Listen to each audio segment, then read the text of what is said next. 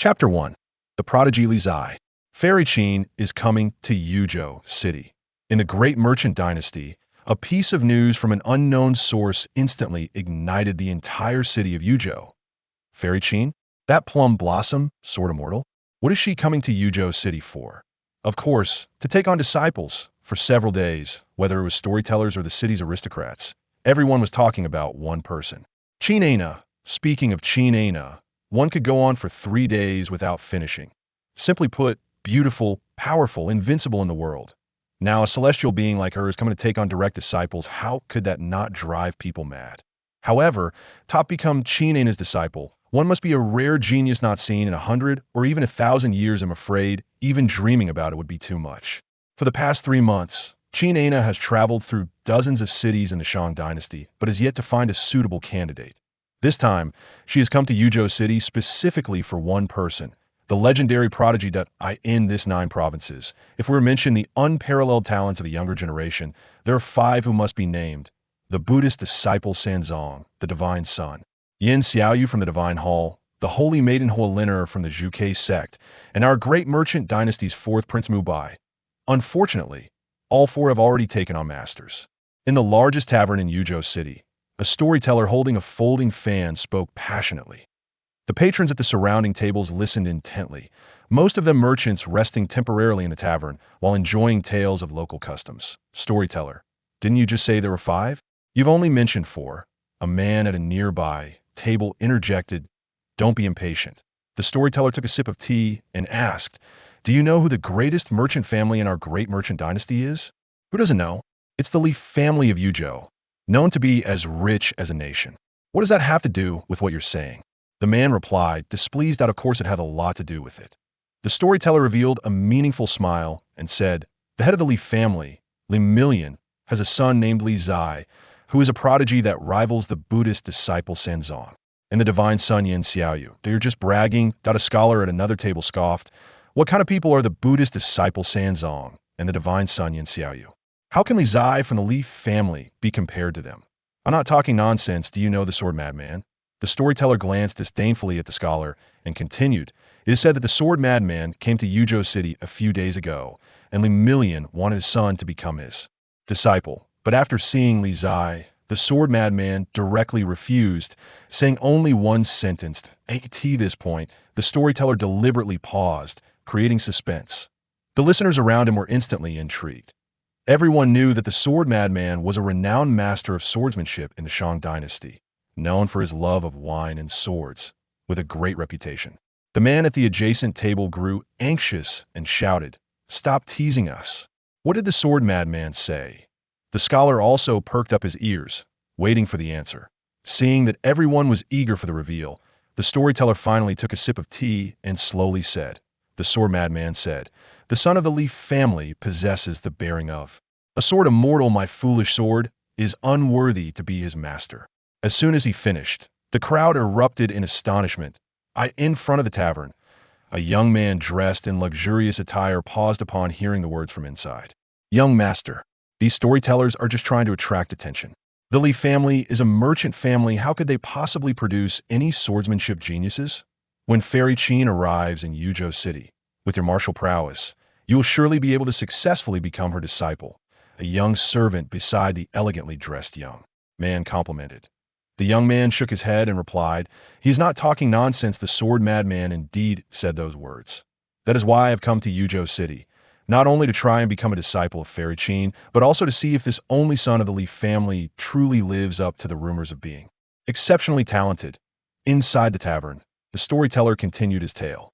The same words have been spreading for days, centering around Yuzhou City, and were becoming increasingly outrageous. Did you know? The Li family has a son named Li Zai, who is said to possess the bearing of a sword immortal. Even the sword madman dares not take him as a disciple for fear of wasting a true talent. You think that's something? I heard that Li Zai was born with a sword in hand, and when he was born, there was celestial phenomena, purple mist soaring, sword energy piercing the sky. Is that true? So unbelievable. It's true. I've heard that Li Zai is the strongest prodigy of our time, having created an unparalleled sword technique called Taiji at the age of 10. It is said that when the technique was first completed, Winds and thunder surged, creating a spectacle that reached the heavens. You all know too little I heard that Li Zai recently comprehended the supreme sword intent, leveling a mountain with a single sword strike, even shocking those unparalleled masters who have secluded themselves. The Plum Blossom Sword Immortal entered the world because of this, coming to Yuzhou City to take him as a disciple. That's nothing. I heard that Li Zai will soon ascend and attain the supreme sword path. One person's rumor became 3 wolves, and 5 became tigers. In just 3 months, rumors spreading from Yuzhou City grew increasingly absurd, from Li Zai possessing the bearing of sword immortal to him about to ascend with the celestial mist, leaving the uninformed masses dumbfounded. However, no matter how outrageous the rumors became, one fact could not be changed: Li Zai was on fire. A great fire, and at the center of these rumors, in the Li Mansion of Yuzhou City, a grand estate comparable to a royal palace, was more of a city than just a house. The Li Mansion was so vast that once inside, one could hardly tell the direction. The Li family of Yuzhou was indeed rich enough to rival a nation, and that was not just talk. It was speculated that the wealth controlled by the Li family surpassed even the national treasury of the great merchant dynasty. Although the Li family had been engaged in business for generations and possessed incredible wealth, their transformation into their current state had only occurred in the past decade or so. Perfume, glass, mirrors, soap. Over the past decade, one novel and popular product after another emerged in the Li family shops, allowing their wealth to accumulate rapidly to a point where they were truly as rich as a nation. Why was the Li family able to develop such novel items? Few knew, but the Li family members did. It was all because of the emergence of the young master. Young Master Li Zai was born different, inventing many strange items that did not exist in this world, taking the Li family's business empire to new heights. However, the once carefree Li Zai, who grew up with a golden spoon in his mouth, seemed not very happy. In fact, he looked somewhat troubled. In the back courtyard of the Li Mansion, a teenager around 16 or 17 sat in a pavilion at the center of a lake, fishing while feeling melancholic. The boy was quite handsome and dressed elegantly, adorned with gold and silver threads, wearing jade, clearly a child from a wealthy family. Tio put it bluntly. He was a nouveau riche. The boy was none other than Li Zai, who was now famous in Yuzhou City and even the entire great merchant dynasty. Old Li, you won't go back on your word about the 10 jars of drunken flower brew, will you?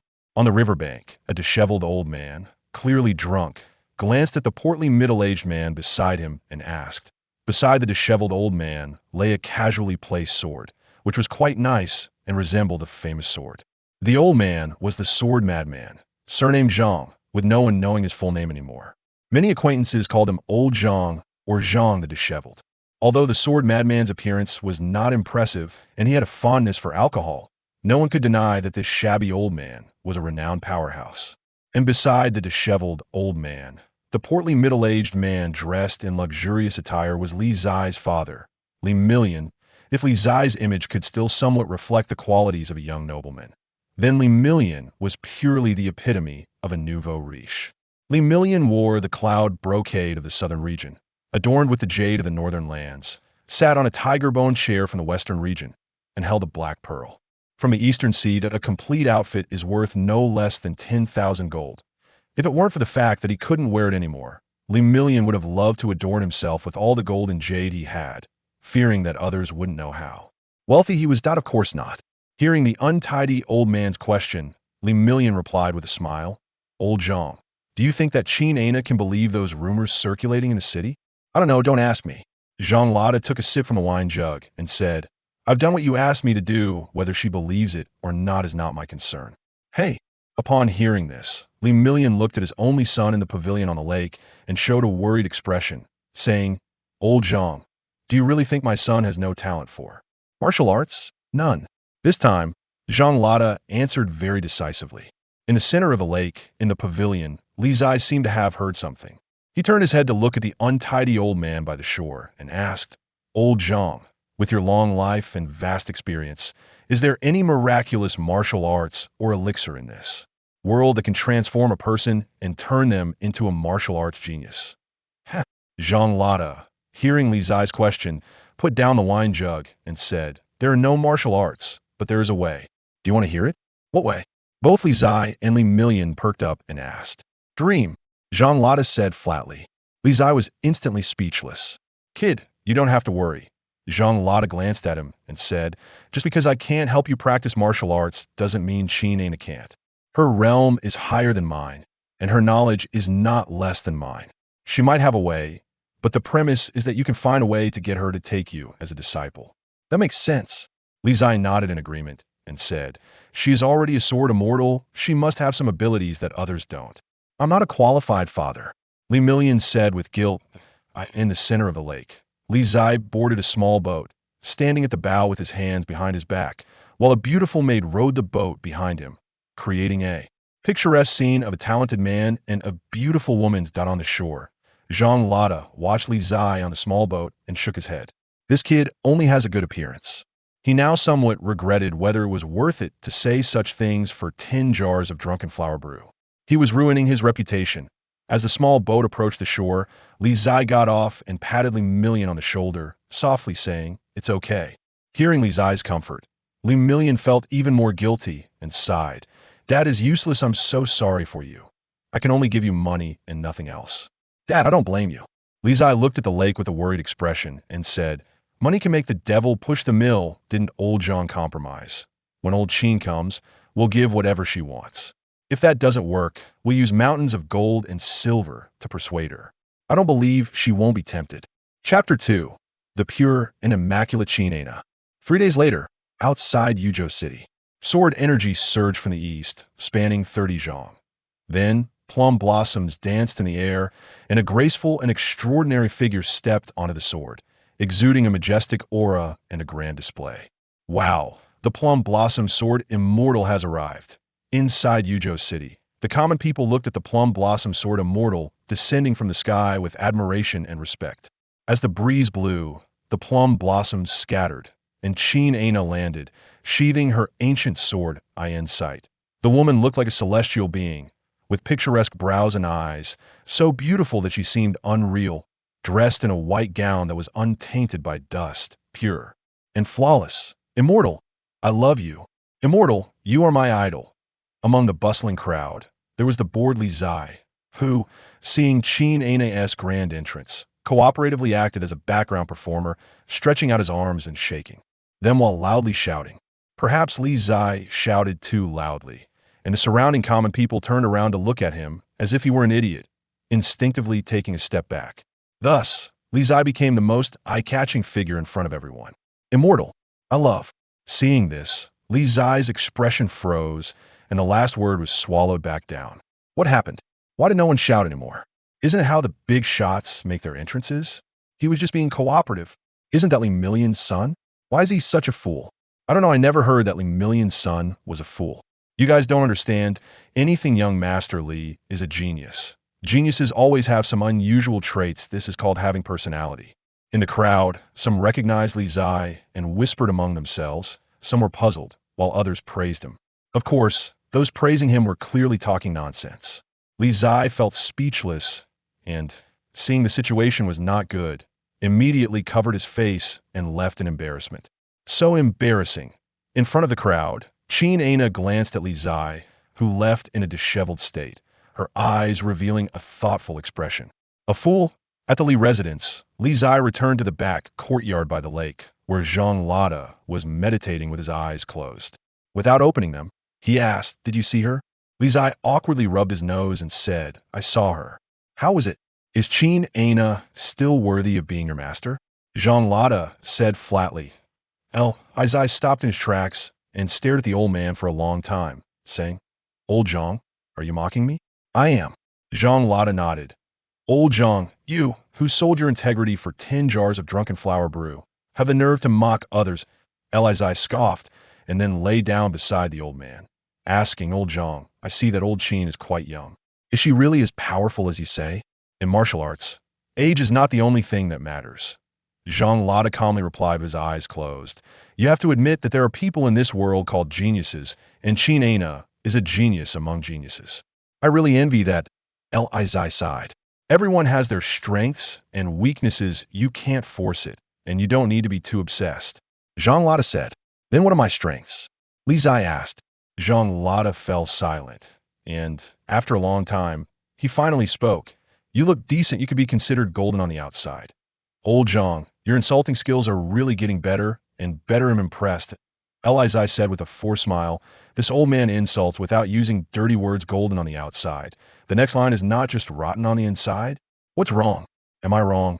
Zhang Lada said flatly. I heard that last night another maid from the estate voluntarily entered your room. So how is it? Is your virginity still intact? Get lost. Li Zai said irritably. It's not my fault for looking good. I'm also very troubled. That remark is truly asking for a beating. Zhang Lada said. Old Zhang, I've made up my mind. Li Zai suddenly sat up straight, his expression firm. I must take old Qin as my master, successfully embark on the martial arts path, and then become famous across the land. Invincible under heaven. Zhang Lada opened his eyes and examined the young man before him for a long time before asking, Are you serious? Of course. Li Zai nodded. Youth is truly wonderful. Zhang Lada sighed. Even daydreaming can sound so impressive. This old man is really bad. Li Zai couldn't be bothered to respond to him. Young master, the master is calling for you. At this moment, a servant hurried over and said anxiously, What is it? Li Zai asked. The sword immortal, the plum blossom sword immortal has arrived. The servant said, Old Qin? Li Zai stood up in surprise. So soon. After saying that, Li Zai immediately walked briskly towards the front yard. Youth really can't stay calm. By the lake, Zhang Lada closed his eyes again, speaking as if nothing was wrong. In the front yard, in the main hall, looking like a sycophant, accompanied Qin Ana, disregarding his own dignity for his son's ambition to become a disciple. Fairy, this tea should suit your taste. Fairy, I also have some top-quality Yinwu tea. Fairy, do you drink? I have 10-year-old Zuehua wine and 20-year-old Nahong in my residence. Fairy. When Li Zai arrived at the main hall, he saw his father's eager demeanor and wished he could shove him into the ground. So embarrassing. Fairy, after traveling for so many days, you must be tired. I've learned a few massage techniques from the doctor in the residence. Would you like me to help relieve your fatigue? Li Zai stepped forward quickly, smiling brightly. No need. Qin Ana was not impressed by the tricks of the father and son. Her expression indifferent as she said, You must be clear about my purpose for coming here. My conditions for accepting a disciple are simple. As long as you pass my test, you can become my disciple. What test? Li Zai immediately perked up and asked. Nearby, Li Baiwan also leaned in, all ears. Don't block me, your face is too big. Li Zai pushed Li Baiwan's face away with annoyance. Li Baiwan awkwardly smiled and then stepped back 2 paces. 3 tasks. Qin Ana glanced at the strange father and son, calmly stating, Complete 3 tasks, and I will acknowledge that you have passed the test. 3 tasks? Li Zai's mind focused. That was quite a lot. This old Qin was not easy to fool. Of course, I won't make you complete all 3 tasks immediately. I will give you time. Today, I am here to tell you the first test. Qin Ana stood up and said lightly, The first task is to find or forge a sword within a day. Tea must be uniquely crafted and extraordinary. After saying that, Qin Ana did not linger or provide any hints, stepping out of the main hall and then gracefully leaving. Inside the hall, the father and son exchanged glances, each with different expressions. Is old Qin going easy on us? Li Zai asked, puzzled. Who didn't know his father was wealthy? He could buy not just 1 sword but 1,000.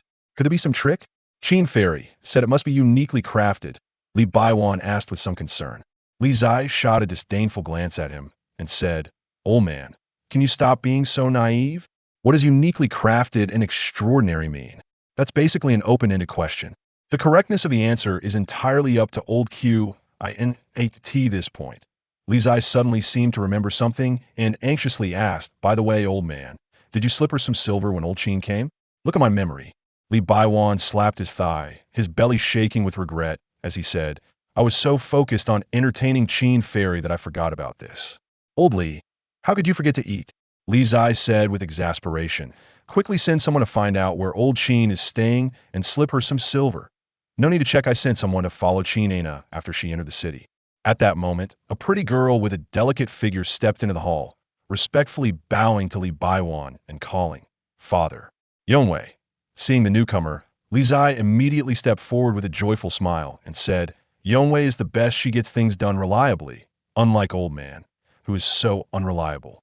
Li Yue smiled lightly and said, Your judgment is good that Qin Ana looks pretty and her figure is shapely. She seems like she would bear children well. First become her disciple, then win her over. What good plan? Li Zai, Li Baiwan. Wolves and tigers, such wolfish words. Yongwei de Zai hurriedly changed the subject and said, you said you've been following old Qin. Have you found out where she is? West of the city, at the Uli Inn, which is our family's property. Nothing special about it, just one word. Expensive. This indicates that Qin Fairy is a person who values quality, Li Yue replied. Being particular is good, old man. Did you hear that? Upon hearing this, Li Zai immediately turned around and shouted, hurry and prepare a gift. It must be valuable as it can be, to let old Qin fully feel our sincerity. I'll go right away. Li Baiwan chuckled and left the main hall to prepare. Seeing his father leave, Li Zai turned back to his older sister in the hall and smiled. Yongwei, I'll have to trouble you to deliver the gift to old Qin. I don't trust anyone else. Li Yue nodded and softly replied, your matters are the most important matters of the Li family. At sunset, when the sun was setting, Li Yue arrived alone at the Uli Inn. Knock, knock. The door was knocked, and then Qin Ana opened it. Li Yue, the elder sister of Li Zai. Li Yue introduced herself straightforwardly. What is it? Qin Ana asked. Li Yue stepped forward, without any unnecessary words, placed down her package, and took out 3 boxes, opening them one by one. EC Night Pearl, retrieved from the seabed of the East Sea, worth 100,000 gold. Heavenly Silkworm Soft Armor, impervious to knives and spears, unaffected by fire or water, worth 1,000,000 gold. Yuchang Sword, a priceless treasure once owned by Duke Wei in ancient times. The 3 boxes displayed 3 treasures of the world. After placing them down, Li Yue did not linger and prepared to leave. Before exiting, Li Yue turned around and asked, does the fairy have any pointers? Qin Ana remained silent for a moment before speaking. Just do your best. Li Yue nodded without asking more and stepped out. The long night passed, and Li Zai stood in the courtyard, gazing at the night sky. After a long time, inspiration struck him. Money can make the devil push the mill. Money can make the mill push the devil. My son is indeed a gifted talent. Inside the room, Li Baiwan looked at his son through the window, a proud expression on his face. The next day, at the appointed time, with everyone's attention, the sky was filled with plum blossoms flying, and the fairy arrived on her sword, looking ethereal and untainted by any worldly dust. She was like an ice and snow fairy descending to the mortal realm. So perfect, so transcendent, so pure and clean. In the hall, Li Zai took out a sword forged entirely of gold and handed it over. The golden light was dazzling and blinding. Qin Ana received the golden sword, gazed at it for a long time, and then nodded indifferently, praising, not bad. The sword is about the cultivation, not the sword itself. The highest level, falling flowers and leaf can be swords. Being overly attached to external objects leads to a lower level. The answer is very good, you pass. Li Baiwan, Li Zai. Chapter 3. The pure-hearted Li Yue, the first test was passed, so casually, so thought-provoking. Li Zai would not admit he sent a gift. Qin Ana would not admit she went easy on him because she received a gift. At sunset, Qin Ana left, and before leaving, she revealed the second test. Within a day, create a set of sword techniques. Free points. After hearing this, Li Zai only said 3 words. Even the citizens of Yuzhou City were spreading that he had created a set of sword techniques at the age of 10, named Taiji. This question was just giving points. Old Qin went to great lengths to let him pass. Son, are you confident? Seeing his son's nonchalant demeanor, Li Baiwan was excited. Almost certain to Zai waved his hand casually and then went to the backyard to continue fishing. Passed. In the backyard, by the lake, Zhang Lada was still calmly closing his eyes and resting. Sensing Li Zai's arrival, he asked, passed. Li Zai nodded. Just with that golden sword? This time, it was Zhang Lada who was surprised, opening his eyes wide and asking. Of course, that's impossible, Li Zai said with a forced smile. Yesterday, Yongwei sent old Qin a night pearl from the EC, a piece of heavenly silkworm soft armor, and that Yuchang sword. My family's Oli has really spent a lot this time. Yuchang sword? Zhang Lada sat up in shock and exclaimed, the Yuchang sword is actually in the Li residence? Otherwise, what do you think? Li Zai picked up a stone and threw it into the lake, saying if we don't show some of our treasures, how could old Qin let it slide? Impressive, impressive. Jean Lotta was genuinely convinced this time, sighing, "Indeed, money can make the world go round. Qin Aina, such an extraordinary person, cannot escape the ordinary. We're all human, why pretend to be pure?" Li Zai smiled and said, "Old Qin is indeed not an ordinary person, so the price we offer is also not ordinary." "What about the second test? What is it?" Jean Lotta asked curiously. "Create a set of sword techniques within a day," Li Zai said. Jean Lotta was speechless. He might have had some doubts earlier, but now he was certain that Qin Aina was indeed letting it slide. "I don't understand." Jean Lotta looked at the shimmering surface of the lake and said, "Qin Aina values her reputation. Isn't she afraid of taking on a spoiled rich kid as a disciple and ruining her? Lifetime of fame? Of course she is afraid. Otherwise, why has she been wandering around the great Shang dynasty for half a year without making a decision?" Li Zai chuckled softly and said, "I went through so much trouble to have people spread rumors. It's not just because I have too much money to burn." "What of it?" Jean Lotta frowned and said, "Qin Aina wouldn't believe you're the legendary genius just based on rumors. She came, which means she believes it, at least partially." Li Zai revealed a strange smile and said, "Old Zhang, you don't understand. This is called psychological suggestion. Why have there been so many foolish emperors throughout history? Is it because they can't distinguish right from wrong? Of course not. There are treacherous ministers' slanders and favored concubines' whispers many times. They don't believe it, yet they end up believing this point." Li Zai picked up another stone and threw it into the lake, saying, "In fact, the problem old Qin posed today has already been influenced by rumors.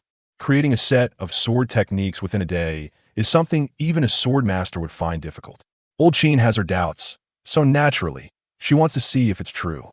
If it is true, then a genius like me, who is also so understanding, is worth taking as a disciple." Beside him, Jean Lotta listened to the young man's words and fell silent. After a long time, he spoke, "Kid, I did underestimate you before. Your strengths are not just your looks and family background. This kid's ability to read people's hearts is truly impressive. It's not that Qin Aina is letting it slide, it's that this kid is guiding her to let it slide." "Actually, old Zhang, you didn't underestimate me." Li Zai smiled and said, "Most things in the world can be resolved with money. For those that can't be resolved with money, I still have this appearance. Look at me, don't I look intimidating? There's a saying, good looks can go a long way. If I were to stand on the street and claim I'm a talentless waste with no cultivation abilities, who would believe me?" As he spoke, Li Zai stood tall by the lake, with a breeze blowing through his black hair, his brows like swords and his eyes like stars. Truly a refined gentleman unlike any other. Jean Lotta fell silent. The kid was right. Just looking at his appearance, he was indeed intimidating. Otherwise, he wouldn't have misjudged him earlier. Cultivators, apart from the rough men who train their bodies, generally look good, especially those favored by immortal sections. Moreover, even if their looks are a bit lacking, the accumulated aura over the years can make up for it. Just like him when he was young, he was also a heartthrob among many young girls. Jean Lotta took a sip of wine, feeling somewhat gloating. Qin Aina is going to fall. This is truly delightful. Who wouldn't want to see a fairy lose her composure and an emperor get beaten? It's hard to imagine what expression Qin Aina would have when she learns this kid cannot cultivate martial arts. By the way, old Zhang, how have you considered the matter I mentioned to you earlier? Li Zai changed the topic and asked, "Joining the Li family and becoming a high-ranking official?" Jean Lotta smiled faintly and said, "Kid, the Li family indeed have a lot of money and fine wine, but I, an old man, am used to my freedom. I can't stay anywhere for long, no matter how good it is. Besides, your Li family primarily focuses on business, and you have enough muscle to handle most troubles. Why spend a lot of money to support this old man?" That was in the past, that a trace of coldness flashed in Li Zai's calm eyes as he said, "The tree that stands out will be the first to be blown down. 10 years ago, the Li family was just a wealthy merchant family that no one cared about. But now, the Li family possesses wealth that many people envy, including that Lord of the Great Shang on the Feng Tian Hall. The latest intelligence shows that the third prince Mu Yao has arrived in Yuzhou City, likely looking for an opportunity to strike at my Li family. For what you say, the Li family is indeed in some danger. In this case, I, the old man, need to think it over carefully." Jean Lotta took a sip of wine and said, "Being targeted by the royal family is not a good thing. Your old man is not young anymore, and you, as his son, are idle all day and never care about family matters. If anything happens to your old man, relying solely on your seemingly kind-hearted sister-in-law, it would be hard to support a large Li family. Kind-hearted? Li Zai was taken aback. Then a strange expression appeared on his face. You mean Sister Yue? What a fitting description. In the study of the Li family.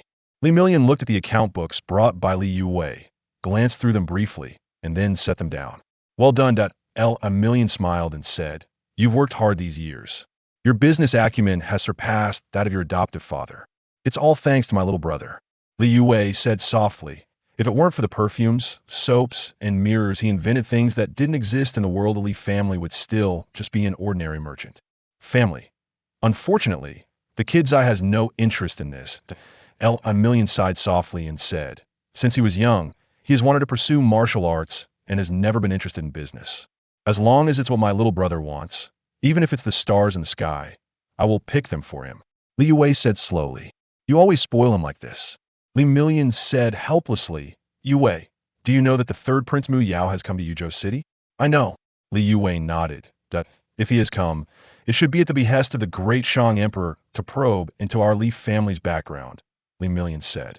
You won't find out anything. Li Yue said calmly. Also, Li Million said slowly, Mu Yao is skilled with the sword and probably wants to take Qin Ana as his master. Upon hearing this, the coldness in Li Yue's previously calm eyes surged, and she said slowly, I'll have someone take care of him, ensuring it's clean and leaves no trace. Li Million smiled wryly and said, don't be so impulsive just because Zai's matter is brought up.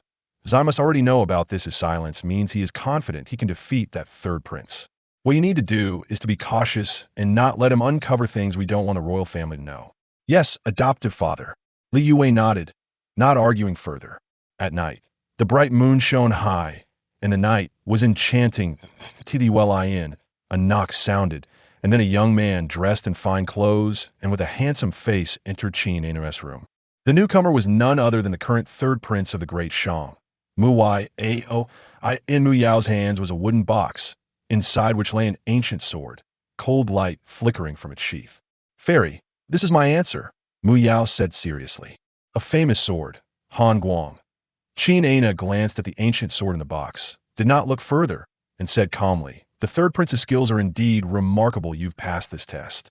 Upon hearing this, Mu Yao felt joy in his heart, though his face remained calm, his emotions hidden.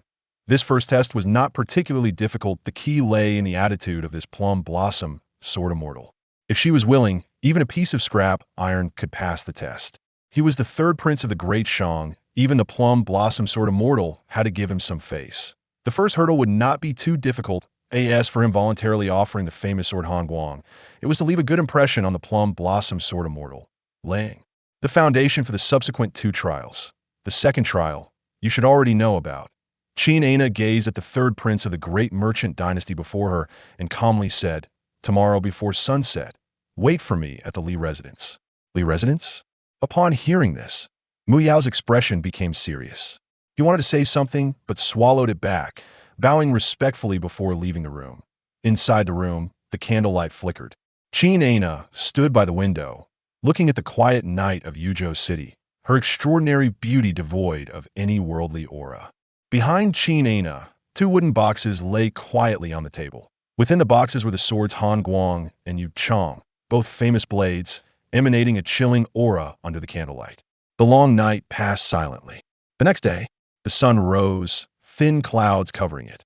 The Li residence welcomed the most distinguished guest in its history.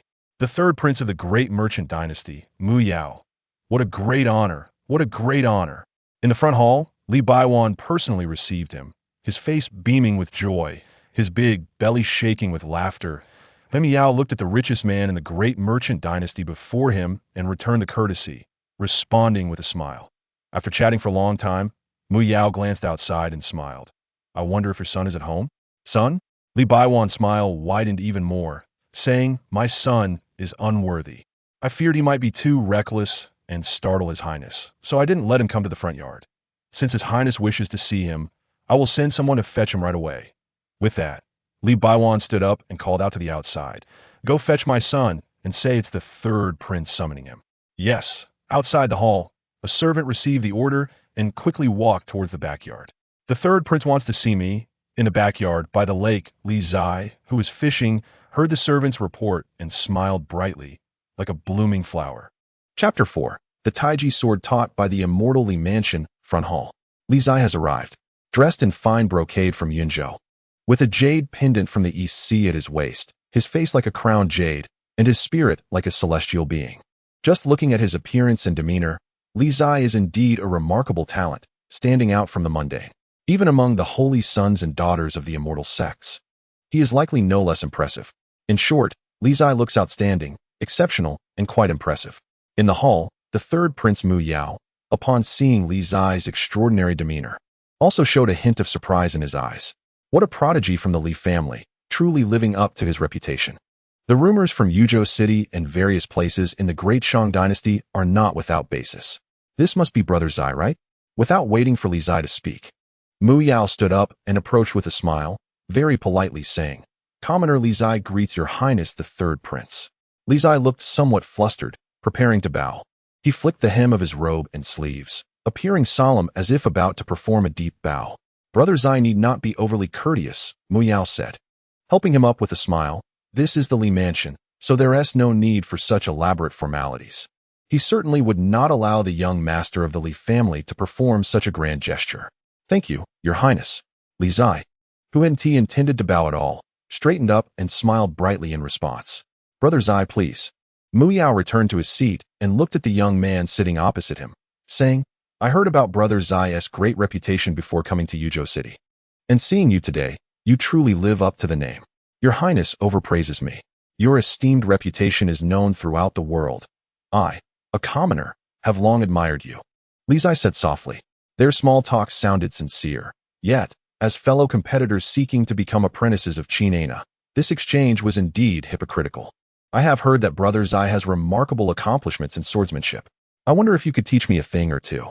Mu Yao took a sip of tea and said, "In front of your highness, how dare I claim to understand swordsmanship?" Li Zai smiled and replied, "Brother Zai need not be so modest. Nowadays, almost everyone in the Great Shang Dynasty knows that you are a swordsmanship prodigy, having created your own sword techniques at the age of 10. Even that sword fanatic elder speaks highly of your talent," Mu Yao said softly. "Rumors are ultimately just rumors." Li Zai smiled and said, "It is better for your highness, a true master of swordsmanship. How can a firefly like me dare to compete with your bright moon?" Ha ha ha ha. At the main seat, Li Baiwan listened to their conversation, merely smiling without interjecting. Mu Yao silently set down his teacup, his brows furrowing slightly. This father and son were indeed hard to deal with. "Your highness, may I ask how many of the divine abodes have you opened?" Li Zai suddenly asked after taking a sip of tea. In the martial path, the focus is on self-cultivation. Humans have 5 internal organs, representing the 5 energies. Practitioners refer to them as the 5 divine abodes. It is said that great practitioners in the world can open all 5 divine abodes and possess the ability to tread mountains and cross seas. The second divine abode. Mu Yao did not hide it and answered truthfully. Upon hearing this, Li Zai showed an envious expression. "What a difference! And you, Brother Zai?" Mu Yao also asked. "One divine abode remains unopened," Li Zai smiled. Mu Yao was slightly surprised, saying, "You must be joking, Brother Zai. In front of your highness, how dare I joke?" Li Zai smiled and said, "That is why I am so eager to become an apprentice to the Plum Blossom Sword Immortal, and I hope your highness can assist me." Hearing this, Mu Yao narrowed his eyes and after a moment, smiled lightly. "This matter must be decided by Fairy Qin herself. It is not something you or I can influence, is it?" "Your highness speaks truly." Li Zai put down his teacup and smiled, regardless of the outcome. "I hope your highness can stay a few more days in Yuzhou City, so that the Li Mansion can extend its hospitality. Respecting your wishes is better than refusing." Mu Yao did not decline and responded politely. He had no intention of leaving so easily. Over the past decade, the development speed of the Li family in Yuzhou City has been astonishing, and their accumulation of wealth has begun to make the court wary. He must ascertain whether there are any secrets about the Li family that the court does not know.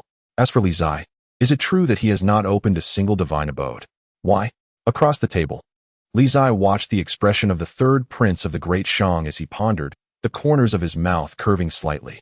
The old fox of the Shang Emperor indeed wants to make a move against the Li family, so these days, the Li family must truly extend their hospitality. As they contemplated, the two exchanged smiles, quietly sipping tea, each with their own ulterior motives. In the long wait, to the west, the sun set. At this moment, Plum blossoms began to fall from the sky above the Li mansion. It has come. Inside the mansion, seeing this, Li Zai spoke. Li Baiwan and Mu Yao turned their heads. Seeing the sky filled with falling plum blossoms, they immediately stood to welcome her. Moments later, above the Li mansion, the sword energy was rampant, and the plum blossom fairy descended on her sword, her attire flowing gracefully, appearing like a celestial being. Her imposing presence was evident. Li Zai looked at Qin Ana's entrance, his envy unabashed. Why does he want to practice martial arts? Is it for fighting? Of course not. He just wants to show off, like the old Qin. Wherever he goes, he wants to be the center of attention. After 2 breaths, amidst the sword energy, Qin Ana landed in front of the 3. Fairy. Li Baiwan still wore a dog-like expression, his chubby face brimming with smiles as he stepped forward to bow. Mu Yao was much more serious, offering a polite bow, neither servile nor overbearing, fully displaying royal demeanor. Old Fairy. The words Old Qin almost slipped out, causing Li Zai to shudder, quickly swallowing the words he was about to say and cupping his hands in salute. Beside him, Li Baiwan was also sweating profusely, his legs feeling weak. Qin Ana noticed the reactions of the father and son, her brows slightly furrowing. Although she did not understand what was happening, she did not ask further and calmly said, "No need for pleasantries, let us begin." Mu Yao and Li Zai exchanged glances and spoke. "Brother Zai, please go first." "How could I?" "Your Highness, please go first." Li Zai said courteously. "Very well." Mu Yao did not refuse. He took a sword from a servant behind him. The moment he grasped the sword, Mu Yao's aura changed, transforming from a refined prince into a sharp sword. The sword moved like thunder, like a long rainbow. The sword in Mu Yao's hand shining with a blue light, and in the blink of an eye, he had executed 10 consecutive moves. "Son, how is his swordsmanship?" Li Baiwan secretly poked Li Zai's arm and asked in a low voice. "I can't understand it, but it seems quite powerful," Li Zai answered quietly. "The sword is like a startled swan, indeed not bad." Next to them, Qin Ana seemed to have heard their conversation and calmly said, "The 3rd prince of the Great Shang has the talent of a sword immortal." Li Zai and Li Baiwan exchanged glances, both showing surprise in their eyes. This old Qin seems to hold the 3rd prince in high regard, which is not a good sign. Old Qin wouldn't have taken a liking to this 3rd prince. Would she? That wouldn't do. However, just as the two felt uneasy, Qin Ana changed her tone and commented, "Although the swordsmanship is good, unfortunately, most of the moves are traceable and not original." Cough. All martial arts in the world share a common path, so it's not surprising that there are similarities. I believe that these moves must have taken some effort from the 3rd prince. Seeing that old Qin's tone had changed, Li Zai cleared his throat and hypocritically praised the 3rd prince, fully displaying his magnanimity. Qin Ana glanced at him for a moment, then withdrew her gaze and nodded, "Perhaps. Since you spoke on his behalf, then this round counts as him passing." Slap. Li Zai's mouth twitched, and he immediately gave himself a slap. "Serves you right. Your turn," Qin Ana said with a slight smile. Li Zai, collecting his emotions from the urge to slap himself, took a sword from the servant behind him and stepped forward. At this moment, Mu Yao sheathed his sword and walked over. The two brushed past each other, their gazes clashing intensely, yet neither said a word. Under the watchful eyes of many, Li Zai drew his sword, his expression growing serious. Then, the sword was raised. In the backyard by the lake, Zhang Lada raised his head and looked towards the front yard, smiling calmly. Tai Chi could be called the sword of a grandmaster. If he hadn't seen it with his own eyes, he would never have believed that such an ancient and unparalleled sword technique came from that young man. Did that young man create Tai Chi? Perhaps he did, perhaps he didn't. Anyway, the old man did not believe it. There must be something fishy about this. But since that young man wouldn't say, he couldn't guess. Qin Ana, you must not be deceived by that young man. In the front yard, Tai Chi was drawn, embodying the roundness of Tai Yi, a sword without desire, without pursuit, and without conflict, fully displaying the demeanor of a grandmaster. In the midst of the sword forms, Li Zai's footsteps shifted, constantly alternating between fast and slow at precise moments. Mu Yao was stunned, his face filled with shock, unable to believe it. How is this possible? Tai Chi. Qin Ana softly uttered 2 words, her expression also shocked. Is this the sword technique spoken of in those rumors? Under their astonished gazes, the sword in Li Zai's hand transformed increasingly quickly, defending impenetrably and attacking sharply like lightning. In the vague distance, thunder and wind resonated above Li Zai, with radiant clouds rising and falling. Qin Aina looked up at the uncanny phenomenon in the sky that ordinary people could not perceive, her expression growing even more astonished. Heaven and earth bear witness. She hadn't seen such a phenomenon in many years. The last time such a phenomenon appeared was when the master of the Western region's Tianyu Shrine revealed the Tianyu Divine Classic. That day, the temple shook for miles, with wind and thunder roaring. Compared to that, today's phenomenon was much less impressive. But one must remember that the master of the Tianyu Shrine was a great practitioner who opened 5 divine stores. This young man has astonishing talent and an unlimited future. Qin Aina gazed at Li Zai beneath the thunderous spectacle, firmly asserting in her heart. After a long time, under everyone's watchful eyes, Li Zai sheathed his sword, and the thunderous phenomenon disappeared. Is this sword technique truly your creation? Qin Aina returned to her senses from her shock and asked. In my dreams, a celestial being taught me, Li Zai replied with a smile, half true, half false. Qin Aina had heard of this and nodded, not asking further. There are no celestial beings in this world. Even if there are sword immortals, they are not the same as this one. Has the fairy passed the test? Li Baiwan asked eagerly.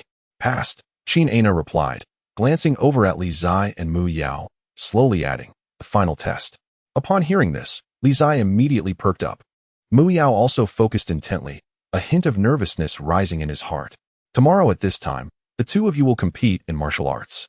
The winner will be accepted as my disciple, Qin Aina said calmly. Li Zai's expression froze, his thoughts sinking. In contrast, a smile appeared on Mu Yao's face. Feeling a sense of relief. It's a sure win. Fairy. Li Baiwan grew anxious, stepping forward and speaking solemnly. This is unfair to Zai. Unfair? Qin Aina said lightly. Is there such a thing as absolute fairness in this world? The victor is king, the loser is a bandit. That is fairness. Prepare well, tomorrow at this time. The winner will be accepted as my disciple. Chapter 5. Unassuming yet proud as the sun set, and the bright moon rose in the east. 2 figures sat by the lake in the backyard, the water reflecting the moonlight, shimmering and lively. Old Zhang. Li Zai looked at the lake and said, Can't you do anything about it?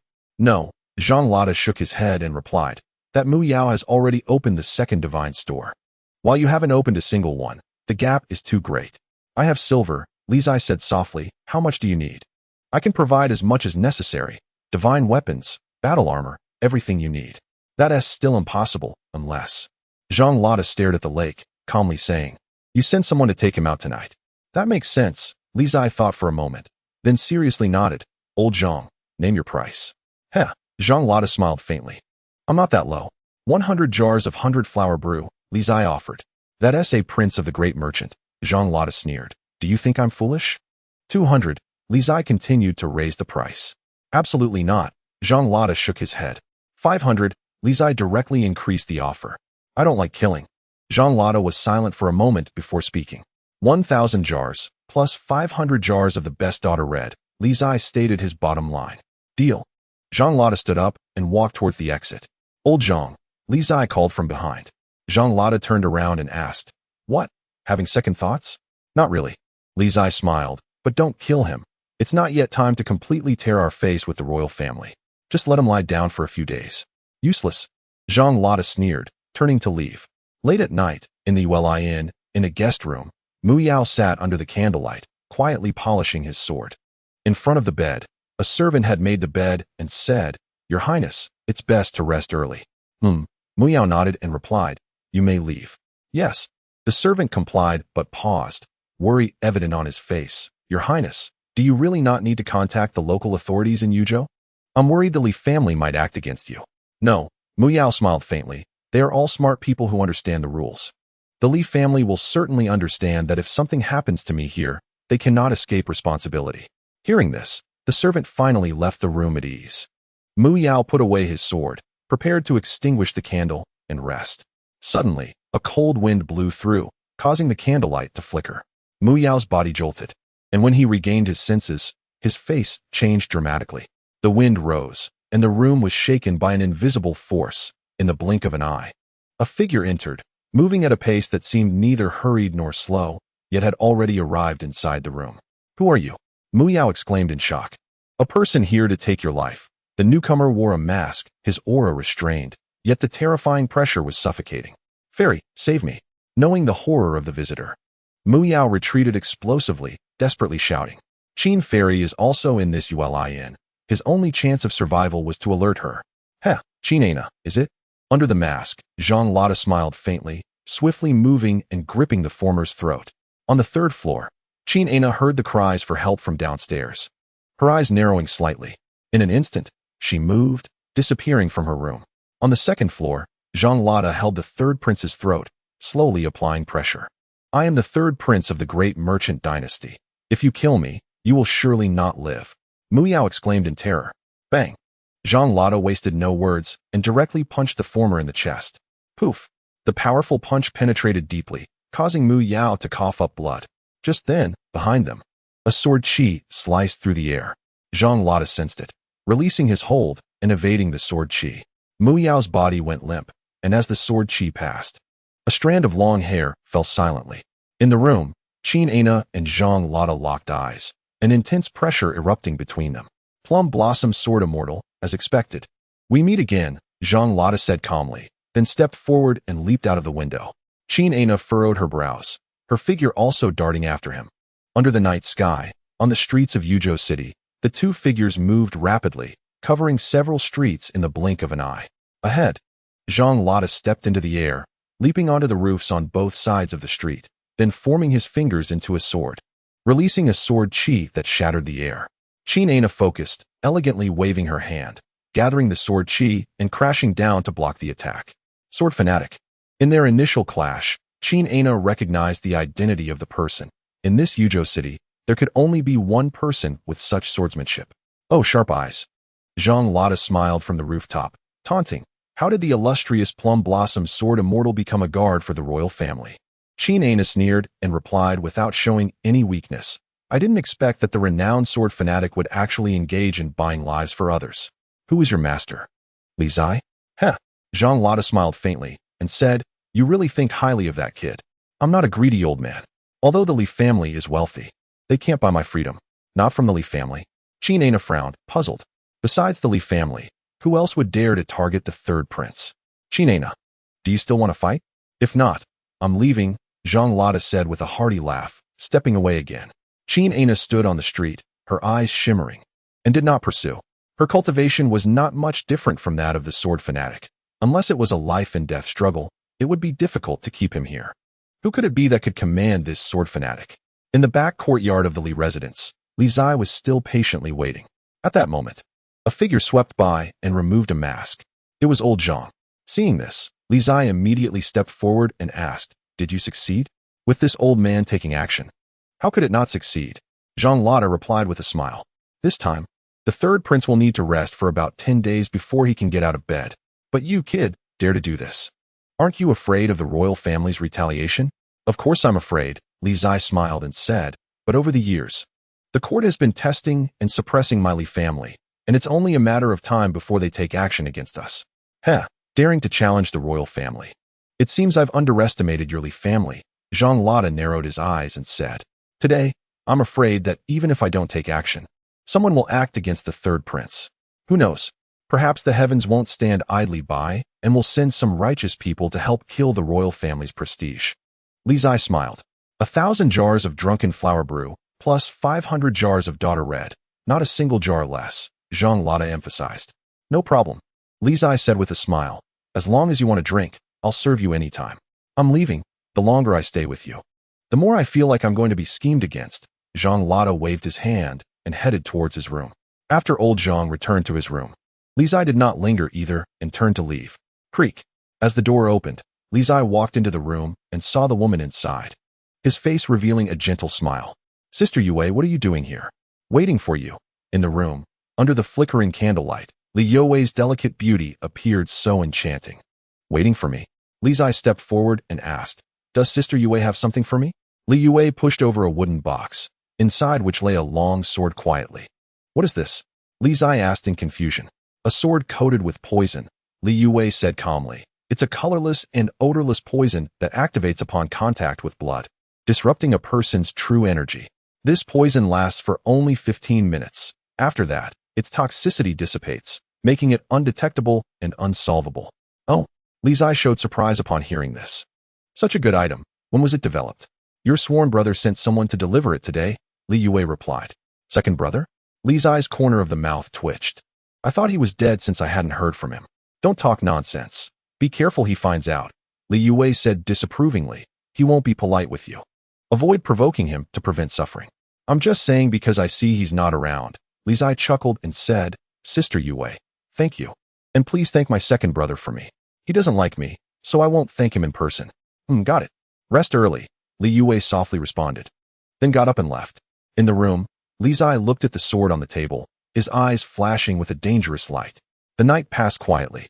The next day, everyone from the Li family gathered, and they even invited many prominent figures from Yuzhou City to witness the final outcome.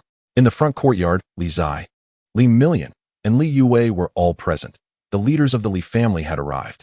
The Li residence was bustling with activity, from morning to noon, and then to the blazing sun in the west. Everyone patiently awaited the outcome of this highly anticipated apprenticeship ceremony that had drawn the attention of the entire Great Shang dynasty. As everyone watched, Qin Ana arrived, walking gracefully on her sword, still as stunning and radiant as ever. In terms of temperament and beauty, the Plum Blossom Sword Fairy was undoubtedly unparalleled in the world. The main characters were basically all present, only missing the third prince. As time passed, the dignitaries invited by the Li family began to grow a bit impatient. The third prince has such a big ego. Even the Plum Blossom Fairy is here, yet he still hasn't arrived. Let's wait a bit longer. After all, he is a prince. Prince, huh? He's just a prince, not the emperor. He doesn't have that much clout. The crowd murmured, clearly expressing their dissatisfaction with the tardiness of the third prince. However, until the sun set, the second main character of this martial arts duel, Mu Yao, still did not appear. Li Zai, Li Million, and Li Yue understood each other, so they remained unfazed. The sun had set. Was the third prince still not here? What is going on? Why hasn't he the third prince come? Time had passed, and it seemed the third prince was afraid to fight. In the Li residence, all the prominent figures of Yuzhou City whispered among themselves, clearly not expecting this outcome. Fairy, Li Million said with a beaming smile, the third prince did not come. What should we do? Time's up. Li Zai wins and passes the test. The outcome was already anticipated. Qin Ana took a deep look at Li Zai not far away and did not delay further. She announced the result in front of everyone. Hearing the result, Li Zai felt excited, clenching his fist tightly. I did it. Everyone's attention turned to Qin Ana, who looked at Li Zai earnestly and asked, Do you wish to take me as your master? I do, Li Zai replied with a radiant smile. From now on, regardless of fortune or misfortune, wealth or poverty, or any other reason, I am willing to become a disciple of Fairy Qin, forever loyal to you, never abandoning you until the end of my life. Fairy, are you willing? Listening to the strange declaration in front of her, Qin Ana raised her eyebrows slightly, but did not sense anything wrong. In front of the city's dignitaries, she nodded in agreement, saying, I am willing. Meanwhile, Li Yue smiled upon hearing this, her beauty blossoming like a flower, enchanting everyone. It's done. This Qin Ana is destined to be in the palm of my little brother.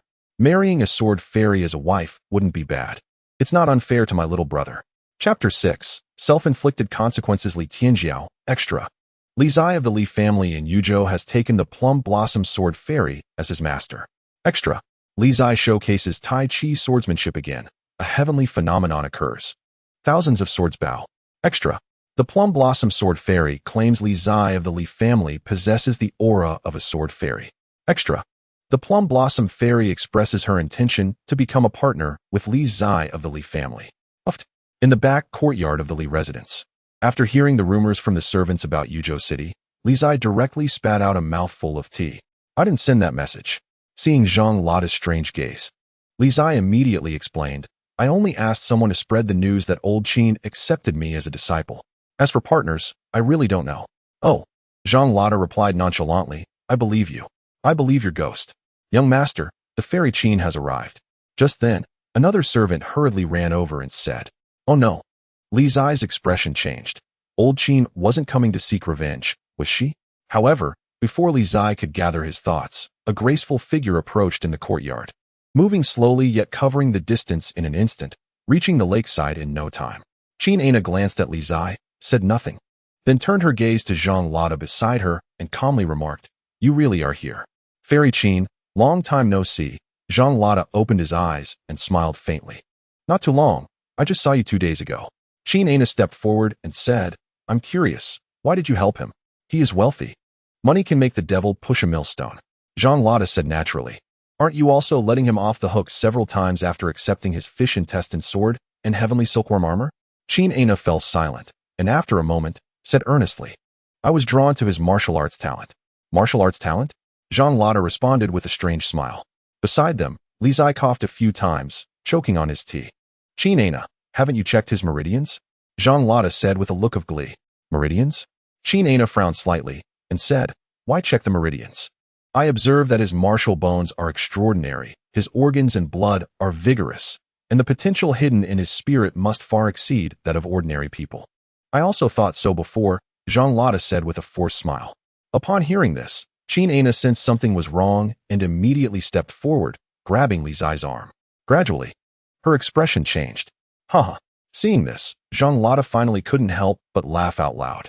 He had been waiting for this day for a long time. All 8 meridians are blocked. True energy cannot circulate. What if the organs and blood are vigorous? As this kid said, practice to become a bomb for self-detonation? You two tricked me. Qin Aina released her grip. Her eyes filled with coldness as she said coldly, we didn't trick you. Zhang Lada laughed heartily, from start to finish. Neither I nor this kid said anything. It's just that you trusted your own eyes too much and believed those rumors. Li Zai's face also showed a hint of embarrassment as he touched his nose, feeling somewhat awkward. After all, it wasn't a glorious matter.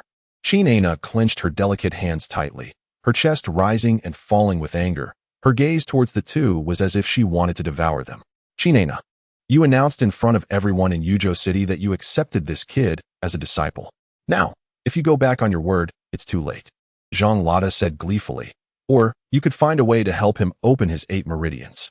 Isn't that more challenging than directly accepting a genius? Fairy.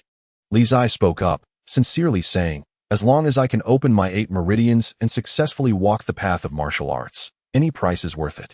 Old Li lacks everything except money. After hearing the young man's words, Qin Aina gradually regained her composure from her anger. It was too late to say anything now. I don't know how to open the 8 meridians, Qin Aina said, suppressing her anger and speaking slowly. Upon hearing this, Li Zai's body trembled slightly, and his expression darkened. If even Qin Aina didn't know how to open the 8 meridians, didn't that mean he truly had no chance in martial arts? There's one more thing I need to tell you, Qin Aina said coldly. The reason I was so anxious to accept a disciple is that I have a bet with the old master of the Vermilion Bird sect. 3 years later, my disciple must compete with his disciple. If we lose, the consequences are something you probably can't bear. Who is the disciple of the old master of the Vermilion Bird sect? Li Zai looked at old Zhang, swallowing hard, a bad premonition rising in his heart. Huoliner. Zhang Lada grinned and said, one of the 4 great prodigies of the world, countless times stronger than that third prince. Li Zai shuddered upon hearing this. It was certain doom. A gentle breeze brushed by the lakeside, and the 3 fell silent, the atmosphere turning somewhat awkward. Deadlock.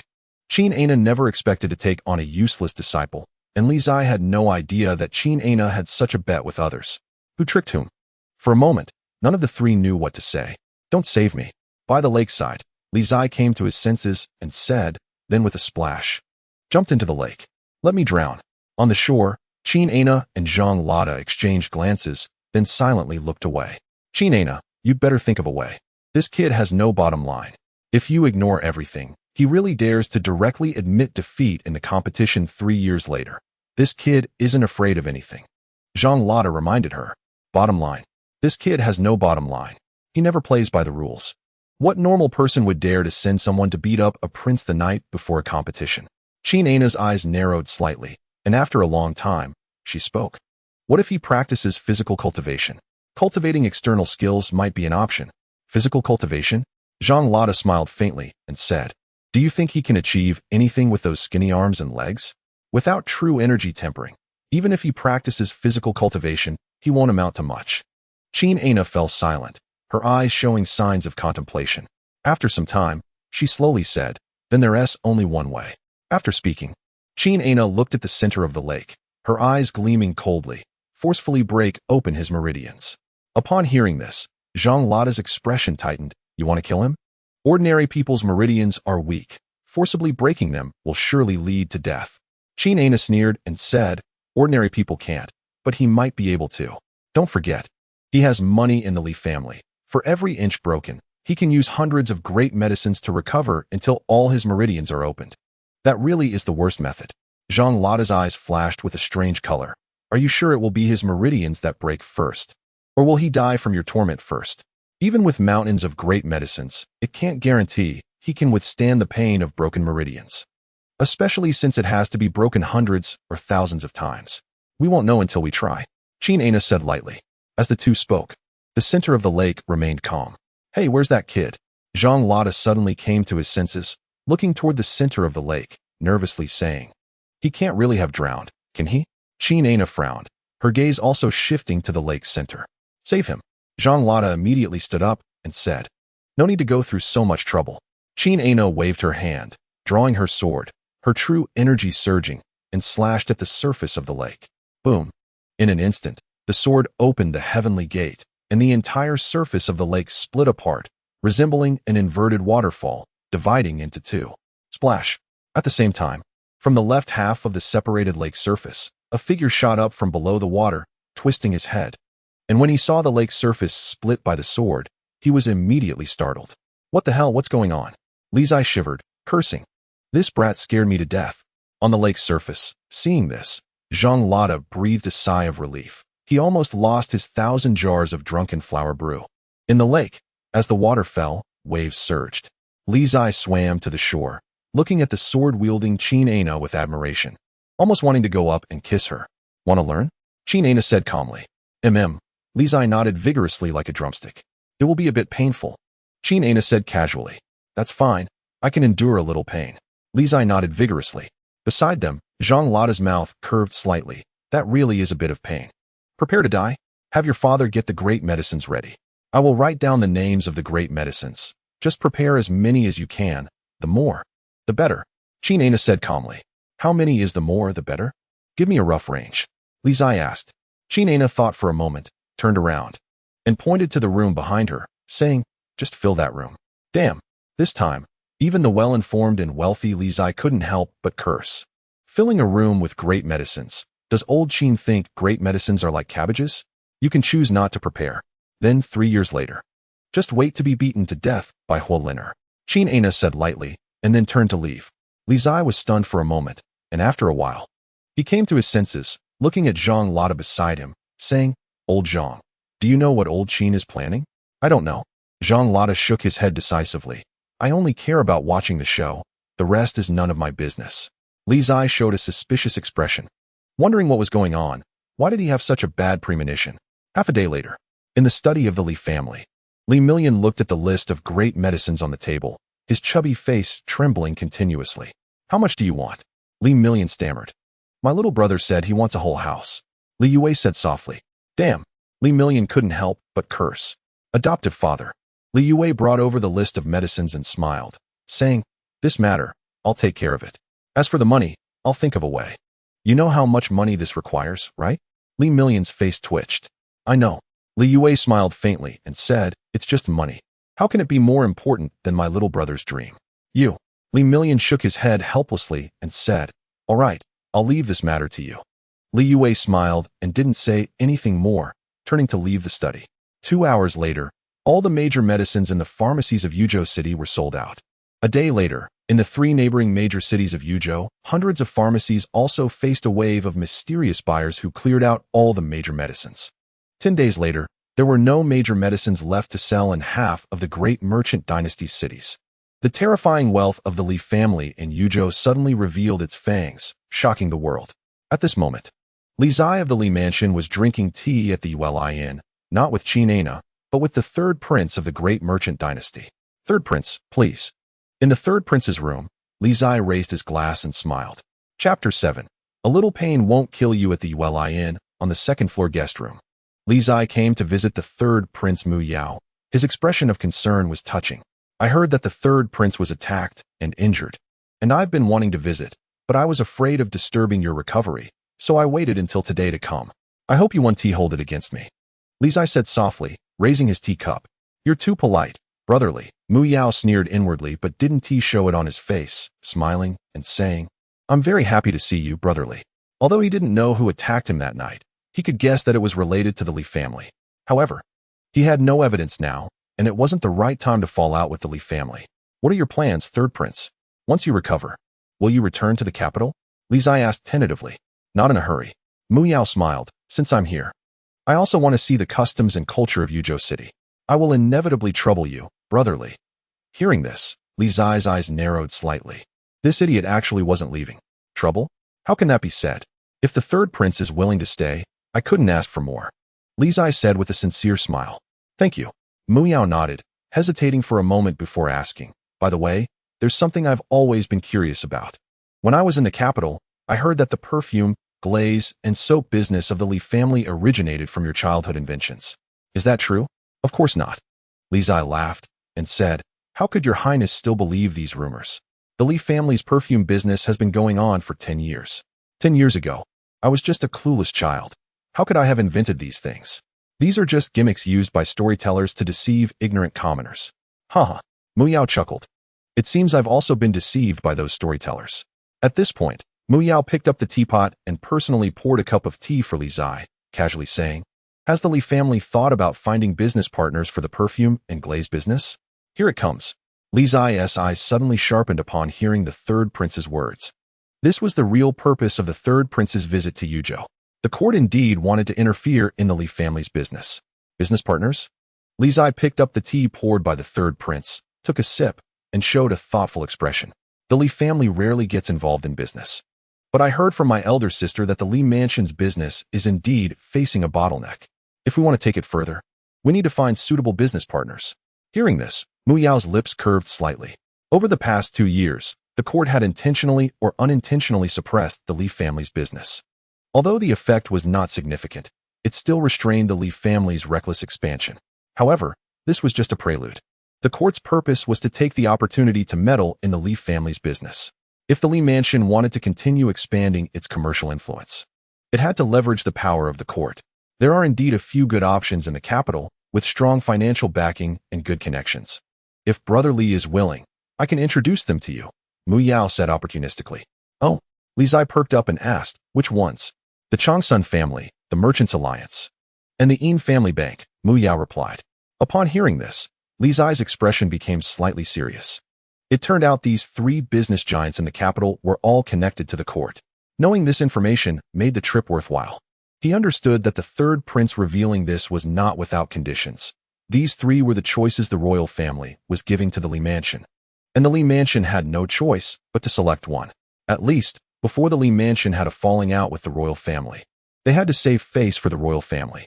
Third prince, I need to go back and discuss this with my father and elder sister. I hope your highness can wait a day or 2.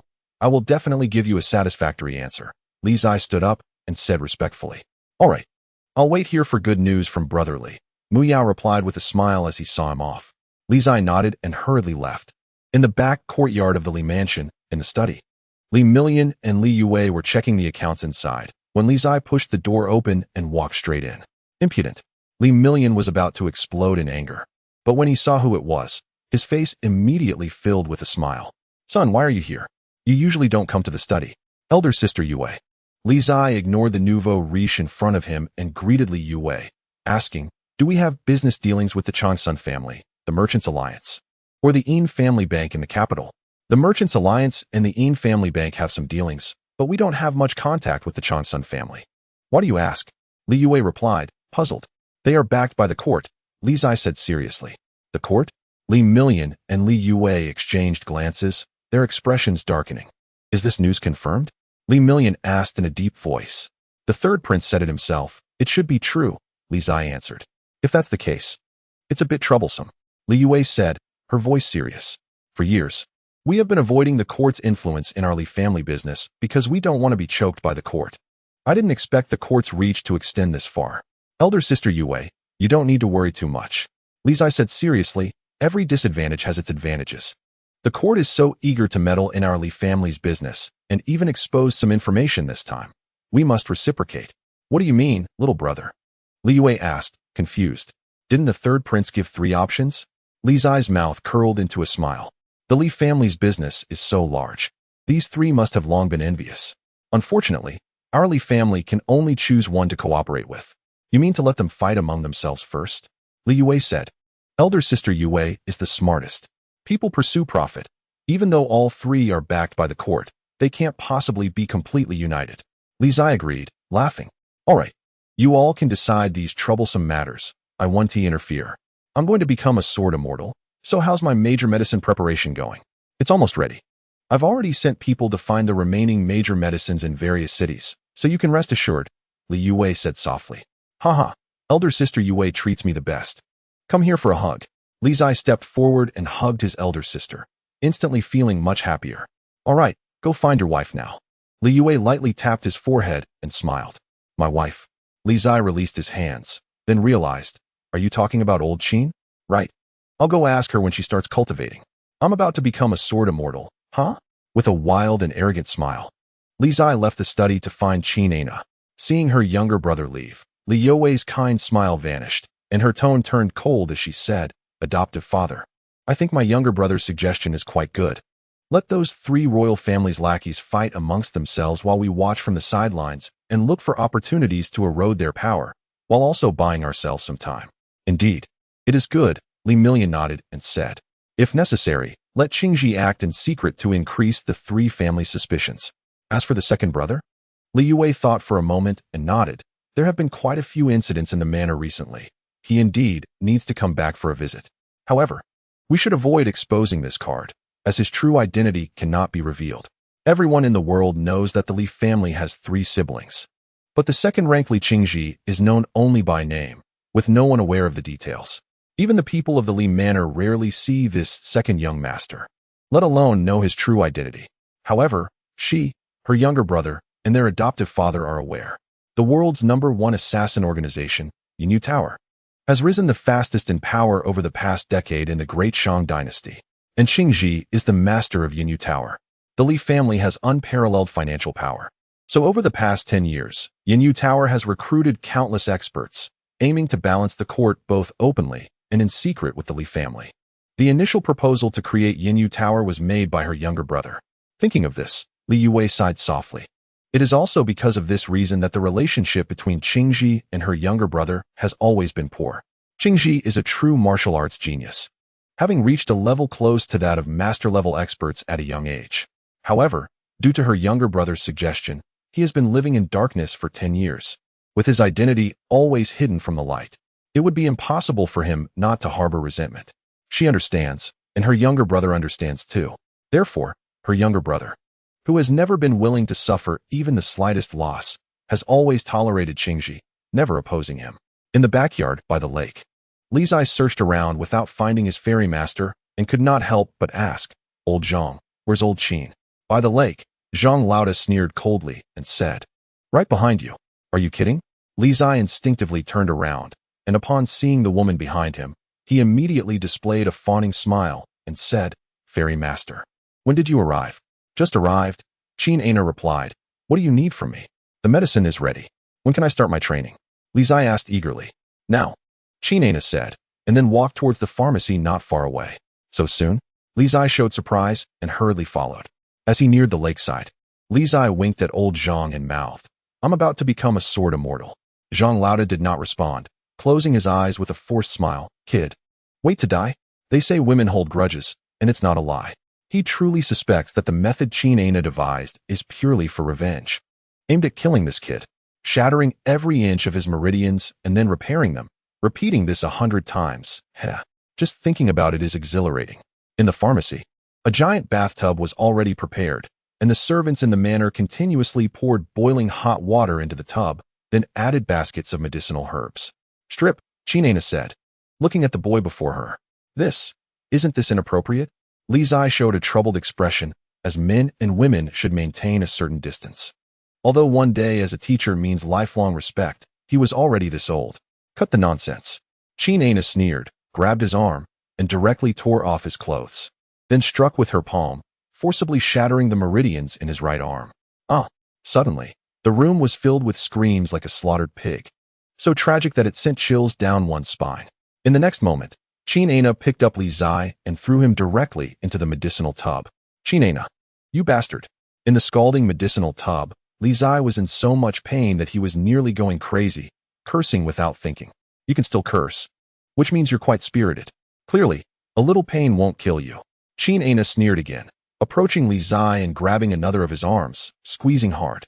Her vigorous, true energy surged, and once again shattered the meridians in his left arm. Ah! The room echoed with pig-like screams again, making the servants in the manor tremble in fear. By the lake, Zhang Lauda took a sip of Zuihua wine, feeling pleased as he hummed a little tune. The apricot blossom tree blooms white flowers. Today the immortal visits my home. The immortal strokes my head, granting me longevity. Chapter 8. Harmony among brothers Li Qingji. As the sun set, Qin Aina walked out of the pharmacy. Half an hour later, Li Zai was carried out of the pharmacy. How to describe it? The words dead dog might be the most fitting.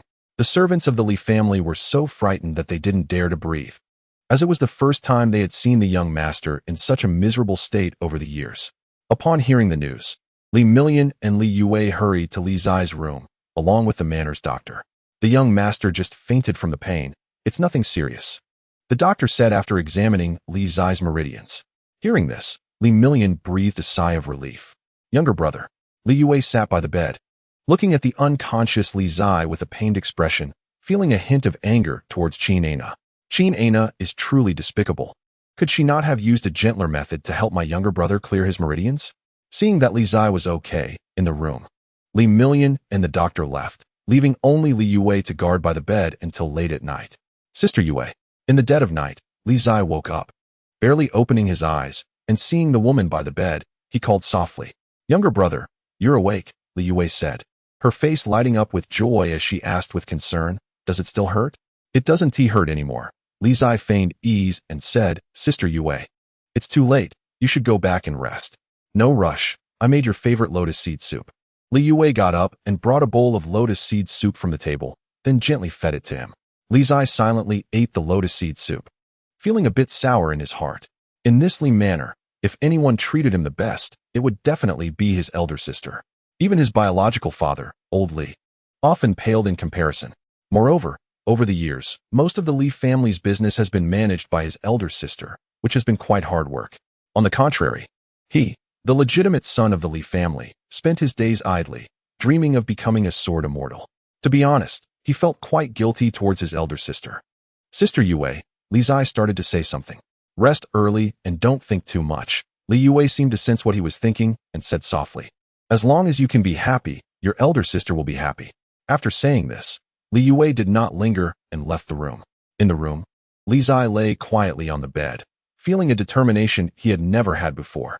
He knew that the current situation of the Li family was precarious, and the court had begun to target the Li family. With the current strength of the Li family, they could not truly contend with the court. However, if the Li family could produce 1 or 2 sword immortals, the situation would be entirely different. Therefore, no matter how hard it was, he had to persevere. The people he wanted to protect were all in this Li family, and no matter what, he could not let the Li family decline. After a sleepless night, the next day, at dawn, Li Zai climbed out of bed. At breakfast, Li Zai found that he could not even pick up the dishes with his trembling hands. Clearly the shattered meridians had not fully recovered. Younger brother, don't rush. Li Yue brought the food to him and comforted him. Li Zai nodded, quickly eating a few bites before leaving. What is wrong with Zai? Li Million asked in confusion. My younger brother's thoughts way heavier than we imagined. Li Yue sighed softly. Not far from the lakeside, in front of Qin Aina's room, Li Zai walked over, knocked on the door, and called out, Master Fairy. With a creak, the door opened, and Qin Aina looked at the person in front of her and said calmly, What is it? I'm ready. We can continue, Li Zai replied with a grin. Qin Aina glanced at him and said calmly, Your meridians have not fully recovered. Are you sure your body can handle it? I'm sure, Li Zai nodded firmly. Then let's go? Qin Aina said indifferently and walked out of the room toward the pharmacy. Li Zai followed without any hesitation. Half an hour later, a piercing scream resounded in the pharmacy. The pain of shattered meridians is unbearable for anyone. However, Li Zai, with a heart as hard as stone, persevered desperately. By the lakeside, Zhang Latta silently drank from a jar of wine, this time without gloating. Li Zai had indeed exceeded his expectations. He thought that after experiencing such deep pain yesterday, the young man would retreat. Unexpectedly, Li Zai's will was so strong. Half a day later, the door opened. Qin Aina stepped out, a light sheen of sweat on her forehead. Master Fairy, The voice of Li Zai came from within the pharmacy. Today, I didn't faint. What is it? Qin Ana paused and asked calmly. Aren't you going to teach me the sword? Li Zai said tiredly. Can you still stand? Qin Ana asked. Yes. Li Zai replied. Qin Ana nodded, said nothing more, and continued walking ahead. In the pharmacy, it took Li Zai a full half an hour before he finally managed to walk out. After the medicinal bath, his clothes were tidy. His long hair was tied behind him, and he looked like a refined young gentleman, exuding an extraordinary aura. By the lakeside, Qin Ana was already waiting. When she saw Li Zai approaching, she asked, What is the sword? The king of all weapons, Li Zai answered. Qin Ana frowned and said, No, answer again. The sword is the king of soldiers, Li Zai answered again. No, answer again. Qin Ana's tone became noticeably stern. Li Zai fell silent for a long time before slowly saying, The sword is a tool for killing. Correct. Qin Ana nodded, and in an instant, her aura changed. Sword energy surged, and the calm lake's surface suddenly rippled. The sword is a tool for killing, so no matter how exquisite the technique, it ultimately has only one purpose. While speaking, Qin Ana lightly grasped with her right hand, and instantly, from a nearby room, an ancient sword flew through the air. Qin Ana gripped the sword, swung it, and in an instant, sword energy surged and violently split the lake water. By the lakeside, Li Zai watched this astonishing sword strike. Even though it wasn't the first time he had seen it, he was still deeply shocked. The essence of the sword is speed, precision, and focus. And the essence of sword techniques is merely a swing, a slash, or a thrust. Qin Ana calmly explained, From today on, you only need to practice 3 moves, swing, slash, and thrust. You must do it 1,000 times every day without missing a single time, until your sword strikes have no unnecessary movements and no errors, becoming an instinct of your body. Yes, Li Zai cupped his fists and respectfully bowed. Seeing the young man in front of her perform such a formal bow for the first time, Qin Ana's expression softened slightly as she said, If you can practice to the realm I mentioned, even if you ultimately cannot unblock your meridians, in this great Shang dynasty, aside from a few martial arts masters, no one will be able to ignore your sword. Not far away, Zhang Lata quietly drank his wine, saying nothing. Qin Ana's words were indeed correct, but in the world, there are very few who can practice the sword to such a level. This big cake, though drawn large, at least gave this young man some hope. By the lakeside, after listening to Qin Ana's words, Li Zai's confidence indeed increased considerably. This sword is called Qing Shuang. You may borrow it for now, Qin Ana said, handing the ancient sword to the young man in front of her seriously. However, every swordsman must have their own sword. So you need to find a sword that truly belongs to you as soon as possible. Li Zai accepted the Qing Shuang ancient sword, nodded gently, and said, Thank you, Master Fairy. Qin Ana nodded, said no more, and turned to leave. Li Zai stood by the lakeside and began to practice each move. You actually lent him your sword. It seems he is different in your heart. I didn't expect you to recognize him so quickly, Zhang Lada said after taking a sip of wine. Once he walked out of the pharmacy himself, he was qualified to learn the sword from me, Qin Ana said indifferently. Do you really think he can walk the path of martial arts? Zhang Lado asked seriously.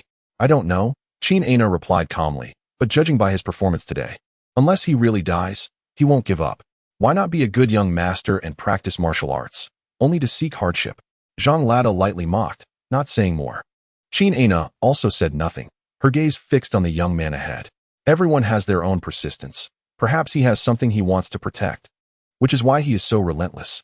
As the sun set, by the lakeside, Li Zai was still sweating profusely while practicing. His clothes and hair were soaked, clinging to his body. The meridians in his arms still had not fully recovered, and every swing of the sword brought deep-seated pain. Faintly, blood seeped out, staining his sleeves. Little brother.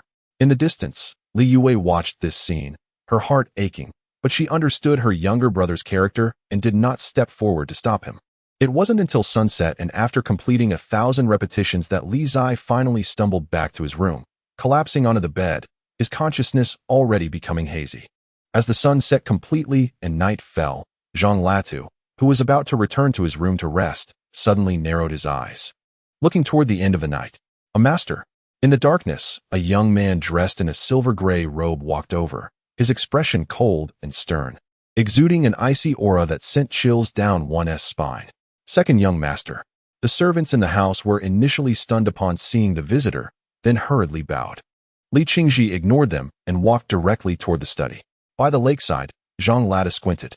So this is the legendary second young master of the Li family? At such a young age, he possesses such cultivation. In the study, Li Qingji entered and respectfully bowed, saying, "Adoptive father, elder sister." Qingji.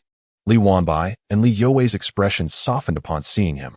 I didn't know adoptive father summoned Qingji back for what matter? Li Qingji replied calmly. Let your elder sister tell you, Li Wanbai said, looking at Li Youwei beside him. Li Youwei nodded, looking at the young man in front of her, and said, Qingji, you are aware that the third prince is coming to Yuzhou City. Do you know that besides wanting to take Qin Ana as his master, what else is he here for? I don't know, Li Qingji shook his head. To investigate the reality of our Li family, and furthermore, under the royal name. To attempt to interfere with our Li family's business, Li Youwei said seriously. The Changsun family in the capital, the Merchant Alliance, and the Yin Family Bank. These are the choices the third prince has given us, and we have no choice but to select. Li Qingji fell silent, and after a moment, he spoke. What does elder sister want me to do? In a few days, I will go to the capital to discuss business cooperation with these three families. I want you to secretly send someone to undermine the relationship between these three families when the time comes. Can you do that? Li Youwei said calmly. Li Qingji thought for a moment and nodded. I can do that. Qingji, this matter can only be done by sending someone. You cannot act personally. Li Wanbai reminded from the side. Yes, adoptive father, Li Qingji replied respectfully. Go, Li Wanbai waved his hand. Qingji took his leave. After Li Qingji bowed, he turned and left. Li Wanbai stood up and walked to the front of the study. Looking at the departing figure, he sighed softly. Qingji's temperament is becoming colder and colder. If something happens to me one day, only Youwei can restrain him. Adoptive father, Li Youwei opened her mouth and said, although Qingji has grievances in his heart, he ultimately cares for the Li family, and he does have feelings for his younger brother. Perhaps, Li Wanbai replied. Li Baiwan forced a smile. He dared not speak about others, but he knew that Zai's words would definitely not earn any goodwill from Qingji. Early the next morning, Li Zai practiced swordsmanship by the lakeside. At this moment, on the other side of the lake, Li Qingji, dressed in a silver-gray long robe, walked over. Upon seeing the approaching figure, Li Zai was about to speak when he suddenly felt a blur before his eyes and instinctively raised his sword to block. In the blink of an eye, at a distance of 10 zhong, Li Qingji had already reached him, his right hand forming a finger to strike at the hand holding the sword. With a thud, Li Zai felt a numbness in his right hand, and the ancient sword in his hand was knocked away. Unable to even hold his own sword, what a waste. Li Qingji coldly commented before turning to leave. Chapter 9. A little training isn't dangerous. Not far from the lakeshore, Qin Ana and Zhang Lada witnessed this scene and exchanged glances without saying a word. The second young master of the Li family was truly astonishing. At such a young age, his cultivation was simply terrifying. By the lake, Li Zai silently picked up the sword from the ground. His usual unwillingness to suffer losses was absent at this moment, and he didn't utter a word in retort. Qingji. In the distance, Li Youwei saw Li Qingji approaching and softly said, little brother has been working hard. Give him some time. Big sister, how long can you and our adoptive father protect him? Li Qingji replied indifferently. If he continues to be such a waste, the Li family will eventually fall to him. The Li family has today because of the significant contributions of little brother. Now he is also working hard to protect this family. Qingji, I hope you can give him a little more patience and time. Li Youwei sighed. He indeed brought glory to the Li family, but not having the ability to protect it is his greatest mistake, Li Qingji said coldly, his gaze still fixed on the youth by the lake. By the lake, Li Zai returned the sword to Qin Ana. Fairy, may I take half a day off? I will make up the missed practice when I return, Li Zai said. Go ahead. Qin Ana did not ask further, accepting the Qin Shuang ancient sword and nodding in response. Thank you, Fairy. Li Zai expressed his gratitude and walked off into the distance. Second brother. As Li Zai approached, despite just being reprimanded, he still greeted with a grin, you're back. Li Qingji looked at the youth before him and said, have you finished your sword practice? Not yet. I promised the third prince to give him a response in the next few days, Li Zai replied. Your elder sister is going to the capital. Do you know about this? Li Qingji asked. I know, Li Zai nodded. The capital is deep water. This matter should be your responsibility as the legitimate son. But because of your inaction, it has to be handled by your elder sister. Do you understand? Li Qingji said coldly. Second brother is right. Li Zai humbly accepted the criticism. Your elder sister is going to the capital, and I will also secretly follow. You will handle things in Yuzhou City, Li Qingji said. Rest assured, second brother. Li Zai nodded vigorously, appearing very obedient, yet no one would expect him to be the reckless young master of the Li family. Go ahead. That third prince is cunning. Be careful in your dealings. Li Qingji's expression softened slightly as he reminded. Thank you for your concern, second brother. I will be careful. Li Zai happily replied, then hurriedly left. You are too harsh on little brother. After seeing him leave, Li Yue said helplessly, in fact, he respects you very much as an older brother. Every time you come back, he is happy for a long time. He is the only legitimate son of the Li family and should bear heavier responsibilities than others. This is fate, Li Qingji said calmly. By the way, I will keep an eye out for a sword for him. I have heard that several good ancient swords have appeared in the East Sea and South Border. If I have time, I will personally make a trip. You are always tough on the outside but soft on the inside, Li Yue softly said. At the Welai Inn, on the second-floor guest room, the third Prince Mu Yao tied up his hair and tidied his clothes before walking downstairs. Your Highness, please. Upon seeing him, Li Zai greeted politely. Li brother, please. Mu Yao also responded courteously. The two exchanged smiles and walked side by side. The customs of Yuzhou City were different from the capital, with simple yet relatively bold folkways. The streets were bustling, with children occasionally playing and laughing as they passed through the crowd. What do you think of my suggestion for Li brother? Have you considered it? Mu Yao casually asked while observing the customs of Yuzhou City. The goodwill of the third prince is naturally well received by the Li family. My elder sister will be going to the capital soon to discuss cooperation with the three families, Li Zai replied. Oh, Mu Yao expressed surprise. Is it your adoptive sister? Li brother, won't you go together? The business of the Li family is usually managed by my elder sister and father. My father is too old to travel far. So my elder sister is going in his stead, Li Zai responded with a smile. That is truly a pity, Mu Yao said with a hint of regret. I had thought to show hospitality in the capital and share a drink with Li brother. If given the opportunity, I will definitely visit the third prince in the capital, Li Zai said. Mu Yao nodded, a slight smile on his lips, and did not say much more. It was indeed a pity that the Li family's legitimate son was not going together, but it was heard that the relationship between the Li siblings was very good. As long as Li Yue had trouble, this young man would not hesitate to go to the capital. The two strolled for a long time. Mu Yao looked at the young man beside him and asked, By the way, when will your elder sister set off? In a few days, Li Zai replied. That's good. I have been away from the capital for some time. It is time for me to return, Mu Yao said. It just so happens that I can set off with your elder sister. I can keep an eye on her on the way. That would be great. Then I will trouble the third prince, Li Zai smiled. You're too polite, Mu Yao responded. After discussing the important matters, the two engaged in trivial exchanges, asking and answering questions, trying to extract useful information from each other. Both were clever, so even though their words were insincere, they still appeared to be old friends. Enjoying their conversation. After noon, Li Zai decisively parted ways with the third prince and returned to his own place. In the back courtyard of the Li family, Li Zai walked over, sat down next to old Zhang, wiped the sweat from his face, and prepared to rest for a while. What's wrong? Did you get so tired from just going out for a walk? Zhang Lada asked.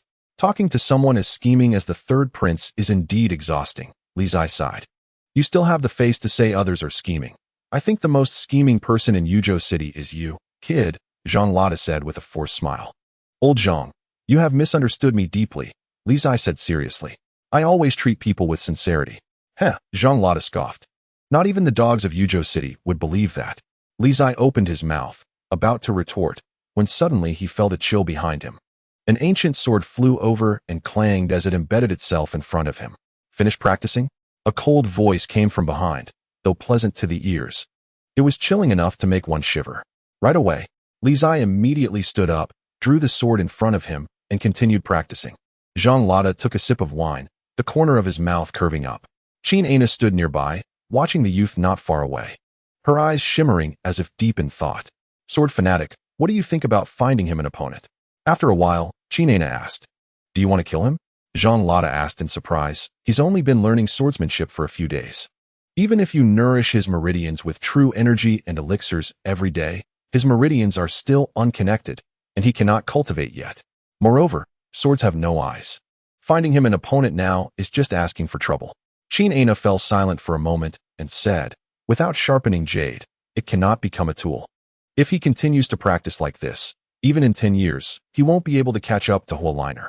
If he wants to progress faster, he can only do so through actual combat. I heard that there are many bandits in the mountains north of Yuzhou City. In a few days, let him go there for a walk. Zhang Lada's mouth twitched upon hearing this. This woman really wanted to play with this kid's life. Those bandits were all fierce and ruthless, and with the current strength of this kid, going there would be like sending him to his death. Li Zai, unaware of the tragic fate that awaited him, was still practicing his sword repeatedly, enjoying himself immensely. Meanwhile, everyone else in the mansion was busy preparing for Li Youwei's trip to the capital, bustling with activity. For the next 7 days, Li Zai was either soaking in medicinal baths or practicing his sword, tortured to the point of almost being unable to get up several times. However, his meridians and physical strength were rapidly improving under this inhuman torment, surpassing that of ordinary people and coming infinitely close to being a true martial artist. After 7 days, Li Youwei was finally about to set off. Li Million personally went to see her off, accompanying her all the way to the outskirts of Yuzhou City. However, Li Zai, who had the deepest feelings for Li Youwei, never showed up. Aren't you going to see your elder sister off? Zhang Lada asked casually, looking at the boy desperately practicing his sword not far away. No, with second brother secretly protecting her, Sister Youwei is very safe, Li Zai replied while practicing his sword. Zhang Lada smiled. This kid was even more eccentric than he was. Just then, Qin Ana approached and said, "Come with me." "Where to?" Li Zai stopped, puzzled. "I've prepared some training for you," Qin Ana replied. "Is it dangerous?" Li Zai instinctively asked. "Just a little training, not dangerous," Qin Ana said casually. Of course, it wasn't dangerous for her, but who knew about this kid? Upon hearing this, Li Zai sheathed his sword and followed her eagerly. Zhang Lada sat by the lake, watching the two leave, a look of schadenfreude on his face. He never noticed before that this celestial-like plum blossom sort of mortal was such a scheming person. Indeed, like father, like son. To the north of Yuzhou City, in front of the Qilian Mountains, a carriage rumbled along. Qin Ana got off the carriage and looked at the cliff in the distance, saying, "On that cliff, there is a blood ginseng king, which will greatly help you in repairing your meridians. If you can harvest it, I am confident I can open up a meridian for you in a short time." "Really?" Li Zai, who had followed her down from the carriage, looked at the cliff ahead with excitement. It was precisely because his 8 meridians were blocked that he could not cultivate at all. If he could open one of them, although he still wouldn't compare to those geniuses, at least he could start trying to practice. "Yes," Qin Ana nodded, responding lightly. "Okay, I'll go right now."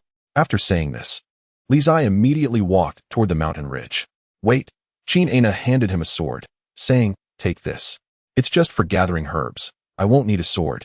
Li Zai said in surprise. "Just take it," Qin Ana replied without further explanation. Li Zai, puzzled, took the sword without thinking too much and turned to walk into the mountains. Outside the Qilian Mountains, Qin Ana watched his figure retreating, her lips curving slightly. Then, she stepped forward, leaping gracefully into the forest, gliding toward the depths of the mountains. Half an hour later, deep in the Qilian Mountains, in front of a camp not far from the cliff, Qin Ana's figure appeared, standing on a branch. She pinched a fallen leaf and then tossed it toward the camp ahead. Boom! The falling leaf struck a wooden pillar in the camp, which broke with a loud bang, causing one corner of the camp to collapse. "Who is it?" Inside the camp, a burly man with a fierce face suddenly stood up, walked out, and shouted, "What are you all doing? Go take a look." Yes. Several bandits obeyed the order and hurried out of the camp to investigate.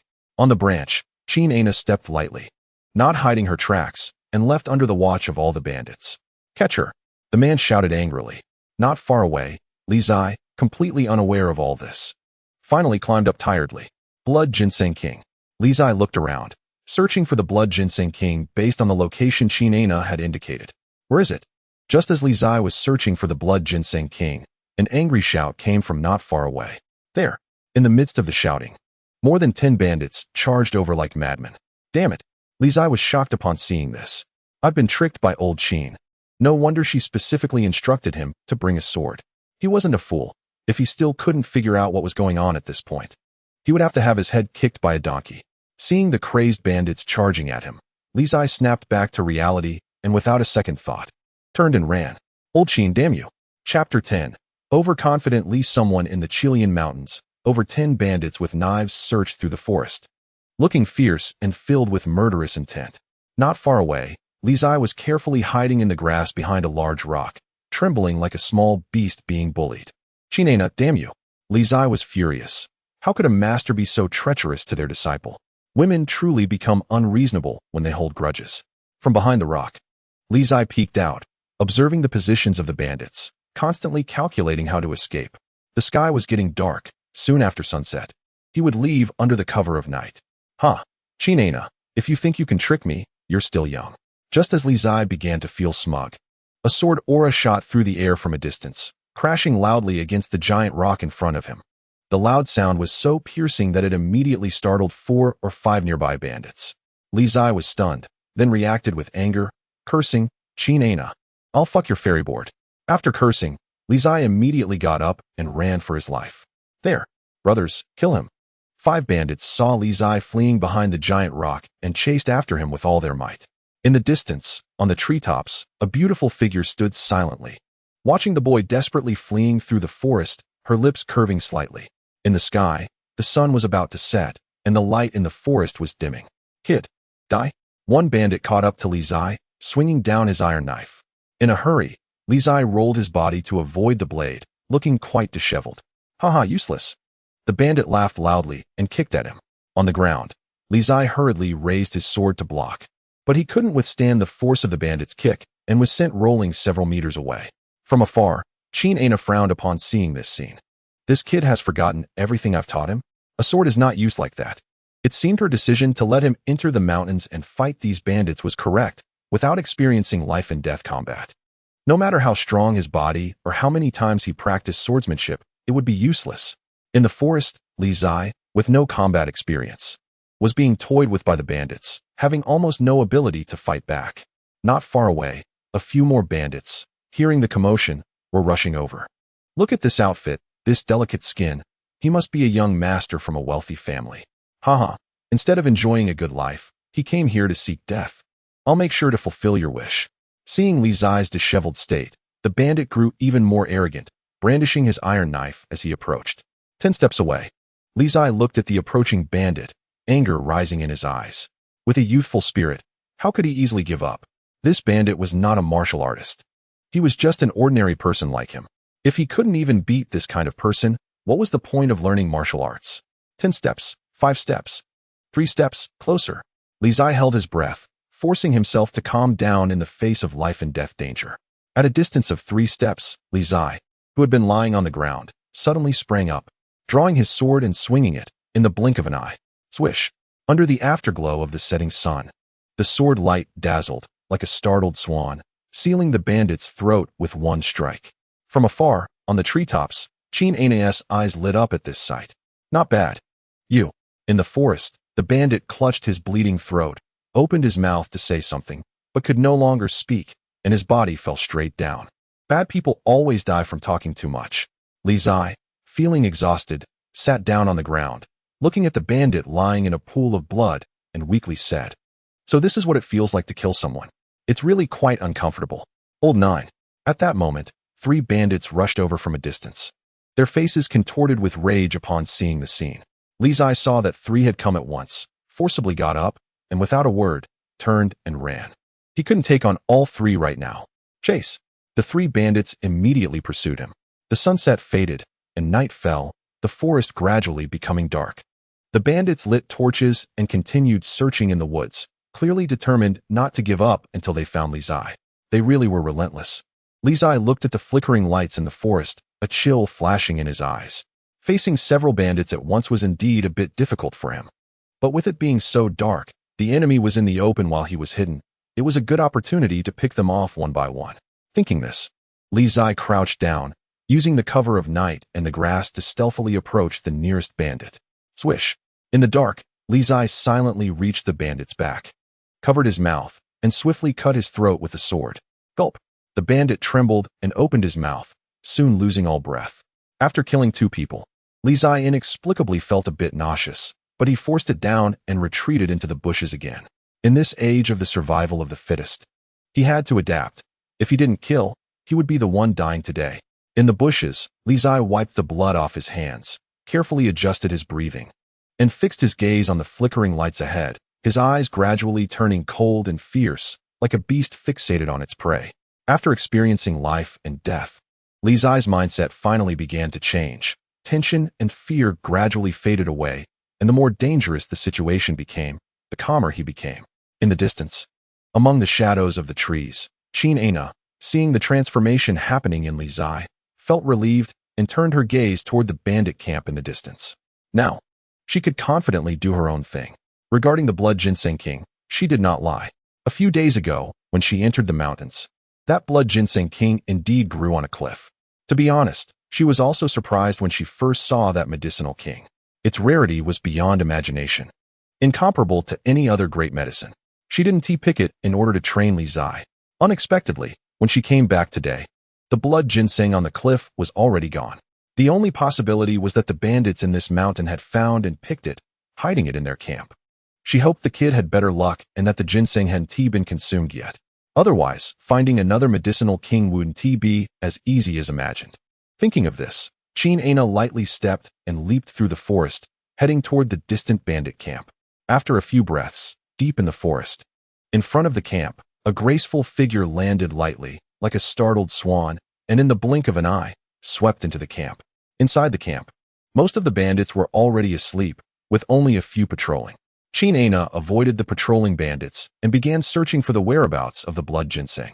Inside the camp, gold, silver, jade, and precious medicinal stones were not in short supply, stacked in boxes. It was evident that these bandits had robbed quite a lot. Regarding the gold and silver, Qin Aina didn't even take a glance, not out of disinterest, but rather because she didn't care. No matter how rich these bandits were, could they compare to her useless disciple? Ignoring the gold and silver, Qin Aina turned her gaze to several boxes containing herbs and began rummaging through them. Inside the boxes, there were many herbs, including ginseng, deer antler, and Hisho Wu, all very complete. Finally, after searching for a long time, Qin Aina opened a delicate wooden box and, upon seeing the blood-red ginseng king inside, couldn't help but let out a gentle sigh of relief. That kid was quite lucky. The blood ginseng was still there and hadn't been ruined by these bandits. Who is it? Just then, an angry voice rang out from within the camp. Not far away, a burly man with a fierce face opened his eyes, suddenly got up, and grabbed a wine jar beside him, throwing it over. 10 feet away, Qin Aina calmly stored the blood ginseng, slightly turning her body to dodge the wine jar. You dare to come here to steal from me? You must be tired of living. In the dim light of the fire, the burly man couldn't see Qin Aina's appearance clearly, and with a powerful stomp, his strong body shot forward like a cannonball. Clatter! Qin Aina frowned slightly, waved her hand, and immediately, a powerful sword chi burst forth, roaring as it sent the burly man flying several dozen feet away. Uffed! The burly man hit the ground, spitting out a mouthful of blood, his face displaying shock. How is this possible? I'll let you go this time. In the future, someone will come to take your life. Qin Aina said lightly, then stepped away. This bandit leader was a martial artist who had opened a divine cave. He wasn't particularly strong, but not weak either. Just right to be a match for that kid. Her master was indeed very considerate. In the forest, Qin Aina walked under the moonlight, but after a long time, she still hadn't seen Li Zai, nor any sign of the bandits. Along the way, only blood stained the forest. A strange look flashed in Qin Aina's eyes as she walked toward the edge of the forest. At the end of the forest, a thin figure of a boy sat there, covered in blood, gasping heavily. Where is everyone? Qin Aina approached and asked. They're all dead, Li Zai replied wearily. Qin Aina narrowed her eyes, as expected. She had underestimated him. This kid was tougher than she had imagined. In front of the forest, Li Zai took a deep breath, looking at the woman beside him, and said, Master Fairy, you did this on purpose. Yes. Qin Aina did not argue at all, replying. Seeing her admit it so straightforwardly, Li Zai didn't know what else to say. What was it like for your first kill? Qin Aina asked. Not good. Li Zai answered honestly, feeling a bit nauseous. You'll get used to it, Qin Aina said lightly, then stepped toward the carriage outside the forest. Let's go back. Li Zai nodded and got up to follow her. Master Fairy. Under the moonlight, as the carriage rumbled along, Li Zai's voice came from inside. What is it? Qin Aina replied. If I were to die at the hands of those bandits, would you intervene? Li Zai asked tentatively. I don't know. Qin Aina replied calmly. You can try it. Li Zai was speechless. His life was important, and he didn't dare to gamble. Inside the carriage, the atmosphere became a bit heavy. After a long time, Qin Aina spoke up, saying lightly, "Starting today, in addition to practicing swordsmanship every day, you will also come to the mountains to eliminate bandits." Just a reminder, the leader of the bandits is a martial artist who has opened a divine cave. Martial artist? Li Zai was startled, then quickly conceded, saying, "Master Fairy, I think my strength is still insufficient. Let the government handle the bandit extermination. This matter is already decided. No need to say more." After saying that, Qin Ana casually threw a wooden box over. Li Zai, puzzled, opened the wooden box, and, upon seeing the blood ginseng inside, his face lit up with joy. "Master Fairy, love you to the moon and back. Hug." Li Zai excitedly almost forgot his own surname and reached out to hug her. Qin Ana's eyes turned cold, and instantly, it felt like the air inside the carriage was about to freeze. Li Zai's body trembled slightly, quickly realizing his expression froze, and his arms stiffened in place. Boom. The next moment, a powerful surge of true energy erupted from the carriage, causing the carriage to shatter, and Li Zai's body was directly thrown out, landing in a mess. Under the moonlight, the carriage rumbled away quickly. Chapter 11. Opening the meridians outside Yuzhou City, the sun rose, and Li Zai walked over on foot, covered in dew, looking extremely disheveled. After a whole night, Li Zai finally returned. Offending a woman, especially a formidable woman like Qin Ana. Chapter 12. A Pigly Mansion. With half a day to spare, Li Zai lay by the lake for half a day, not wanting to move a single finger. In the afternoon, Qin Ana came out of her room, changed into a new outfit, still as extraordinary and stunning as ever. Chapter 13. Divine Concealment at Sunset. The sky was filled with bright stars. After practicing swordsmanship, Li Zai left the Li Mansion and has not returned since. In the backyard of the Li Mansion, Zhang Lata took a sip of wine, gazing at the lake in front of him, casually asking, "Aren't you with that kid?" Chapter 14. Rosewood Box, You Useless Bunch. As night fell, Li Zai, who had been severely punished by the sword fanatic, arrived in the Chilean mountains, full of anger, looking for. Chapter 15. Fiery divine iron before him. Inside the rosewood box, a pitch-black stone lay quietly, appearing completely ordinary. However, upon seeing this stone, Zhang Lata's expression changed unusually. How? Chapter 16. Flying Celestial Technique at the Li Mansion. It has been 5 days since Li Zai was brutally beaten by the bandit leader. During these 5 days, aside from being tormented by Qin Ana and soaking in medicinal baths, Li Zai devoted himself to diligently practicing the Flying Celestial Technique. Chapter 17. Morong in the great merchant capital, Wanxiang Tower. On the second floor, 2 women sat at a table by the window, overlooking the bustling scene of the great merchant capital. Their extraordinary beauty couldn't help but draw glances from passers-by. Chapter 18. Little Zai has grown up. As dusk approached, the sun began to set. In front of the forest, the bandit leader trembled violently upon hearing Li Zai's question. He recognized that stone as fiery iron essence. "How did you?" Chapter 19. Comfortable? Let me check if you've really grown up. In the room, seeing the little young master's constrained appearance, Hongzhu became bolder, stepping forward to reach for his clothes. Chapter 20. Confucian leader, Kong Qiu. The night was enchanting, and the people were even more captivating.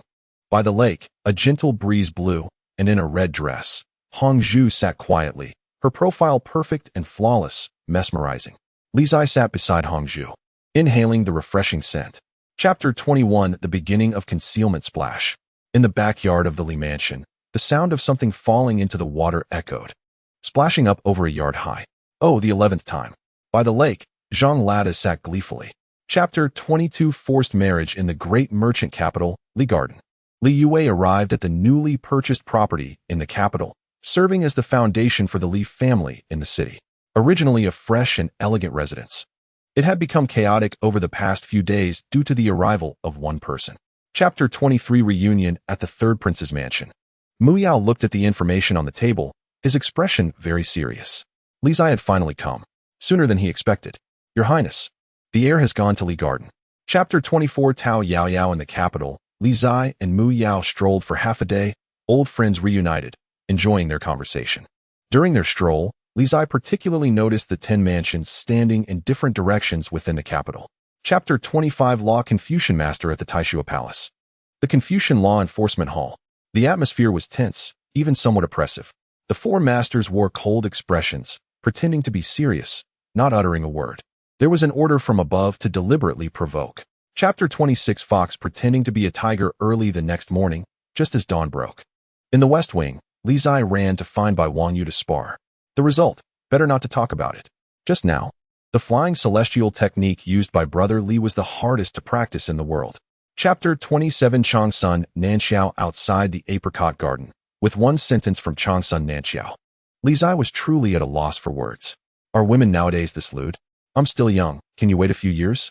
Chapter 28 Place of Fireworks. The night breeze gently blew. The Xiang River was lush. Flower boats docked in the river, and flowers bloomed vibrantly along the riverbank. Shihua Garden, a famous place for fireworks by the Xiang River, was frequented by nobles and wealthy people who spent hundreds of gold in a night just to win a smile from a beauty. Chapter 29 Chatting with the Flower Queen. Damn, a country bumpkin. Dare to mock us. Get out of the capital. Qingxian Fairy. This person has a very vicious heart. Be careful.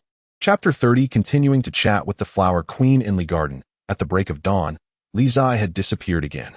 In the southeast of the capital, the quietest area, the hustle and bustle seemed to be cut off, without luxurious palaces or extravagant places for fireworks. Chapter 31 The handsomest is still the senior brother in the southeast of the capital, where the Xiang River flowed. In a not-so-spacious courtyard, Li Zai held a brush, writing the score for Guangling's Sand in a crooked manner. Good calligraphy. After finishing, Li Zai looked at the stone table. Chapter 32 Breaking Through at the Taishua Palace. In the quiet little courtyard on the east side, the autumn weather was getting cooler, and the flowers and vegetables in the courtyard had withered considerably. Nevertheless, the old man still watered the garden every day, day after day, year after year. Chapter 33 Changsun Nanxiao's Proposal in Li Garden, the inner courtyard. The spiritual energy surged wildly, flooding into the pharmacy. Inside the pharmacy, Li Zai's body trembled. The small world in his chest roared like thunder. The ocean of true essence surged, and boundless spiritual energy rushed in. Chapter 34 Fraud Li Garden. When Changsun Nanxiao left, her expression was far from the pleasant one she had upon arrival. Li Zai's indifference and resistance truly infuriated her. Soon, Changsun Nanxiao suffered a setback in Li Garden. Chapter 35 Since ancient times, affection can't be retained in Li Garden, in the West Wing. Bang! Li Zai came to challenge his senior brother again, and after 5 moves, he was directly sent flying, landing in a mess. Pa, I'm not fighting anymore. Chapter 36 News of the Third Herbal King. In Li Garden, in the West Wing, while Li Zai was having tea with Little Red Riding Hood and discussing ideals, he heard Li Youwei's message from the maid, and Chapter 37 How should I act next? In the western region of the great merchant capital, carriages rolled and horse hooves thundered, coming from the western region's Tianyu Palace, heading towards the great merchant capital. In the procession, 100 fully armed divine temple cavalry followed, covered in silver armor from head to toe, with only their eyes exposed. Chapter 38 A great bottom for raising in the Xiang River lakeside. Changsun Nanxiao looked at the dazed expression of the young man beside her, seemingly understanding his thoughts, and covered her mouth with a light laugh. Are you stunned? After laughing, Changsun Nanxiao restrained her smile, her eyes sparkling. Chapter 39 The real man actually. I have nothing with her. In the room, Li Zai glanced at everyone, arguing. Oh, Zhang Latu replied lightly, then lost interest and turned to leave.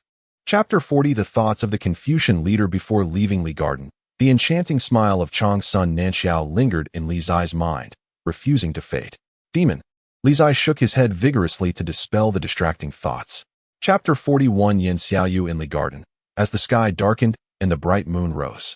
In the front yard, Li Zai was anxiously waiting, his expression filled with uncertainty, as if experiencing a breakup. Chapter 42 Conflict on the streets of the capital. When Li Zai and Yin Xiaoyu met for the first time, it didn't seem very friendly. At least, Yin Xiaoyu didn't like Li Zai at all. Of course, Li Zai also didn't like Yin Xiaoyu. Chapter 43 Miracle Brotherly. Next time don't be so reckless. You almost scared me to death just now. In Li Garden, Bai Wanyu looked at the young man in front of him, smiling wryly. Even now, the cold sweat on his back hadn't dried. Chapter 44 Great Fire at Dawn. A fishbelly white appeared on the eastern horizon. On the stone steps, Li Zai suddenly opened his eyes, waking up on time. Chapter 45 Miracles as dawn and dusk alternate. The world transforms, with the yin turning to yang, making it the best time to cultivate the flying immortal decision method. In front of the secret path, Yin Kuang's expression grew very serious as he cautiously stepped forward, one step at a time. Behind him, Li Zai remained in place, not following. He had a premonition that this journey would not be easy. Chapter 46. The most handsome is always the senior brother in the Yin family's secret chamber. Li Zai discovered the whereabouts of the heavenly craft skills. Without hesitation, he rushed forward. Roar! Beside him, a dwarf saw the intruder attempting to steal the treasure and let out a roar, charging forward as well. Chapter 47. The promise of the scholar leader in the capital city, on the streets, during a moment of crisis, by Wang Yu appeared once again. It seemed to be heaven's arrangement, or perhaps the work of fate. Every time Li Zai was in danger, Little Red Riding Hood would appear just in time. Chapter 48. The problem with the Divine Temple in the capital city. 5 days had passed since the Yin family's fire. During these 5 days, Li Zai had not left Li Garden. In the west wing, amidst the crisscrossing red line array, a pig lay inside, having exhausted its true energy midway. Chapter 49. At a glance, you won't survive 2 episodes in Li Garden, in the west wing, after hearing Li Zai's unclear words. Bai Wang Yu immediately turned her gaze and asked, Brotherly, do you know the solution? Chapter 50. Morong's visit. I won't marry. Whoever wants to marry can marry. In the palace, the 9th princess's residence, upon hearing the news from outside, Morong's usually calm demeanor was shaken. Chapter 51. He has arrived. Walking on colorful clouds in Li Garden, half an hour later, Morong and Mu Bai left together in a carriage. In front of Li Garden, Li Zai watched the two leave and hummed a little tune as he returned to the residence. Not to mention, the 9th princess is really beautiful. Marrying her as a wife wouldn't be bad. It's just that her hips aren't big enough. Sister Yue might not like it. Outside the front hall, Bai Wang Yu looked at the in high spirits Li Zai and curiously asked, What has you so happy? Not telling you. Li Zai replied proudly as he returned inside. Chapter 52. Breaking the situation before the emperor in the palace. In front of the Feng Tian Hall, Li Zai prepared to single-handedly take on the Divine Temple's monsters. His momentum rising before he moved. Your Majesty, during the process of solving the problem, I may need some manpower. I hope your Majesty can grant this. Li Zai turned to look at the Emperor Shang at the top of the stone steps, speaking respectfully. Granted. The Emperor Shang nodded in response. Today, all the officials and guards in the palace can be at your service. Thank you, your Majesty. Li Zai expressed his gratitude, then shifted his gaze to the crowd from the Divine Temple, grinning widely. Chapter 53. A sword shocks the world before the Emperor. Li Zai broke the gambling situation at the Divine Temple, with only the final question remaining. All the officials watched with anticipation and tension. This was the last question. If answered correctly, the Deshang would win this bet. If not, all previous efforts would be in vain. Li family's kid can't lose. The officials looked at the young man ahead, their eyes filled with encouragement and expectation. For the first time, a young man carried everyone's hope. At this moment, he was lightning, he was light, he was the only myth. Chapter 54. Finally waiting for today, in front of the Xuanwu Gate. The plum blossom sword immortal cut through the gloom with a single sword, parting the clouds and revealing the sun. The red-robed archbishop of the Divine Temple, Lu Rongnu, suffered backlash from the heavenly edict divine technique, heavily injured and unable to cast it a second time. On the Divine Temple's side, all the envoys looked very grim, not expecting that besides the temple master and the Confucian leader of the Taishua Palace, there was someone who could break the heavenly edict divine technique. The envoys from the Divine Temple were distressed, while the officials of Deshang laughed, their smiles as radiant as blooming flowers. Finally someone had avenged them. Chapter 55. National hero in front of the Feng Tian Hall, flames soared into the sky, and everyone was stunned at that moment, speechless. Li Zai secretly wiped away a cold sweat, relieved that he hadn't messed up. This is impossible. On the Divine Temple's side, the envoys shook their heads in disbelief, unable to comprehend the scene before them. What had happened, and why was there suddenly such a large ball of fire? After waiting for so long, he finally realized his dream. Li Zai looked at the shocked expressions of the crowd, feeling immensely relieved, and hummed. Chapter 56. 3 treasures in front of the Feng Tian Hall. Upon seeing this, the officials conferred the title of national hero to the barely adult Li Zai, who was in the limelight. However, after Li Zai figured out what this title entailed, he lost interest. Simply put, it was just the country issuing him an official certificate. Besides sounding nice and looking good, it was useless. Just like, if he was handsome, did he need the country to issue a certificate for it to be true? Of course not. His handsomeness was beyond doubt, naturally existing, and timeless. Chapter 57. Young girl, county princess, Demonis hurry. If something happens to the county princess, when the prince returns, we will all lose our heads. In the southwest border of Dashang, a team of iron cavalry galloped past, with the leading general looking serious, urging his men to hurry towards the border. The disappearance of Princess Qingqing had driven the entire southwest prince's residence nearly mad. Worse yet, the southwest king had just been recalled to the capital by the court, and the heir had gone along too. Now the entire southwest prince's residence was leaderless, with only the princess consort holding down the fort, having lost her usual calm in the face of this sudden situation. Previously, the southwest prince's residence. Chapter 58. I didn't eat people. She is that Demonis. In a dilapidated house, a man led a group of villagers in, pointing at the girl in the corner and shouting angrily. Yes, I've seen that Demonis face. It's her. Behind, a villager also recognized the girl's appearance and angrily exclaimed, the demon that eats people is her. Monk, I kindly gave you food, and you actually saved this Demonis. The woman who previously provided food to the three treasures saw the girl in the dilapidated house and immediately began to cry, saying, my man was killed by this Demonis. Chapter 59. The merchant emperor salutes the scholar leader. In Li Garden, a tragic scream echoed, so terrifying that it brought tears to the listener's eyes. In the pharmacy, Zhang Lada wiped the sweat from his forehead, looking exhausted as he stepped away. Behind the medicine barrel, Li Zai was trembling with his arms on his knees, as if he had done something. After extreme pain, boundless spiritual energy surged rapidly into the pharmacy, overwhelming and astonishing. No destruction, no establishment, no proof, no clarity. Only after destruction can one establish proof of the Tao. In the West Wing, by Wang Yu Felt. Chapter 60. Arranged marriage. Young master. News from the palace says that His Majesty intends to arrange a marriage between the first prince and Princess Qingqing. Outside the West Wing of Li Garden, a young servant rushed in, speaking urgently. Bang! As soon as the words fell, Li Zai, who was practicing swordsmanship in the red line array, lost his stability and flew out. The red line snapped, and Li Zai's body crashed against the wall, falling straight down. Who? On the ground, Li Zai, disregarding his bruised and battered appearance, jumped up and incredulously asked, did you say? Chapter 61. Monsters eat people. In the capital city of Dashang, soon the decree for marriage from the merchant emperor was issued, shocking the entire capital. Like Li Zai, no one expected that the person chosen by the merchant emperor would be the first prince, who had the least presence among the four princes.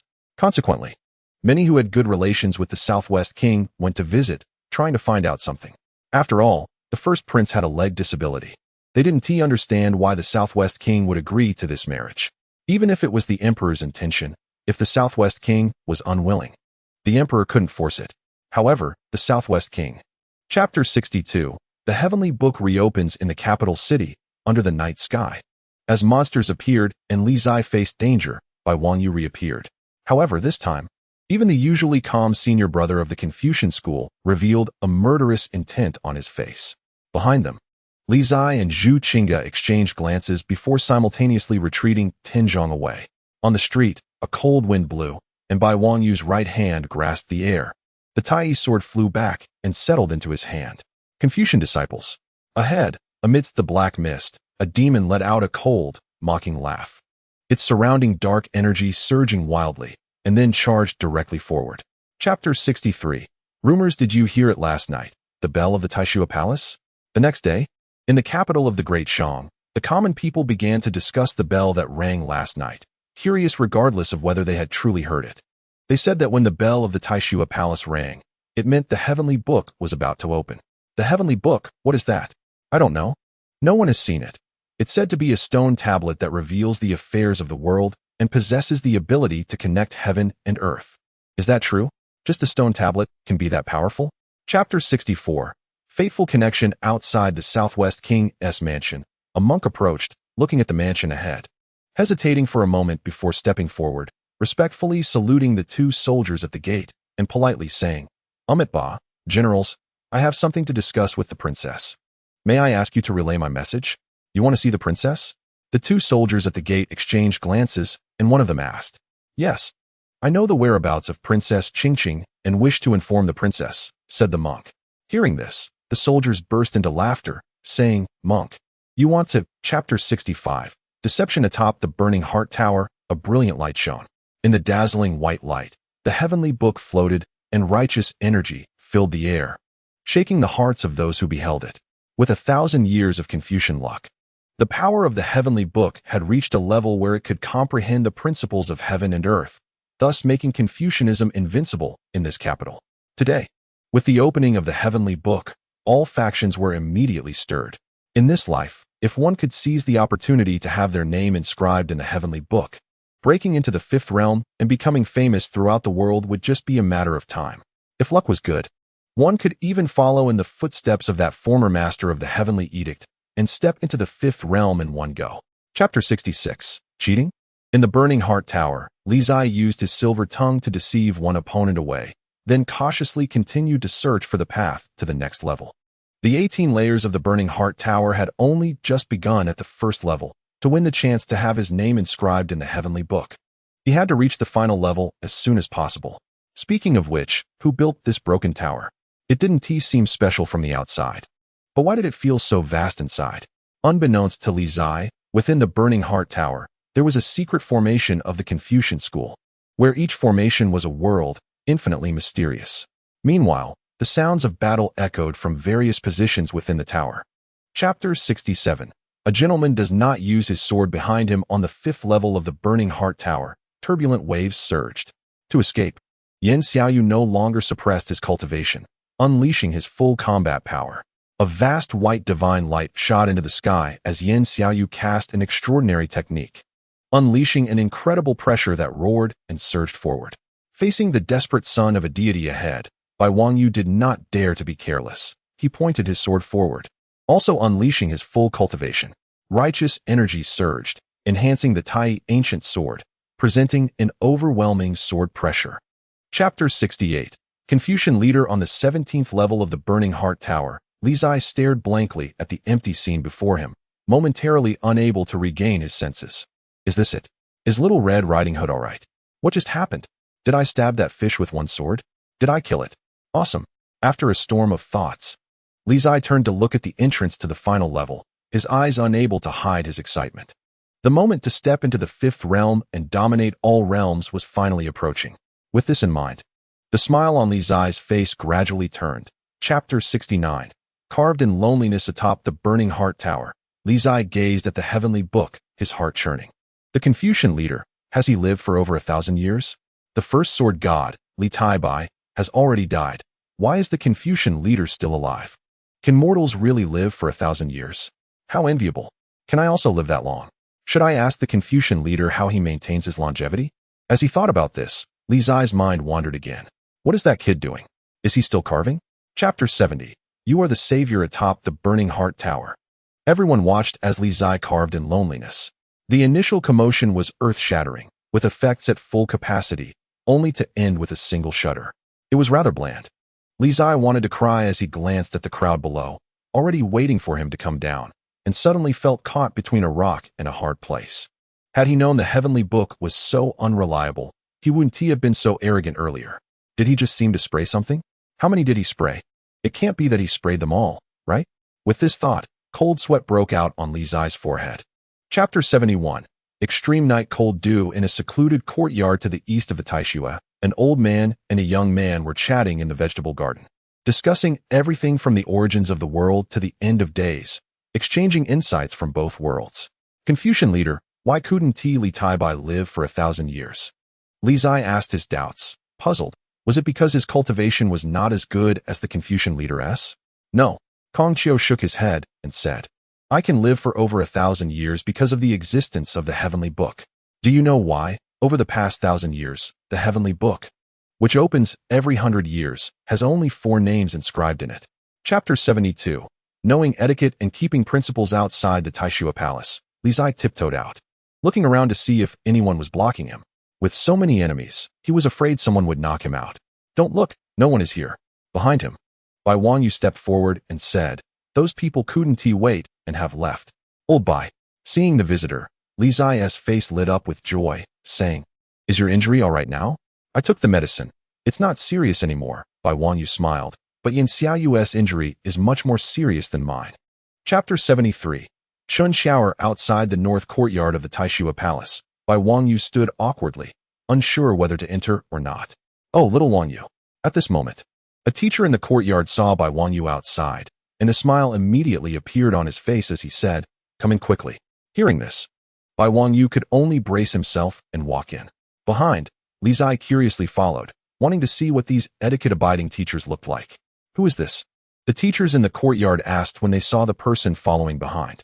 Chapter 74. Big surprise this time for you. In the Taishua Palace. As Li Zai and Bai Wang Yu finished touring the west and south courtyards, it was nearing dusk. After experiencing the 3 courtyards of the Taishua, Li Zai felt like his worldview was about to collapse. There wasn't a single normal person in the entire Taishua Palace. With these weirdos, how could they possibly teach students? Just as they were about to leave the Taishua Palace, Li Zai looked at Little Red Riding Hood beside him, a look of suspicion on his face. It is said that highly knowledgeable people tend to become eccentric, and those teachers at the Taishua Palace are the most striking examples. Will Little Red Riding Hood become like that in the future? That's very dangerous. Chapter 75. Qingqing enters the city in the north courtyard classroom of the Taishua Palace. Li Zai's physiology and hygiene class ignited the entire Taishua Palace. Whether in the north, west, or south courtyards, all the students were drawn over. Inside and outside the classroom, it was packed with people. Just as Li Zai was about to take out the diagram of female physiology for the ultimate reveal, outside, hurried footsteps approached.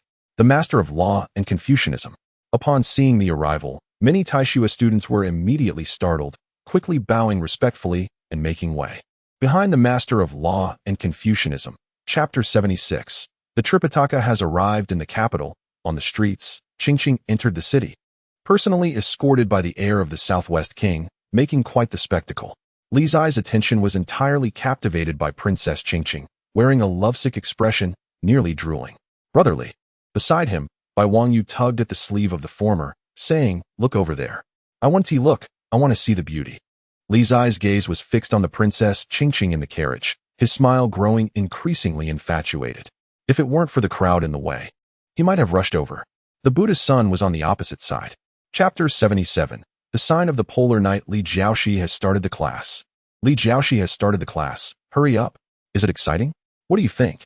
Hurry. If you wait any longer, there will be no seats. In the classroom of the Taishua Palace, most students hurriedly rushed in, just to grab a good seat.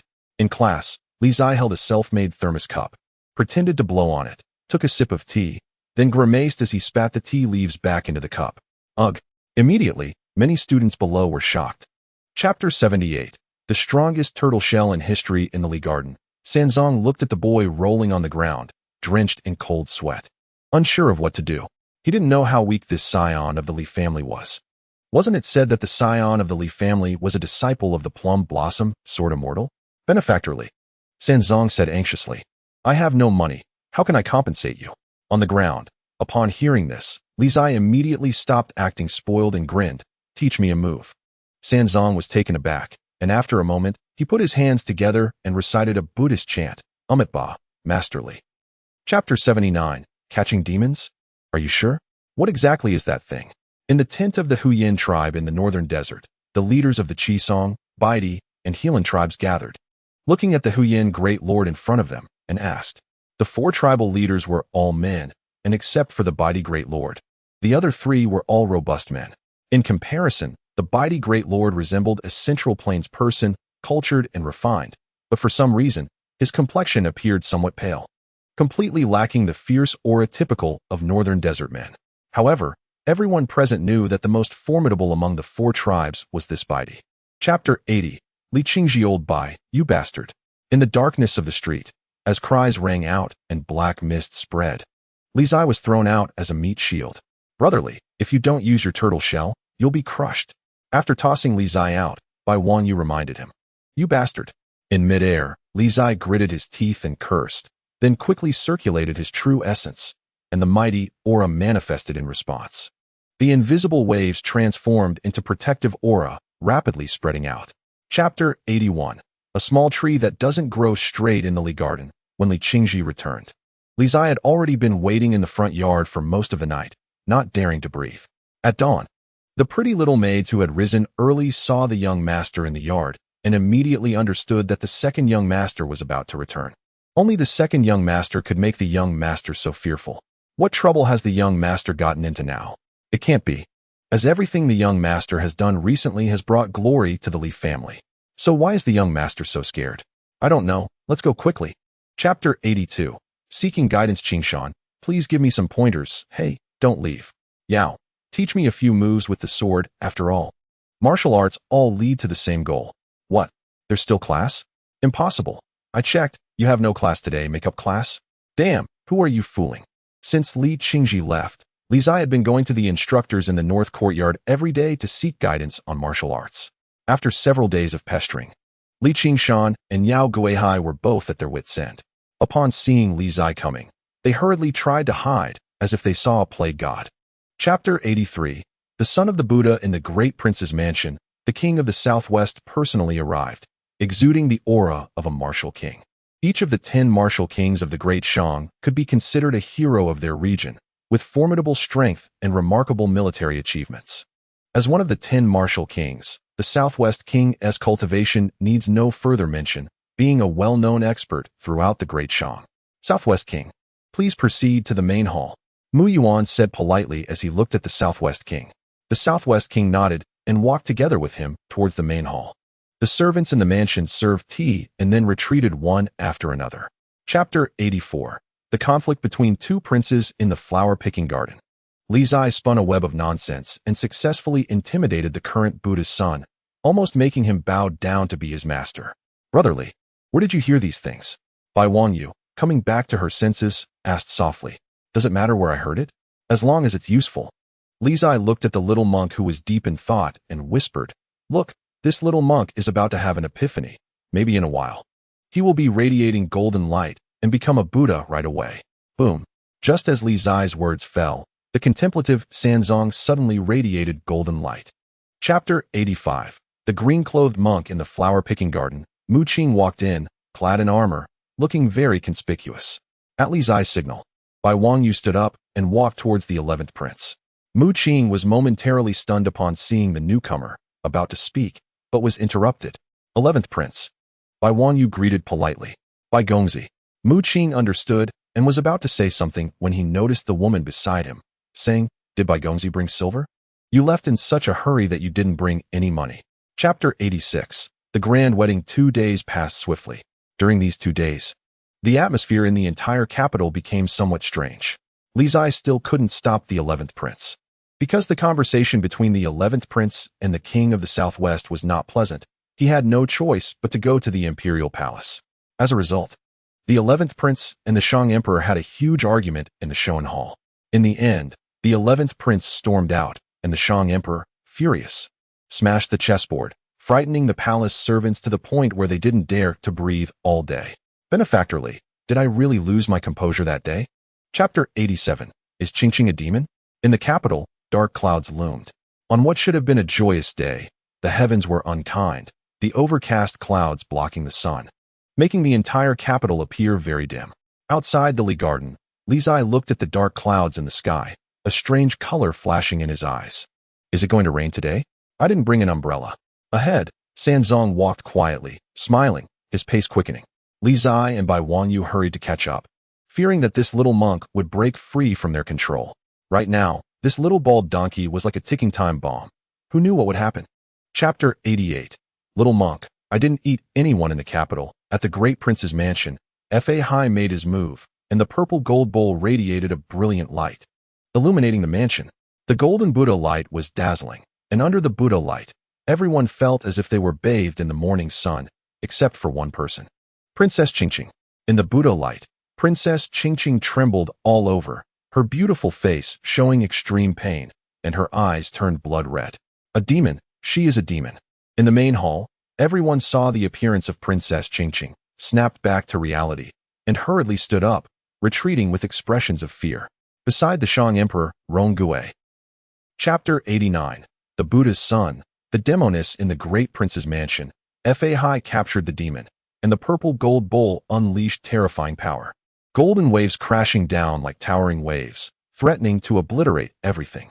In this critical moment, Sanzong formed hand seals, and in an instant, the Buddha seal on his forehead emitted a brilliant red light, forcefully resisting the power of the purple gold bowl. What is this? Fa Hai's expression froze. The power of the 5 realms. The master had actually sealed part of the Buddha essence within Sanzong, Bodhi 3 times. Amidst the turbulent waves, Sanzong forcibly released the seal within the Buddha seal on his forehead and circulated the Buddha essence. Chapter 90.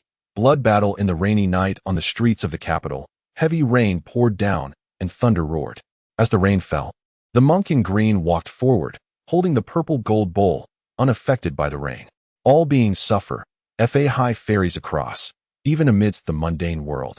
He remains untouched by the slightest trace of worldly affairs. Fa High's steps were firm and heavy, each step splashing up torrents of water. Strangely, the monk's shoes remained dry. In the purple gold bowl, golden light flickered like a golden ocean, a sacred artifact of the Buddha, slaying demons and annihilating evil. Today, it displays its divine might once again. Amitabha. Chapter 91. The demon monk in front of the Taishua Palace. Fahai blocked the way, and Bai Wangyu, covered in blood, found it difficult to move an inch. Fresh blood dripped, staining the sword's edge, and the path of the Confucian scholar seemed to have reached its end. The parting words echoed in his mind, and a faint smile appeared on Bai Wangyu's exhausted face. In this life, he had no regrets. For some reason, the beautiful figure of Li Yuan flashed through his mind at this moment, but it disappeared in an instant. Forbidden technique. Bai Wangyu crossed his sword before him, and true energy surged against his blood vessels. In an instant, torrents of blood erupted. Chapter 92. 3 moves on a rainy night, so long. On the streets of the capital, a young figure dashed past, heading towards the Taishua Palace. Little Red Riding Hood, please be safe. Li Zai's face was filled with anxiety, and his speed increased. Rainwater splashed behind him, and the long night seemed endless. Stomp. His footsteps pounded on the water's surface. Urgent and rapid, just like Li Zai's heart, beating quickly with worry and urgency. In front of the Taishua. Chapter 93. Signs of a harsh winter on a rainy night. In front of a small courtyard on the eastern side of the Taishua. Li Zai responded without hesitation, using the only promise given by the Confucian leader. Creak. Inside the small courtyard, the door of the wooden house opened, and Kong Chiu stood under the eaves, looking at the drenched young man outside, calmly saying, "Bring him in." "Thank you, Confucian leader." Seeing the Confucian leader agree, Li Zai's attitude became much more respectful as he carried Little Red Riding Hood into the courtyard. Outside the courtyard, the 4 Confucian masters silently retreated. Inside the courtyard, the house. Chapter 94. The celestial maiden in the capital. Almost a month had passed since that long night. Many events had occurred in the capital during this month. The 11th Prince Mu Qing and the Rakshasa King Tao Yaoyao were punished for their previous actions. However, the punishment was not severe, merely a fine and house arrest. The one most affected was still the eldest Prince Mu Yuan, whose alliance with the southwestern prince's mansion would have further strengthened his power, making it possible for him to ascend to the crown prince position. However, now that the alliance had failed, everything had become mere talk.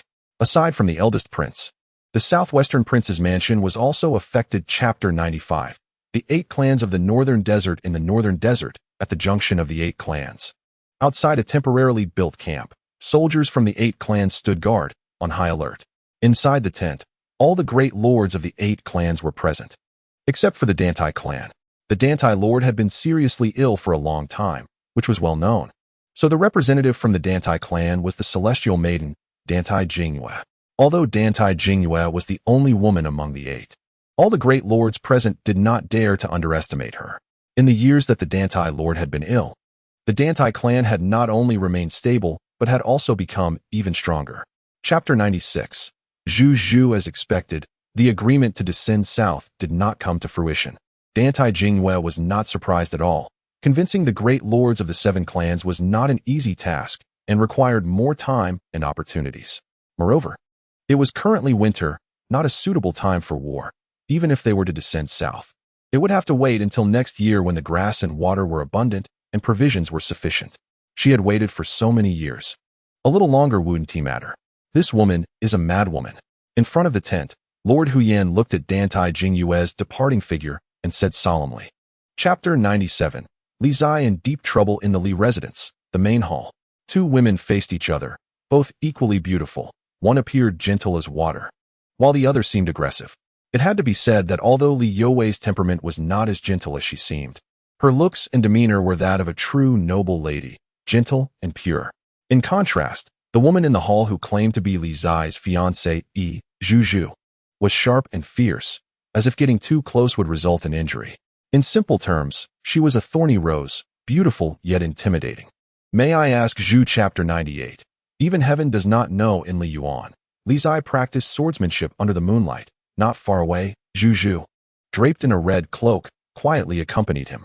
Under the bright moon, the beauty was like jade, and the sword energy was like frost. Zhu seemed to forever be folding paper birds, one after another. The lifelike paper birds, red as fire, added a touch of warmth to the cold night. A faint red glow appeared on Li Zai, extremely weak, almost invisible to the naked eye.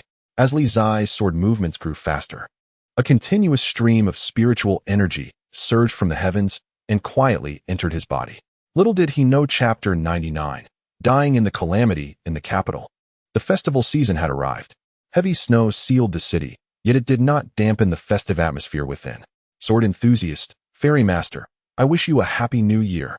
In the inner courtyard of the Li residence, during the reunion dinner, Li Zai, accompanied by a group of younger relatives, respectfully bowed to the two highest-ranking elders in the household.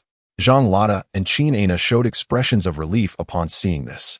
Today I'm in a good mood. Let's drink a few more cups. On this rare day of reunion, Zhang Lada was in high spirits, lifting his own wine jug and starting to drink. Chapter 100. I wish to become a stone bridge in Li Yuan on the first day of the new year. Li Zai and Little Red Riding Hood ran all over the capital, visiting all the teachers and masters of the Taishiwa. I'm exhausted. After visiting everyone, Li Zai collapsed on the carriage, feeling as if his waist would break. He had completed all the New Year greetings he would need for a lifetime in one day. Beside him, Bai Wangyu seemed lost in thought, gradually closing his eyes. On the street, the carriage moved forward, heading towards Li Yuan.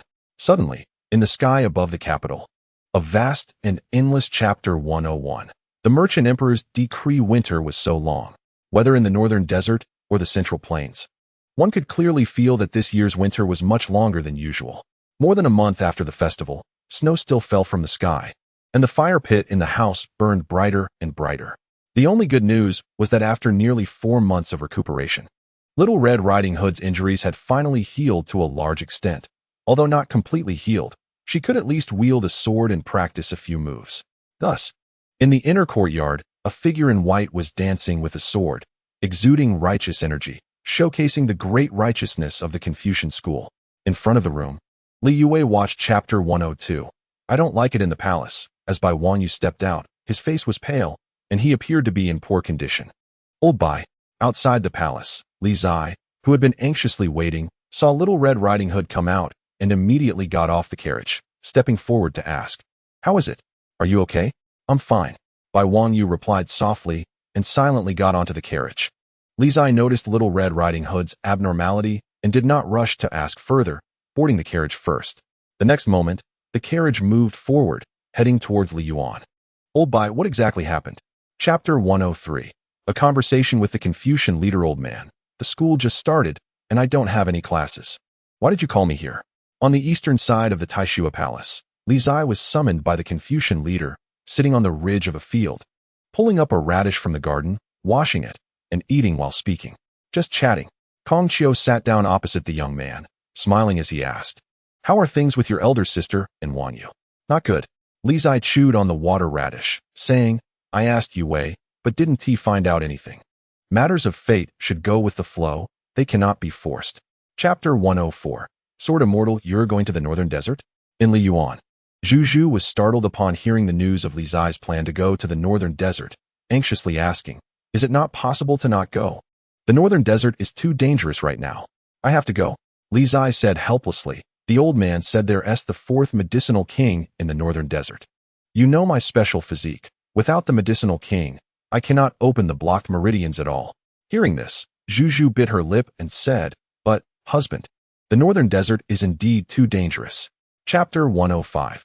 Heading north a month's time, neither long nor short. In the northern desert, news about the monsters has spread throughout the 9 provinces, and people everywhere have begun to closely monitor the situation in the northern desert. Everyone is worried that those monsters will emerge from the night and wreak havoc on the world. Shortly after, the Confucian sect announced that they would send disciples to the northern desert. Following that, The Hall of Heaven's mandate and the Buddhist sect also expressed their intentions to send masters to assist the 8 tribes of the northern desert in combating the monsters. It was agreed that among the masters sent by the 3 factions to the northern desert, all would have 5th-level cultivation to hold down the fort. Chapter 106. The sword enthusiast goes west to the north of the capital. The sound of carriages and horses echoed as they traveled north towards the distant northern desert. Led by the Confucian sect, a group of Confucian teachers and disciples, all dressed in Confucian robes, each carrying a strong scholarly aura mixed with a hint of the resilience of warriors. The millennium-old Confucian sect was filled with righteous energy, and every disciple, regardless of their cultivation level, shared a similar temperament. They would rather bend than break. This was the strength of the Confucian leader, but also its weakness. The high moral standards of the Confucian disciples had almost reached an extreme, but too much of anything is not good. Chapter 107. The show of strength in the northern border of the great merchant, Confucian disciples rode swiftly past, having traveled for days, and were nearing the edge of the great merchant. Ahead lay the North Zhang Plain. "Look ahead," Bai Wanyu said, gazing at the vast wilderness. The North Zhang Plain is the boundary between the great merchant and the northern desert. Once we reach North Zhang Plain, we'll be close to the northern desert. Which tribe's territory do we reach first? Li Zai asked. The Hellion tribe, Bai Wanyu replied. The Hellion tribe is located at the southernmost part of the 8 tribes of the northern desert and is the strongest among them. Chapter 108. Hellion Lonrua on the North Zhang Plain. Under the watchful eyes of Li Zai and the literary Confucian, Bai Wanyu had to muster his courage to step forward, looking at the shocked female general ahead, just as she was about to raise her sword. Unexpectedly, the woman suddenly screamed, "Ah, don't kill me." Hellion Lonrua said in terror, "My father is the Hellion Duke. If you kill me, my father won't spare you." The daughter of the Hellion Duke? Li Zai behind her was taken aback. That's the princess, right? This is quite troublesome. Chapter 109. Sparring at night, the campfire crackled. And when the banquet atmosphere was at its peak, a man from the Hellion tribe stood up to provoke, wanting to suppress the arrogance of the Central Plains people in front of everyone. Although the Confucian disciples present had tried their best to keep a low profile, even Li Zai, who was usually the most troublesome, had not yet made his move. Why bother? Bai Wanyu sighed softly beside him, murmuring, "They didn't cause trouble, but someone is provoking them instead." Beside him and the senior brother, there's a guy who enjoys watching the fun. Chapter 110. The handsomest is always the senior brother on a cold night. The biting wind was piercing. At the banquet, because Chang Yu lost the spar, the faces of the Confucian disciples were not very pleasant. If they lost in a fair competition, that would be one thing, but losing in this manner was unacceptable to them. At the front of the banquet, the Confucian leader also had a somewhat grim expression. Just as he was about to say something, he saw Bai Wanyu standing up in the back. "Wang Yu," the Confucian leader said in surprise. "Leader Duke, I want to compete with this Hellion warrior." After saying that, Bai Wanyu did not wait for the two to respond. Chapter 111. The most cowardly Li Zai under the starry night sky. The grassland night was so beautiful. After the banquet ended, the Hellion tribe members and the Confucian disciples each returned to rest, ignoring each other. The northern desert and the central plains had never been said to be friendly, and now it was the same. Therefore, the Confucian disciples felt quite relieved at how the senior brother had beaten the Hellion tribe's first warrior.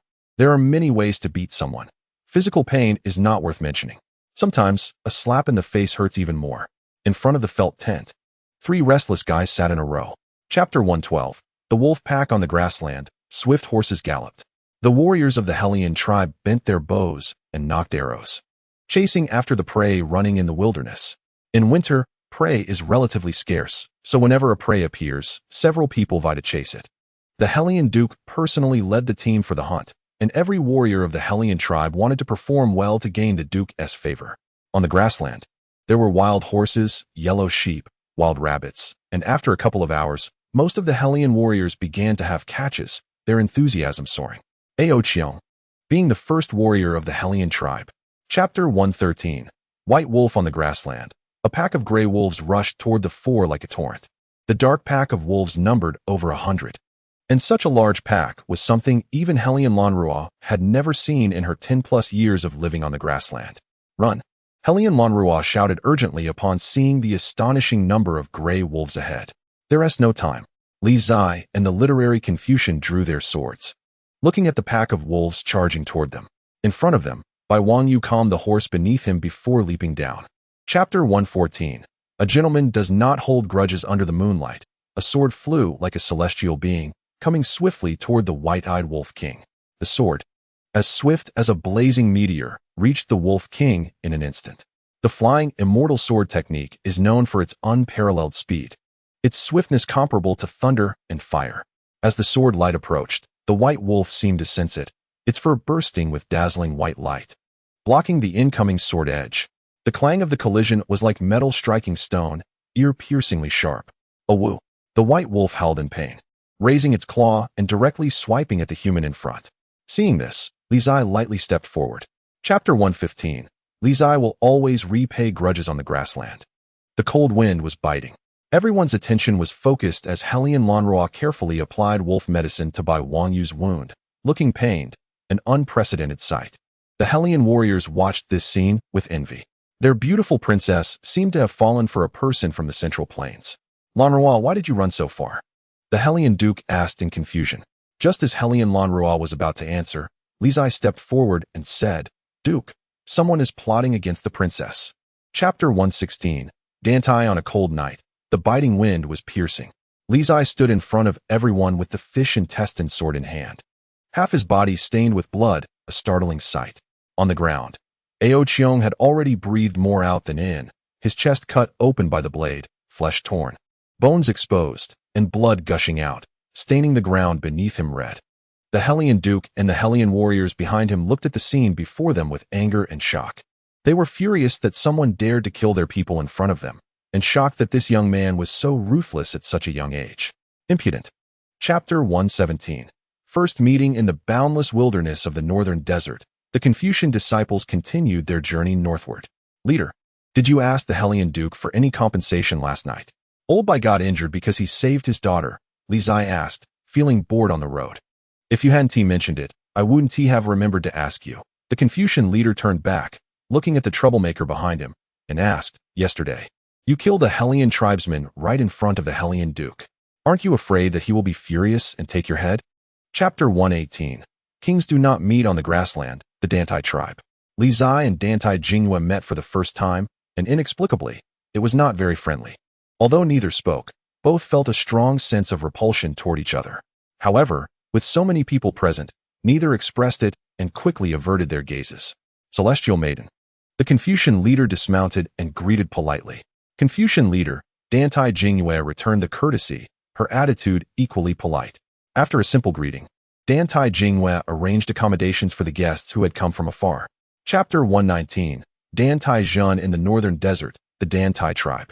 In the early morning, some men from the grassland went hunting, some were feeding cattle and sheep, while others were practicing martial arts and archery, engaging in friendly competition, creating a lively atmosphere.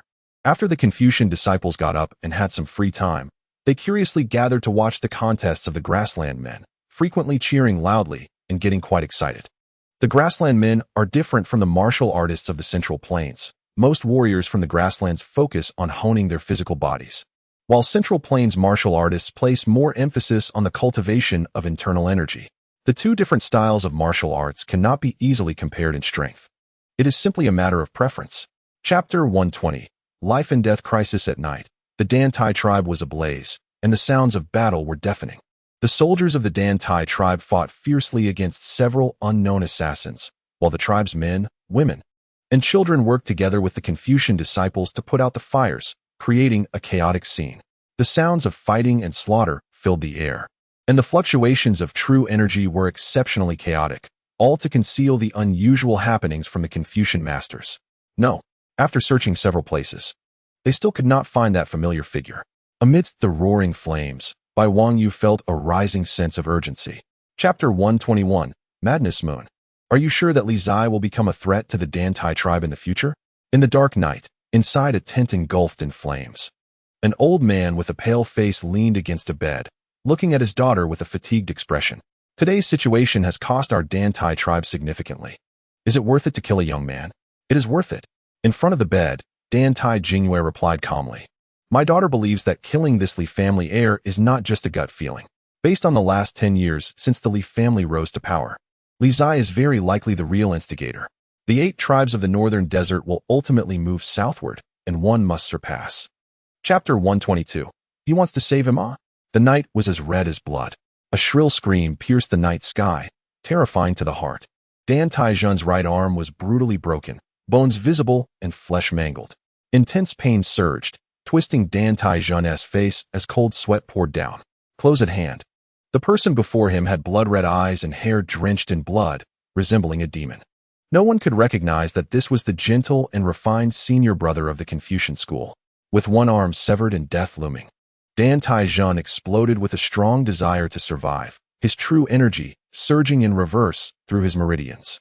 Chapter 123. By Wang Yu's Change in the Northern Desert. The cold night was biting. The Dan Tai tribe's heavenly maiden and the great lord were ambushed, with several tents set ablaze, resulting in significant losses of gold, silver, and provisions. Amid the chaos, the unparalleled powerhouse of the Dan Tai tribe took the opportunity to escape. The Confucian practitioner chased for some distance, but, fearing it was a ploy to lure him away, quickly returned to check the situation. Today's slaughter came too suddenly and without warning. As the saying goes, it is easy to dodge an open attack, but hard to guard against a secret one. Moreover, the Confucians rarely had enemies, so it was unimaginable that a master would suddenly launch a surprise attack. Inside the tent, Dan Tai Jingyue supported her father to lie down and rest, her face. Chapter 124.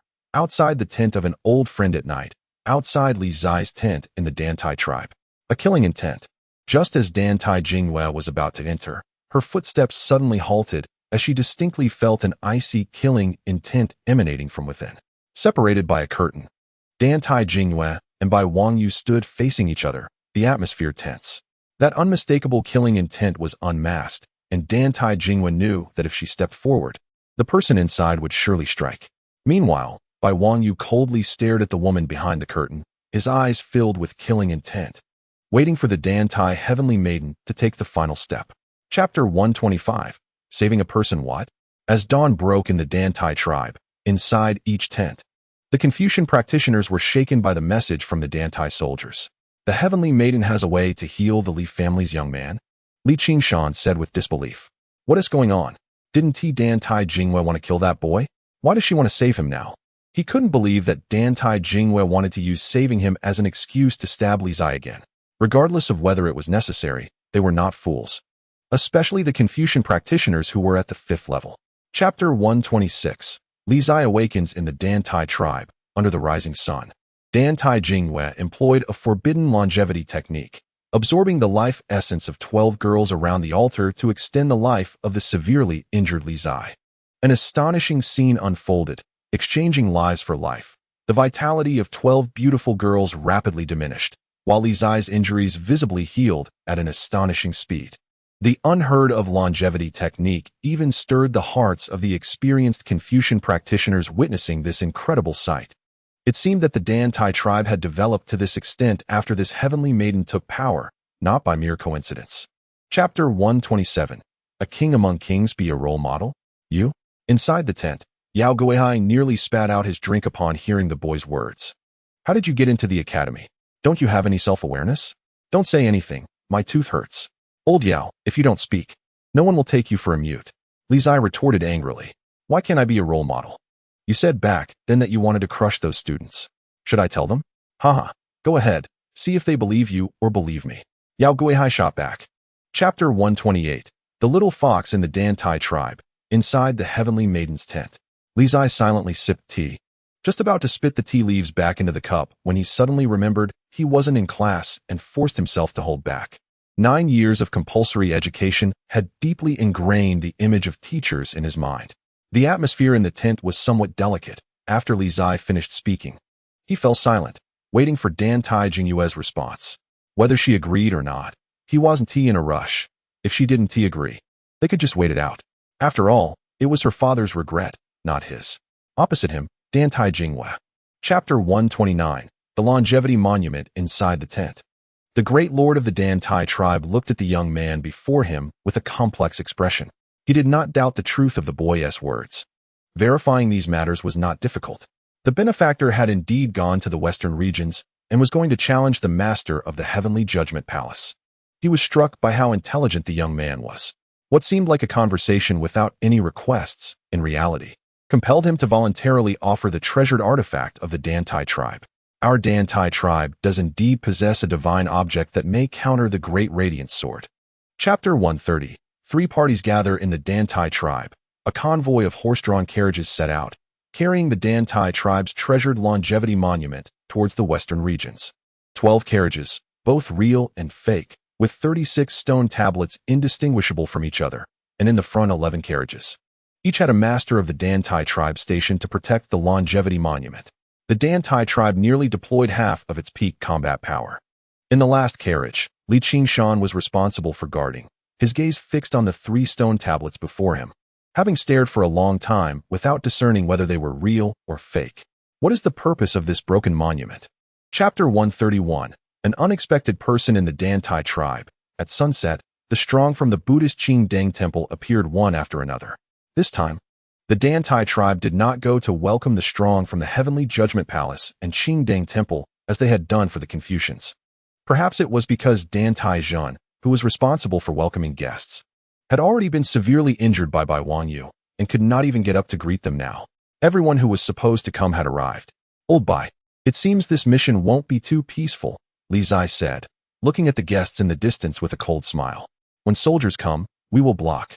When water comes, we will cover. Chapter 132. Threatening words at night. The campfire flickered. Before the fire, Li Zai looked at the southwestern prince behind Fa Hai, unable to hide his shock. Zhu Qingge, how did he end up with Fa Hai? Li brother. Fa Hai stood behind. And Zhu Qingge also saw the young man ahead, his expression complicated. Li Zai regained his senses, suppressed the turmoil in his heart, stepped forward, and pulled Zhu Qingge away. Fa Hai, seeing this, flashed a cold smile, but did not stop them. More than 10 zhang away, Li Zai stopped, looking at Chapter 133, each with their own agenda. In the deep of night, inside the felt tent, Bai Wangyu and Wen Shiru applied medicine to Li Zai's wounds, and then laid down to rest. Li brother, that divine child and Fa Hai hold quite a grudge against you. You should be careful. They are likely to cause you trouble again. Bai Wangyu reminded from the bed on Li Zai's left. That's right, Li brother, you are really impressive. Tantai Tian wants to kill you. The divine child wants to kill you, and Fa Hai probably wants to crush you too. You've offended 3 factions at once. I admire you. Wen Shiru said with a gloating expression from Li Zai's right. Chapter 134. Great practitioners also talk big. In the Tantai tribe, early in the morning, a conflict erupted between the Confucian Gate and Tianyu Palace. As the 2 most powerful forces in the world, both sides had always looked down on each other, and conflicts had erupted more than once or twice. In the past, Confucian disciples had endured and chosen to take a step back, but now that Li Zai was here, enduring was impossible. A gentleman takes revenge 10 years is not too late. That's a gentleman's thing. Li Zai's motto is to repay grievances on the spot. Moreover, now he had someone backing him. If he didn't act arrogant and domineering now, when would he? Chapter 135. It started. Changyu, go check for me if they've started fighting. If they have, call me. Inside the felt tent, Li Zai, who had been dragged back by Bai Wangyu and Wen Shiru, said anxiously. On the table in front of him was a bowl of steaming medicinal soup, freshly brewed, but he couldn't bring himself to drink it. Okay. Changyu nodded and quickly walked out. Who? Li Zai leaned over the table, blowing hard on the soup to cool it down. Li brother, don't rush. Be careful not to burn yourself. Chapter 136. News from the Tripitaka. In the Tantai tribe's command tent, the Confucian, Buddhist, and Tianyu Palace forces gathered to discuss how to counter the demonic creatures. The news just received indicated that a great demon appeared among the demonic creatures, comparable to the 3rd realm of the human race, with extremely formidable strength. The soldiers stationed in the north were suffering heavy casualties and were about to be unable to hold their ground. Tantai Jingyue looked at the 5-realm great practitioners from the 3 factions before her and spoke. A 3rd realm great demon? Fa Ru frowned and said, this level of demon is beyond what ordinary disciples can handle. This is troublesome. Even more troublesome things are yet to come. Chapter 137. The style of that sword. The Tantai tribe, Confucian Gate, Buddhist Gate, and Tianyu Palace, after understanding the situation in the north, returned to prepare for heading north. Wen and Bai continued to closely watch Li Zai, and when busy, they had Changyu and others help keep an eye on him. Besides preventing this guy from causing trouble, they had to guard against this kid being ambushed. Mainly, currently, All factions, except for the Confucian Gate, wanted to kill this master. Therefore, no matter where Li Zai went, at least 1 or 2 Confucian disciples followed him, even waiting outside when he went to the restroom. Chapter 138. The Unmatched Heavenly Pride. In the northernmost part of the 8 tribes of the desert, the cold night enveloped, and corpses were strewn everywhere. The extreme confrontation between the human soldiers and the extreme night demons. As the cold night continued to spread, the demons grew stronger, and the soldiers in the northern desert began to show signs of defeat. If a way to restrain the demons could not be found, the tragic defeat of the 8 tribes in the northern desert was only a matter of time. And at the end of the cold night, terrifying auras flickered, hidden in the darkness, waiting for the opportunity to emerge. Li, benefactor. In the depths of the night, the Tripitaka looked at the young man approaching in front of him and respectfully greeted. Chapter 139. Slaying the Demon King. In the extreme night world, blood gushed forth, falling like rain. The blood of the Demon King was colder than ordinary demons, falling to the ground as frost, icy and piercing. The Demon King of the Ghost Wilderness retreated repeatedly, disbelief filling his eyes. How is this possible? How is this possible? A mere junior of the human race can actually break through the steel skin of his demon race king. Behind Li Qing, the Tripitaka also wore a shocked expression, unable to believe what he was seeing. The 4th Realm Demon King has actually been defeated, even defeated without the power to fight back? Chapter 140. The Supreme Saint's Duel. Li brother, don't sleep anymore. It's time to depart. At dawn, while the sky was not yet fully bright, Li Zai, still fast asleep, was pulled up by Little Red Riding Hood. What time is it? In a daze, Li Zai glanced outside at the gray sky, then pulled the blanket over his head and said, 5 more minutes. What 5 minutes? The master and instructor Chun have already packed. They're just waiting for us. Bai Wangyu immediately pulled the blanket off the boy and urged, Li brother, hurry up, otherwise, it'll be Instructor Chun. Chapter 141. The Demon Tide. In the northern desert. On the endless wasteland, hundreds of fast horses rushed by, continuing northward. After 5 consecutive days of traveling day and night, the forces from all directions finally arrived at the northern battlefield. Now, even though winter was nearly over on the grasslands of the northern desert, the battlefield near the extreme north was still extremely cold. Over the past decade, the grasslands had become colder, especially in areas close to the extreme north, where water and grass had decreased due to weather impacts and had gradually become unsuitable for human survival. The extreme night world spread, and the harsh winter invaded. The earth was desolate everywhere. Chapter 142. 12 Demon Kings. Demon Tide. Under the night, the scouts' shouts echoed through the night sky. Before they could react, thousands of demonic creatures surged from the extreme night world, instantly swallowing all the scouts who had escaped. In front, in the camp of the 8 tribes of the northern desert, the soldiers rushed out of their tents, their eyes wide with horror as they looked at the rushing demon tide. Such a large-scale demon tide was something the soldiers of the northern desert had never seen before, even though they had fought many times against the demons. Most of the soldiers on the grasslands could ride and shoot well, but in front of the demons, their steeds. Chapter 143. A Brutal Battle. In the dark night, as the 3 forces arrived, they had no time to rest before the extreme night world erupted with the strongest demon tide in history. Perhaps it was revenge, or perhaps it was coincidence. In any case, the outbreak of this demon tide was so sudden.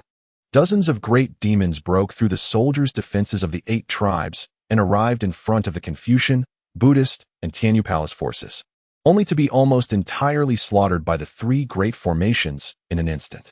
But unexpectedly, just as the 3 sides thought they had succeeded, 12 demon kings hidden among the great demons appeared simultaneously, taking advantage of the moment when the 3 formations were exhausted to join forces to break the formation. Chapter 144. Chess Match. In the dark night, the human race and the demons were engaged in a fierce battle, and the situation was incredibly brutal. Because Chang Yu risked his life to protect him, Li Zai, who narrowly escaped death, forcibly unleashed the yet-to-be-mastered Supreme Saint's Duel, staining his robe with blood. And his combat power surged several times in a short period. The shocking sword, so stunning, drew the attention of powerhouses from all factions above the 3rd realm. All feeling this unusual aura and looking over, Li Zai was surrounded by a mist of blood, and the true essence beyond his physical limits surged through his meridians, giving him immense power while continuously backfiring on him. Chapter 145. Conspiracy. In the Shoan Palace, Mu Yuan felt the gaze of his father, the emperor, upon him. And for some unknown reason, he felt a chill run down his back, and cold sweat poured down. The Great Shang is the first dynasty of the 9 regions, and his father is the king of the Great Shang, with the Confucian Gate as a national treasure.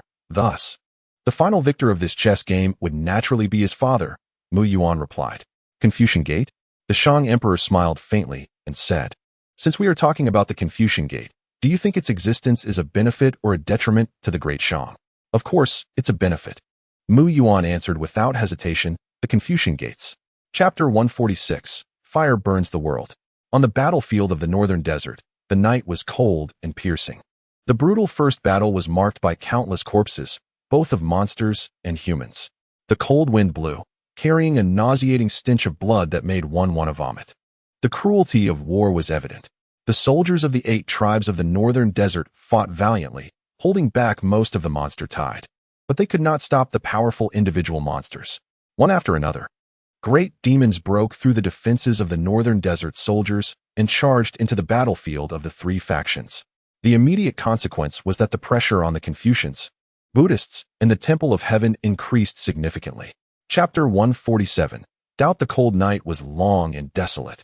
Dawn finally arrived with everyone's anticipation. The cleanup of the battlefield had been ongoing for the entire night and was still not finished by the time the sun rose. In this monster tide, the soldiers of the northern desert suffered heavy casualties, with losses exceeding 10,000.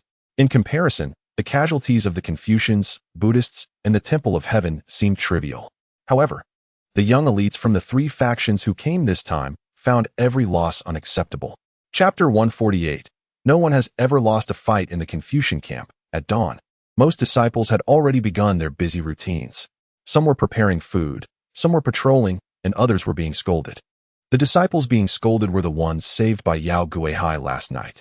They had already been berated for more than half an hour and looked set to be scolded for another hour. As the most cultured teacher of the academy, Yao Guihai had to endure some restraint while at the academy, but out in the vast wilderness, cursing became routine. Once he started scolding, it was not just an insult. Chapter 149. The savior of the law and Confucianism, Li Zai in the northern desert, at the boundary between the world of eternal night and light, camps were established. The soldiers of the 8 tribes of the northern desert, along with the Confucians, Buddhists, and the Temple of Heaven, stood guard at the entrance of the eternal night world, preventing monsters from emerging and wreaking havoc. Since the unprecedented monster tide, the eternal night world had been silent for several days, showing no signs of activity. Clearly, although the human side suffered heavy losses, the monster side also incurred significant damage and needed time to recuperate. Chapter 150. Heavy weapons inside the tent. Li Zai looked at the law and Confucianism master in front of him as if he were an idiot. Has this old man gone mad? Why does this meeting concern me? By Wang Yu, Wen Xiao, and Zhu Zhu also looked at the suddenly intruding master of law and Confucianism. Although they said nothing, their expressions conveyed a lot. Their expressions said, Master, you are so real.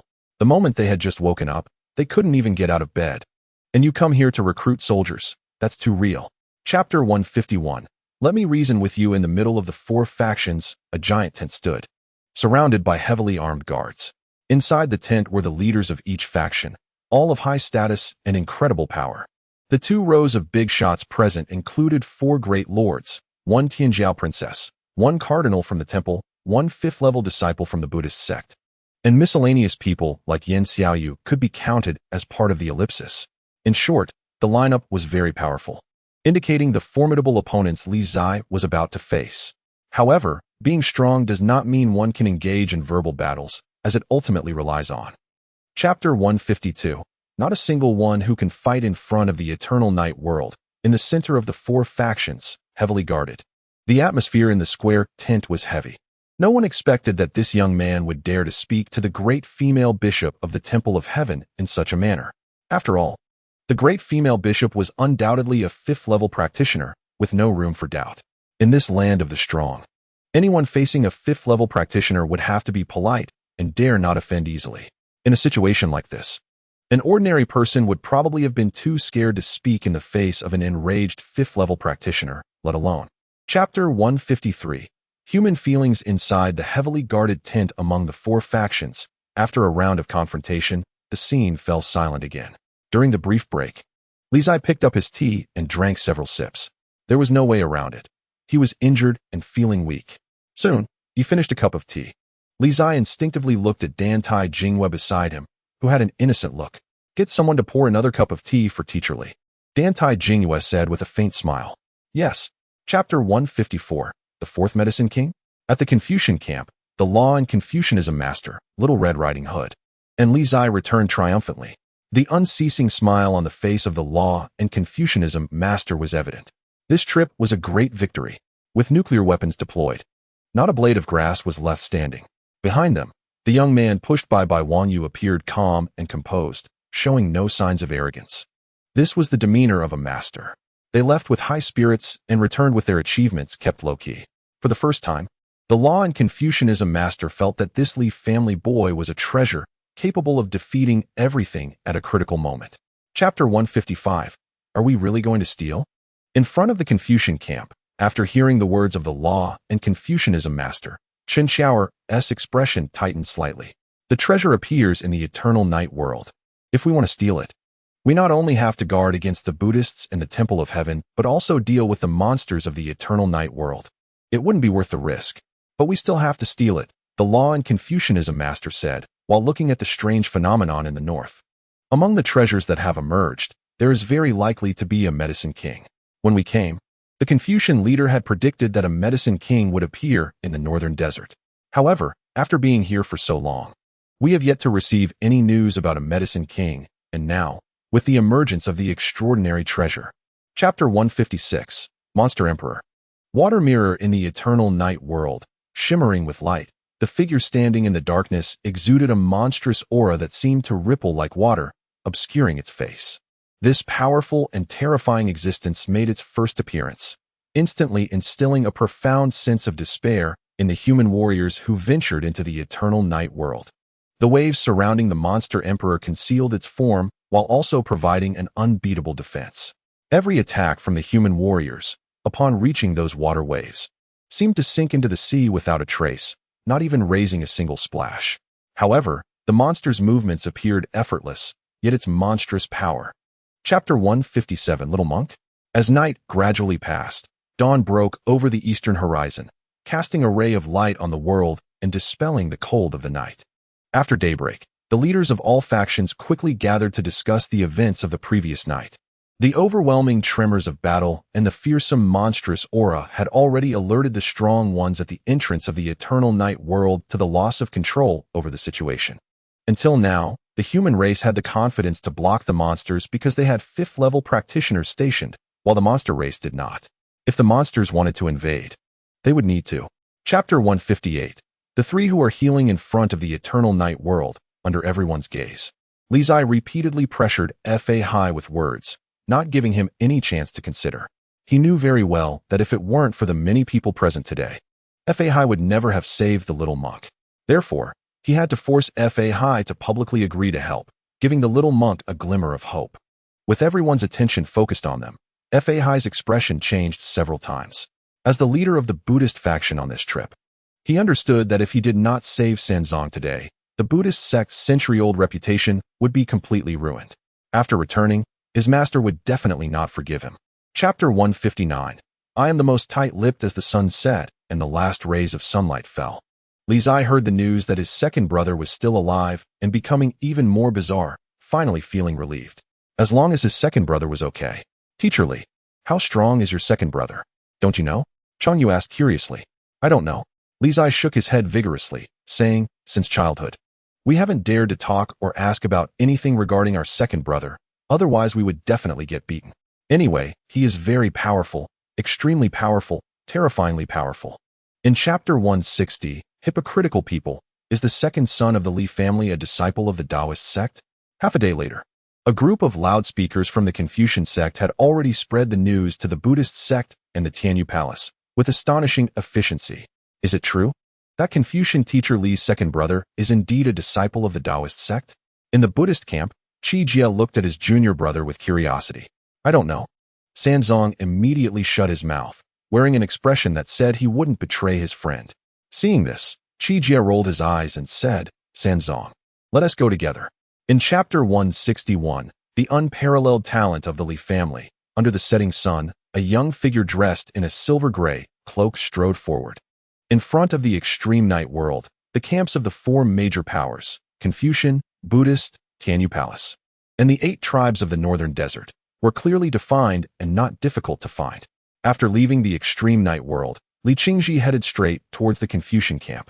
He hoped that his useless younger brother would not get involved in this mess. In the Confucian camp, upon seeing his second brother's figure, Li Zai was already so frightened that he was sweating, hurriedly turning his wheelchair to greet him. Chang Yu noticed this, and a smile appeared on his face. In Chapter 162, One's Own Strength, the sun was about to set. Inside Zhu Zhu's tent at the Confucian camp, Li Qingji sat quietly at the table, waiting for an explanation. Second brother. Zhu Zhu served him hot tea and then sat down opposite him. Go ahead, Li Qingji said calmly. My engagement with my husband was arranged by the Plum Blossom Sword Immortal and my master. Zhu Zhu said softly, I come from the Zhuge sect, one of the 8 sects of Nanling. Zhuge sect. Upon hearing this, Li Qingji's eyes slightly narrowed. In Chapter 163, borrowing a sword, the cold moon shone brightly, and the night wind was biting. It was freezing. Outside a tent in the Confucian camp, Li Zai sat in his wheelchair, wrapped up like a dumpling, waiting for his second brother to return. Beside him, Bai Wangyu, dressed in a white Confucian robe, had an extraordinary aura, forming a stark contrast with the son of a nouveau riche. Half an hour later, just as Li Zai was about to freeze stiff, the figure of Li Qingji appeared at the front of the Confucian camp, striding forward. Second brother. Upon seeing his brother's figure, Li Zai immediately perked up and called out. In Chapter 164, What should we do? In the Confucian camp, Li Zai was flitting around like a headless fly. Upon seeing the figure of Fa Ru, he immediately chased after him anxiously, saying, What should we do? What should we do? Second brother went to the extreme night world. What are you panicking about? Fa Ru stopped and said in a deep voice, Your second brother has talked with Teacher Chen. Since he still wants to go, it means he has some confidence. There's no use in being anxious, just wait patiently. But Li Zai's expression remained extremely anxious. But in the extreme night world, there is an invincible demon. In Chapter 165, Battle with the Demon Emperor, in the extreme night world, the Demon Emperor blocked the way, and a great battle was about to begin. In the void, the surging demonic energy spread, and the aura of the demon ruler was astonishing. Ahead, Li Qingji looked at the blocking demon ruler, his expression showing little surprise. Since the demon emperor set up a seal, it indicated that he valued the thing in this lake highly. If he didn't appear, it would be abnormal. Since the unrivaled talent of the human race has left, you should not return. In the void, the water mirror demon emperor gazed at the young man ahead and said calmly, You should know that you are not yet a match for me. In Chapter 166, Buy one, get one free. Inside the Confucian camp, Li Zai was personally applying medicine to his brother's injured arm, being very careful. What Li Zai did not know was that outside, various factions had already erupted in chaos. Whether it was the Confucian sect, the Buddhist sect, the Tianyu Palace, or even the 8 tribes of the northern desert, all were shocked by the incredible ability of the second son of the Li family. It was known that previously, various factions had sent many strong cultivators, and almost all had died in the extreme night world. Even Chen Xiaoer from the Confucian sect, who was said to be invincible among the 4 realms, had suffered severe injuries and almost couldn't return. Now, in Chapter 167, Sword on Sword, during the sunset, as the sun sank, Fa Hai and Lu Rongnu visited the second young master of the Li family. Come in. Inside the tent, Li Qingji spoke calmly. Upon hearing the response, Fa Hai and Lu Rongnu entered together.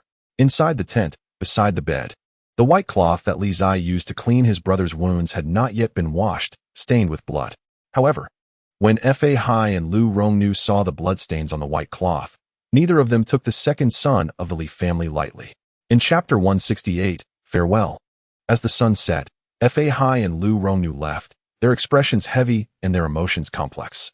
The strong figures from the Buddhist sect and Tianyu Palace also witnessed the recent battle from afar, their hearts shaken. The second son of the Li family had become no weaker than the 5th realm. In the Confucian camp, Li Zai initially felt nothing. But upon noticing the respectful expressions of the Confucian disciples towards his second brother, he suddenly understood. Second brother is very powerful, very invincible.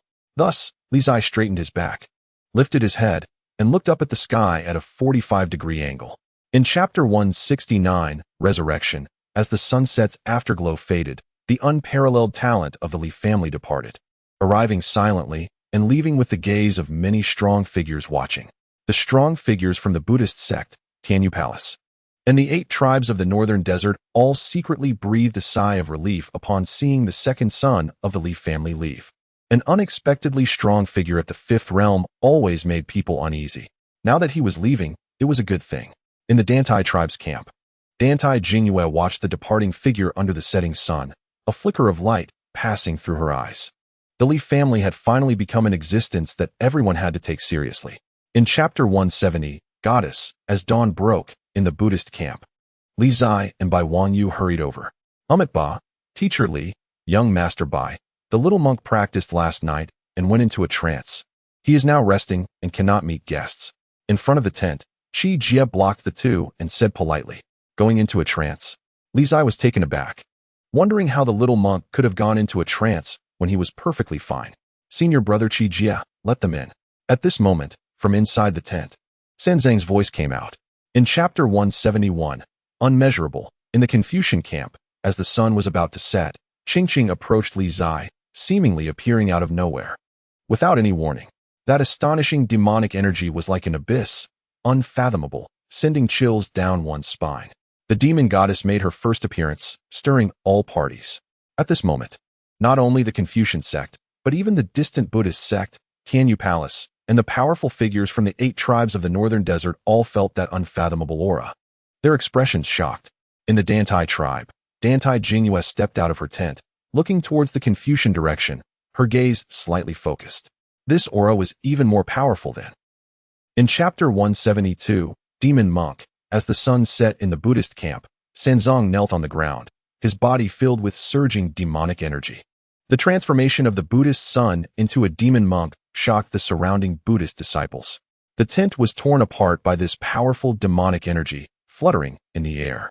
Ahead, Qingqing stood amidst the surging demonic energy, her delicate hand pressed on San Zhang's head, cleansing his marrow and reshaping his bones. Around, no Buddhist disciple dared to step forward, only able to watch helplessly as the Buddhist sun transformed into a demon. Behind, Fa Hai stumbled to his feet, clutching his chest, spitting out a mouthful of blood as new and old injuries flared up, compounding the pain. In Chapter 173, rumors spread by mouth, in front of the extreme night world. In the boundless wilderness, Qingqing's transformation from Buddha to demon drew attention from all sides. For several consecutive days, in order to save the little monk's life, the Confucian sect and Li Zai once again displayed their limitless operations. Have you heard? That demon goddess loves the Buddhist sun and wants to take him back to the extreme night world, but unfortunately, the Buddhist sun is devoted to the human race and rejected the demon goddess. I heard that the demon clan goddess sacrificed half of her bloodline to forcibly turn the Buddha child into a demon body in order to successfully bring him back to the world of eternal night. Chapter 174, Fifth Pulse, Confucian Camp. Supreme Holy Combat. After dealing with the Little Monk's matter, Li Zai, for some unknown reason, decided to challenge Little Red Riding Hood. Some people always think they can do it just because they made a little progress. In the camp, the two stood facing each other. And then Li Zai shouted loudly and unleashed a powerful attack. Around them, a group of Confucian disciples watched as bystanders. They started fighting. Go, Master Brother. The support was overwhelmingly one-sided, with no one betting on him. Chapter 175, Candidate. Ba, Brotherly hasn't broken through? In the Buddhist camp, inside the tent, Tripitaka looked at the sullen young man beside him in surprise. No, Li Zai said sadly. The heavens are unfair. He was almost exhausted, but still wasn't allowed to break through. The baby is suffering inside. Tripitaka hesitated for a moment, raised his hand, and pointed at the young man's forehead. Suddenly, a trace of hard-won Buddhist energy quietly entered the latter's body. What is this?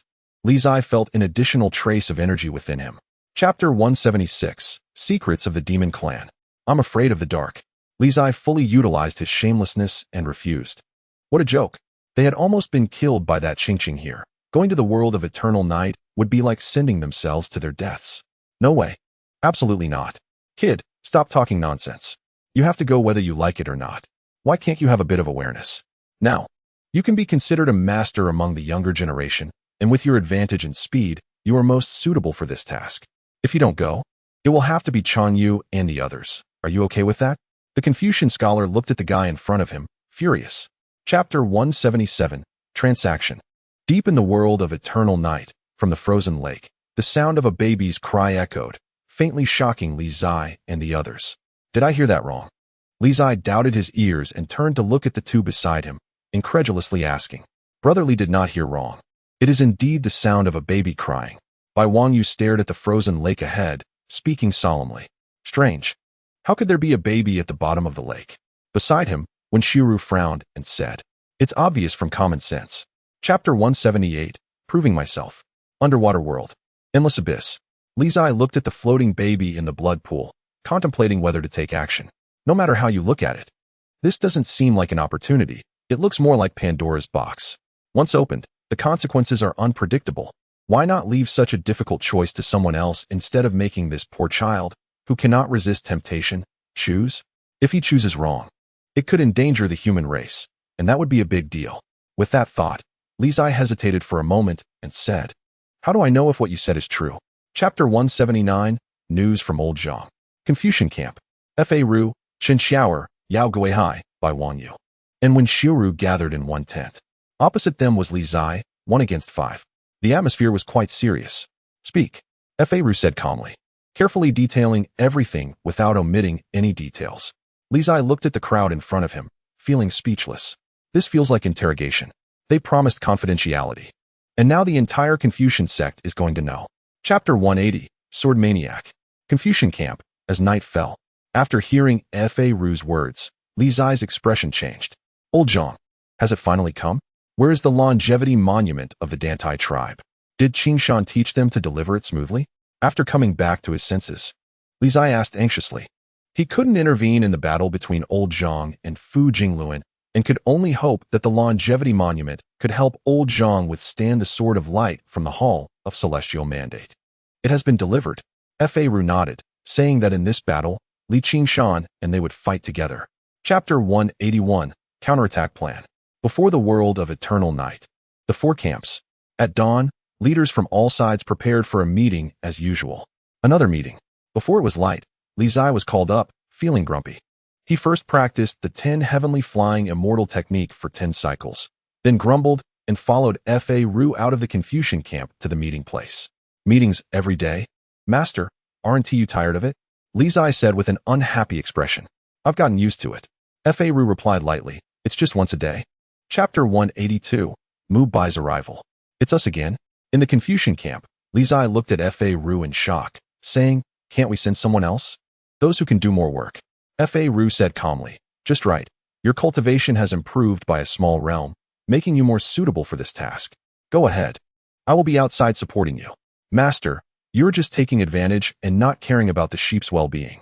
Li Zai muttered, feeling unwilling. He almost died yesterday. And now he has to go again. Isn't this bullying? Chapter 183, Battle of the 5 Realms. Night fell, and the cold wind was piercing. In the Confucian camp, the weather was changing. Qingqing, the demon clan goddess, came in person, her demonic energy surging, shaking people's hearts. To find Li Zai, she forcefully arrived at the Confucian camp. Before the world of eternal night, the water-mirrored demon emperor blocked F.A. Ru, not giving the latter a chance to assist. Countless demons hid in the world of eternal night, waiting for a command to launch an attack again. A great battle for the sake of one person. The situation was precarious. The 8 tribes of Northern Desert stood still in front of their tents. Chapter 184, Useless at Everything. Deep in the world of eternal night. In a mysterious place with towering black stones, Li Zai and the others entered to check the situation. Be careful. Bai Wangyu sensed the eerie and cold atmosphere around, and spoke solemnly, Something doesn't feel right here. Upon hearing this, the 3 of them restrained their breath, held their breath, and tried to minimize their breathing. Rustle. In the Blackstone Forest, a cold wind occasionally swept through, bringing a nauseating smell. The scent of demons. Li Zai tensed up and quickly lowered his body. Chapter 185, First to Strike. Deep in the world of eternal night, in the Blackstone Forest, the Demon King appeared. Overwhelming demonic energy flooded the area, shaking the entire Blackstone Forest. Bai Wangyu, Wen Xiuru, and Mu Bai stared at the Demon King ahead, their expressions grave. In terms of foundational cultivation, Brother Wang Yu is undoubtedly the strongest among us, so the task of directly withstanding the Demon King's attack will be entrusted to you. Mu Bai spoke up, his tone serious. Sure. Bai Wang Yu nodded in agreement, saying nothing more, positioning his sword in front of him, his righteous energy surging. And the supreme holy combat opened in response. Chapter 186, The Injured Four-Man Team. Deep in the eternal night, with a swift sword. The shocked gaze of the Sanluo Demon King witnessed pure June piercing through, bringing forth a cascade of dazzling blood flowers. The opening created by Mu Bai at the cost of his life allowed the Demon King's heart, stripped of its steel protection, to be pierced completely under the sharp weapon. Demon blood fell to the ground like frost, exuding a chilling aura. It was anger, but more than that, it was unwillingness. The Sanluo Demon King could not believe that he, a dignified demon clan ruler, would fall to a few human juniors. Let us all go to hell together. At the last moment, the Sanluo Demon King looked at the severely injured group ahead, rage rising on his face, his demonic energy swelling wildly, actually preparing to self-destruct, taking everything down with him. Not good. Seeing this, Li Zai's expression changed, and he immediately retreated, rushing to Wenshiru and Mu Bai's side, grabbing one of each and throwing them out. Boom. At the last moment, Li Zai rushed in front of Little Red Riding Hood. Behind him, an explosion sounded, and the raging demonic energy surged out, directly blowing the two away. Li Zai instinctively protected the severely injured Little Red Riding Hood, taking most of the impact, spitting out a mouthful of blood, staining his clothes red. Master Brother, Teacher Li. In the distance, Mu Bai and Wenshiru were shocked upon witnessing this scene. Ahead, amidst the raging sands and furious waves, a massive pit appeared, measuring over 10 yards in diameter, created by the self-detonation of a Demon King-level powerhouse, the force astonishing. Mu Bai and Wenshiru stumbled to their feet and immediately rushed forward to search for the two. Ouch! As the sand waves began to settle, Li Zai gritted his teeth and crawled up from the edge of the giant pit, looking disheveled, with blood oozing from his 7 orifices, appearing quite terrifying.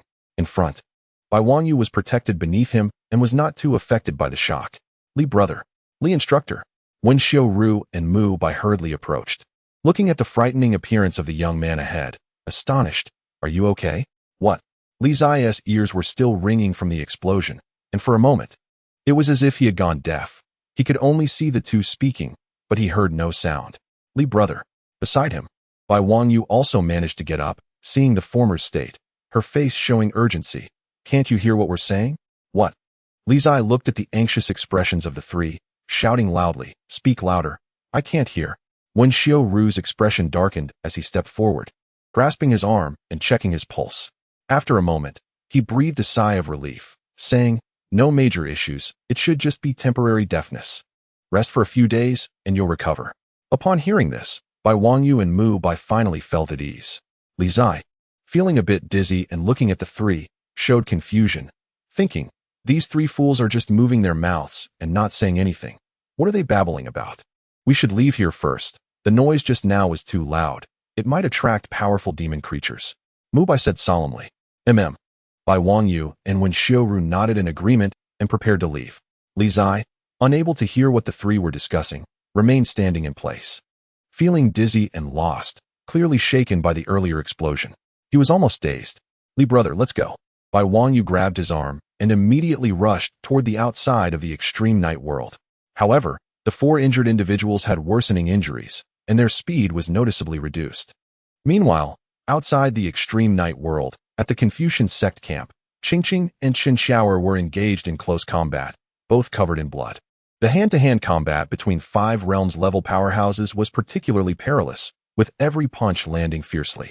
Suddenly, Qingqing's expression changed, her gaze shifting toward the extreme night world. In the clash of powerhouses, one cannot afford to be distracted for a moment, as Qingqing was drawn away by the tremor from the extreme night world. A palm struck her chest, the immense power immediately pushing the demon clan goddess back several steps. Drops of blood fell, staining her clothes. What is this? At that moment, Chen Xiaoer also felt the tremendous tremor coming from the extreme night world, her heart jolting. The aura of a demon king? Yet, something seemed off. The power of a demon king shouldn't cause such a massive tremor. Unless, Shui Jing, retreat. At this moment, Qingqing seemed to have thought of something, her expression darkening as she shouted. After saying this, Qingqing was unwilling to linger in battle and immediately prepared to withdraw. Trying to leave? Not so easy. Qin Xiaoer realized that Li Zai and the others might have caused some major commotion in the extreme night world and quickly blocked the path of the Demon Clan goddess, trying to buy time for the four. Similarly, in front of the extreme night world, the Confucianists seemed to have guessed something and exerted their full strength to block the Demon Clan monarch, not giving it a chance to escape. Damn it, Shui Jing. The Demon Emperor furiously glared at the demon army within the extreme night world, ordering, immediately return and capture the intruders. Yes, among the demon army, the Demon King level powerhouses received the order and promptly led the troops back the way they came. The powerful members of the 8 tribes of the northern desert, as well as the Buddhist sect and Tianyu Palace, breathed a sigh of relief upon seeing the demon army retreat. Then, the various powerhouses immediately turned their attention to the 2 battlefields at the Confucian camp and in front of the extreme night world, their eyes showing deep contemplation. These 2 from the Confucian sect are truly unfathomable, but what exactly are they hiding? Inside the extreme night world, the 4 staggered and rushed forward, heavily injured, their speed far from what it used to be. Do you think a Demon King might show up to collect heads now? Li Zai, still feeling dizzy, looked at their sorry state and forced a smile. Li brother, don't jinx it. Bai Wanyu, having deeply experienced someone's mouth that seemed blessed, immediately said. However, before she finished speaking, a loud rumbling sound echoed from the distance, and countless waves of demons surged forth. Among them indeed was the aura of a Demon King. The expressions of the 4 changed instantly. Damn, Li Zai couldn't help but curse. His mouth was too effective. Quick, hide. Bai Wanyu snapped back to her senses and urgently said. The 4 hurriedly headed west to temporarily evade the demon tide. Soon, like a torrent, the demon creatures rushed past, streaming into the depths of the extreme night world. Thank goodness. Li Zai saw the demon tide pass and let out a heavy sigh of relief, saying, thank heaven. We finally dodged that. As long as they don't come back, it'll be fine. Hiss. Upon hearing this, Bai Wanyu gasped, quickly covering his mouth to silence him. We need to move. Beside them, Wen Xiaoru was also frightened by someone's jinx and said anxiously. The 4 immediately hurriedly made their way toward the outside of the extreme night world, praying to the heavens not to encounter any demons at this time. In their current situation, let alone a Demon King, even a few large demons would be a serious problem for them. Just then, from behind, in front of the rushing demon army, a Demon King suddenly narrowed its eyes. This blood aura is... Stop. The Wanshang Demon King regained his senses and immediately ordered the demon army to halt, scanning the surroundings. When he saw the bloodstains on the ground ahead, he quickly stepped forward, picked up some of the bloodstained soil, sniffed it, and his expression instantly darkened. Indeed, it's human blood. The Wanshang Demon King turned back, his gaze fixed on the rear, a flicker of anger in his eyes, saying, they are just behind us, pursue. Boom, boom, boom. The demon army immediately turned back, a torrent of thousands shaking the ground. In the distance, Li Zai and the others sensed the demon tide pursuing once again, their expressions changing as they desperately fled outward. Li instructor, you must not speak again. At this moment, even Mu Bai, who usually had a calm demeanor, could no longer hold back, warning sternly while fleeing for their lives. Chapter 187, Seeking Refuge. Inside the extreme night world, the 4 were fleeing wildly, their speed astonishing. In a dire situation, one could witness the tremendous potential of human beings. Behind them, the demon tide surged like a torrent of molten iron, terrifying. In front of the demon army, the Wanshang Demon King looked at the 4 who were about to escape the extreme night world, his expression darkening.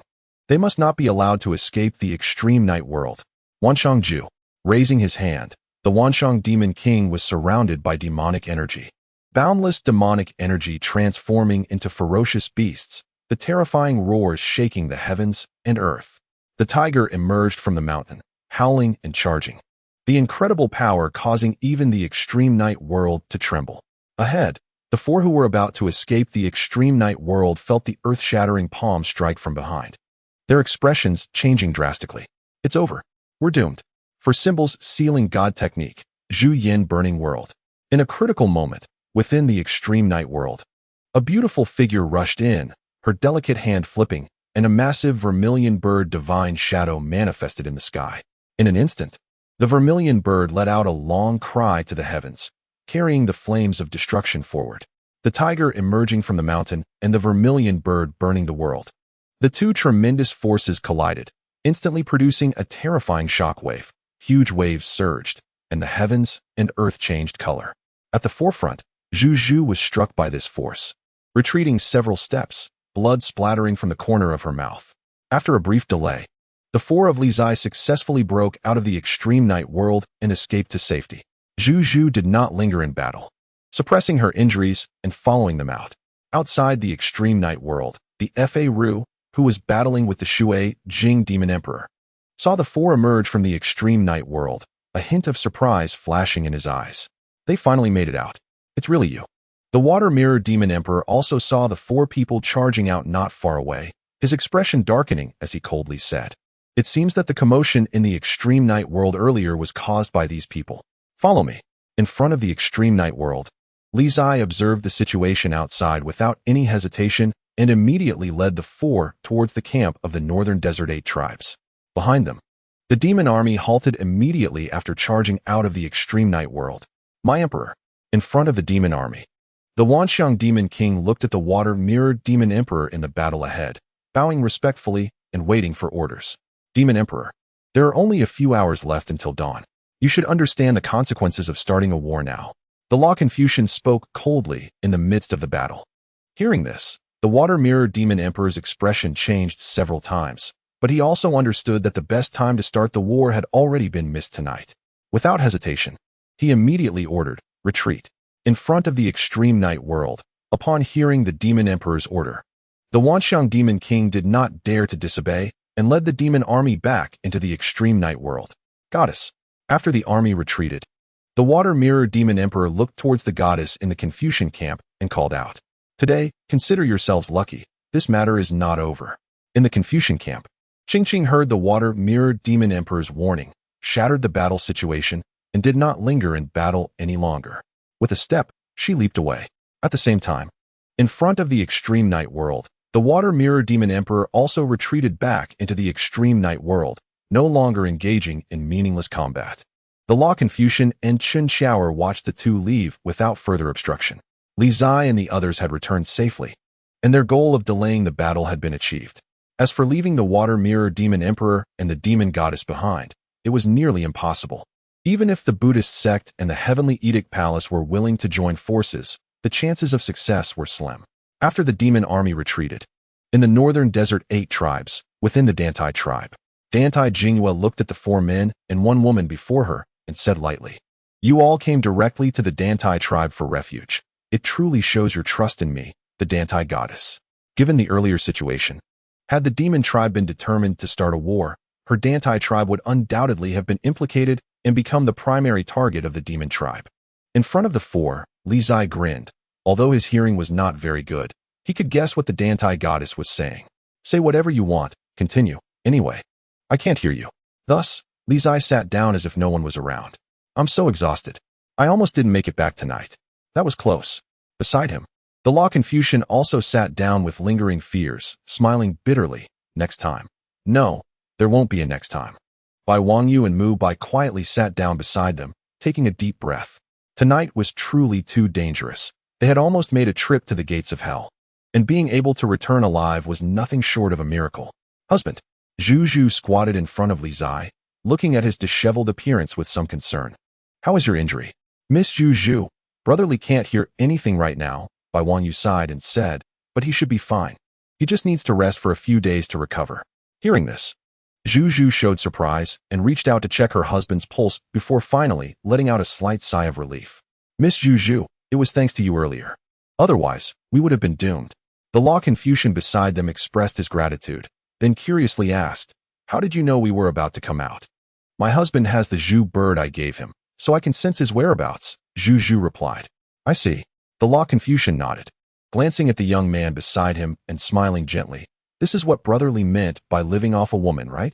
They could be considered fortunate to have brotherly. Otherwise, tonight, none of them would have survived. The five of them sat in the Dantai tribe camp, behaving as if they were lords, and aside from not having obtained Dantai Jinghua's permission, it seemed they had no other concerns, having barely escaped with their lives. Even Bai Wangyu and the Law Confucian, who were usually courteous and well-mannered disciples of the Confucian school, did not have the leisure to chat with the Dantai goddess. It was better to sit down and catch their breath. Prepare a brocade cloak and a cup of hot tea for each of them. In front of the tent, Dantai Jingwen noticed that the few people in front of her were nearly exhausted and did not dwell on any issues, issuing the order. Yes, a few maidservants took their orders and quickly left, and before long, they returned carrying brocade cloaks and hot tea. Thank you, goddess. Seeing this, the four of Li Zai were deeply grateful and quickly put on the brocade cloaks, then took a few sips of hot tea to warm themselves. Only Zhu Zhu still paid attention to her image, drinking tea in a very ladylike manner, not losing her grace. Goddess. Soon after, the Law Confucian arrived. Seeing the four looking like refugees in the Dantai camp, frowning slightly, but not in a hurry to ask more questions, he turned his gaze to Dantai Jingyue and politely said, "Thank you, goddess, for taking care of my fellow Confucians. I will take them back now. You may proceed." Law Confucian, Dantai Jingyue said calmly. "Thank you." The Law Confucian expressed his thanks and then looked at the five in front of him, saying, "Let's go back." Li Zai and the others patted their bodies and got up, not returning the brocade cloaks, and followed the Law Confucian out. "Young Master Bai." At this moment, Dantai Jingyue spoke up from behind the five. "Does the goddess have any further matters?" Bai Wangyu turned around and asked politely. "When Teacher Li can hear again, please let him know that if there are similar good things like tonight in the future, he should not think of my Dantai tribe first," Dantai Jingyue said. "I will definitely pass on the goddess's words." Bai Wangyu smiled and replied, then quickly followed after the others. Dantai Jingyue watched the figures of the few people departing, a strange light flashing in her eyes. There will be a good show to watch at tomorrow's meeting of the leaders from all sides. She was curious to see how the Confucians would explain tonight's events. Chapter 188. Truly Can't Hear at Midnight. In the Confucian camp, there was not much time left until dawn. Inside the tent of the Law Confucian, a crowd had gathered again. What happened? The Law Confucian asked the four people in front of him in a deep voice. The strength of these guys isn't weak.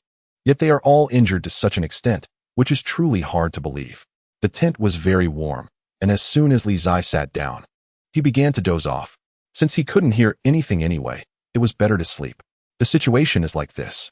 Bai Wangyu detailed the events that occurred in the extreme night world, trying not to miss any details. After finishing, Bai Wangyu looked at the three beside him and asked, "Did I miss anything?" "It seems not."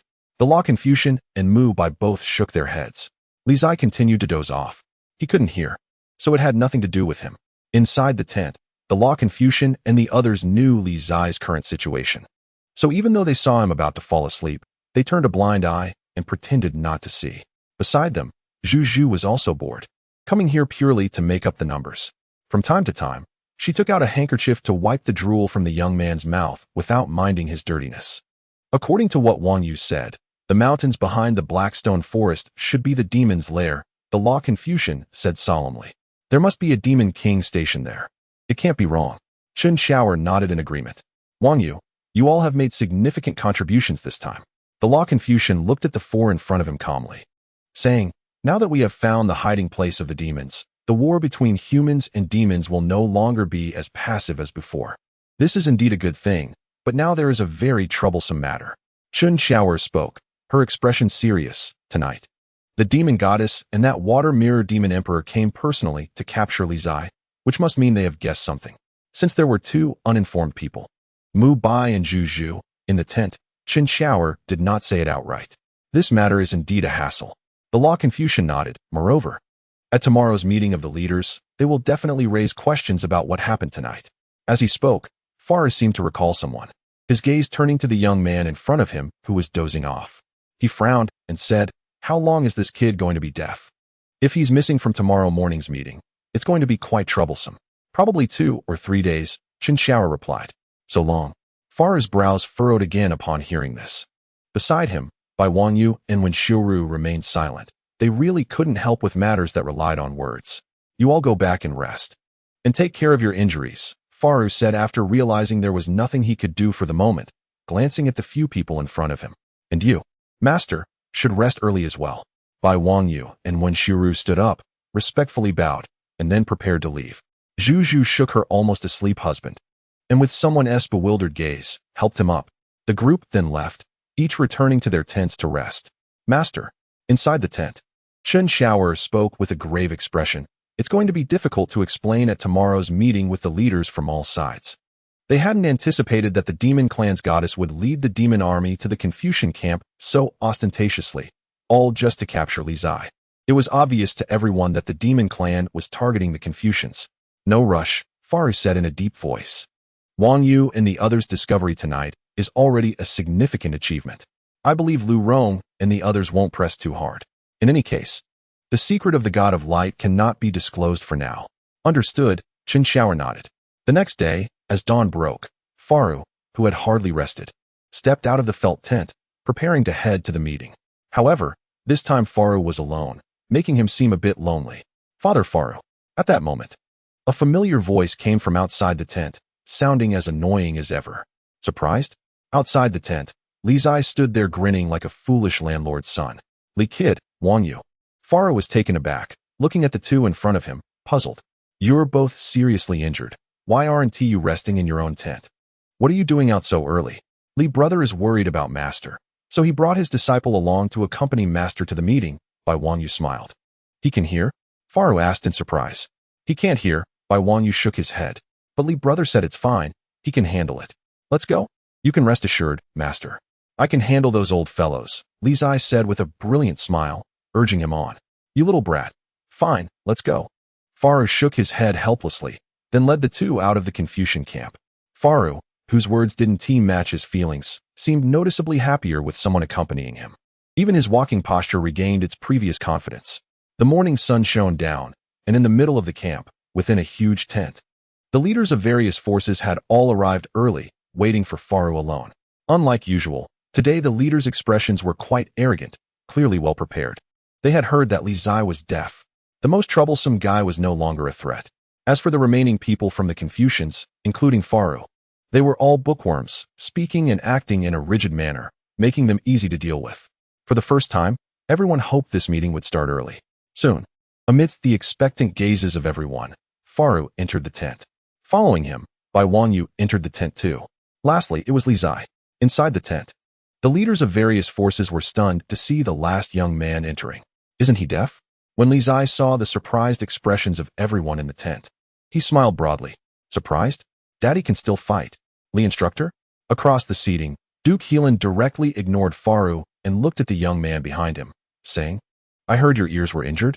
Li Zai noticed a fool staring at him, and, with an innocent expression, shrugged his shoulders. Duke Heelan, Li instructor's both ears are injured.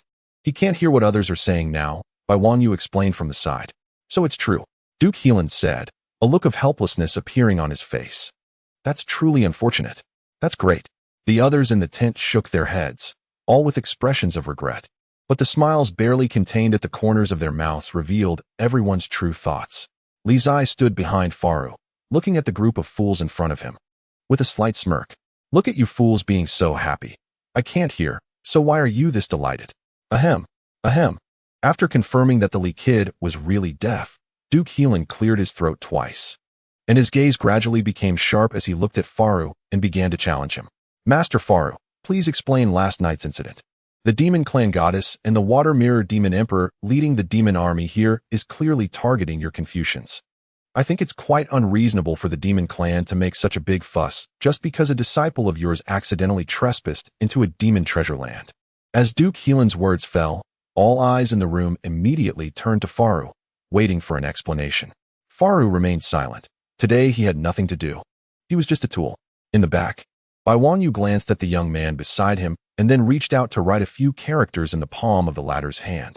With the knowing look from Li Zai and the hints written in his palm, he basically understood what Duke Heelan was saying. After sleeping together for so long, it was hard not to have a tacit understanding. Ahem.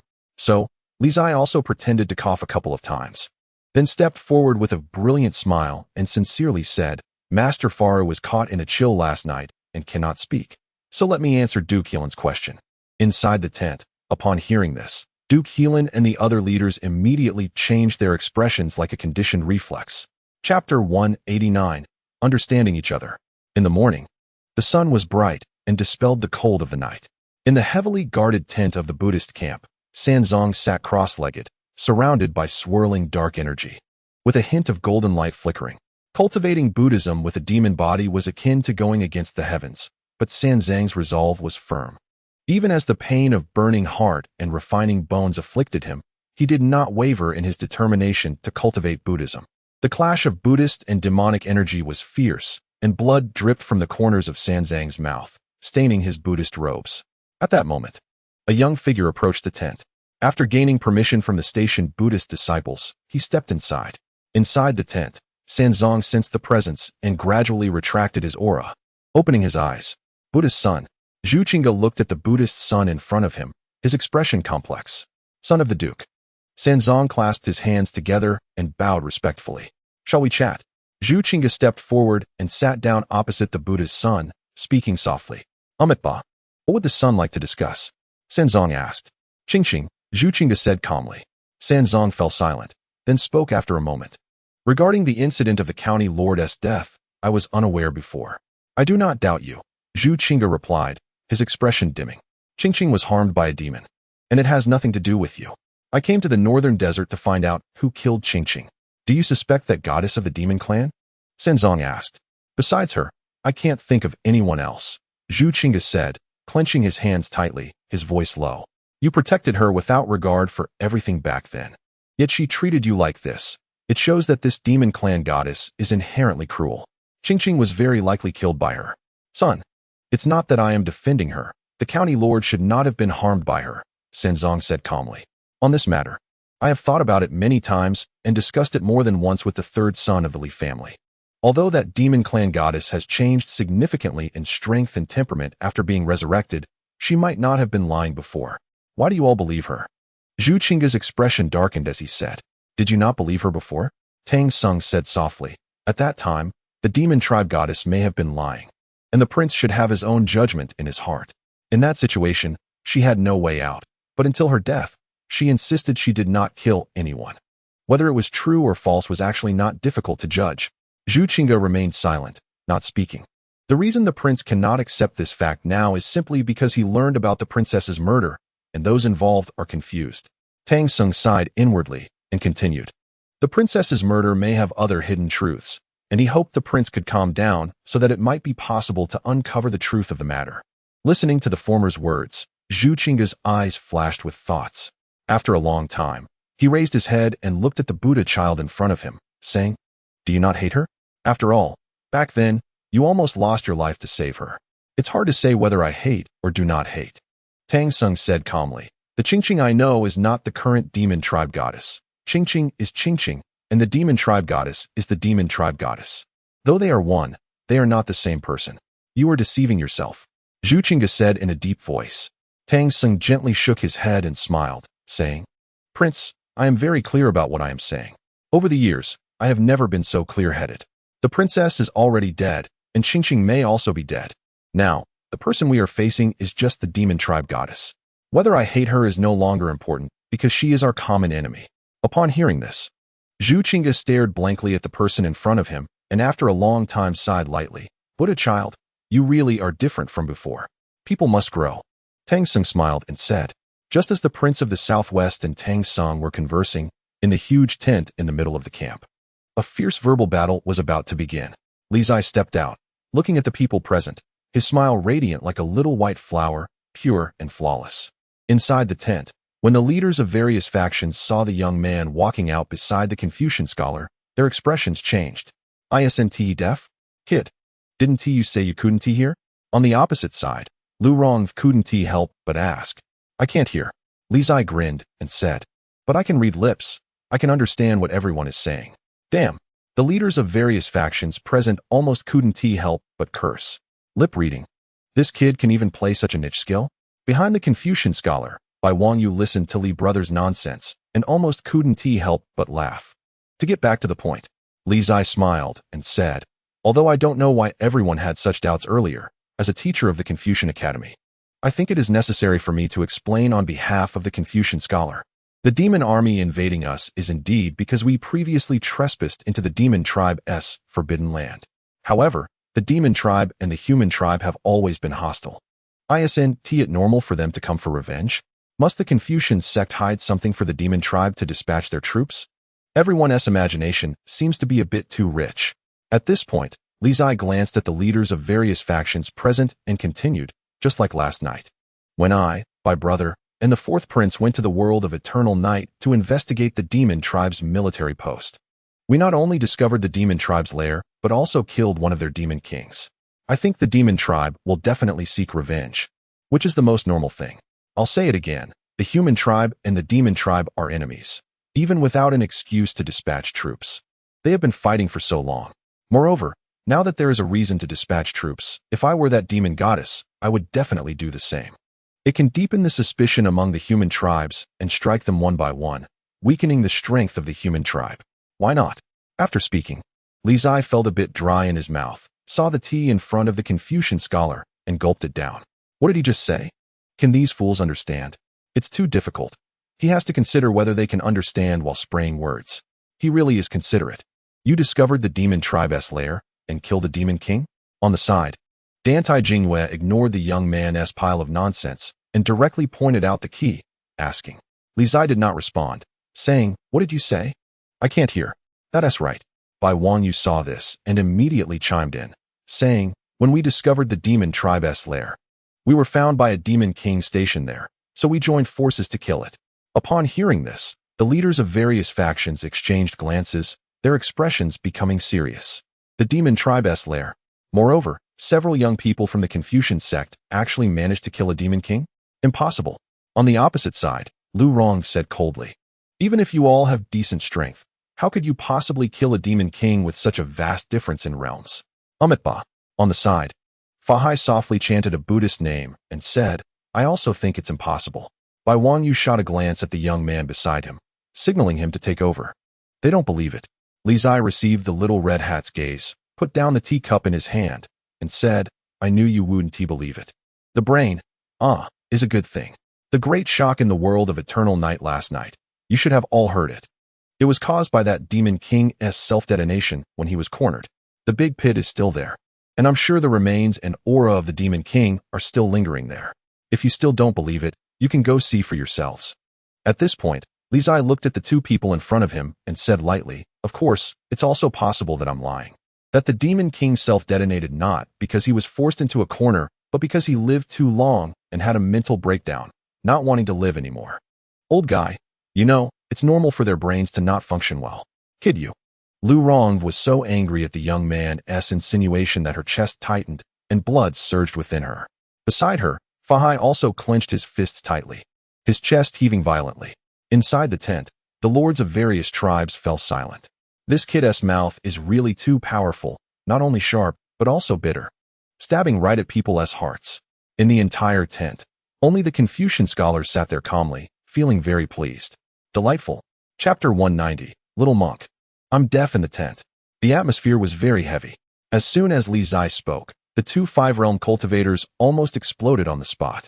It must be said that Li Zai's martial arts skills are not that great, but his verbal skills are unmatched in the world. The leaders of various factions present saw the two five-realm cultivators from the Buddhist sect and Tianyu Palace struggling to contain their anger and fell silent. They certainly did not want to draw fire to themselves.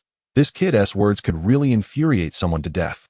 Seeing that the leaders of various factions were all silent, Li Zai felt a bit unsatisfied and continued, "Everyone, our Confucian sect has been focusing on searching for the demon tribe's lair these past few days, enduring and enduring.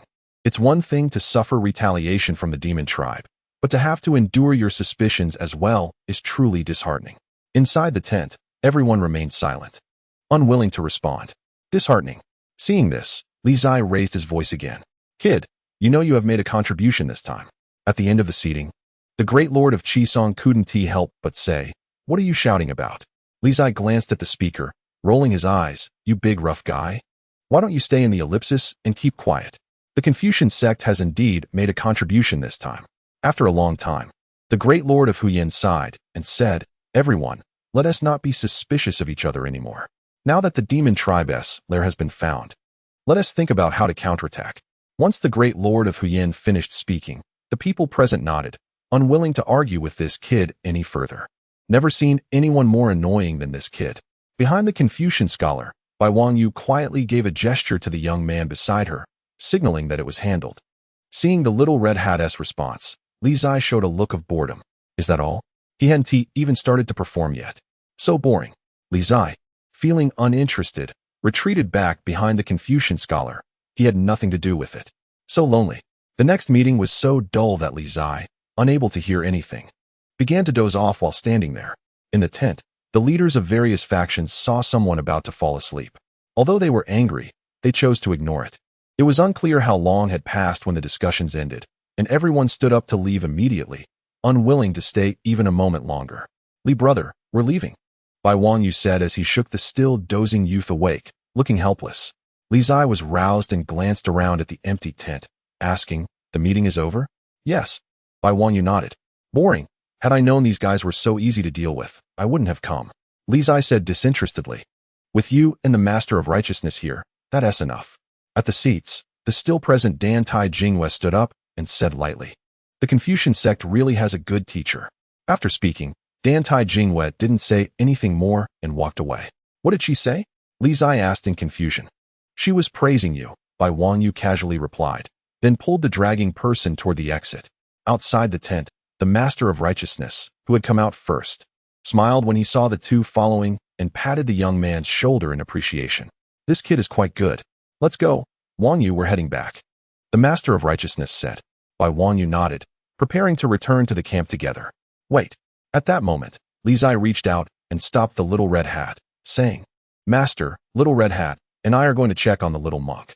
I'm afraid if we don't go for a long time, those bald donkeys from the Buddhist sect will cause him trouble. Up ahead, the Master of Righteousness paused, turned back, and said, that's fine, you go ahead. Wanyu, take care of yourself and this guy. You both have injuries, so be careful. Yes. Bai Wanyu nodded respectfully. Then, the Master of Righteousness returned to the Confucian camp, while Li Zai and Bai Wanyu walked toward the Buddhist camp. Inside the Buddhist camp, the disciples saw the two arrive, and their looks were not particularly friendly.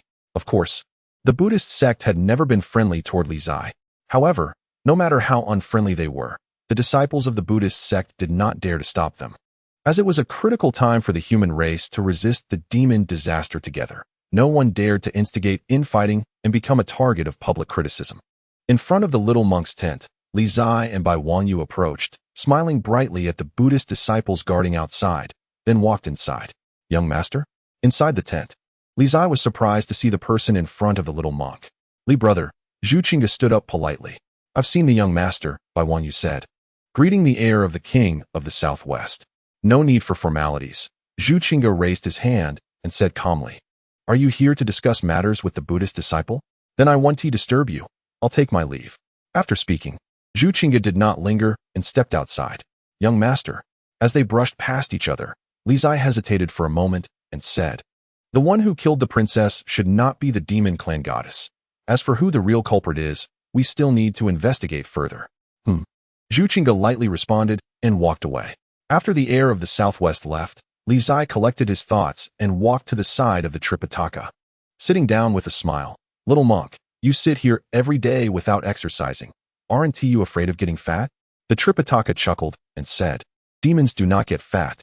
Even if you get fat, it's fine. I'll just call you little fat monk in the future, Li Zai said, not really understanding what the little monk was saying. You can call me whatever you like, Li brother, the Tripitaka replied calmly. Well, little fat monk sounds good. Are you bored here? Don't they really let you go out? Li Zai continued to chatter. I can't go out, but I've gotten used to it. The Tripitaka patiently responded. It's just right for focusing on studying Buddhism. Li brother, I've made great progress recently. You need to work hard too, or I'll pull ahead of you. Is the food they provide good? Probably not too great. They don't even let you drink or eat meat. Li Zai propped his chin in his hands, bored. When I figure out a way to rescue you, I'll take you to a brothel for a drink. You were so happy last time. I can't go. I would scare others with my current appearance, the Tripitaka replied softly. Right? I'll have Sister Hongzhu give you a disguise. Then no one will recognize you as a demon. Or, I could buy a brothel. I'll be the boss. And it'll be my call to give you 2 girls. Li Zai continued to speak to himself. Bye brother. The Tripitaka seemed to sense something, raised his head, and asked, Li brother, can you not hear? Bai Wanyu nodded. I can't hear for now, but I should be fine in a day or 2. Little monk. I'm deaf, Li Zai said, feigning sadness. It's possible I won't be able to hear again. Look, can you teach me something to comfort me? Like the 4 Noble Truths or something? Upon hearing this, Bai Wanyu couldn't help but twitch his mouth, feeling embarrassed. A smile appeared on the Tripitaka's fair face, unfazed by this, and he chuckled. If you don't take advantage of a bargain, you're a fool. Ba, Li brother, I've learned from you again. After saying this, the Tripitaka reached out, and a hint of golden light appeared, touching the young man's brow. Li Zai felt it and blinked his innocent big eyes. Asking Buddha power? Little monk, how do you still have Buddha power? Aren't you a demon now? It's from my hard cultivation, the Tripitaka replied with a smile. All right, I've given it to Li brother. This way, when you practice the 3 degrees of Bodhi, you'll achieve twice the result with half the effort. Seeing this, Bai Wanyu was moved and sighed lightly. Buddha disciple, why bother? It's extremely difficult for a demon body to cultivate Buddhism. It's almost impossible. Li brother told me that one must have their own persistence, and one can even sacrifice their life for it. Now, I've found mine, the Tripitaka said softly. Bai Wanyu smiled and said, he says a lot of things casually. He probably doesn't even remember he said them. I understand, the Tripitaka smiled and said. But I still believe it. Chapter 191. Showing affection in the Confucian camp. After Li Zai and Little Red Hat visited the little monk, they returned. Having tricked the little monk into gaining some Buddhist power, Li Zai felt very pleased. Not cultivating, but still getting stronger felt great. Inside the camp, Zhu Zhu stood there eagerly waiting. Upon seeing the approaching young man, she quickly stepped forward and smiled sweetly. Husband, do you have good news? You're so happy. I tricked the little monk into some power. Li Zai guessed what Zhu Zhu wanted to ask and proudly boasted. Meanwhile, Bai Wanyu, seeing someone shamelessly bragging, quickly left, ashamed to be associated with him. Hearing this, Zhu Zhu smiled lightly and said, the little monk can still cultivate Buddhism. That's not easy. Well done, husband. If you don't take advantage of it, you're a fool. Behind them, Bai Wanyu almost stumbled upon hearing Zhu Zhu's words. What kind of people are they? I can't provoke them. Bai Wanyu immediately quickened his pace, cherishing life and keeping a distance from the couple. Not long after, noon arrived, and in the camp, the Confucian disciples were preparing food, while Li Zai and Zhu Zhu were scattering dog food everywhere. Last night, outside the Blackstone Forest, in the battle with the demon king Sun Luo, all 4 were heavily injured. However, relatively speaking, Li Zai's injuries were much lighter. In front of the tent, Bai Wanyu, Wen Xiuru, and Mu Bai sat in a row, watching Li Zai, who was happily wandering around with the beautiful woman, their jealousy barely concealed. Senior brother, it seems that Miss Zhu Zhu is from the 8 sects of Nanling. Wen Xiuru said softly, yesterday, the 4 symbols sealing divine decision she used can only be cultivated by those from the 8 sects of Nanling. 80 to 90%. Bai Wanyu nodded from my guess. Miss Zhu Zhu should be from the Zhuke sect of the 8 sects. Huiliner? Wen Xiuru stroked his chin, looking as if he had figured everything out. That is possible.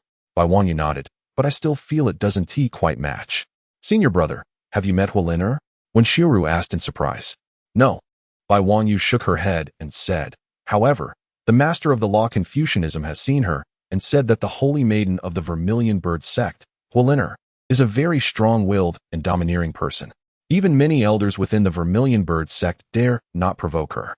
In contrast, Miss Zhu Zhu, although she occasionally has a bad temper, is generally quite understanding. I have seen Huiliner, Mu Bai, who had been silent, spoke up calmly. And her personality is indeed not very good. Bai Wanyu and Wen Xiuru looked at him in surprise. If someone as calm as the 4th prince would evaluate someone as having a bad character, how terrible must that person be? Your Highness, since you have seen the holy maiden of the Vermilion Bird sect, do you think it's possible that Zhu Zhu is Huiliner? Wen Xiuru asked curiously. I don't know. Mu Bai gently shook his head and said, when I met Huiliner, it was already 7 years ago, so I can't tell much. Strange. If Miss Zhu Zhu is not Huiliner, then why does she have a betrothal with Brother Li? Wen Xiuru said, puzzled. Only the Plum Blossom Sword Immortal knows about that. Bai Wanyu said helplessly. What can be confirmed now is that this marriage was definitely arranged by the Plum Blossom Sword Immortal. What do you think? Can Brother Li, being so clever, guess something? Wen Xiuru said. He must have suspected it. Bai Wanyu said calmly, however, Zhu Zhu and the Plum Blossom Sword Immortal have always kept their mouths shut and refused to say anything. Just suspicion alone is of no use. It's frustrating. Wen Xiuru said, feeling a bit depressed. The truth is right before our eyes, yet we still can't be sure. Hubby. Just then, Li Zai and Zhu Zhu floated over. with Zhu Zhu holding a plate of dried fruits and occasionally feeding a piece to the boy beside her. Li Zai held his head high, looking proud. Bai Wangyu, Wen Xiuru, and Mu Bai were speechless. Never seen someone more deserving of a beating than this guy. Flouncing around, showing off for whom? Oh, are you three recuperating?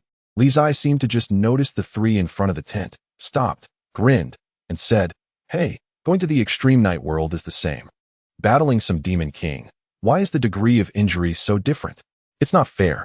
After saying that, Li Zai laughed arrogantly and swaggered away.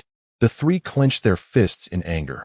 Even with their good temper, at that moment, they could hardly resist the urge to go up and beat him. So infuriating. When Xiuru gritted his teeth, he caused the trouble, yet he benefits from it. And now he's so arrogant. Your Highness, once our injuries recover a bit, let us have a good match with him. Bai Wangyu said. Though her tone was calm, her eyes were blazing with fierce light. Mu Bai did not refuse and said lightly, Just right. I have always wanted to compete with Li. To see if the disciple of the Plum Blossom Sword Immortal is as comparable to us as rumored. In the distance, Li Zai, still wandering around the camp, was unaware that he had drawn the ire of many, still showing off love and bantering around. Changyu, your sword practice looks like an old lady doing square dancing. So soft and weak. And that one. Yes, you, what are you looking at? You are even worse than Changyu. Practice 1,000 more times. What? Why should I? Do you want me to call your senior brother over? For half a day, Li Zai's mouth had not stopped, going from east to west, then from south to north, single-handedly causing a stir throughout the Confucian camp. Meanwhile, Zhu Zhu, always smiling, followed him, holding the fruit platter and wearing a waist pouch filled with precious dew, being a good supportive wife. Not far away, Yao Guihai looked at Li Zai's arrogant demeanor and said helplessly, I really miss the old days of the Confucian sect, how quiet it was. Ever since this kid arrived, it's been chaos every day. Enough, don't be so hypocritical. Chen Xiao'er walked over and said lightly, Who doesn't he know that you like this guy the most? Without him, you'd complain that the Confucian sect is too dull. Heh. Yao Guihai awkwardly touched his nose and said, Just talking, it's still better to be lively. Lively as it is, you better keep an eye on them. These little guys are all injured. If anything happens, the master of the law Confucianism will be heartbroken. Chen Xiao'er reminded. Don't worry. Yao Guihai nodded. I'm watching. These kids are the heart of the Confucian sect. How can I not keep an eye on them? After a rare moment of peace, the sun was setting in the sky, and in the blink of an eye, it was already dusk. To the west, the sunset glow fell, making the wilderness look so beautiful. Zhu Zhu, do you think I can defeat Hualina? After wandering for half a day, Li Zai sat side by side with Zhu Zhu on the wilderness in front of the Confucian camp, looking at the beautiful sunset in the west, and asked, Definitely can. Zhu Zhu smiled sweetly. Then are you Hualina? Li Zai turned to look at the girl in front of him, curious. No. Zhu Zhu shook her head and smiled. Chapter 192. Snowfall in the Extreme Night World. For several consecutive days, the monsters did not appear again, allowing various forces a brief respite to begin planning a counterattack. The leaders of the 8 tribes of the North Desert sent troops to build fortifications 50 miles into the Extreme Night World, preparing to invade. Compared to the busy soldiers of the 8 tribes of the North Desert, the Confucian, Buddhist, and Celestial Hall forces were much more relaxed. After all, although the 3 forces were not weak, they were limited in numbers and could not enter the Extreme Night World on such a large scale like the soldiers of the 8 tribes of the North Desert to dig trenches and build fortifications. Therefore, the 3 forces mainly sent disciples to assist with what they could. For example, the envoys of the Celestial Hall could use secret techniques to relieve fatigue for everyone, speeding up the construction of the fortifications. The disciples of the Buddhist sect could use Buddhist spells to enhance the damage of certain tools within the fortifications against the monsters. As for the Confucian disciples, it seemed there was not much they could do. They couldn't use talismans or any holy light secret techniques, at most. They could help carry some wood or something. So boring. Outside the Extreme Night World, in the Confucian camp, Li Zai looked at the empty camp, feeling restless, and glanced at the little red hat beside him, saying, Old Bai, let us go help. After resting for a few days, Li Zai's hearing had finally mostly recovered, and his mischievous heart began to stir again. The master of the law doesn't he allow us to leave the camp? Bai Wangyu chuckled and said brotherly, Your injuries are not completely healed. Just be honest and recuperate. Xiuru. Li Zai pouted and shifted his gaze to Wen Xiuru beside him, calling out, I still have to take medicine. Wen Xiaoru shrugged his shoulders and said innocently, "If Brotherly wants to go, you can ask the master for permission." "Your Highness." Reluctantly, Li Zai turned to the fourth prince nearby. "I'm going to practice swordsmanship." Mu Bai said, "Do you want to compete a bit?" "No." Li Zai immediately refused. "Brotherly, you haven't been practicing the flying immortal technique these days. Have you hit a bottleneck?" Bai Wanyu asked curiously. "Not hitting a bottleneck. It's just that no one is teaching me." Li Zai said gloomily, "My fairy master and old Zhang only taught me up to the 5th style. And I don't know the 6th. Bai Wanyu was taken aback and said, "Don't you have a cultivation method? It's too difficult. I can't understand it or learn it." Li Zai said very confidently. Beside him, Mu Bai frowned and said, "Take it out. Let us take a look together." "All right." Li Zai took out a scroll of sheepskin technique from his pocket, spread it on the ground, pointed at it, and said with a speechless expression, "The 6th style is here. You guys look at it. Just the footwork has 54 kinds of variations. How can I practice this?" Wen Xiaoru looked over curiously, and when he saw the densely packed techniques written on it, he immediately felt a bit dizzy. "What the heck is this?" Beside him, Bai Wanyu and Mu Bai also looked at the techniques on the sheepskin scroll, their expressions showing a hint of surprise. No wonder, it really was too difficult. The sword sweeps through the 6 realms, clearing. Wen Xiaoru pondered the name of the 6th style of the flying immortal technique and exclaimed, "Brotherly. This isn't a technique that can be practiced in the 2nd realm, is it? Such a complicated body method. There simply isn't enough true energy in the body. Not only can't it be practiced in the 2nd realm, but even in the 3rd realm it would be quite difficult." After looking at the techniques above, Mu Bai said seriously, "This move should be practiced in the late stage of the 3rd realm. If only 2 divine stores are opened, the true energy is indeed insufficient." At this point, Mu Bai turned his gaze to the training method of the 5th style and commented, "Actually, this 5th style also requires cultivation at the early stage of the 3rd realm. It's truly not easy for Brotherly to practice it across realms." Of course, hearing someone praise him, Li Ziyi immediately puffed out his chest and said, "Otherwise, how could I be regarded as a genius on par with you 4 great talents of the prince? Good job, Brotherly." When Xiaoru patted the shoulder of the boy beside him and smiled, "How about a spar?" "Get lost." Li Ziyi retorted unhappily. "I, as a dignified instructor, wouldn't stoop to bullying a student like you." "Haha, don't." When Xiaoru laughed heartily and said, "I can let Brotherly use one hand." Li Ziyi rolled his eyes, not wanting to stoop to the level of this annoying guy. Meanwhile, Bai Wanyu also showed a smile and said, "Let's put the matter of the flying immortal technique aside for now. We will find a way. If it really doesn't work, we can consult Master Fa Ru. It seems Master is quite busy these days. I haven't seen him much," Li Ziyi said, looking around. "It seems preparations for the counterattack are underway." Wen Xiaoru said, "In the past few days, Master and the leaders of various forces have been discussing specific counterattack strategies. As long as we can deal a heavy blow to the demon clan and drive them back to the extreme north, we can go home." "Home?"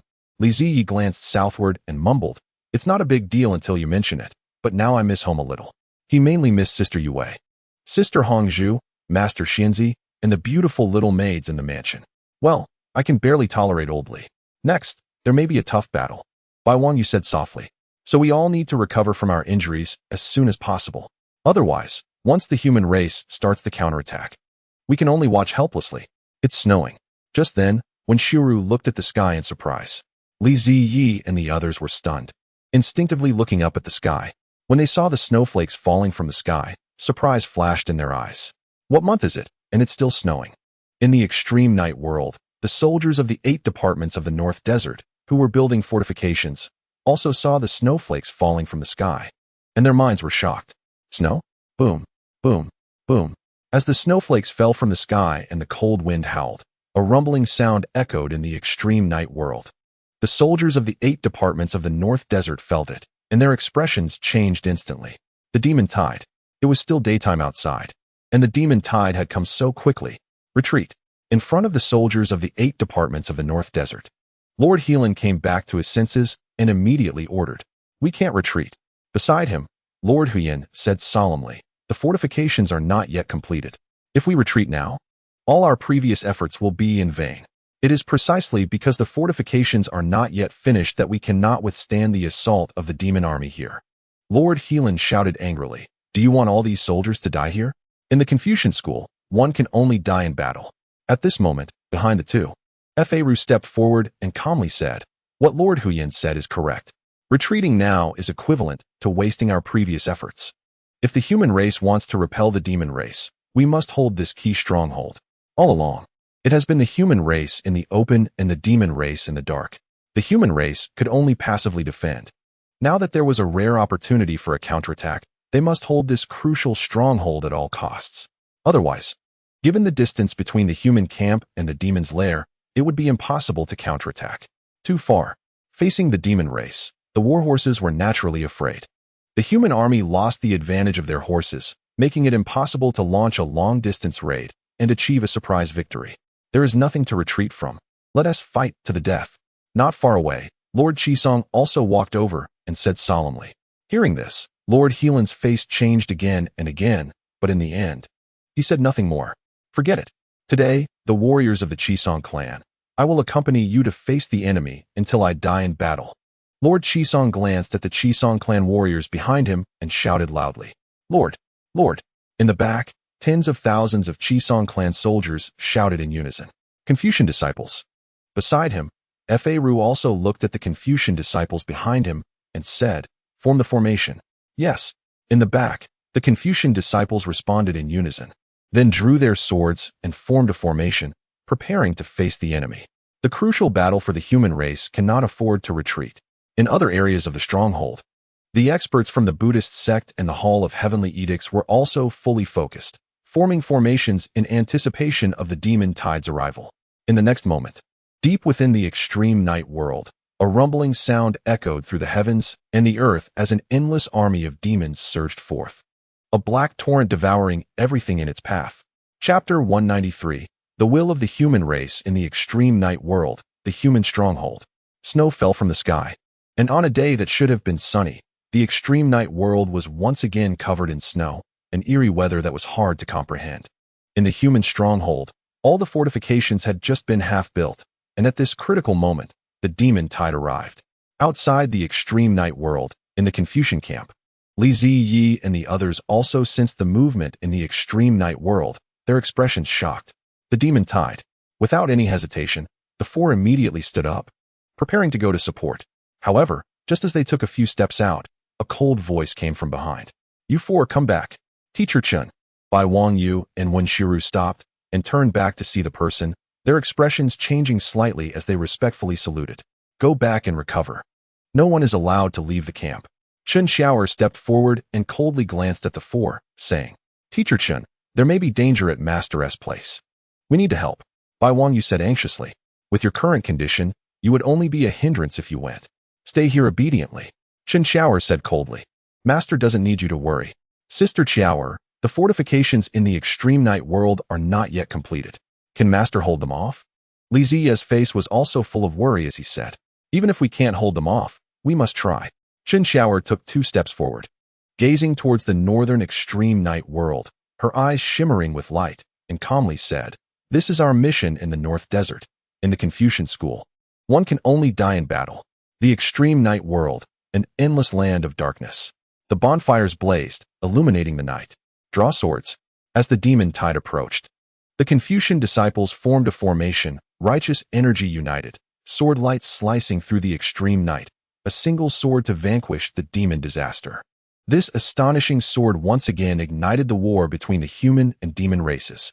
The rumbling shock echoed through the night, and wherever the sword light reached, limbs and corpses fell from the sky, bodies littering the ground. Warriors, kill.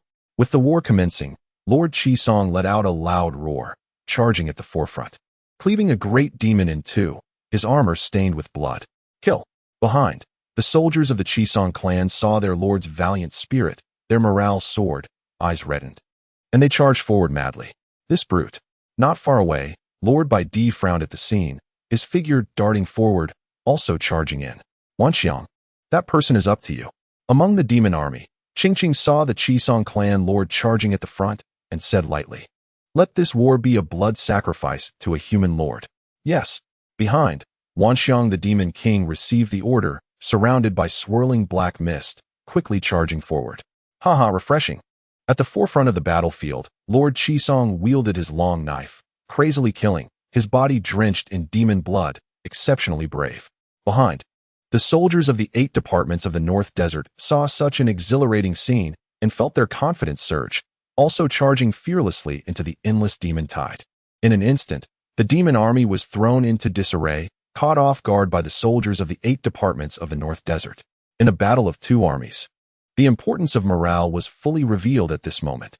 The king of the human race. There are indeed such brave and skilled fighters. Very good.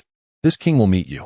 At this moment, an exceptionally powerful black demonic aura surged from the demon army, and the king of all things stepped out, slapping towards the great lord of Qisong ahead.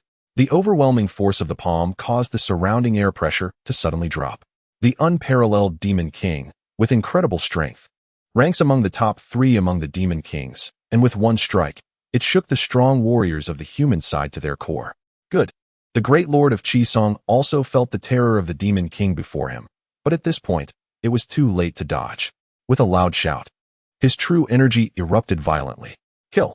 The long knife raised, drums beating, the frenzied true energy surged. The great lord of Qisong swung his knife to slash at the king of all things, and in an instant, a massive blade aura slashed down, capable of splitting the heavens. In the blink of an eye, the 2 forces collided with a tremendous impact, shaking the world of eternal night. Around them, both human and demon soldiers were blasted away, unable to withstand this astonishing power. Delightful. As the shockwave rippled, the great lord of Qisong's hands were stained red. But his fighting spirit grew even more fervent, advancing instead of retreating, the long knife raised again. The blade aura breaking through the night sky was so astonishing. Amidst the flying snow, a single slash aimed to carve out a path of hope for the future of the human race. The art of all things. Ahead, the king of all things saw the bravery of the human king, and his expression became grave. With a flip of his palms, he manipulated his energy to manifest a gigantic beast that roared and charged through the heavens. Boom! The 2 astonishing forces collided once more in the eternal night. And in an instant, blood splattered, dyeing the flying snow a glaring red. With a clang, the long knife struck the ground, and blood flowed from the great lord of Qisong's arms, seeping into the earth along the blade. The human king cannot be said to be weak, but the unparalleled demon king is still superior. Human strength ultimately struggles against fate. The brave human king, worthy of respect, but it all ends here. 10 steps ahead, the king of all things looked at the heavily injured great lord of Qisong, respectfully uttering a phrase, then stepping forward with a palm aimed at taking his life. Unexpectedly, the already severely injured great lord of Qisong suddenly erupted with intense light in his eyes, kicking the long knife, raising it once more in a flash of brilliance. The human race will never admit defeat. The long knife broke through the demonic aura, a single slash burying fate. The half-red great lord of Qisong, unwilling to perish just yet, pouring out his last strength to slash at the unparalleled demon king before him. An astonishing slash, shaking the 8 directions. Not far away, the hurried great lord of Baidi saw the astonishing scene ahead, his expression changing drastically. Not good. In the endless tide of demons, the blade light swept through, and with a thunderous sound, it split the demonic aura of eternal night. The king of all things had a deep wound visible to the bone appear on his chest, blood gushing forth, falling to the ground like frost. The unparalleled demon king was injured, and the human king delivered a stunning blow. However, crack. After the earth-shattering slash, the most shocking scene unfolded. The long knife fell to the ground. Amidst the splattering blood, the blade broke with a sound, and at the same time, a pitch-black claw pierced through the great lord of Qisong's chest, completely staining the eternal night red with blood. Qisong. Behind, great lord Baidi rushed in, pushing back the demon king ahead with a palm, looking horrified at the great lord of Qisong, whose chest was completely pierced, his eyes filled with urgency. Hold on. Great lord Baidi flipped his palm, continuously pouring his true energy into the former, hoping to protect the last trace of life. My lord. Around them, several generals of the Qisong clan also rushed in, their faces filled with anxiety. In the pool of blood, the great lord of Qisong looked at the snowflakes drifting from the sky, his eyes gradually losing their luster. In his final gaze, there was reluctance, but also unwillingness. The Baidi grassland is our home. The 8 clans of the northern desert cannot afford to lose. The barely audible words quickly drowned in the slaughter sounds of the battlefield. The human king, unrepentant to the end. In the distance, Qingqing, the water mirror demon emperor, looked at the scene ahead, but there was not much joy in her eyes. The will of the human race is much stronger than they had imagined. This war is likely to be unprecedentedly brutal. Chapter 194. The purpose of the demon race in the world of eternal night, the tide of demons, is endless. To guard the hope of counterattack, the soldiers of the human race fight to the death. The war between the two races fully erupted. The great lord of Qisong died in battle, his soul returning to the grassland, completely igniting the fury of the soldiers of the 8 clans of the northern desert, especially the Qisong clan. All soldiers fought like madmen against the demons, the battle extremely brutal. Qisong. On the battlefield, Great Lord Baidi looked at his old rival lying dead on the battlefield. His fists clenched tightly, his eyes filled with rage.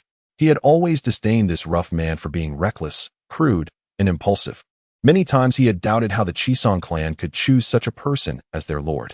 Because of this, whenever they met, they could not avoid arguments, even physical fights. However, at times, he also envied this brute, who, despite being in a lord's position, could still speak his mind and do as he wished. He could not do that because, as a lord, he often had to learn to conceal his emotions and restrain his actions. This guy lived so freely, which made him extremely jealous. How can you die? Great Lord Baidi's fists cracked as he gripped them tightly, an aura of terror surging forth, powerful and violent, sending chills down one's spine. In the distance, the scholar saw this scene and was instantly shocked. He remembered the evaluation of the young man from the Li family about Great Lord Baidi. He seemed taciturn and aloof, but in reality, it was because he was in a high position, often suppressed.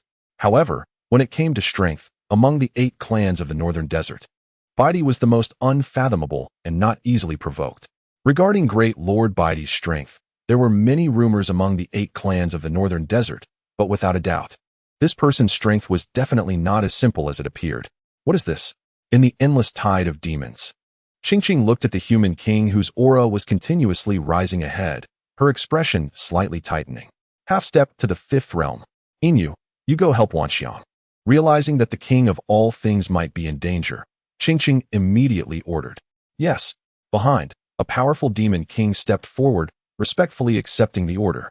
At the forefront of the battlefield between the two races, the furious and uncontrollable Great Lord Baidi lifted the dead Great Lord of Qisong, handing him over to a general of the Qisong clan, then stepped forward. Baidi, the king who was least like a man of the grassland among the 8 clans of the northern desert, appeared cultured and even somewhat weak like a Central Plain scholar. But the entire 8 clans of the northern desert knew that Great Lord Baidi was very strong. The surging true energy was cold and bone-chilling, even colder than the aura of the demons, and due to his cultivation, Great Lord Baidi's face turned even paler at this moment. Ahead, the king of all things sensed the dangerous aura from the man before him, and his expression slightly changed. In the sky, snowflakes fell, the cold wind blew. And in the moment when the snowflakes obscured the view, Great Lord Baidi's figure disappeared without a trace. Fast as lightning, chasing the wind in the storm. Thunder roaring. The king of all things' eyes narrowed, and he immediately retreated. However, it was half a step too late. In an instant, Great Lord Baidi seized the throat of the king of all things and slammed him to the ground. Following that, a thunderous punch smashed down directly onto the chest of the king of all things. Boom. The sound of fists colliding with steel was deafening. The wound on the chest of the king of all things, which had just been opened by the Great Lord of Qisong, gushed blood, and his ribs shattered inch by inch. Boom. Another punch, equally terrifying in force. The enraged Great Lord Baidi struck punch after punch at the wound on the chest of the king of all things, shattering every single bone. The furious human king displayed the most astonishing strength. Crack. Just then, ahead, the demonic wind howled, sand and stones flew, a sharp blade flew by, and the fabric of Great Lord Baidi's left arm tore, blood splattering out. Bang! However, Great Lord Baidi seemed unaware, delivering another fierce punch to the chest of the king of all things. Blood water stained the earth black. The myriad manifestations demon king coughed up blood continuously. His chest caved in and ribs shattered, clearly unable to survive. The human king, there are still such powerful beings like you. The demonic wind swept in, and the Inu demon king emerged from the ghostly atmosphere. Looking at the myriad manifestations demon king, who was already breathing more out than in. He frowned slightly and said, "However, you killed the king of my demon clan. It's hard for me to explain to the goddess and the demon emperor."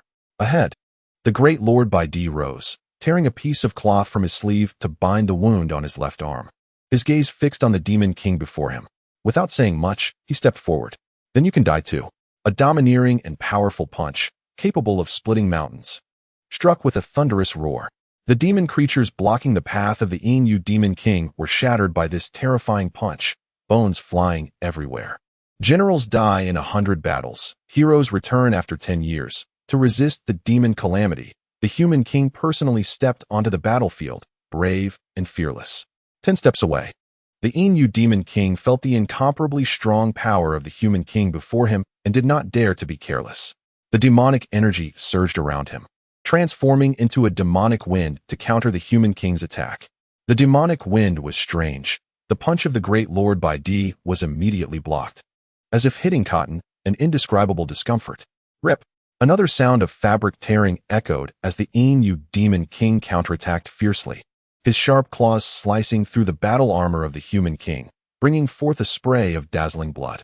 Once again injured, the great Lord Baidi did not retreat a step, advancing forward, breaking through the demonic wind with sheer force. If one punch didn't work, then 2 punches. If 2 punches didn't work, then 10 punches. Before the demon calamity, the human race would never retreat again. At the same time as the great Lord Baidi fought against the Inu demon king, on the other side of the battlefield, the water mirror demon emperor stepped forward, a powerful pressure spreading out, sending all nearby human soldiers flying. The legal scholar saw this and immediately appeared to block in front. "Legal scholar, this is the extreme night world. You cannot stop this emperor." The water mirror demon emperor looked at the 5-realm great practitioners of the human race ahead, speaking in a calm tone. "Whether you can stop me or not, we'll know after we fight." The legal scholar's expression darkened as he said coldly, "Indeed, one must fight to know." The corners of the water mirror demon emperor's mouth curved slightly as he said, "However, that's not important. What matters is that here, this emperor can stop you." As he said this, water waves surged around the water mirror demon emperor, rapidly spreading outward. The heavenly prison separated the battlefield, completely isolating the two in the entire battlefield. The legal scholar was first taken aback. Then his mind shook as he exclaimed, "Isn't your target not here? Now you know? It's too late." The water mirror demon emperor smiled faintly and said, "Outside, it's about to get dark." At this moment, outside the extreme night world, amidst the flying snow, the sky darkened and night descended. "Let's go?" The demon army leader, Qingqing, said softly, then stepped forward towards the outside of the extreme night world. Yes. Behind, 3 demon kings hidden in the thick black mist received the order and followed suit. In the distance, Fa Hai and Lu Rong, who were trapped by several demon kings, sensed the unfamiliar aura of the 3 demon kings behind the demon goddess, and their expressions changed. The demon clan had, unexpectedly, produced new demon kings. Before long, in front of the extreme night world, Qingqing brought the 3 demon kings out, and there were no more obstacles ahead. The leaders of the 8 tribes in the northern desert, responsible for guarding their respective camps, looked at the demon goddess walking out of the extreme night world, their minds shaken. This is bad. In front of the Dantai tribe, Dantai Jingwe also saw the scene ahead and frowned slightly. Strange. Although their remaining forces were few, that demon goddess should also understand that relying solely on herself and the 3 demon kings behind her to flatten the camps of the 8 tribes in the northern desert along with the Confucians, Buddhists, and Tianyu Palace was almost wishful thinking. Clearly, the demon goddess was not a fool. So what was her goal? Thinking of this, Dantai Jingwe turned around and looked in the direction of the Confucian camp, a flicker of unusual light flashing in her eyes. Chapter 195. Xianfeng Demon King Night fell as expected. Snowflakes filled the sky, and the entire extreme night world, inside and out, was wrapped in silver, so beautiful. Blood decorated the snowy night, making it even more tragic. Just as the war in the extreme night world reached its critical moment, Qingqing left with the 3 demon kings. The demon clan's goal was indeed to destroy the human race's stronghold, but besides that, there was something even more important. Confucian Gate, Li Zai. In front of the extreme night world, the strong men from various forces guarding their camps were shocked upon seeing the demon goddess walking out. They immediately ordered preparations to confront the enemy. However, Qingqing did not pay attention to the movements of the various forces and led the three demon kings straight towards the Confucian camp. What was meant to come has come. In the Confucian camp, Chen Xiaoer looked at the demon goddess walking towards them and her expression darkened. The master was worried that the demon clan would target the Confucian gate, which is why she was stationed here. Yao Guihai? Chen Xiaoer called out. Understood. From behind the tent, Yao Guihai stepped out, looking coldly at the demon goddess coming from the north. These guys really are relentless. As expected, at this point, Chen Xiaoer turned around and looked at the young man from the Li family not far away, calmly saying, "Little guy, protect yourself." Li Zai clenched his fists and nodded in response. On the side, Mu Bai seemed to understand something, narrowing his eyes and saying, "So this demon goddess is looking for Teacher Li. It's really strange. What has Teacher Li done to make this demon goddess pursue so relentlessly? It's hard to explain." Li Zai sighed softly. "I'm sorry for dragging you into this. Small matter," Mu Bai said nonchalantly. "Previously, when the Tianyu Palace went to Dashi to propose marriage, you had a favor to repay tomorrow. Today is just right for that." With a great enemy before them, Bai Wangyu and Wen Xiu didn't say anything, consciously stepping forward to protect Li Zai behind them. "Husband." At this moment, from behind, Zhu Zhu also stepped forward, glancing at the demon goddess and the three demon kings behind her, seriously reminding, "If a fight breaks out, and we can't hold her back, you must find a chance to escape immediately." Upon hearing this, Li Zai was first taken aback and then grinned.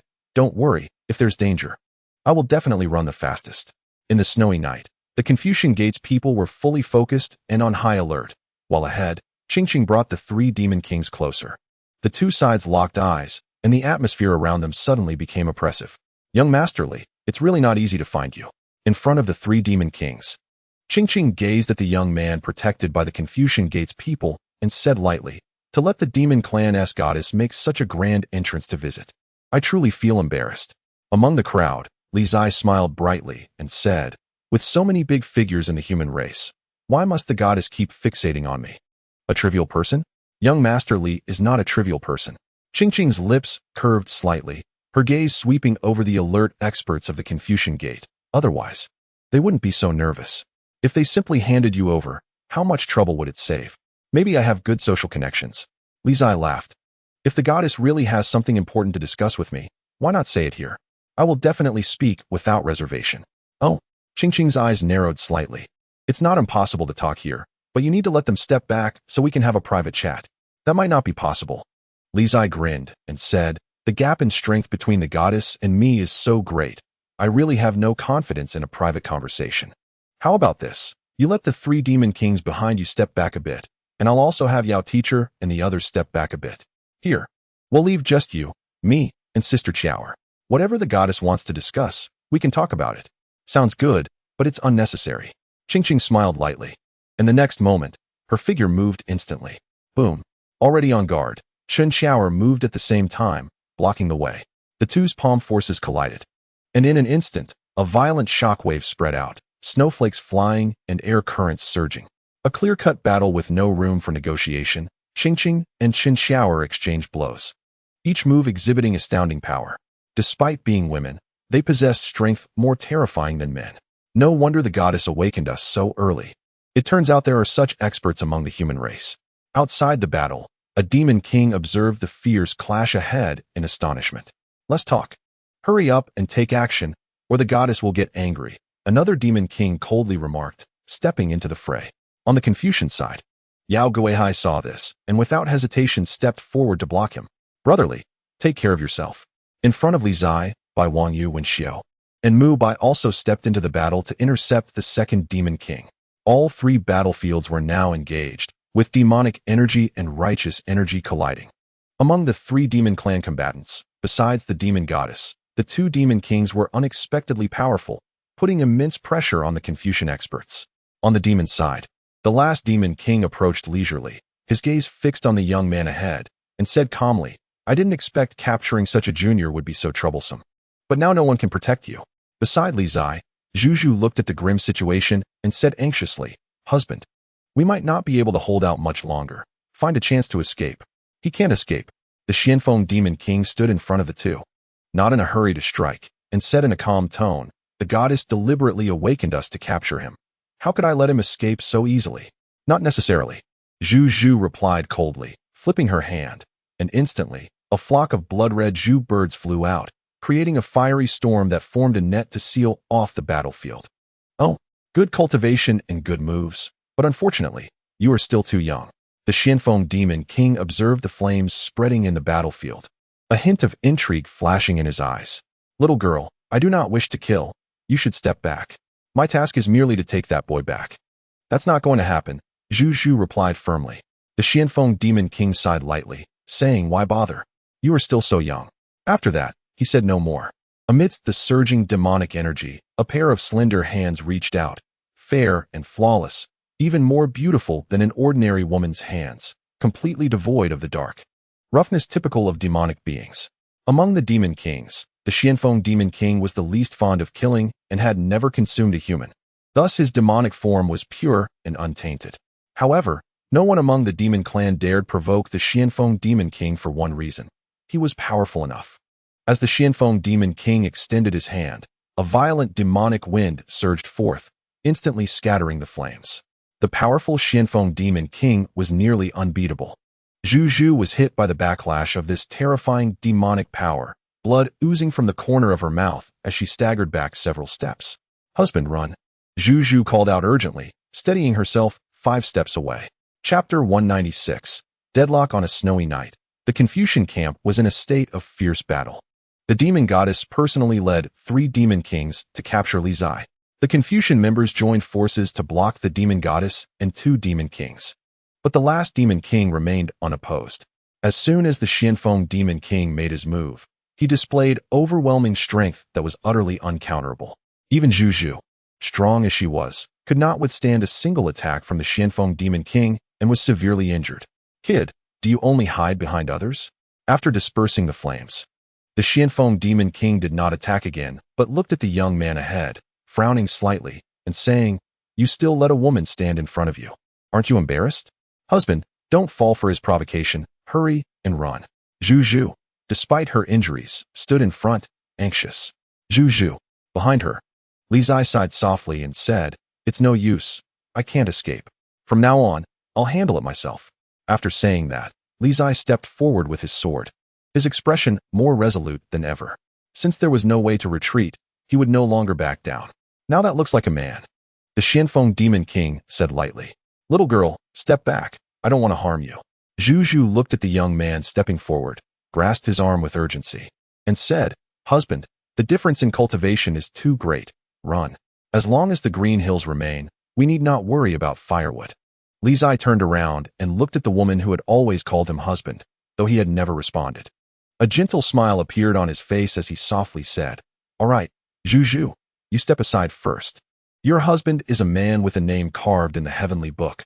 How could he possibly die at the hands of a demon king? But Zhu Zhu's anxiety grew as she was about to say something when she was interrupted. Listen to me. Li Zai reached out to stroke the hair of the woman before him and smiled. The demon king is getting impatient. Not in a hurry. The Xianfeng Demon King said calmly. I can wait for you to finish your last words. Zhu Zhu's delicate hands clenched tightly, her expression changing. But seeing the determined look on the young man's face, she ultimately said nothing more and turned to leave the battlefield. Seeing Zhu Zhu retreat, Li Zai felt a slight relief in his heart and turned his gaze to the Demon King before him, smiling. Demon King, your demeanor is extraordinary and admirable. May I ask for your name? Xianfeng. The Xianfeng Demon King replied, are you ready? Although it seems somewhat unfair for me to strike at a junior like you given my status, I cannot disobey the goddess's orders. I understand. Our stances are different. It's either you die or I live. Li Zai nodded in acknowledgement, crossing his sword. In an instant, a powerful true energy surged forth. The holy duel technique activating once again. Facing the unparalleled king of the demon race, Li Zai knew he had no chance of victory. However, even with such a vast gap in strength, he was unwilling to surrender. Ahead, the Xianfeng Demon King still did not strike, giving the young man before him enough time to enhance his combat power. Not far away, Chen Xiaoer and the others were taken aback by the situation on Li Zai's side. What is that kid doing? Why isn't he running? In the battle, Qingqing remarked. No need to watch. He can't escape. The speed of Xianfeng is the fastest in the world. This time, none of you can save him. Why? Chen Xiaoer said angrily. There are more than just him who know your secret. Why must you pursue him to the end? Do you really think that the events of that day were mere coincidence? As she spoke, Qingqing received a palm strike from Chen Xiao'er and immediately counterattacked. With a loud bang, both retreated 3 steps. What do you mean? Chen Xiao'er said solemnly. At this point, it's fine to tell you. Qingqing said calmly. Li Zai is the key. Therefore, if he dies, everything will end. Chen Xiao'er's expression changed slightly.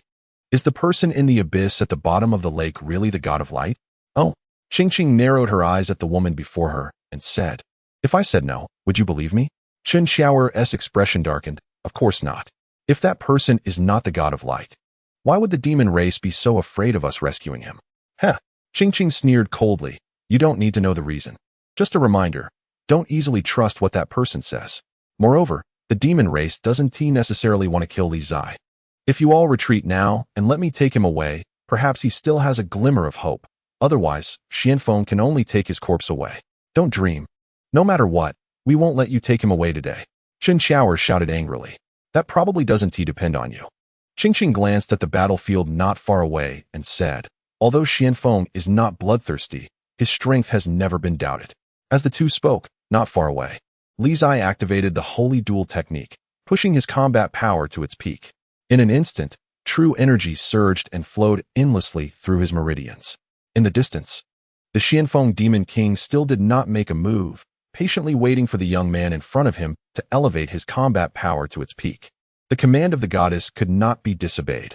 All he could do was show this human youth as much respect as possible. In the midst of the battle, Li Zai's aura grew stronger, and within moments, he broke through the barrier of the second realm, getting infinitely closer to the third realm. However, even Li Zai himself knew that against this unparalleled Demon King, he had no chance of victory. Sometimes, in the face of absolute strength, even the emergence of miracles becomes a luxury. A deadlock with no way to break free. Fei Xinju. In the snowy night, Li Zai stepped forward, drew his sword, and moved like thunder, rushing toward the front. The wind and snow swirled, aiming to obscure the brutality of this battle. Clang. The sound of metal clashing rang out as the Xianfeng Demon King raised his hand to block the Chunjun sword, a thick demonic aura enveloping him, preventing the sword from advancing even half an inch. Is that all? The Xianfeng Demon King said calmly. The strength of my steel skin is only average among demon kings. You were able to kill the Sanluo Demon King, so your strength should be more than this. Come, show me your full power, otherwise you will have no chance left. After speaking, the Xianfeng Demon King released his demonic energy, forcing the young man back several steps. Respect is better than obedience. 10 steps away, Li Zai steadied himself and replied in a deep voice, then stepped forward, his true energy surging into his divine reservoir. In an instant, the flying snow turned red. His hair came undone, and his black hair danced wildly. Fei Xinju, fierce as the cold of the early morning. Pushing the limits to the extreme, Li Zai activated the 5th form of Fei Xinju, and instantly, a powerful sword pressure spread, causing the surrounding snow to swirl backward. In the next moment, the sword and the person moved together, cutting through the night with a dazzling light, like a moth flying toward a flame, charging toward the Demon King ahead. A stunning sword, embodying the last will of a young man in this world, shone brilliantly. The Xianfeng Demon King looked at the sword coming through the air, and a hint of admiration flashed in his eyes. This sword is not bad. What a pity, he is still so young. The Xianfeng Demon King flipped his palms, and his demonic aura surged like towering waves, sweeping out. Facing the strongest sword from the human youth, the unparalleled Demon King also summoned all his power, giving his final respect. Chapter 197, Death in Battle. In the snowy night, like a moth flying to the flame, a sword broke through the demonic atmosphere. Reaching an incredible level, the Xianfeng Demon King was surrounded by demonic winds, an endless surge of demonic energy roiling. In the face of the human youth's all-out sword strike, he also summoned all his power.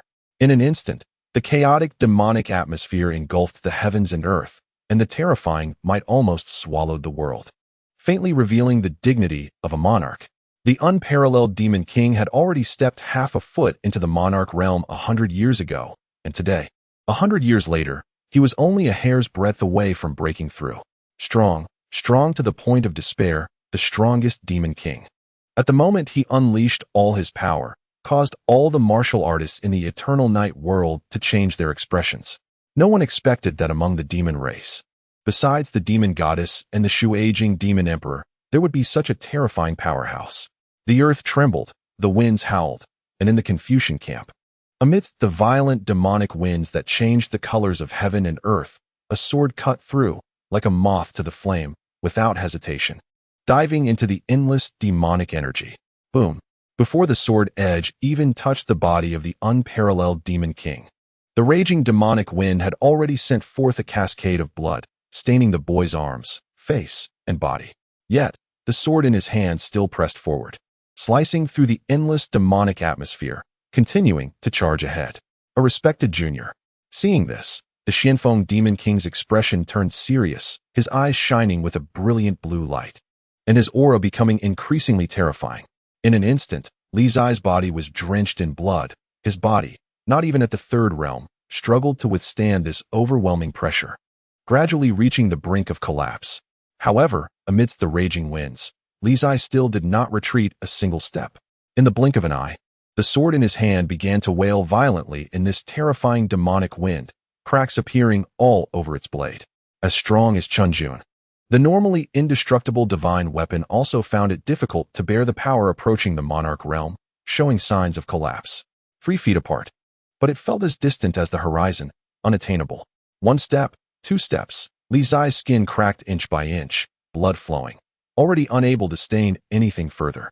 The sword's momentum was exhausted, leaving only an unyielding obsession. Clang! Finally, the boy's indomitable will allowed the sword's edge to reach the demon king's body. With a piercing collision sound, the steel skin blocked the divine weapon's edge, and the sword could barely penetrate a fraction. Inches away, the Xianfeng Demon King looked at the blood-soaked human youth in front of him, moved. What a pity, just a little bit more. The wind left traces. Close at hand. Suddenly, with his strength exhausted, Li Zai let out a deep shout, and the sword in his hand began to spin violently, his blood energy igniting, pouring all his remaining strength into this final sword strike. Boom! The sword spun rapidly, energy surged like waves, and a loud impact echoed, scattering the snowflakes in the sky. A drop of blood silently flowed down the Demon King's steel skin. In the end, that astonishing sword strike reached an unprecedented height. The Xianfeng Demon King looked at the drop of blood sliding down his chest, a hint of appreciation flashing in his eyes. But do you have any last words? The Xianfeng Demon King asked. I don't want to die, is that okay? Li Zai smiled, blood continuously flowing from the corner of his mouth, so glaring. Sorry. The Xianfeng Demon King replied calmly. Then it's over. Li Zai looked at the blood falling from the sky and said softly, if only he had trusted himself and not that old man from the Confucian sect. What a deceptive situation. He had finally trusted someone else once, hidden until the end, only to be fooled by an old man. He clearly had better means of self-preservation. Damn it. What a pity. He hadn't married or had children yet. Hadn't given the Li family descendants. And just like that, he died, feeling quite unwilling. His father, old Li, raised such a troublesome son, which really wasn't worth it. Fortunately, there were still sister Yue and second brother, who should be enough to take care of old Li in his old age. Farewell. The Xianfeng Demon King looked at the now empty and exhausted youth in front of him, said calmly, then reached out and plunged his hand straight into the youth's chest. In an instant, blood gushed forth, staining the entire snowy night. Li family kid. Brotherly. In the distance, in the midst of the battle, Chen Xiaoer and Bai Wanyu saw the scene ahead and were horrified, desperately pushing back their opponents and rushing forward. However, it was already too late. The slender hand of the Demon King pierced through the youth's chest, utterly destroying his vitality. Li Zai struggled to turn his head, looking toward the distant Dashang, a fleeting hint of regret flashing in his gradually unfocused eyes. If possible, he didn't want to die. Old Li, your son is unfilial. Clang. The sword fell to the ground, and the boy's body weakly collapsed. The Xianfeng Demon King withdrew his hand and reached out to support the youth in front of him. For a warrior who feared nothing in death, to kneel after death was the greatest disrespect to him. The Xianfeng Demon King silently propped up the youth's body, feeling no joy in completing his task. If possible, he did not want to kill him. However, he knew that if this youth were brought back alive to the demon race, he would surely suffer a fate worse than death. Dying in battle might be the best outcome. Husband. Outside the battlefield, Zhu Zhu stood there in a daze, as if stunned, motionless.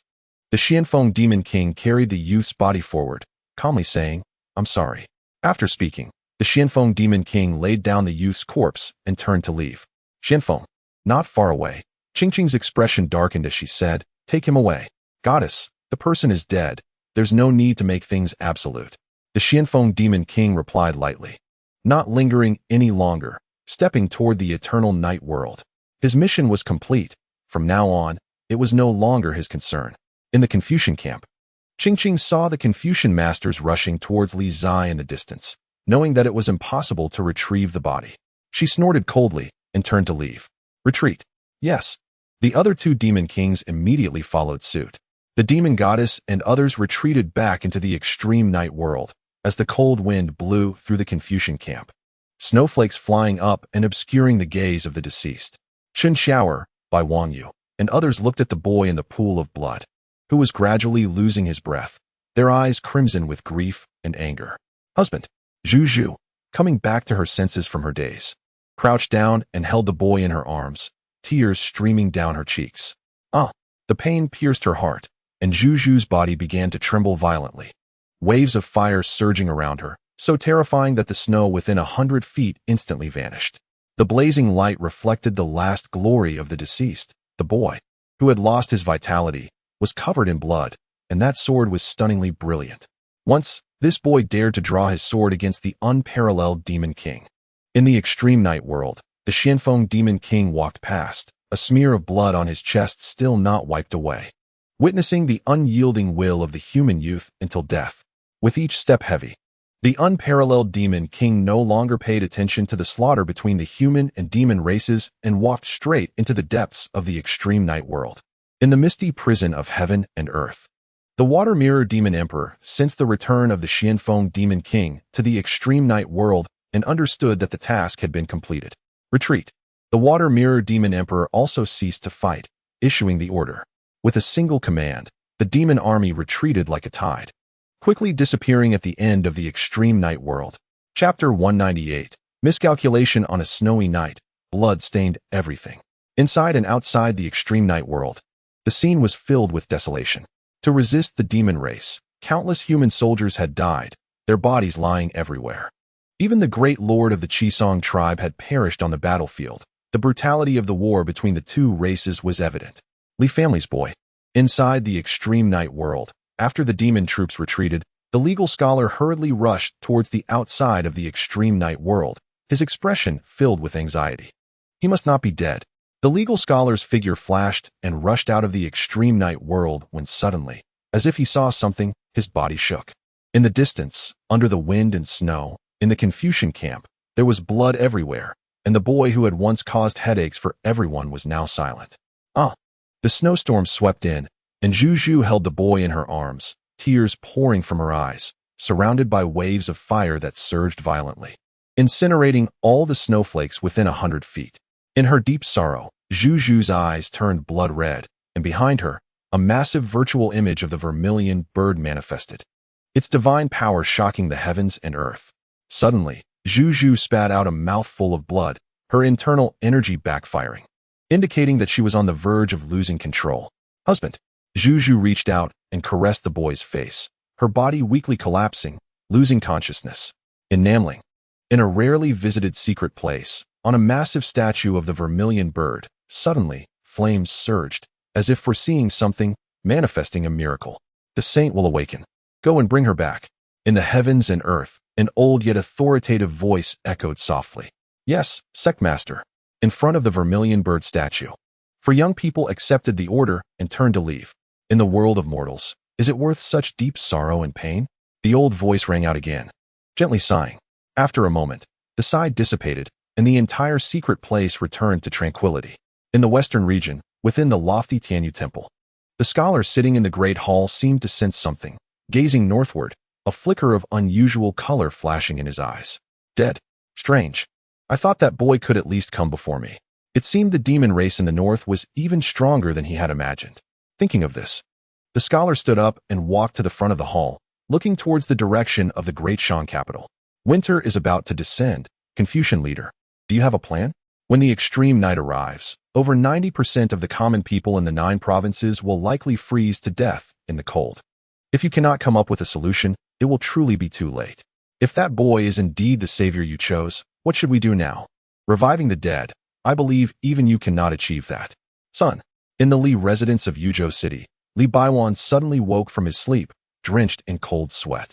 Master. Outside, the old steward hurriedly entered the room with an oil lamp, asking urgently, what happened? Zai, where is he? Li Baiwan said anxiously. Young master is in the northern desert. Didn't he send a letter a few days ago? The old steward replied, puzzled. Master, did you have a nightmare? Li Baiwan came back to his senses from the shock and let out a heavy breath, looking fatigued. Yes, I had a nightmare. It's nothing, you can leave now. Then master, please rest. The old steward respectfully responded and exited. After the old steward left, Li Baiwan silently got out of bed and approached the window, looking northward. Filled with worry. Is it really just a dream? Son, do you know? Father is getting old. In the great Shang capital, in the Taishua Palace. The night was enchanting. With the bright moon hanging high. In a small courtyard in the eastern courtyard, the Confucian leader Kong Qiu stood before the wooden house, looking northward, and at that moment, a hint of solemnity appeared in his time-worn eyes. He is in trouble. At this moment, outside the small courtyard, Qin Enyuo, dressed in a long skirt, hurriedly approached, angrily saying, didn't you say he would be fine? If it weren't for trusting you, he wouldn't have gone north so soon. How could this happen? Kong Qiu's gaze sharpened slightly as he murmured, did I miscalculate? Can a miscalculation cost a life? Qin Enyuo tightly clenched the sword in her hand, her tone icy. I respect you as the world's teacher and believed your guarantee to allow the Confucians to take him to the northern desert. Now, with just your words of miscalculation, you think you can escape responsibility? Dream on. Today, unless he lives, don't blame me for being rude. Meihua Sword Immortal, do not be presumptuous. Outside the small courtyard, the other 3 Confucian masters hurriedly arrived, looking at the woman before them, furious. Get out of the way. A murderous intent flashed in Qin Enyuo's eyes as she unsheathed her sword 3 inches, the cold aura intensifying. You 3, step back. Inside the courtyard, Kong Qiu spoke. Confucian leader. The 3 masters showed urgency upon hearing this. Step back. Kong Qiu repeated. The expressions of the 3 masters changed multiple times. Ultimately unable to defy the Confucian leader's command, they respectfully bowed and retreated. Under the quiet night, Kong Qiu looked at the woman outside, her murderous intent apparent, explaining, in my calculations, the Li family boy's journey indeed had dangers, but no major threats. However, matters in this world are unpredictable. Perhaps the Li family boy encountered something beyond my foresight, altering the original fate, which led to the current outcome. I only ask, can he live? Qin Enyuo, unwilling to hear more of his nonsense, questioned, her eyes blazing with anger. Kong Qiu fell silent, and after a moment, spoke, now? His life or death is beyond my ability to change. Clang. Under the bright moon, as Qing Shuang was unsheathed, the scene was filled with cold frost drifting down. Qin Enyuo, unable to suppress her anger any longer, pointed her sword at the Confucian leader before her. Behind her, the 3 Confucian masters changed their expressions drastically. The Heavenly Book, Confucian leader, there's also the Heavenly Book. One master exclaimed urgently, the Li family boy's name is inscribed on the Heavenly Book. It can surely save him. Cannot save him. In the small courtyard, Kong Qiu said calmly, even the Heavenly Book cannot bring someone back to life. The will of heaven cannot be defied. Unless he did not miscalculate, then let your blood send him off. Outside the courtyard, filled with cold light, an enraged Qin Enyuo no longer spoke, her surrounding cold air surging, snowflakes swirling, and with a single sword, she shocked the world, darkening the heavens and earth. Boom. At that moment, within the Confucian sect, the bell rang, the Heavenly Book protecting its master, automatically reviving, a righteous aura surging forth, blocking this astonishing sword strike. The sound of a violent collision echoed through the Taishua Palace. The human sword immortal, immensely powerful, could not completely dissipate this terrifying sword strike. Even with the power of the Heavenly Book, in an instant, the shockwave radiated outwards from the Taishua Palace, creating waves in the air and frost on the ground. At this moment, all warriors in the entire city of Dashang felt the earth-shattering tremor coming from the direction of the Taishua Palace, their faces filled with horror. A 5-realm great practitioner was making a move at the Taishua Palace. In the royal palace, in the Shoan Hall, The Emperor of Shang sat before a chessboard. Upon sensing the enormous commotion from the Taishua Palace, his expression remained unchanged, his gaze fixated on the black and white pieces on the board, as if pondering something. He did not understand where the problem lay. The game had just begun, and the most crucial piece had already been taken off the board. Was there someone else in the world, besides the Confucian leader and that scholar from the Tianyu Hall, who held a piece? Thinking of this, the Emperor of Shang looked to the north, a flicker of dark light passing through his sinister eyes. Who could it be? Was there also an existence above the 5 realms among the demon clan? Chapter 199. Light in the dark night, snowflakes fell. In the Confucian camp, Zhu Zhu collapsed onto Li Zai, and the massive illusion of the vermilion bird also vanished. The Law Confucian hurried back to the camp, and upon seeing the scene before him, his body trembled, his eyes filled with sorrow. In the end, he had returned too late. Senior brother. In front of the crowd, the literary Confucian saw his senior brother beside him, already lost in thought, and a worried expression appeared on his face. Bai Wangyu, hearing the call from those around him, looked over in confusion, but soon turned his gaze away again. Wangyu. The Law Confucian noticed the abnormality in his disciple before him, suppressing the pain in his heart, and advised, take care. The Confucian leader would surely be able to save him. Hearing the Law Confucian's voice, Bai Wangyu came to his senses, quickly stepped forward, and picked up the unconscious boy on the ground, preparing to return to Dashang immediately. Wangyu. The Law Confucian's expression darkened as he shouted, what are you going crazy for? We are 10,000 miles away from the capital, and even the Confucian leader cannot bring the deceased back to life. Bai Wangyu was shaken by these words. Holding the boy in his arms, his gaze on the master, sorrowfully saying, before we came, the Confucian leader said that Brother Li would be fine on this trip. The Confucian leader has never miscalculated. Master, there must still be a way, right? The Law Confucian closed his eyes weakly, sighed softly, then opened his eyes to say seriously, Wangyu, accept reality. No one can bring the dead back to life. Perhaps this time, the Confucian leader truly miscalculated. No. At this moment, Chen Xiaoer, who had been silent, trembled as if recalling something, looking towards the north, and said solemnly, there is someone who has brought the dead back to life before. Around them, the Confucian members were all stunned, and after a moment, their hearts jolted. The Demon Clan Goddess. The literary Confucian quickly said, that's right. The Demon Clan Goddess was resurrected by the Water Mirror Demon Emperor before. Could it be that the Demon Clan rulers possessed the ability to bring the dead back to life? Impossible. The Law Confucian immediately refuted. Although the Water Mirror Demon Emperor is strong, bringing someone back to life is something even the Confucian leader cannot do. The key is not in the Demon Clan ruler. The God of Light. Bai Wangyu said firmly, it must be him. As soon as he spoke, the expressions of everyone present turned serious. Only Mu Bai, who was unaware of the situation, showed a puzzled expression, scanning the crowd and asking, what God of Light? I'll go to the extreme night world, Bai Wangyu said, then hugged the boy in his arms and quickly walked towards the direction of the extreme night world. The Law Confucian looked worried, about to say something, but was stopped by Chen Xiaoer beside him. Master, let him go. Chen Xiaoer sighed softly. Regardless of whether it succeeds or not, it must be tried. Otherwise, Xiao Wangyu will regret it for a lifetime. Hearing this, the Law Confucian's expression changed slightly. After a moment, he nodded and said no more. In the extreme night world, after the battle, it was a scene of devastation. The human soldiers were clearing the battlefield and burying their fallen comrades. Bai Wangyu, holding the blood-soaked boy, walked step by step towards the depths of the extreme night world. In the silent extreme night world, the demon tide had retreated, leaving behind wounds everywhere. In the sealed area, the lake was frozen, and the surroundings were desolate, without any sound. The matter of the God of Light was a secret even among the demon clan, with very few people knowing about it. Moreover, the demon clan ruler had set up a seal here. Unless a 5-realm great practitioner of the human race came in person, no one could approach this lake. The demon clan's intention was to have the existence of the God of Light forgotten by the world forever. In the biting cold wind, from a distance, Bai Wangyu, in a white Confucian robe, walked towards the lake, half of his body stained red with the boy's blood.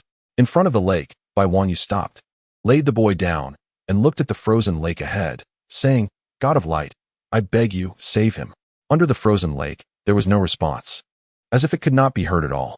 Bai Wangyu's expression darkened as he continued. The Demon Clan Goddess said that Brother Li is the key to saving you. If you do not save him, There will be no one in this world who can save you. In the extreme night world, there was silence for a long time, until a vague voice echoed through the heavens and earth. My current power cannot save him. How can you save him? Bai Wang Yu said solemnly. Demon blood. The vague voice responded, pure demon blood. There is. Bai Wang Yu bent down, took out a bag made of heavenly silkworm silk from the boy's arms, and pulled out all the jade bottles inside. He knew that Brotherly had a habit of carrying the most precious things with him. The extreme night cold dew was crucial for forging swords, and he would definitely have it on him. By the lake, Bai Wang Yu opened all the jade bottles, and immediately, an extremely cold and chilling aura spread out. Even at a distance of 100 zhang, one could feel the astonishing coldness. Deep beneath the lake, that unknown existence seemed to sense this pure demon blood aura, and suddenly, an incredible pressure burst through the seal, pulling the demon blood and both of them into the depths of the lake.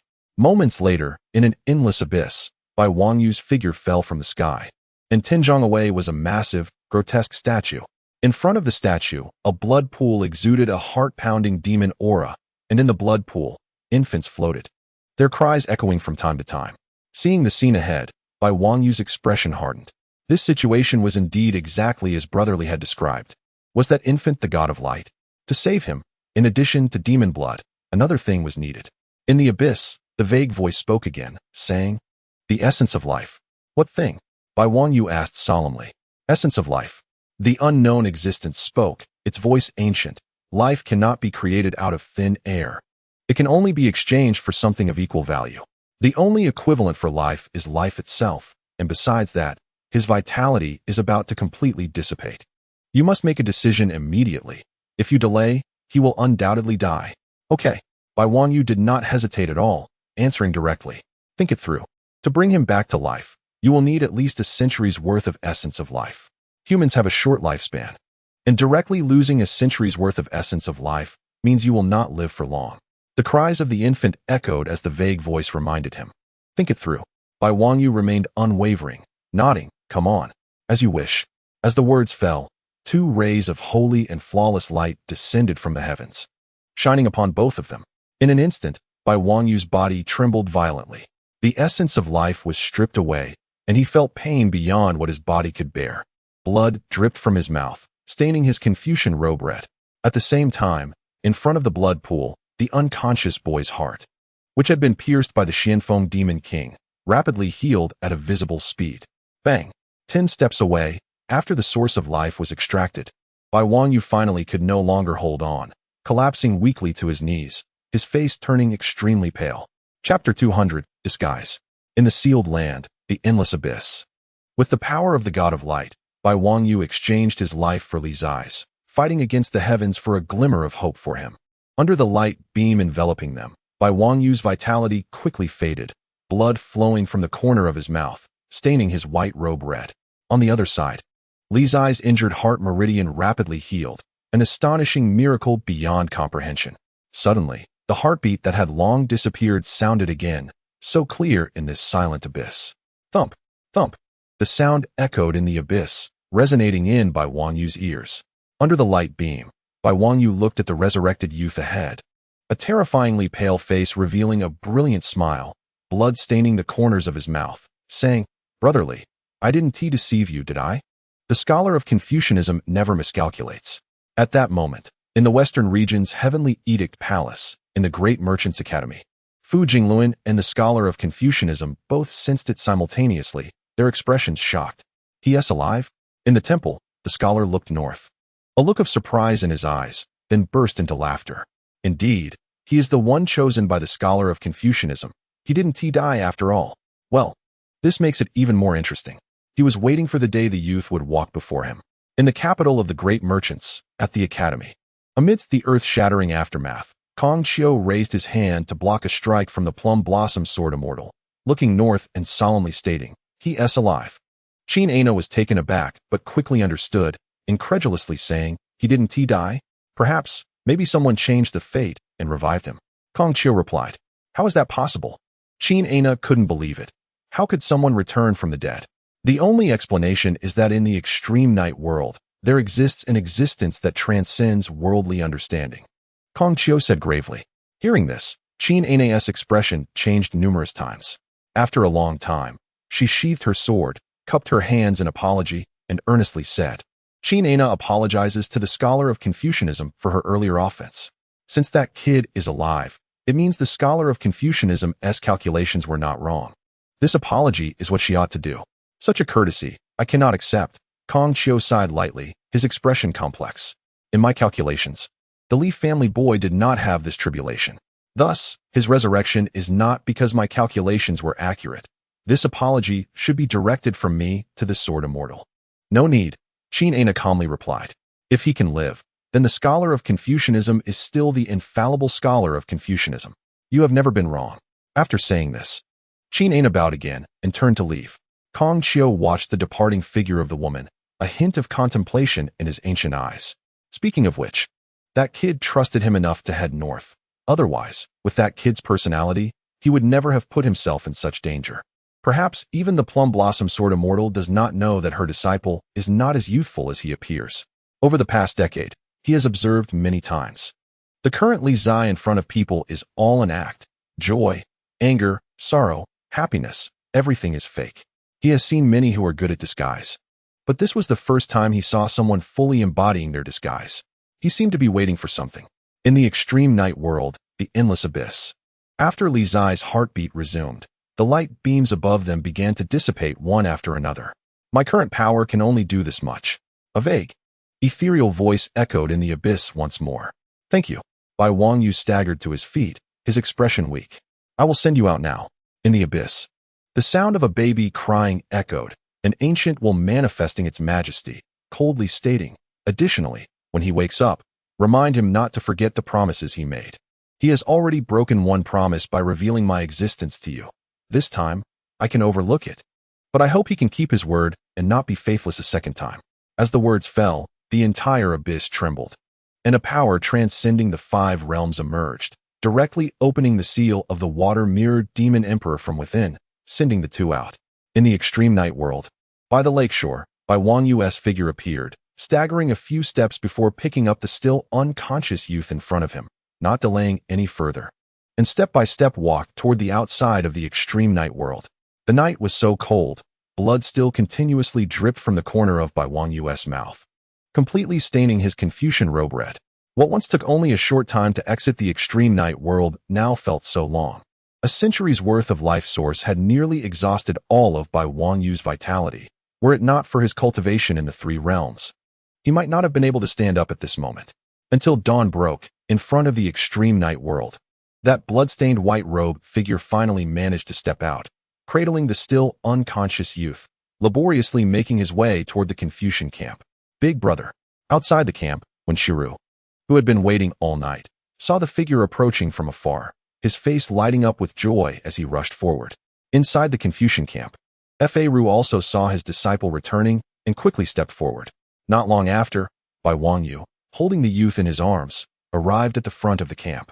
Before he could say a word, his body suddenly stumbled and fell straight down. Big brother. Wangyu. When Shiru and Fa Ru quickly reached out to support him. Master. When Shiru noticed the faint breath of the youth in Bai Wangyu's arms, his expression shocked, exclaiming, Li Jiao's alive. Fa Ru, upon hearing this, immediately reached out to check his pulse, his heart trembling. How is this possible? A quarter of an hour later, in the Confucian camp, inside the felt tent, Chun Xiaoer and the others gathered, looking at the 2 comatose figures on the bed, their expressions filled with shock. The existence in the abyss could truly bring someone back to life. It was truly incredible. Could it be that person is really the god of light? In front of the bed, after Fa Ru carefully examined Li Zai's pulse, he then stepped forward to check his own disciple's pulse. Suddenly, Fa Ru's body trembled. His eyes filled with disbelief. Master, what happened? Chun Xiaoer noticed the change in Fa Ru's expression, a sense of foreboding rising in her heart. She asked. Fa Ru silently stood up, saying nothing, and directly left the tent. Seeing this, Chun Xiaoer immediately stepped forward to check the pulses of the 2. What is going on? Is something wrong? Inside the tent, Yao Guihai anxiously asked. Chun Xiaoer withdrew her hand, helplessly closing her eyes, softly saying, Indeed, there is no perfect solution in this world. What is it? Speak. You're driving me crazy, Yao Guihai urged. A life for a life. Chun Xiaoer opened her eyes, her tone weary. Bai Wangyu's vitality is nearly depleted. Hearing this, Yao Guihai's expression changed. Let's go, don't disturb them while they rest. Chen Xiaoer stood up and stepped toward the tent entrance. A day later, Bai Wangyu awoke. The Confucian crowd did not notice anything unusual. Bai Wangyu said nothing, as if he had only suffered some trivial injuries. Big brother, take your medicine. Inside the tent, Wen Shiru came in holding a bowl of medicine, looking at the elder brother on the bed, said, "MHM." Bai Wangyu nodded, reaching out to take the medicine bowl. But suddenly his hand shook, causing the bowl to slip and crash to the ground, shattering, with the medicine splattering everywhere. "I'm sorry, big brother. I didn't tea-hold it properly." When Shiru hurriedly apologized, squatting down to clean up the shards of the bowl, Bai Wangyu remained silent, looking at his trembling hands. His expression dim. Outside the tent, Fa Ru, who had come to visit the two, saw the scene inside and felt a surge of sorrow, turning to leave without entering. 2 more days passed, and Li Zai, who had been unconscious for many days, finally awoke. Bai Wangyu, seeing the youth awaken, for the first time revealed a smile on his pale face. Old Bai. Li Zai snapped back to reality, and at first glance, saw the little red hat in front of the bed. Just as he was about to speak, he suddenly seemed to notice something, his expression slightly stunned. He looked at the other person's temples and softly said, "Why do you have white hair?" Chapter 201. The Method of Extending Life. White hair? Inside the tent, Bai Wangyu heard the young man's words and instinctively glanced at the nearby bronze mirror. When he saw that the person in the mirror had a hint of frost white at the temples, his expression first froze. Then he discreetly shifted his gaze back. Smiling gently, "It's nothing. Perhaps it's just what Li Xiong mentioned, a little white hair. Then you are really unfortunate." Li Zai, not suspecting anything, lay on the bed, grinning broadly. "In the future, you won't be as handsome as me, but I can fight better than you." Li Xiong, Bai Wangyu smiled. "Being handsome can't fill your stomach. It just gets you called a pretty boy." Upon hearing this, Li Zai felt a tightness in his chest, wanting to retort, but finding himself at a loss for words. The little red hat was becoming less and less cute. He couldn't even argue back with this guy. Bai Wangyu looked at the young man's frustrated expression and chuckled. "All right, I'll go get you something to eat." After saying that, Bai Wangyu stood up and walked toward the tent's exit. Old Bai. On the bed, Li Zai seemed to remember something and asked, "Am I not dead?" Bai Wangyu stopped, turned around, nodded, and smiled. "Didn't Li Xiong say that your personality is so bad, even dogs dislike you? Perhaps even the king of hell doesn't want you." "Nonsense." Li Zai pouted. "I'm such a good person, I would definitely go to heaven after I die. How could I go to hell?" "Heh." Bai Wangyu chuckled lightly. "I don't believe it." Li Zai was nearly choked by that, watching the little red hat leave the tent, still not having figured out how to retort. Outside the tent, as Bai Wangyu stepped out, suddenly, he stumbled. An overwhelming sense of weakness surged within him, making it nearly impossible for him to stand. Senior brother. Ahead, Wen Shiru, who was about to return to the tent, was startled and quickly stepped forward to support him, asking with concern, "Senior brother, what's wrong?" "It's nothing." Bai Wangyu gently shook his head, forcibly suppressing the weakness within him, and tiredly smiled. "I just lost my balance." Li Xiong woke up. "And I'm going to get him some medicine." Li Xiong woke up? When Shiru's face showed surprise, "I'll go take a look." Bai Wangyu smiled and stepped away. When Shiru entered the tent and saw the young man lost in thought on the bed, feeling very pleased, he said, "Li Xiong, you're awake. We've been so worried these past few days." "Shiru." Li Zai saw the newcomer and directly asked, "What happened to your senior brother?" He wasn't a fool. He immediately noticed that something was off with the little red hat and could tell at first glance, though he didn't press further since he saw the little red hat was trying to conceal it. "Senior brother?" When Shiru replied in confusion, "It's nothing, just suffered some injuries. He'll be fine after a few days." Li Zai frowned, thinking that this idiot Shiru didn't notice anything. While the two were talking, Bai Wangyu returned with the prepared medicinal soup and entered the tent. Seeing the little red hat come back, Li Zai immediately stopped asking questions. "Li Xiong, drink your medicine," Bai Wangyu said as he approached. Li Zai lightly responded, struggling to sit up with Wen Shiru's help. "Want me to feed you?" Bai Wangyu smiled. "Get lost." Li Zai replied irritably, then took the medicine bowl and drank the soup clean in one go. The medicine was very bitter, and Li Zai's face immediately twisted. "Here." Bai Wangyu handed over the dried fruit he had prepared in advance. Li Zai took the dried fruit and stuffed it into his mouth. "Senior brother, why do you have white hair?" At that moment, when Shiru finally noticed the white hair at his senior brother's temples and exclaimed in surprise, "Little white hair." Bai Wanyu said calmly. What is little white hair? When Xiuru asked in confusion, having never heard of it. Kids shouldn't ask nonsense. Li Zai casually said, Xiuru, go call the master over. I have something to ask him. All right. When Xiuru nodded, suppressing his curiosity, then stepped outside. Li Xiong, what do you need the master for? Bai Wanyu asked in confusion. Not telling you. Li Zai pouted. That's what you get for arguing with me just now. Bai Wanyu chuckled. Forget it. I'm not that curious. But you mustn't eavesdrop on my conversation with Master Ru later. Li Zai said with a dismissive look. If I don't listen, I don't listen, Bai Wanyu laughed. Before long, outside the felt tent, when Xiuru returned with Master Ru, the two entered the tent, and upon seeing the awakened young man on the bed, Master Ru felt a bit of the gloom that had clouded his heart for days left. These kids really make me worry. Cough. On the bed, Li Zai coughed, glanced at the two in the tent, and said, You two leave. When Xiuru was taken aback, leave? Is there something they can't know? He could understand if he was excluded, but senior brother was practically inseparable from this guy. Why did he want to exclude him too? Go, Xiuru. Bai Wanyu chuckled lightly and stepped outside. When Xiuru snapped back to reality, looking at the young man on the bed with a puzzled expression before also walking out. This guy isn't going to report them, is he? He hasn't been offended recently, has he? After the two left, Master Ru looked at the young man in front of him and softly asked, What's wrong? Is there something you need to hide from them? Master, what happened to the little red hat? Li Zai's expression became serious. Also, that day, I should have died at the hands of the Xianfeng Demon King. My heart meridian was destroyed, and no divine being could save me. I think even a great practitioner like you, Master, would be powerless to help. Who exactly saved me? Is the current situation of the little red hat related to this? Hearing the young man's words, Master Ru's expression froze for a moment. Then he sighed softly. Little fellow, your wisdom is unmatched. Xiuru and the others didn't notice anything unusual for so many days, and you just woke up and guessed it all. Is it really related to the little red hat? Li Zai asked, his face darkening. Master, what exactly is going on? Seeing that he couldn't hide the truth anymore, Master Ru no longer concealed it and explained, That day, you were killed by the Demon King. Wanyu brought you to the world of eternal night to seek out the God of light for help. After returning, Wanyu became like this. During his unconsciousness, I checked his pulse. The source of his life is nearly depleted. A life for a life. Li Zai's body trembled, his already weak face growing paler. And he said heavily, No wonder he looks so off. Master, do you have any way to help? No. Master Ru sighed. Everyone's lifespan is limited. Even the Medicine King cannot reverse the aging of the body. What about the heavenly book? Li Zai suddenly seemed to remember something, anxiously asking, Can Ru Shou live for 1,000 years relying on the heavenly book? Can the little red hat do the same? No.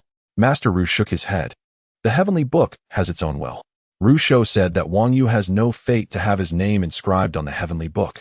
So the heavenly book is of no use to him. Let me think again. Li Zai whispered, clenching his fists tightly. He had to find a way to extend the little red hat's life. Forget it. It has come to this, and I can't force it. Master Ru's face revealed a hint of fatigue. Little fellow, since Wanyu is willing to sacrifice himself to save you, you should live well and not let his efforts go to waste. Xiuru. At that moment, Li Zai suddenly seemed to remember something, looked toward the tent entrance, and shouted urgently, Come in. Li Xiong, what's wrong? Outside, when Xiuru heard the shout and hurriedly rushed in, asking, Help me up, take me to see someone. Li Zai urged, Hurry. He had a solution. As long as she was willing to help, she could definitely save the little red hat. Chapter 202, The Price Now? Inside the tent, when Xiuru watched as the young man in front of him was about to get out of bed and hurriedly stepped forward to stop him, anxious. Li brother, your injuries are still very serious. You can't get up. Kid, what are you trying to do? Fa Ru, seeing this, also had a solemn expression and asked. I'll explain later. Li Ziyi said a sentence, just about to get up, when suddenly a sharp pain hit his chest, almost causing him to collapse. When Xiuru supported him back into a sitting position, pushed the wheelchair from the tent over, and with a worried expression said, Li brother, why are you in such a hurry? Where exactly are you going? To the Dantai tribe. Li Ziyi took a deep breath, enduring the severe pain in his chest, and with difficulty sat down in the wheelchair. Fa Ru, upon hearing the place mentioned by the young man, immediately understood something and said in a deep voice, Kid, that Dantai Tian Nu has always wanted to kill you. Asking her to save someone might not be easy. There's no other way. Li Ziyi replied, saying Xiuru, Let's go? Wen Xiaoru did not understand the conversation between the two and instinctively glanced at Fa Ru. Fa Ru showed a hesitant expression, thought for a long time, and finally nodded, saying, "Go ahead, take good care of him." "Yes." Wen Xiaoru acknowledged the order and pushed the young man in the wheelchair towards the outside of the tent. "Li brother, what are we going to the Dantai tribe for?" On the way, Wen Xiaoru could no longer suppress his curiosity and asked. "You'll know soon," Li Ziyi said in a solemn voice. "When we get to the Dantai tribe's camp, don't say anything." "I understand," Wen Xiaoru replied softly. The cold wind blew, and in the extreme night world, the weather was still bone-chillingly cold. On the wheelchair, Li Ziyi couldn't help but tighten his fur robe, his face growing even paler. Soon, outside the Dantai tribe's camp, the two arrived. Tian knew.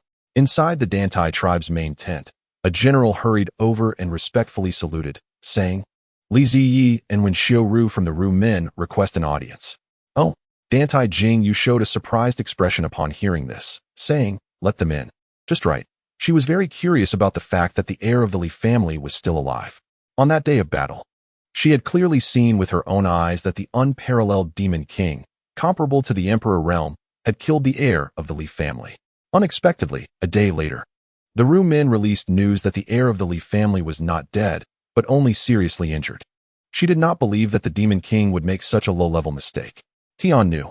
Before long, the general brought the two into the tent, respectfully saying, "They are here." "Understood, you can leave now," Dantai Jingyu said calmly. "Yes." The general received the order and turned to leave. Inside the main tent, their eyes met, each harboring their own thoughts. How is Li Jiaoxi's injury? Is it still serious? Dantai Jingyu took the initiative to ask. "It's nothing serious," Li Ziyi said with a pale face. "Thank you for your concern," Tian knew. Li Jiaoxi is truly blessed and has escaped from the hands of that demon king comparable to the 5 realms all alone, which is indeed astonishing. Dantai Jingyu said meaningfully, "It's just luck." Li Ziyi did not wish to say much on this topic and replied calmly. Seeing this, Dantai Jingyu did not beat around the bush anymore and directly asked, "Is there something that Li Jiaoxi came here for?" She was very clear that this heir of the Li family definitely had a purpose in coming here. "I want to ask Tian Nu for a favor." Li Ziyi also did not waste words and said seriously, "Li Jiaoxi also has something to ask for." Dantai Jingyu smiled and said, "That's rare, go ahead." "What is it?" "I remember that Dantai Dejun has a very serious hidden injury. Logically speaking, Dantai Dejun should not have made it to today." Li Ziyi's gaze was fixed on the Dantai Tian Nu in front of him, asking, "I want to ask Tian Nu, over the years, has it been Tian Nu who has been extending Dantai Dejun's life?" "Yes," Dantai Jingyu said in a bland tone. Hearing Dantai Tian Nu's affirmative answer, Li Ziyi's eyes narrowed, and he continued to ask, "Then can Tian Nu extend the life of someone whose lifespan is about to end?" "About to end?" Dantai Jingyu looked up and down at the young man in front of her and said, "I see that although Li Jiaoxi has serious injuries, the loss of lifespan is not serious. There is no need to extend it. It's not for me, it's for a friend of mine." Li Ziyi replied in a deep voice and asked again, "Tian Nu, can it be done?" "That depends on how your friend's lifespan has been depleted."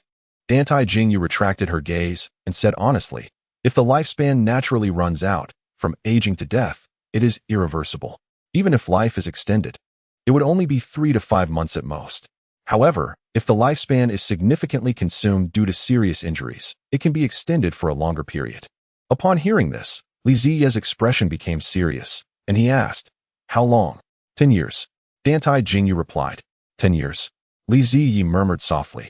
But soon his expression became firm, and he asked earnestly, "What is the price?" Behind, Wen Xiaoru felt a storm of thoughts brewing in his heart. If he still couldn't guess the reason now, he would be a fool. Big senior brother. The person Li brother asked Dantai Tian Nu to extend life for his big senior brother. Inside the tent, Dantai Jingyu's lips curved slightly as she looked at Wen Xiaoru behind Li Ziyi. "Xiaoru, you go out first."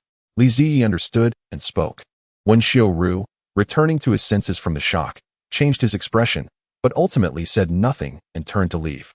After Wen Xiaoru left, only Li Ziyi and Dantai Jingyu remained in the entire main tent. Dantai Jingyu stood up, walked forward, and said with a smile that did not reach her eyes, "I am very curious. What kind of person is worth such a proud Li Jiaoxi coming to ask a person who wants to kill him for help?"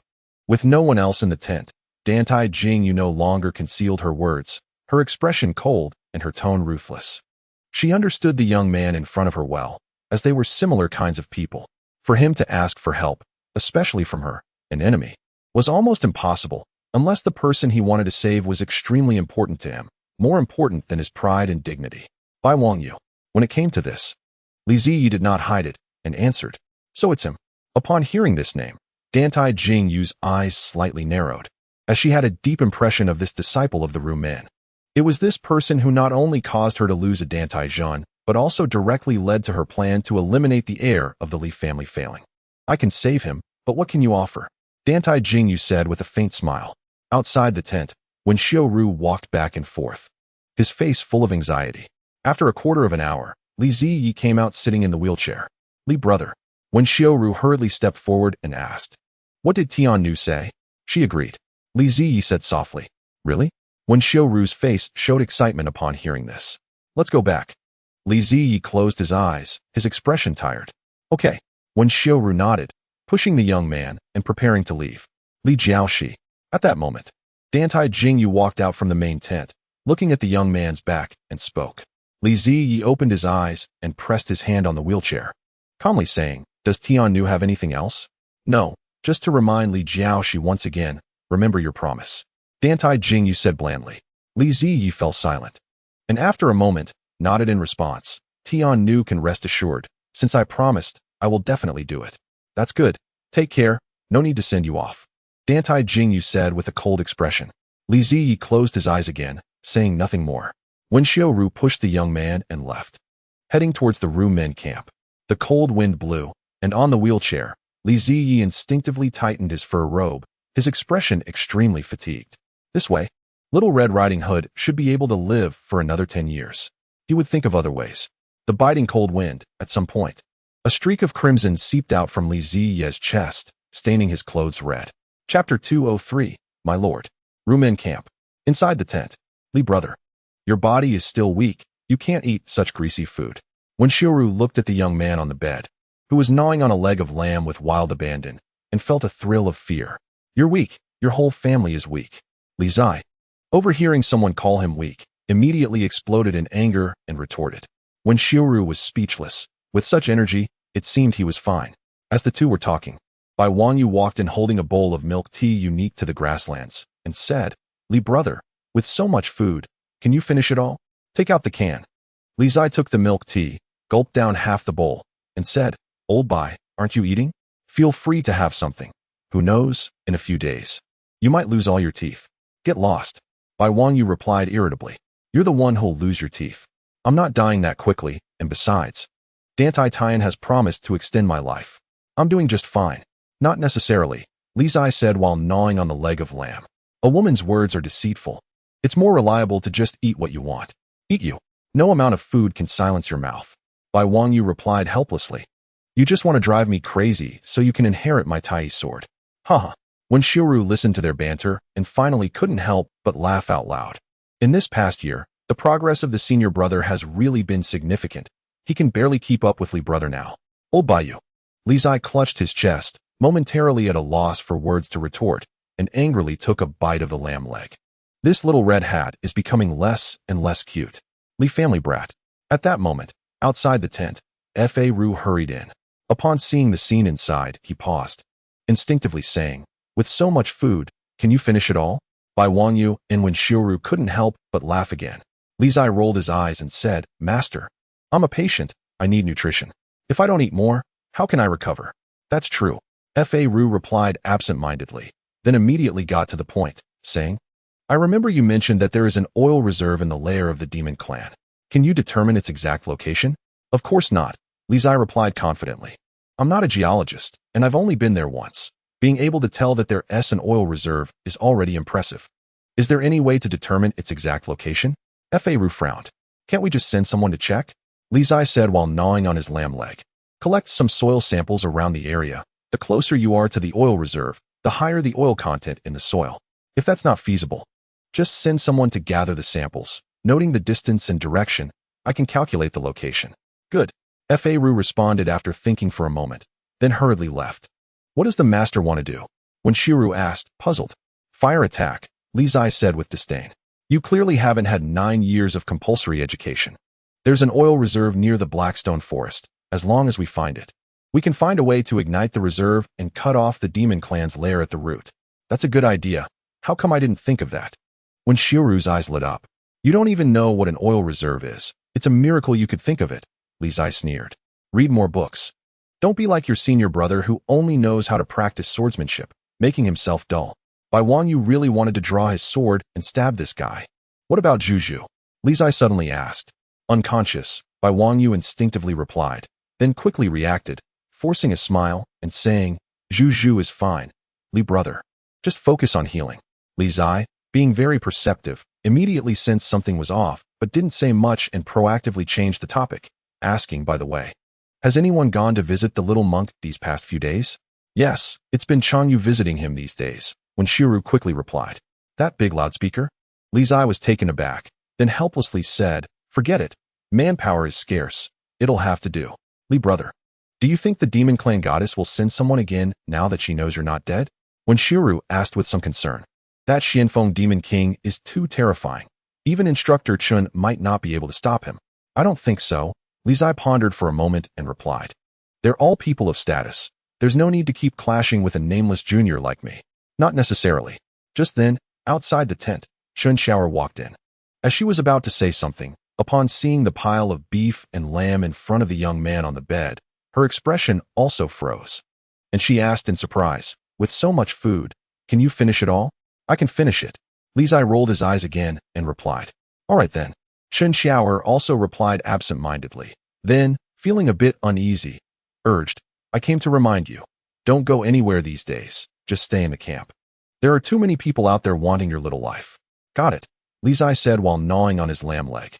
In my current state, I can't go anywhere anyway. After this battle, he understood that neither the human nor the demon clans had deployed all their forces.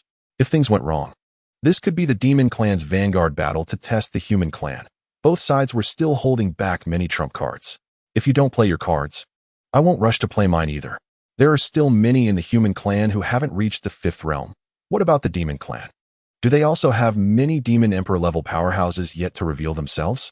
Meanwhile, deep within the extreme night world, in the Blackstone Forest, Qingqing stood quietly, her demonic energy restrained, pure and untainted. Behind her, the water-mirrored demon emperor approached, bowing respectfully and saying, Goddess. He didn't die, Qingqing said calmly. Xianfeng couldn't possibly fail. The water-mirrored demon emperor whispered. I know, Qingqing nodded. It should be that person who saved him. Water mirror, let's go meet that person. Yes. The water-mirrored demon emperor replied respectfully. The two walked forward toward the place of sealing. At the place of sealing, the cold wind howled, and it was desolate. Soon, the two arrived. Open the seal. Qingqing stopped in front of the frozen lake and said. The water-mirrored demon emperor nodded, stepped forward, and waved his hand to dispel the seal on the lake's surface. In an instant, the water rippled, and the frozen lake shattered, with waves rising over 3 meters high. Qingqing stepped forward and walked into the lake's depths amidst the turbulent waves. In the endless abyss, demonic energy filled the air, and Qingqing's figure descended from above. Suddenly, the atmosphere in the entire abyss became tense. You finally came. In the abyss, the sound of a baby crying echoed, and an ancient will spoke. My lord. Qingqing knelt on one knee, respectfully saluting. It's rare that you remember I am your master, the ancient will said coldly. What brings you here? Qingqing stood up, her expression calm. Nothing much. I just came to advise my lord. The human will is not as weak as you think. Even with the extreme night descending upon the 9 provinces, the human clan will not easily submit. My demon clan only seeks a foothold. There is no need for endless consumption in war. Saying such things truly disappoints me. The ancient will's tone grew colder, responding, 1,000 years have passed. And you remain stubborn, showing no change at all. That's the fact, Qingqing said indifferently. My lord, why don't we make a bet?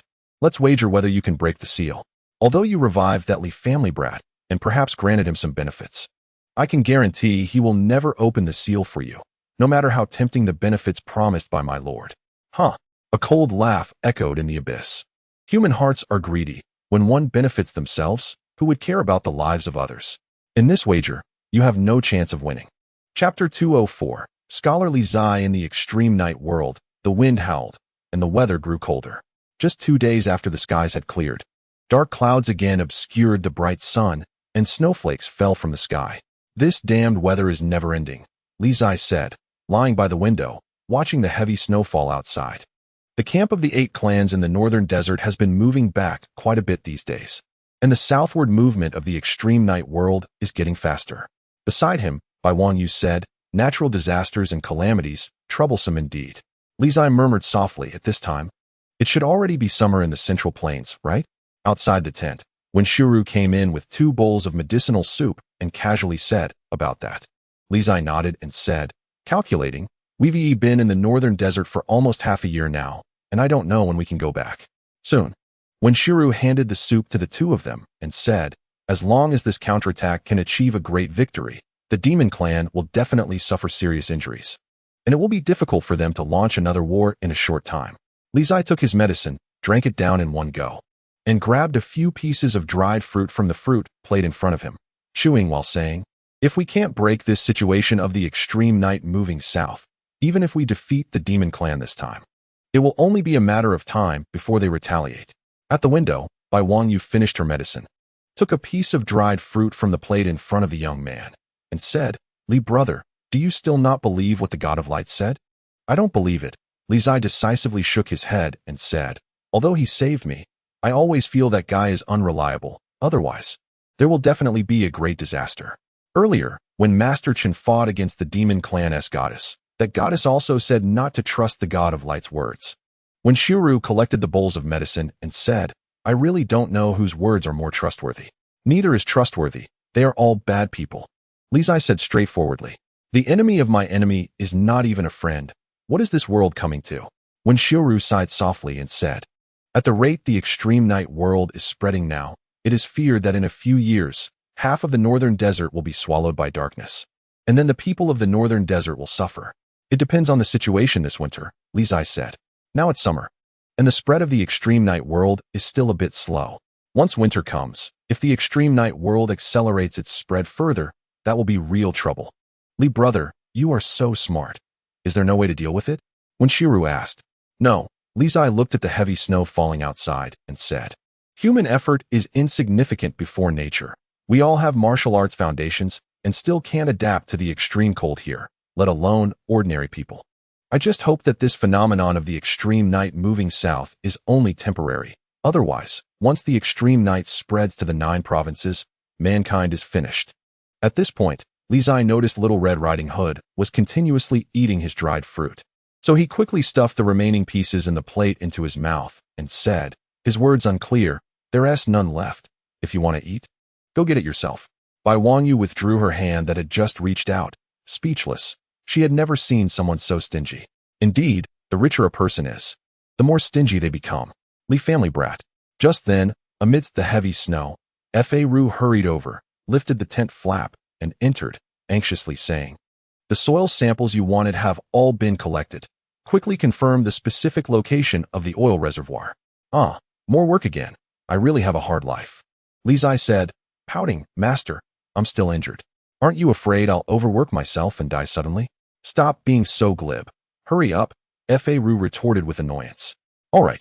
Li Zai took the soil samples and the location map handed over by Fa Ru, unfolded the map, and prepared to begin estimating the specific location of the oil reservoir. Li brother, can these samples and a map really determine the location of the oil reservoir?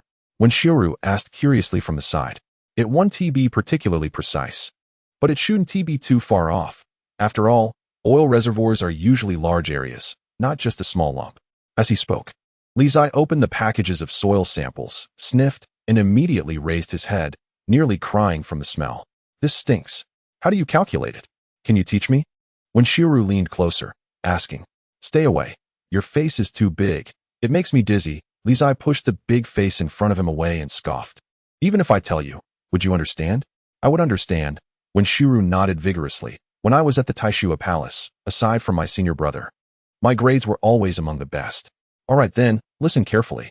Li Zai put down the soil samples, pointed at the location map in front of him, and said, I had them collect as many soil samples as possible and recorded the position and distance of the samples to draw this map. This way, I can deduce a function based on the differences in oil content in the soil samples to see whether the relationship between oil content and distance is a linear function or a quadratic function. Of course, it could also be a more complex function. Then, based on this function, I can plug in more values to verify the deviation. If the deviation is small, it indicates that the function can be used.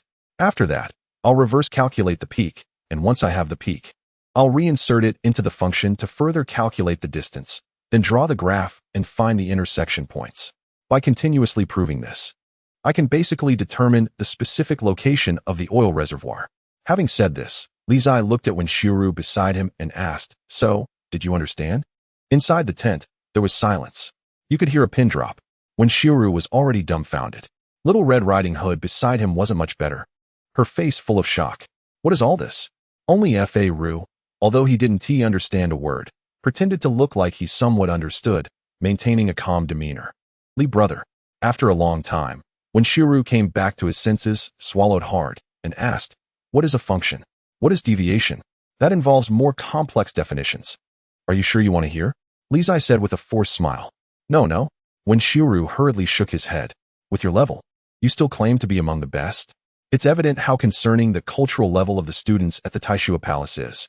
Li Zai sighed disdainfully, saying, "When we go back, I must report this to the head of the Confucian school. It's urgent to popularize 9-year compulsory education.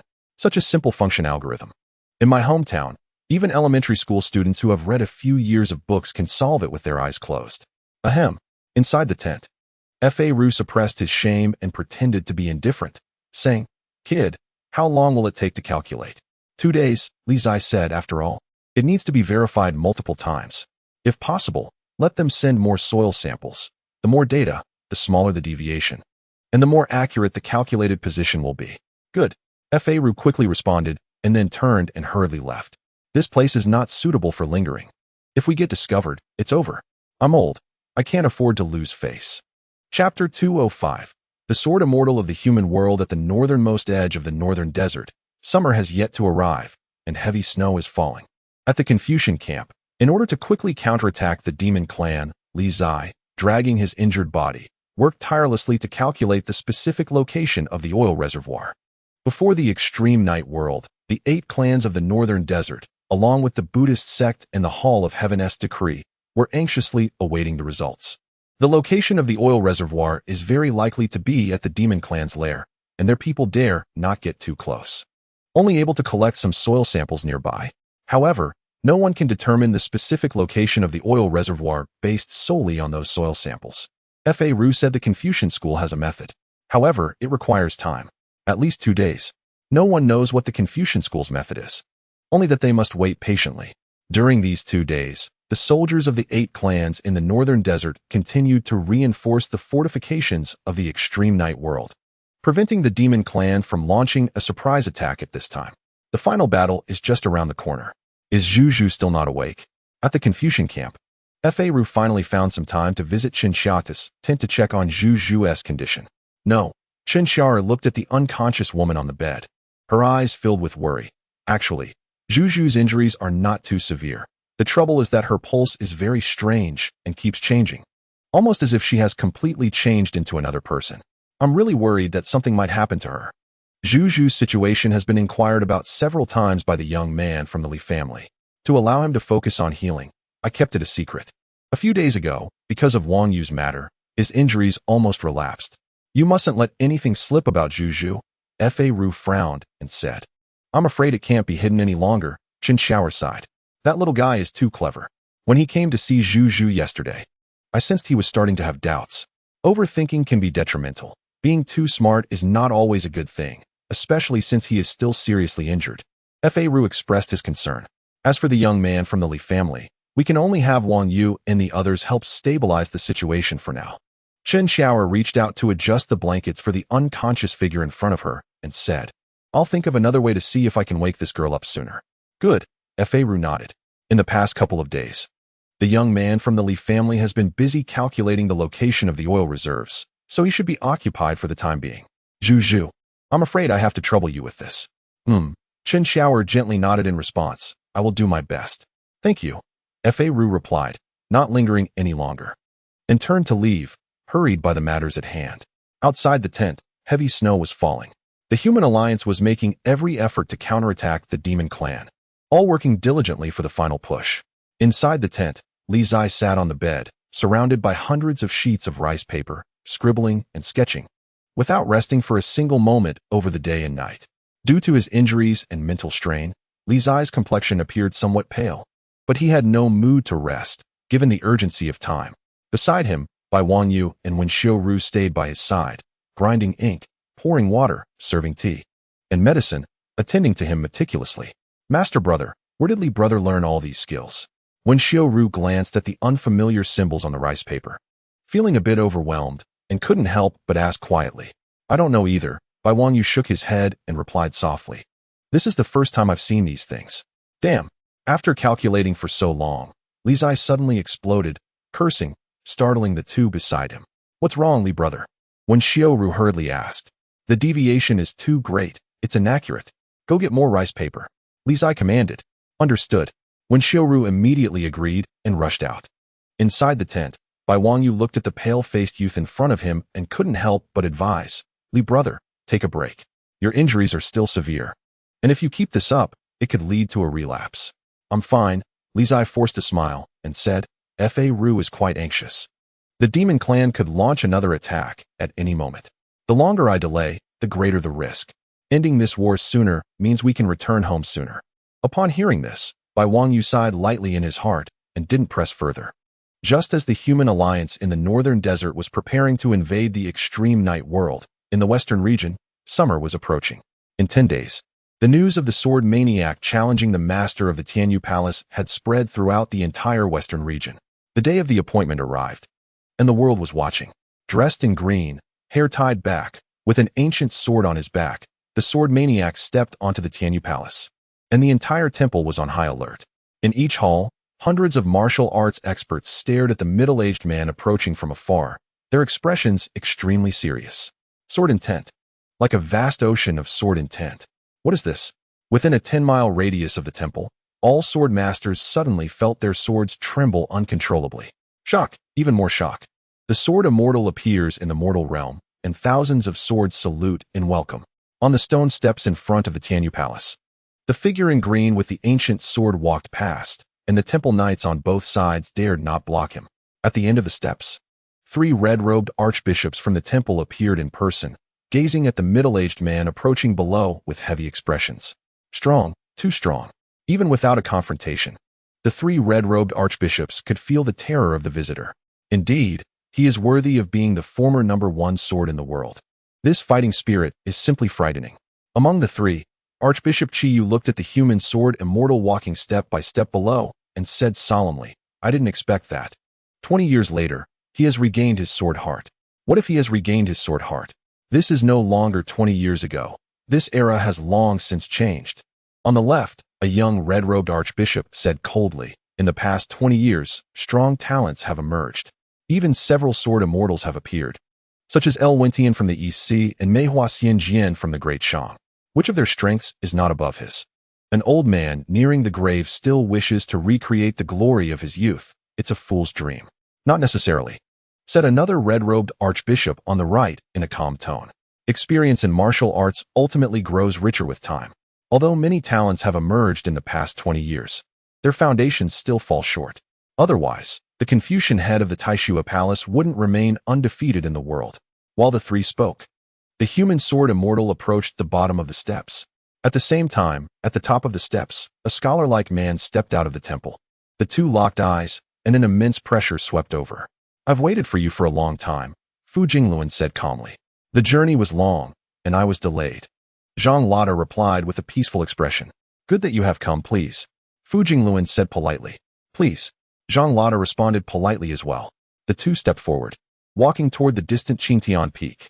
At the same time, powerful figures from all directions rushed in, waiting for days just to witness this earth-shattering battle.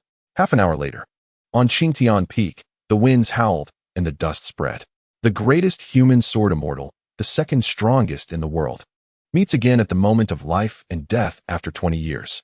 The battle is about to begin, and countless powerful figures arrive on Qingtian Peak to witness this monumental battle. Standing atop the peak, Two unparalleled powerhouses from different eras face each other today for a fair battle to settle past grievances. It's been 20 years. I knew you would come. In the midst of the battle, Fu Jingluan spoke, his expression calm. The battle back then was destined. Otherwise, I wouldn't have lost to you. For 20 years, I've been waiting for you to regain your sword heart. And finally, I've waited. In martial arts, winning is winning, losing is losing, with no excuses. Back then, you were just entering the fifth realm. I lost to you, and I have nothing to say, Zhang Lada said seriously, looking at the scholar in front of him. However, in today's battle, I absolutely will not lose again, because someone is waiting for me to return. Same here. Fu Jingluan's eyes ignited with fighting spirit as he declared. Under the light, the will of the gods, only victory. As soon as his words fell, a blazing white divine light erupted around Fu Jingluan, soaring into the sky. Reaching the heavens, the dazzling divine light illuminated the entire Qingtian Peak, astonishing miracles that shocked everyone present. Faced with the human sword immortal before him, even the most renowned scholar over the past 20 years did not dare to be careless, his divine power of light enveloping him, the five divine caves awakening, radiating brilliance. As the battle commenced, within a 10-mile radius, the atmospheric pressure suddenly dropped. Please. The two spoke simultaneously, and in an instant, their figures moved. The sword pointed like thunder breaking a dream, the sharpness overwhelming. The sword maniac launched an offensive, attacking instead of defending, with the potential to slash the heavens. The strength of the sword immortal surpassed that of the past. Likewise, the strength of the scholar was deemed invincible. The power of his palms surged like terrifying waves, boundless and endless, as the scholar countered, defending while attacking, leaving no gaps. The initial exchange was fierce, and the spectators were enthralled, completely stunned. At the pinnacle of martial arts, every move and technique possessed the ability to split mountains and seas, returning to the essence of martial arts and revealing its true meaning. After several exchanges, stones and debris flew around the two. Sword marks and palm forces stirred up boundless dust clouds.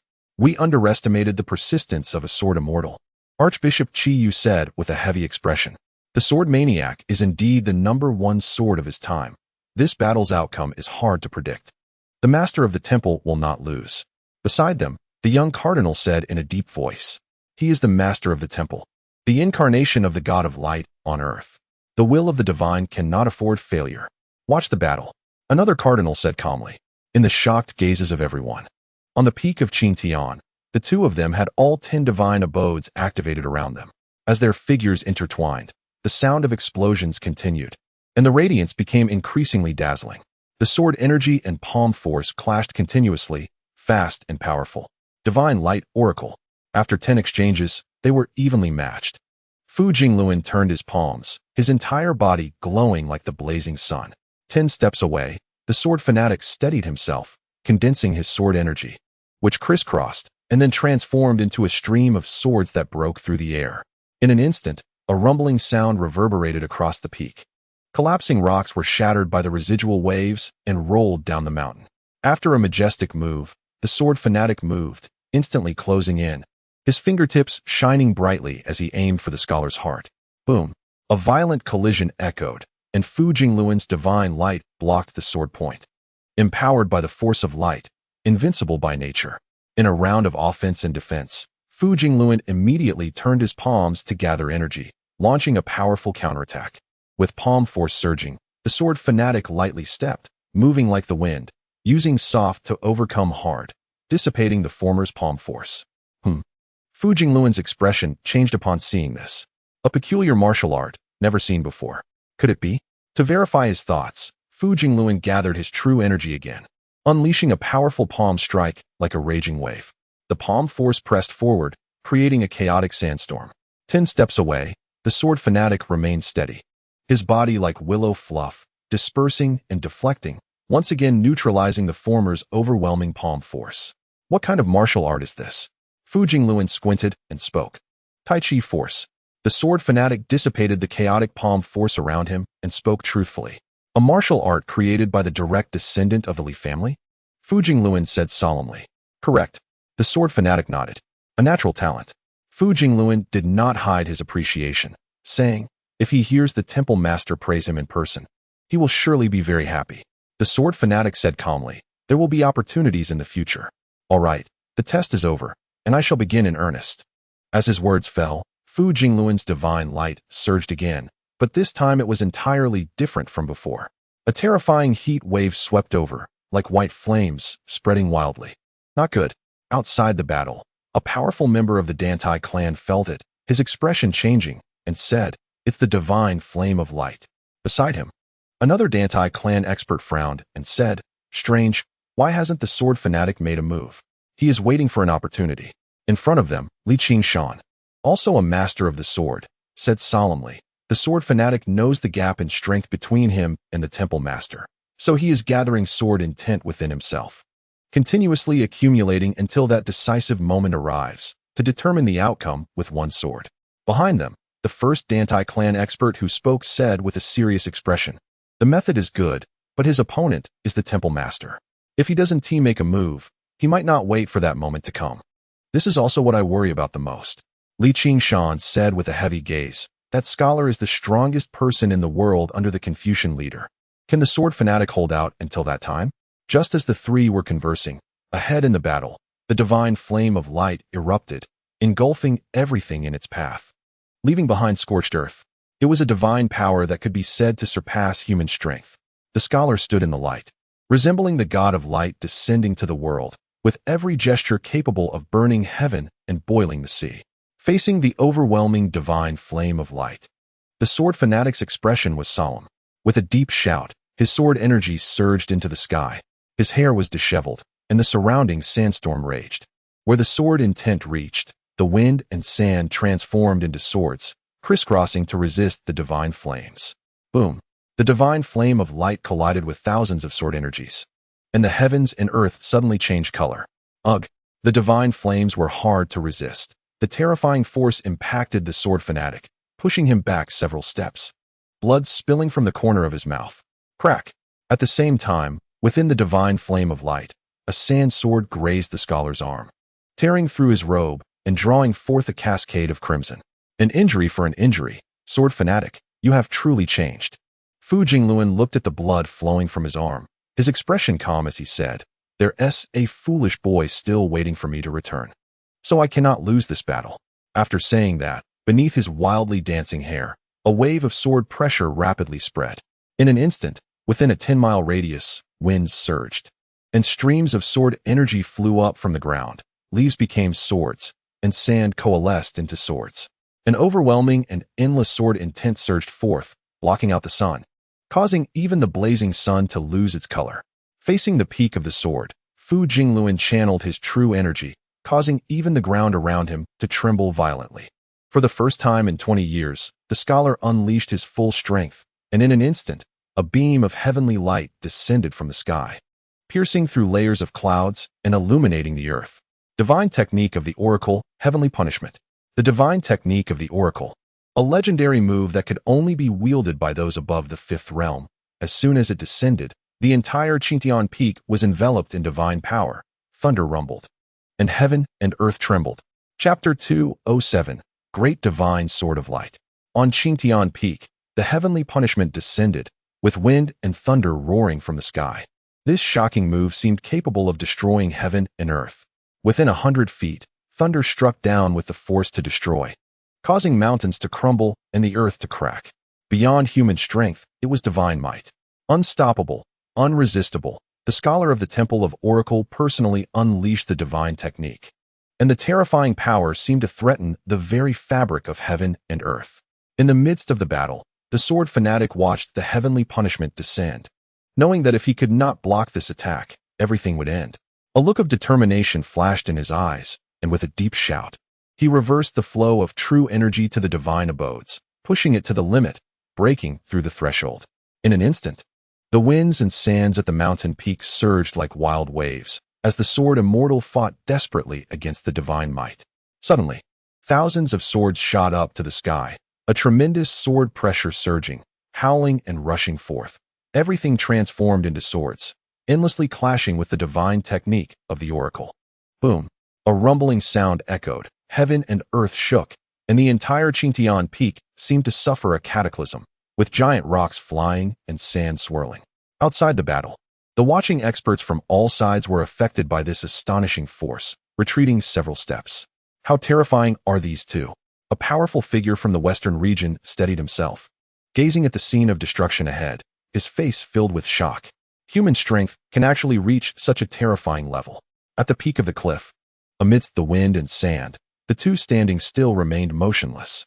Suddenly, a spurt of blood splattered, dyeing the peak red. The sword fanatic had a spray of blood erupt from his chest, heavily wounded. Ugh! Zhang Lada staggered back a few steps, covering his chest with his hand, blood dripping from the corner of his mouth. 10 steps away, the scholar's left shoulder also silently bled, staining half of his robe red. The injuries were exchanged, but their severity was entirely different. Not good. Outside the battle, the Dantai clan expert's expression grew serious, saying, "The sword fanatic has clearly fallen to the disadvantage. The temple master is truly too strong. This battle confirms that this scholar of the oracle is indeed the strongest in the world under the Confucian leader." Another Dantai clan expert said, "With the temple master using the divine technique of the oracle, aside from the Confucian leader, there is likely no one in the world who can resist." A third Dantai clan expert said solemnly, "What's even more terrifying is that Fu Jingluan has not yet used the great divine sword of light, which is a divine object comparable to the heavenly book. This battle is dangerous for the sword fanatic," the previously speaking Dantai clan expert said in a deep voice. Meanwhile, on the other side of the battlefield, the 3 red-robed cardinals of the Temple of Oracle watching the battle saw the situation ahead and showed expressions of joy. "The temple master is going to win," the youngest cardinal among the 3 said. "The strength of the sword fanatic is indeed impressive, but without a doubt, the temple master is stronger." The Grand Cardinal of the Abyss nodded. "Not necessarily. It's still too early to draw conclusions. As long as the battle is not over, anything is possible." Another red-robed cardinal focused on the battlefield ahead, a flicker of light passing through his eyes, and said with a serious expression, "The sword fanatic's sword has yet to be unsheathed. Likewise, the temple master has not yet used the great divine sword of light. There are still variables." Just as the 3 finished speaking, the battlefield ahead surged once more. The chaotic sand spread, and the sword intent thickened. The battle was still not over. "You are stronger than 20 years ago." On the constantly shaking peak, Fu Jingluan looked at the sword fanatic in front of him and spoke, "You too." Zhang Lada coughed up a mouthful of blood, yet his fighting spirit became even more astonishing. The will of the sword immortal could not be shaken. The strongest battle had reached its most intense stage. Drink. With a heart full of obsession, how could he afford to lose again? On the Qingtian peak, a thunderous long howl echoed, and the sword fanatic's aura surged dramatically, breaking through limits, as a terrifying sword pressure spread out, even stirring the winds and clouds. The sword immortal of the mortal realm, the extreme path of the sword, resonated with heaven and earth. Above Qingtian peak, the clouds rolled and the rosy light dazzled. Heaven and earth bore witness. The sword immortal shocked the world. Outside the battlefield, all the martial arts experts watching felt this earth-shattering sword pressure, their expressions changing. In the battle, the scholar who was directly facing this astonishing sword pressure squinted slightly, his palms flipped, commanding the light, and once again displaying supreme divine might. The divine art of Tianyu, the pure light of the heavens. The divine might stirred the winds and clouds, and the heavenly light descended to the mortal realm. Above the 9 heavens, a power of light descended, an unparalleled majesty of the divine reappeared in the world. In an instant, the peak sank. The massive Qingtian peak seemed unable to withstand this earth-shattering divine might, and quickly began to collapse. The strongest sword, the strongest divine art, collided thunderously atop Qingtian peak. Ugh! 2 muffled groans sounded, amidst the raging sands and waves. Both the sword fanatic and Fu Jingluan had blood seeping from the corners of their mouths. With injuries piling on, Zhang Lada spat out another mouthful of blood, staggering a few steps before barely stopping himself. Similarly, on the opposite side of the battlefield, the scholar was struck by the astonishing aftermath, blood flowing from the corner of his mouth, retreating 3 steps. The shockwave of divine light quickly dissipated into starlight.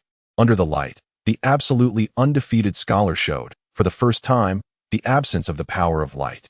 Unexpectedly, the sword fanatic was waiting for this moment.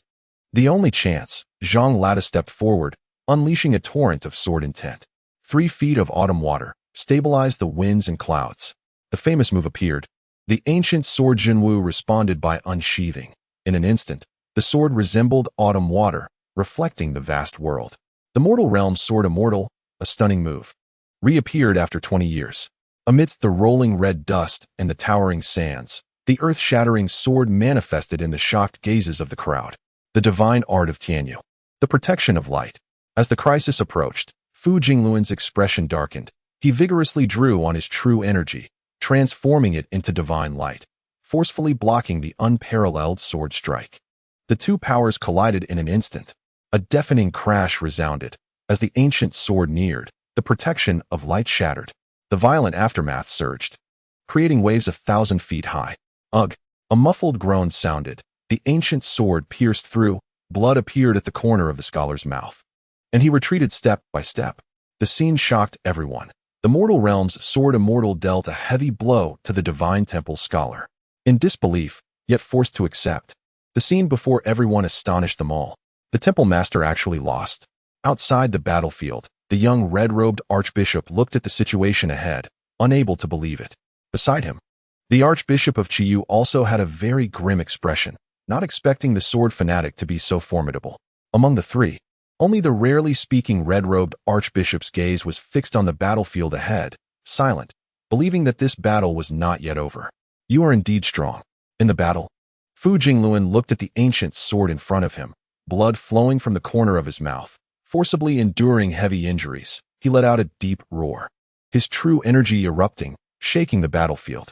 Zhang Lada stepped back a few steps, blood also continuously oozing from his hand gripping the sword. But this was all he could do. Without hesitation, the fiery brilliance in Fu Jingluan's eyes surged, his right hand flipped, grasping at the void. The next moment, the winds and clouds changed within 100 miles. What is this? Outside the battlefield, experts from all sides sensed it, their expressions changing. The great bright divine sword. Shocking the world, frightening gods and demons, the divine sword was about to appear, and the entire world began to tremble violently. Chapter 208. Life and Death. At the peak of the Absolute, an unparalleled battle. The mortal realm's sword immortal, with one sword, shocked the heavens, heavily injuring the world's strongest scholar. As the situation reversed, and the signs of defeat appeared for the temple master, a new variable emerged. Heaven and earth trembled, winds and clouds went wild in the distance. Above the Tianyu temple, a divine light descended from the sky, illuminating the mortal realm. Within the divine light, a crystalline divine sword appeared, radiating with immense brilliance. The great bright divine sword, the first divine artifact of the Tianyu temple, reappeared in the mortal realm. In an instant, endless divine might spread out, stirring the winds and clouds, causing heaven and earth to lose their color. As the divine sword emerged, experts from all sides were shocked, even from a distance. They could clearly feel that unmatched divine might. In the most extreme scene, the divine temple's scholars summoned the great bright divine sword, and the battle situation underwent the greatest change. According to legends from the western regions, only those chosen by fate could unleash the power of the great bright divine sword. In the hands of ordinary people, the great bright divine sword was no different from an ordinary sword. 20 years ago, the temple scholar had just carved his name on the heavenly book. His fate was flourishing. And even though he had just entered the fifth realm and was at an absolute disadvantage, he was able to reverse the situation at a critical moment, defeating the number one sword of the world at that time with the great bright divine sword. The current situation was almost identical to 20 years ago. In the same unfavorable situation, the divine temple scholar was borrowing a sword from the gods. The next moment, above the Tianyu temple, the great bright divine sword transformed into a blazing meteor, flying towards the distant battlefield. In the blink of an eye, the divine sword flew, its body crystalline, the divine light dazzling. On Qingtian Peak, the scholar grasped the sword, his aura instantly changing. This time, did the Tianyu temple's scholar still possess the same strong fate as back then? Outside the battlefield, experts from all sides looked at the Tianyu temple master ahead, their expressions all gravely serious. The stronger the user's fate, the greater the power the great bright divine sword could unleash. Conversely, it was no different from a mortal sword. The key to this battle depended on whether this scholar from the Tianyu temple still possessed the same flourishing fate as before, making him invincible in the world. All eyes were on him, and within the battlefield, Fu Jingluan held the divine sword, for the first time gathering all his power since the battle began. The overwhelming divine might, unprecedented in history, surged forth, shaking even heaven and earth. On the opposite side, Zhang Lada held the ancient sword Jinwu. Looking at the scholar's earth-shattering aura with no fear in his eyes, only pure fighting spirit. 20 years had passed. Not only had he regained his sword heart, but his strength also far surpassed the past. Very good. Only in this way did this battle have value. But Fu Jingluan softly spoke. Terrifying divine might continuously surged. Brilliant radiance spreading. At this moment, it was as if the god of light had descended, shocking all. This millennium might be the millennium of the Great Shang, the millennium of the Confucian school, or perhaps the millennium of the Confucian head. However, these recent 20 years must certainly be the 20 years of the Tianyu Temple scholar. In 20 years, countless proud talents faded into insignificance because of the existence of the Tianyu Temple scholar. The fate belongs to him, and no one could reach it. Without the Confucian head, he was invincible in the world. Therefore, when the news of the sword fanatic challenging the Tianyu Temple scholar spread, no one in the world believed the sword fanatic could win. This is the destiny. It has all come to an end. With a gentle word, the divine sword swept through the mortal realm, and the scholar moved, cutting through the soul of his opponent with one sword. Facing the Tianyu Temple master in his strongest state, Zhang Lada did not dodge or evade, meeting the sword head-on. As their swords clashed, an astonishing scene unfolded. Crimson splatters filled the sky, and the famous sword Jinwu broke apart with a sound. Ugh! A muffled groan erupted. Zhang Lada's right arm holding the sword flew up, blood splattering like rain. The sword immortal lost an arm, blood staining the absolute peak. The shocking sight made the eyes of all experts widen. In disbelief, the battle that had just been evenly matched was now completely changed. With just one sword, the victor was clear. The undefeated scholar remained unmatched. Destiny cannot be defied. At this moment, the spectators couldn't help but let out a deep sigh. Just moments ago, there was still a glimmer of hope in their hearts that the sword fanatic might break the undefeated myth of the Tianyu Temple scholar. What a pity. Before destiny, human strength is ultimately too insignificant. The raging sand swirled, and atop the peak, the sword madman's body was half drenched in red. His severed arm and broken sword symbolizing the complete end of the swordsman's legend. Why? Outside the battlefield, the strong from the northern desert looked at this scene, their expressions freezing. Why didn't the sword madman use the longevity tablet? They had clearly told him how to use it. The young man from the Li family ultimately miscalculated. Li Qingshan looked at the bloodied figure ahead, his hands clenched tightly, and said in a deep voice, "The sword immortal of the mortal realm is indeed so proud." In the capital of the great merchant dynasty, at the academy, Qin Ana gazed towards the west, a glimmer passing through her bright eyes. "Sword madman, you must not lose." At the same time, far away in the East Sea, a man dressed in white stood on a small boat, his handsome face and otherworldly demeanor striking. The white-clad sword immortal, El Wentian. For 20 years, he had been renowned alongside the plum blossom sword immortal, and at this moment, he too looked westward. His eyes filled with a faint intensity. "Sword madman, can your sword sever destiny?" All eyes were on the peak, as the raging sand swirled, and the battle approached its climax. Blood stained the blue attire, energy was exhausted, and even consciousness began to fade gradually. However, the fighting spirit in the sword madman's eyes did not wane at all. It was persistence and even pride. "I cannot lose. What does a broken sword matter? Or a severed arm?" The sword immortal of the mortal realm dares to draw his sword and question the heavens. In the midst of the battle, the sword madman staggered to his feet, his left hand forming a finger, and a surge of sword intent rapidly spread. The final move, the last pride, poured into this final strike. The sword intent dispersed, blood flowers gushed forth. Indescribable, this was the way of the sword. In an instant, the sky and clouds froze. The entire world seemed to quiet down. Flowers did not bloom, birds did not sing, and in the universe, there was only one sword. The blood flowers flew past under the still gaze of the crowd, transforming into a blood sword, so brilliant, so stunning. In the East Sea, on the blue boat, the white-clad sword immortal El Wentian looked towards the west, his gaze suddenly shaking, and after a moment, he regained his senses and respectfully clasped his fists in salute.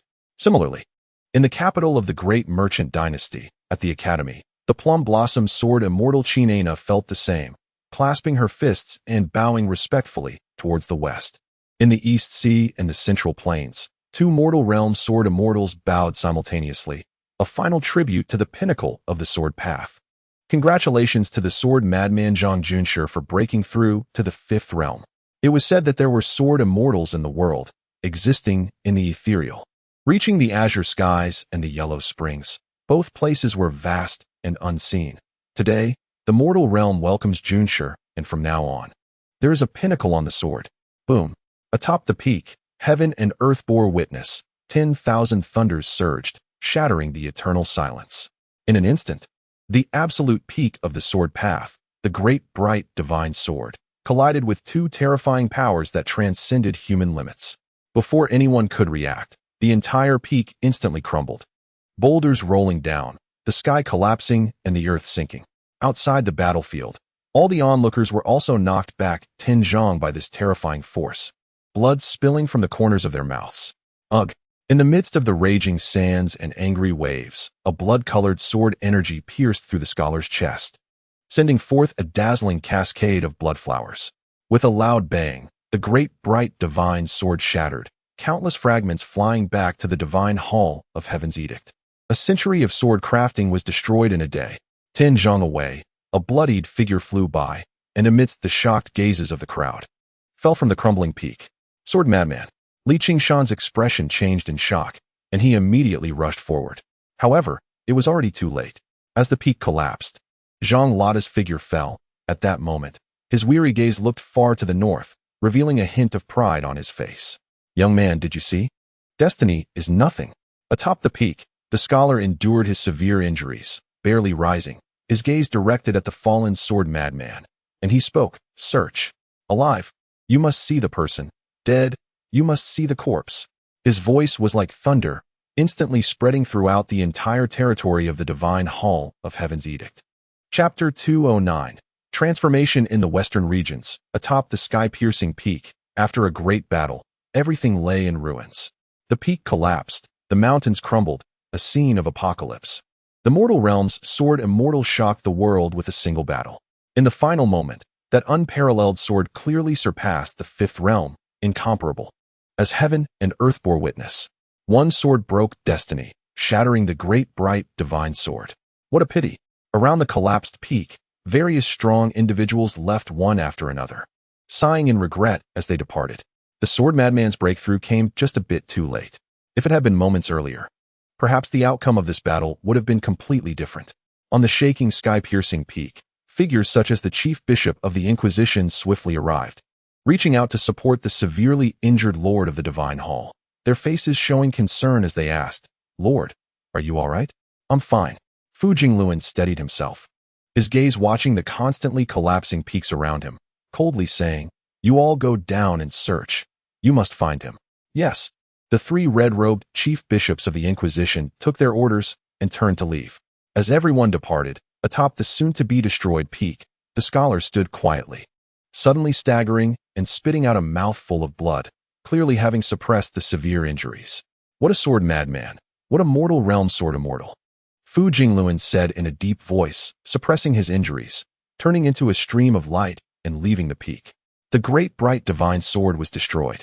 Who knows how long it would take to nurture it back to use again? Sword madman, are you still alive? Qingshan, teach. In the distance, among the rapidly descending strong members of the Dantai clan, one person spoke up, reminding, "We should return to the northern desert. This is the territory of the divine hall of Heaven's Edict, and carrying the longevity tablet may attract the attention of the Lord of the divine hall at any moment. You all go ahead.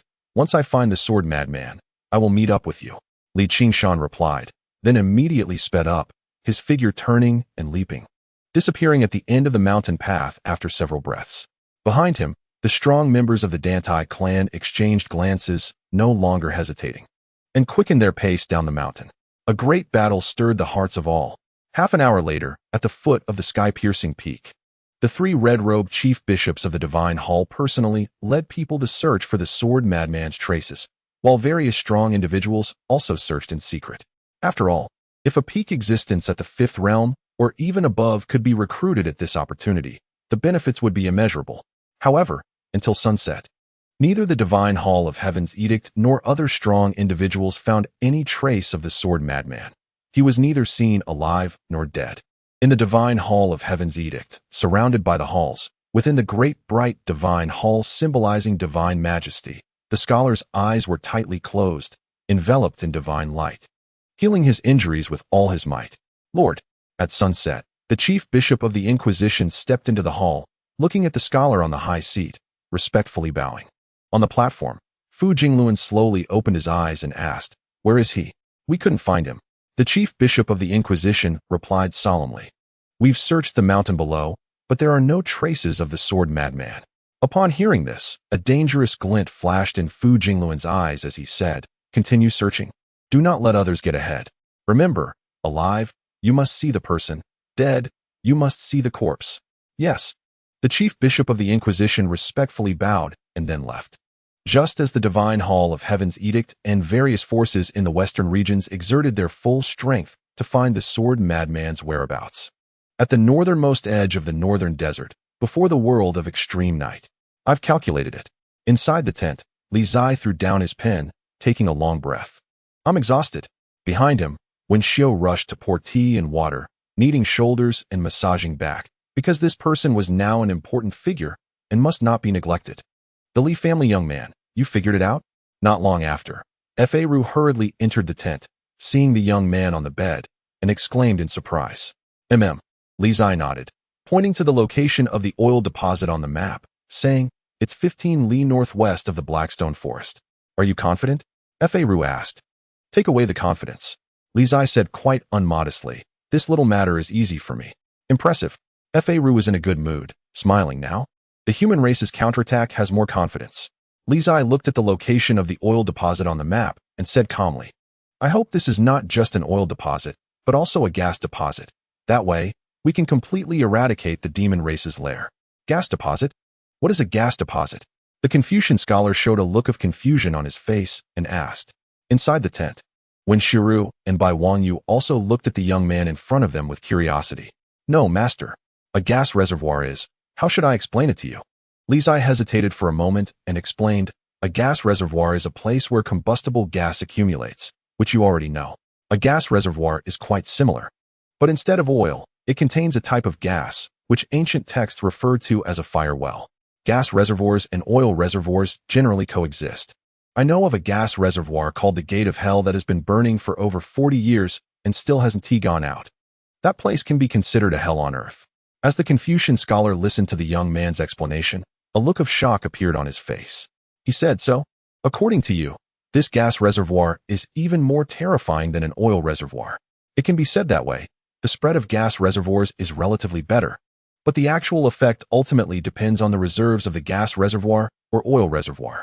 At this point, Li Zai handed the map marking the location of the oil reservoir to the Confucian scholar, his expression serious, and said, "We are very lucky. The oil reservoir in the Demon Clan stronghold is located very close to the surface. Otherwise, even if we found it, we wouldn't be able to utilize it. Heaven does not abandon the human race." You should rest well. I will have someone prepare it." The Confucian scholar took the map, reminded him, and then hurriedly left. Shiru. As soon as the Confucian scholar left, Li Zai forced his tired body up from the bed and said, "Take me to see Zhu." When Shiru and Bai Wangyu exchanged glances, their expressions suddenly serious. "Brotherly, your injuries are not healed, and you have been exhausted for many days. It would be better to rest for a while and visit Miss Zhu tomorrow." Bai Wangyu advised calmly, "You don't need to hide it from me. I know something is wrong with Zhu now." Li Zai supported himself and got out of bed, saying, "Shiru, let's go." When Shiru sighed inwardly, knowing he couldn't stop him and could only help the young man into a wheelchair, leaving the tent together. At the camp, in a felt tent not too far away, Chen Xiaoer was wiping Zhu's face, who was in a coma. At this moment, the familiar young voice came from outside the tent. "Sister Xiaoer, can I come in?" Hearing this, Chen Xiaoer was taken aback for a moment, and after a while, she came back to her senses and said, "Come in." As soon as she finished speaking, Li Zai and Wen Shiru entered the tent one after the other. "Sister Xiaoer, how is Zhu doing?" Li Zai asked, looking at the woman on the bed. "The pulse is stable. There is no major issue," Chen Xiaoer replied. "Sister Xiaoer, I want to hear the truth," Li Zai said seriously. Hearing this, Chen Xiaoer was slightly taken aback, then sighed softly and said, "Indeed, nothing can be hidden from you. Zhu Zhu's condition is somewhat complex. It's hard to explain in just a few words. In simple terms, her pulse has been changing continuously, different every moment. Now, looking at her pulse, it's almost as if she has become another person. What do you mean? Li Zai's expression darkened as he said, "Can Sister Qiaoer explain it more clearly?" The specific reason, I cannot determine. From my guess, Zhu Zhu's current situation should neither be an injury nor a case of going berserk, but rather, a transformation. At this point, Chen Qiaoer looked at the young man in front of her and said seriously, "Whether this is a blessing or a curse is still hard to say. But you need to be mentally prepared. The Zhu Zhu who wakes up may completely become another person." Chapter 210. Visitors from Nanling in the world of polar night. After 2 days of snow and wind, the sky still hadn't cleared, and dark clouds were dense. The central plains were already in summer, but the northern part of the desert was still as cold as winter. What should have been a season of abundant grass and water was now desolate, with the terrifying signs of the polar night winter beginning to show. The most troublesome thing was that the polar night world was continuously spreading southward, and at an increasing speed. With the continuous overcast days, the tent felt very stuffy. Li Zai could no longer lie down. So he sat in a wheelchair and came out to get some fresh air, wrapped up like a dumpling from head to toe. Around him, many disciples of the Confucian school patrolled back and forth, very vigilant. In these days, the guards of the Confucian camp were quite strict. The main reason was that Li Zai was currently the target that the demon clan was plotting to eliminate. If they were not careful, it could be fatal. In short, he was a burden. However, Li Zai did not have the self-awareness and realization of being a drag. Every day, he behaved like a master, bustling around. If it weren't for the relatively simple nature of the Confucian disciples, he would have been beaten by now. Brother Li's mentality is really good. In the back tent, when Shuru said while tidying up the bedding, "It seems there is nothing in this world that can bother him for more than 2 days. Just finding joy in hardship." Bai Wang Yu said calmly, "He doesn't want his negative emotions to affect others." "Senior brother, what do you think is Zhu Zhu's current situation?" When Shuru asked. "I don't know either," Bai Wang Yu shook his head and said, "According to Chen Qiaoer's speculation, it should be that Zhu Zhu's constitution or cultivation method is special. Previously, when Brother Li had an accident, Zhu Zhu's emotional fluctuations were intense, which likely triggered some changes at that time. I'm very worried about what Chen Qiaoer said. That Zhu Zhu will wake up and become another person." A trace of worry flashed in Wen Shiru's eyes as he said, "I don't want the tragedy of Princess Qingqing and the Buddhist monk Sanzo to happen to Brother Li." "It won't. Brother Li is not Sanzo," Bai Wang Yu said calmly. "No worldly rules and rights can bind him. This is also the biggest difference between Brother Li and us." "Changyu." While the two were talking, Li Zai's voice rang out from outside the tent. "Give me some of the dried fruit you have." Inside the tent, the two heard the shout from outside, exchanged glances, and smiled helplessly. Perhaps they were worrying too much. "By the way, where is Fourth Prince? I haven't seen him today." Suddenly, when Shuru seemed to remember something and asked, "He went to the Buddhist camp to visit Sanzo," Bai Wang Yu replied. "He was pressed into service by Brother Li today, saying that the identity of Fourth Prince is more suitable for putting some pressure on those monks in the Buddhist camp." Hearing this, when Shuru smiled bitterly and said, "Brother Li really dares to command anyone. The prince appreciates this guy quite a bit," Bai Wang Yu said with a smile. "Otherwise, with Fourth Prince's indifferent temperament, how would he care about these matters? I really didn't expect Brother Li to be quite popular." When Shuru said with a strange expression, "Our junior brothers are bullied by him every day, yet they still come to him whenever they have free time." At this moment, outside the tent, Li Zai was eating the dried fruit that Changyu had handed over, while curiously asking, "Changyu, these dried fruits you found are quite delicious." "Hee." Changyu smiled shyly. Seeing this, Li Zai showed a doubtful expression, carefully looking at the dried fruit in his hand, and said, "Wait, these dried fruits aren't from the north, could it be?" Thinking of this, Li Zai's expression changed, as if he guessed something. Anger rising in his heart, he immediately reached to grab the sword under the wheelchair. "Damn it! I'm going to kill this thief." Changyu was already prepared, quickly holding the fruit plate and running away, laughing arrogantly.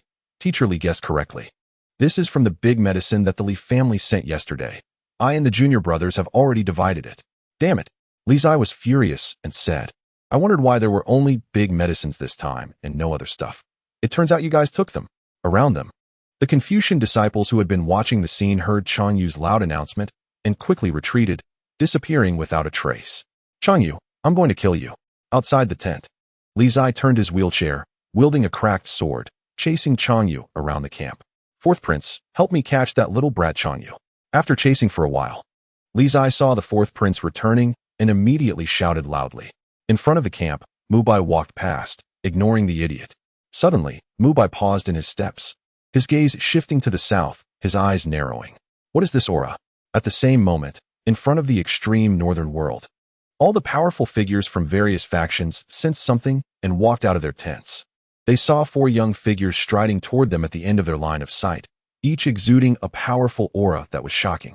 The 4 were dressed in eye-catching crimson and blue long robes adorned with the vivid totem of the vermilion bird, which did not resemble the attire of people from the Central Plains or the people of the Northern Desert.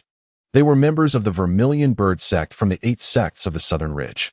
Upon seeing the totem on the newcomers, the expressions of the powerful figures from various factions turned serious. The Vermilion Bird sect is one of the top 4 sects among the 8 sects of the Southern Ridge, holding a transcendent status, with numerous experts within the sect, making them extremely powerful. However, members of the 8 sects rarely leave the Southern Ridge. Why are they appearing in the Northern Desert today? Amidst the solemn gazes of the crowd, the 4 young powerhouses from the Vermilion Bird sect walked towards the Confucian sect's camp.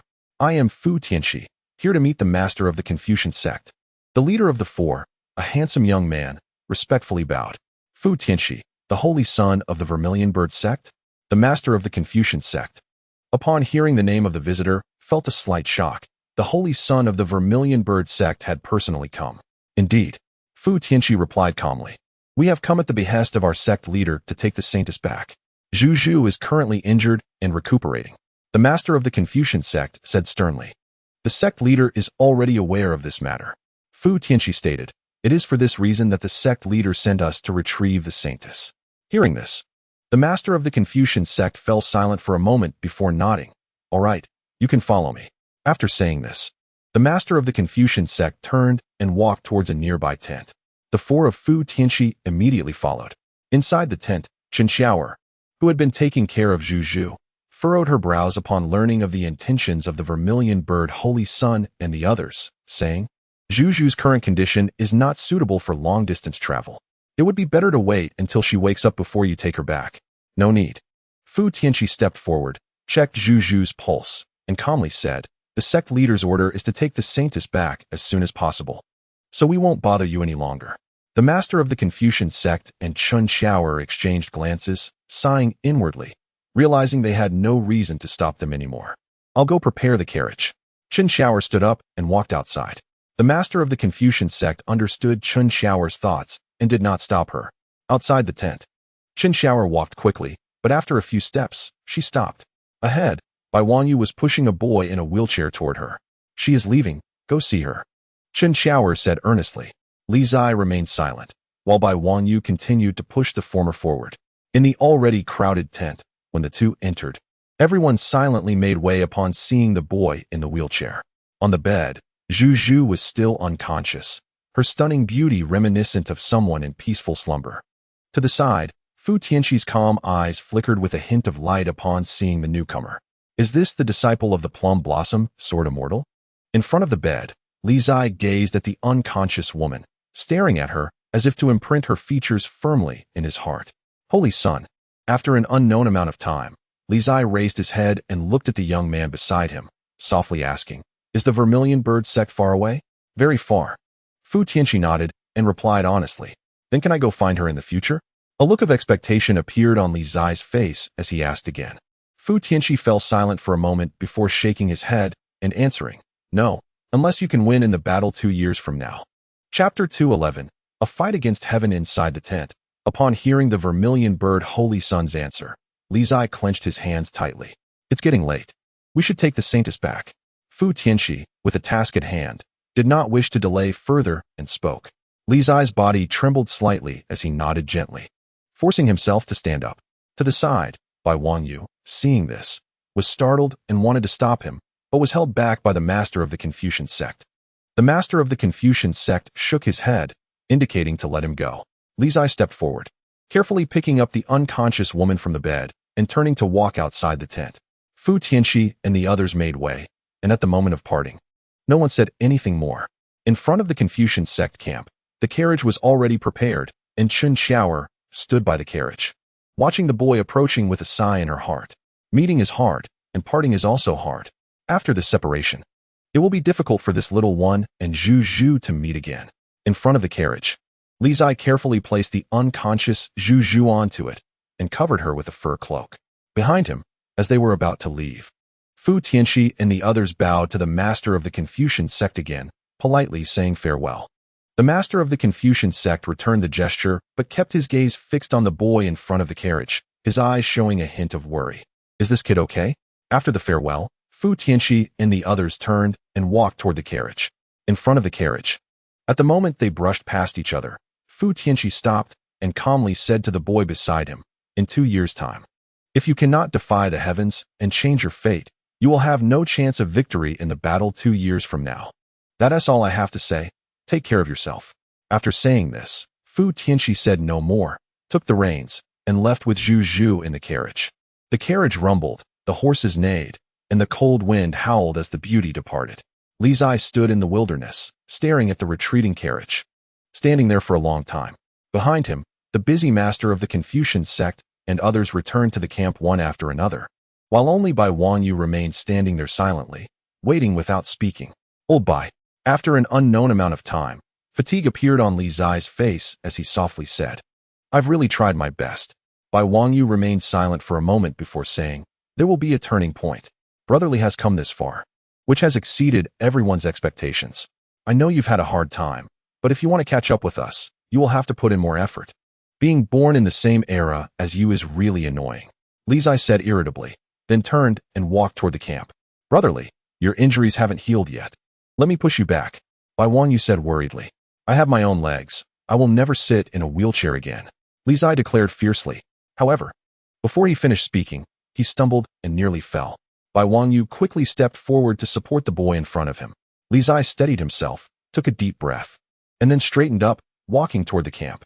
Bai Wangyu followed closely, fearing for the boy's well-being. Inside the camp, the disciples of the Confucian sect appeared somewhat silent, no longer daring to laugh and play as they usually did. Li Zai sensed the unusual atmosphere in the camp, scanned the crowd, and said lightly, "You all stole my dried fruits. I remember it all. Once my body is healed, none of you will escape. Although I can't defeat your senior brother, dealing with you guys will be like child's play." Upon hearing this, the disciples of the Confucian sect exchanged glances, and the previously tense atmosphere suddenly relaxed as they scattered in all directions, disappearing in an instant. Seeing this, a smile appeared on Li Zai's face. "These fools. Old Bai, I want to start practicing the 6th style of the Flying Immortal technique. Can you help me one more time?" Li Zai said softly after regaining his composure. "Okay," Bai Wangyu nodded, responding so naturally. Half an hour later, in front of the tent, Bai Wangyu, Wen Xiaoru Mu Bai, and Li Zai sat around the sheepskin scroll that recorded the Flying Immortal technique, each frowning deeply. "It's too difficult. Basically impossible." Mu Bai was the first to make a judgment, saying, "No wonder no one has been able to master the Flying Immortal technique in 1,000 years. We have only just reached the 6th style, and the footwork and swordplay are already so complex, and we need to integrate them. The difficulty is truly immense.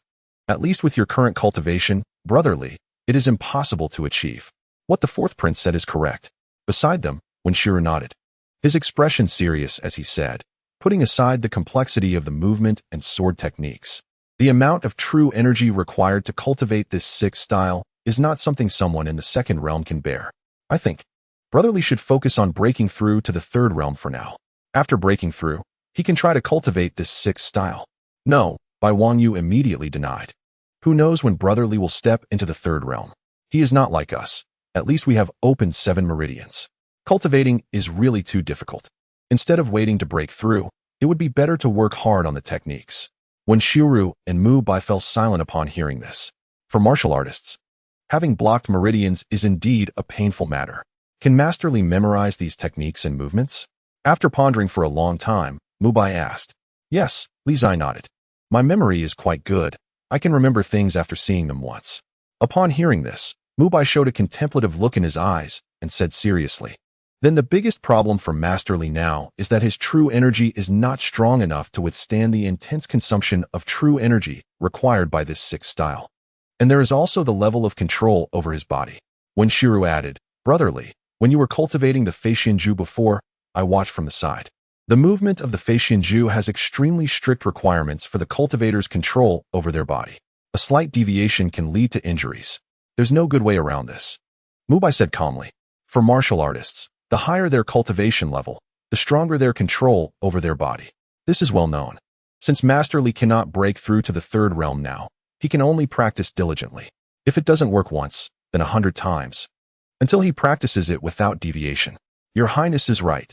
The biggest difficulty now is still the lack of true energy strength, Bai Wangyu said, his eyes slightly narrowing.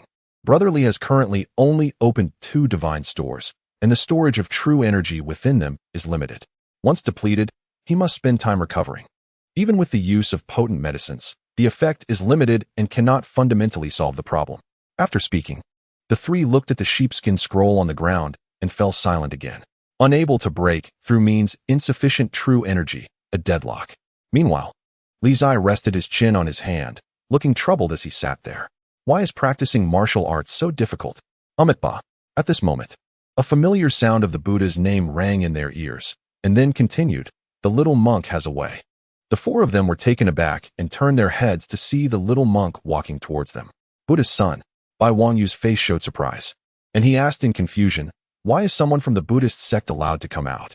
Perhaps His Highness personally visited the little monk, which put pressure on Master Fa Hai and the others, thus allowing the little monk to come out for an hour each day. Saying this, Sanzong respectfully bowed to the 4th prince of the great merchants to show gratitude. The Buddha's son is being polite. Mubai stood up and returned the gesture. Little monk, you just said you have a way.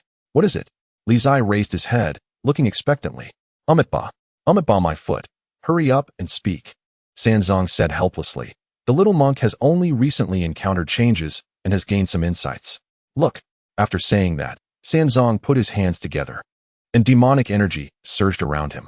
At the same time, golden Buddhist essence surrounded him, and the 2 forces merged, creating a magnificent and overwhelming pressure that was both subtle and shocking. Bai Wangyu, Mubai, and Wenshiru were all taken aback at the sight. Such powerful energy. After starting to cultivate Buddhist methods with a demonic body, I gradually discovered that the fusion of the powers of Buddha and demon can greatly increase the strength of true energy. Sanzong retracted his aura and said seriously, Brother Li, since you are cultivating the Feixianju and also the heart methods of Confucianism and Buddhism, why not give it a try? No. Bai Wangyu's expression changed upon hearing this, and he immediately rejected. Cultivating multiple methods simultaneously can have a main and auxiliary relationship, which is not a problem. However, fusing true energy of different attributes is absolutely not allowed. True energy of different attributes will definitely repel each other and can easily lead to madness. Amitabha, Sanzong said softly, Brother Li's current situation has no other way. Why not, like the little monk, burn the boats behind you and fight for it? Li Zai stood up, patted the little monk's shoulder with a grin, revealing his 8 white teeth, and said, Little bald donkey, you're really afraid I won't die early enough. But I like it. Chapter 212. Fool in the Confucian camp, in front of the tent.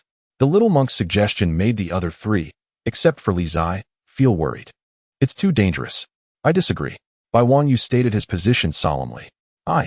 When Shiru hesitated, glancing at the senior brother and then at the little monk, and said softly, I hold a reserved opinion. Meanwhile, Mubai, seeing that the 2 had expressed their positions, fell silent for a moment and spoke. Actually, I also do not recommend this. It is indeed too dangerous. Opposition is ineffective. Li Zai put his arm around the little monk's shoulder, looking at the 3 in front of him with annoyance. You all have such strong martial arts talent. How can you understand the bitterness of a supreme waste like me? Now I'm about to lose my fiancée before even marrying her. If I don't take a gamble now, what am I even doing? Bai Wangyu and the others fell silent, unsure of how to persuade him. Not understanding the suffering of others, do not advise others to do good. They truly could not empathize with Brother Li's situation. Old Bai, Li Zai looked at the little red hat in front of him seriously and said, I have no choice now. It is not easy to have a path ahead. If I give up, perhaps I will never catch up to you in this lifetime. Upon hearing this, Bai Wangyu's body trembled, and after a long time, he sighed lightly. I still disagree, but I respect your decision, Brother Li. Seeing that the little red hat had compromised, Li Zai grinned again and said, Don't worry, why think so much? If the little monk can do it, I'm definitely smarter than him. So I can do even better, right, little bald donkey? After saying that, Li Zai shook Sanzang's shoulder and laughed. Brother Li is intelligent. How can the little monk be compared? I dare not, I dare not. Sanzang smiled. Isn't it said that monks don't tell lies? When Xiuru said insensitively, Li Zai frowned, silently releasing his arm from around the little monk's shoulder, then walked up to the guy in front of him, raised his foot, and stepped hard on his instep. Hiss. Immediately, when Xiuru gasped in pain and quickly begged for mercy, Brother Li, I was wrong.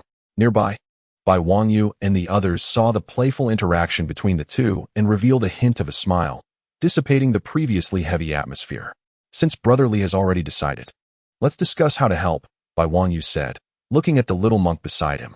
Buddha's son, you have the most experience in this matter and can teach Brother Li. Hearing this, Li Zai instinctively looked at the little monk with an expectant expression. Seeing the gaze of the crowd, Sanzang smiled and said, Isn't cultivating troublesome? Isn't there a faster way? A faster way? Li Zai was taken aback, his expression puzzled.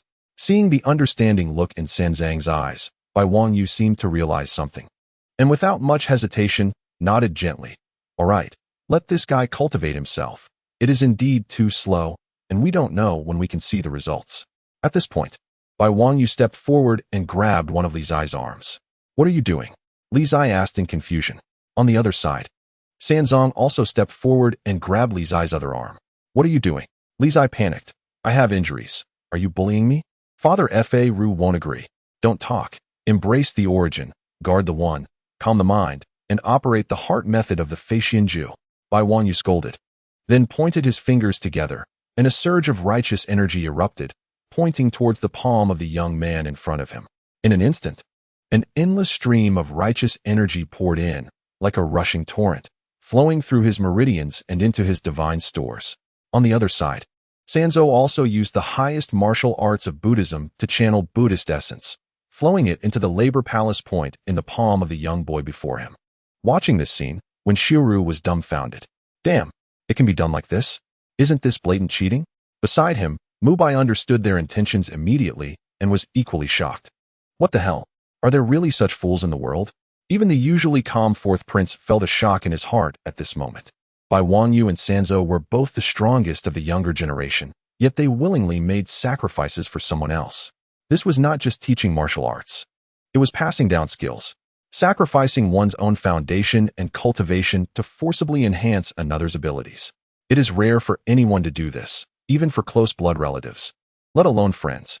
The fluctuations of true energy outside the tent quickly attracted the attention of Fa Ru and Qin Xiaoer, who hurriedly emerged from the tent.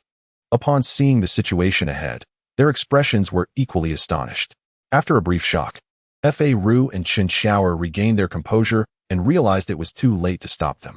These foolish kids. Fa Ru sighed softly, smiling bitterly. Let them be. Qin Xiaoer's eyes flashed with a hint of strangeness as she said softly, though foolish, I assent it precisely because of this that it's more precious. Outside the tent, Bai Wangyu and Sanzo joined forces, sacrificing their own foundations and cultivation to forcibly channel the true energy of the Confucian and Buddhist sects into Li Zai. The overwhelming surge of both types of true energy poured into him, and Li Zai barely had time to think, hastily focusing his mind to cultivate the Feixian Ju, calming his thoughts. Soon, the three energies converged within his divine cavity, colliding violently. In an instant, a strong repulsive force erupted, as the three types of true energy were incompatible, showing signs of collapse. A muffled groan escaped Li Zai's mouth as blood trickled from the corners. At the same time, Sanzo and Bai Wangyu also suffered the backlash from the repulsive force, their lips stained red. On the side, Mu Bai and Wen Xiuru's expressions changed. But they could not intervene, only watching helplessly. On either side of Li Zai, Bai Wangyu and Sanzo gritted their teeth against the internal injuries, exchanging glances, and steeled their resolve. Let us do this. Gritting their teeth, the two unleashed their true essence, an astonishing force stirring up a whirlwind of sand for several feet, nearly blowing away the nearby tent. The Howran chapter. Bodhi 3 times. With no way to retreat, the strongest of the younger generation from both sects worked together, once again showcasing the highest martial arts of Confucianism and Buddhism, forcefully infusing the two types of incompatible true energy into the young boy's divine cavity, violently merging into the true energy of the Feixian Ju. simple and brutal, using the absolute difference in cultivation to merge the two types of true energy into the Feixianju. In an instant, a wildly violent force erupted, crazily rushing toward the three. Sanzo. Bai Wangyu sensed it and changed his expression, shouting, "Understood." Sanzo replied, channeling more Buddhist essence, pulling the young boy's arm and forcefully palm-slapping his chest. At the same time, Bai Wangyu also summoned Howren Righteousness, pointing to the young boy's chest. One protected one divine cavity, enduring the backlash from the former's body. Boom. With a loud crash, Bai Wangyu and Sanzo were both blasted away, their corners stained red with blood. Having borne the brunt of the backlash, both were severely injured in an instant. Similarly, Li Zai also felt the residual backlash force impacting him, spitting out a mouthful of blood, his complexion turning extremely pale. Senior brother, Buddha's son. When Shiru and Mu Bai rushed forward to support the two, we did not fail our mission. Sanzo wiped the blood from the corner of his mouth and spoke, his footing shaky, almost unable to stand.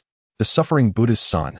If this continues, in 2 years, if you still can't win, it would be a disgrace to our sacrifice today. Opposite, Bai Wangyu also staggered a few steps, barely stabilizing himself. At this moment, his true energy was nearly exhausted, with fluctuations in his cultivation that could drop him from his current realm at any time. Chapter 213, Living Off Others. In the Confucian camp, outside the tent, Sanzo and Bai Wangyu sacrificed their own cultivation and foundation to pass their skills to Li Zai. The fusion of 3 completely different attributes of true energy unleashed terrifying backlash, instantly injuring the 3. Ugh! The corners of Sanzo and Bai Wangyu's mouths turned red simultaneously. Having borne the majority of the backlash, they were the most injured. In comparison, Li Zai suffered the least backlash, and his injuries were considerably lighter than the other two. Li brother. After stabilizing himself, Sanzo spoke while coughing up blood. I've given you the Buddhist essence I cultivated for so many days. Can you at least put up a fight? Opposite, Bai Wangyu barely suppressed the surging blood within and said, Li brother, if you still can't win like this, it would really be unacceptable. Outside the tent, Li Zai raised his hand to wipe away the blood at the corner of his mouth. Feeling the surging true energy within, he was momentarily lost in thought. Did he just live off others again? Wait, why use again? After a moment, Li Zai came back to his senses and looked at the two, instinctively asking, Are you two alright? Of course not. Bai Wangyu replied irritably, passing skills to you, and whether we can maintain our current realm is a big question. Do you think we're fine? Ba. Sanzo also recited a Buddhist chant, complaining, dropping in realm is a small matter, we can cultivate back. But if the foundation is damaged, then we might be excluded from the ranks of the 4 great prodigies of the world. It was hard for me to get this ranking, and now you, Li brother, have pulled me down. It's all just empty fame. Hearing this, Li Zai grinned and said, Take it easy, it's not important. After saying that, he looked at his hands and chuckled foolishly. The feeling of living off others is really good. This is much faster than cultivating myself. Bai Wangyu and Sanzo couldn't help but roll their eyes, knowing this guy wouldn't feel any guilt. Li brother, try to see how effective it is. When it came to serious matters, Sanzo's expression became serious, saying, Aren't you most familiar with the Mingjing Ifei stage and Harenganchi? Try it out and see if your defenses have improved after merging the 3 types of true energy. At this point, Sanzo looked around and reminded, when using Bodhi 3 times, be a bit discreet to prevent the Buddhist sect from learning of this. Okay, I'll give it a try. Li Zai nodded. No longer hesitating, his hands flipped and true essence surged out. Harenganchi, Mingjing Ifei stage, the strongest defensive techniques of Confucianism and Buddhism appeared simultaneously, golden light surging, righteous energy flying, the 3 types of true energy intertwined, forming an incredibly powerful force to protect his entire body. Let me help test the effect.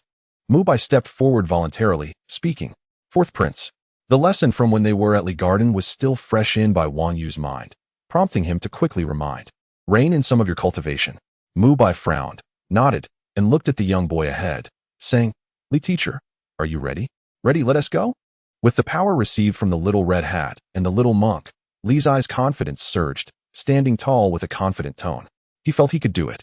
10 steps away, Mu Bai planted his unsheathed ancient sword into the ground, stepping forward, focusing, his sword intent surging. With a single sword, flying swallow. With a clang, the ancient sword was drawn, and a white-robed figure swept across, the sword like a shooting star, flying swallows breaking the sun. Everyone was watching. Then came a loud crash. After that, everyone was stunned. The highly anticipated Li Zai flew out like a kite, face down, crashing to the ground. Even his posture showed no change from before. Sanzo, Bai Wanyu. The two began to regret it a bit. Mu Bai was also somewhat stunned. He had held back 30% of his strength. Let us disperse. Everyone disperse. Not far away, the observing disciples of the Confucian sect saw this, and all left, each doing their own thing. Is that it? So dull. The little monk is going back to recuperate. Sanzo left the Confucian camp with a face full of regret. I'll return to the tent to rest. Bai Wanyu had long since become accustomed to it, and returned to his tent to nurse his wounds.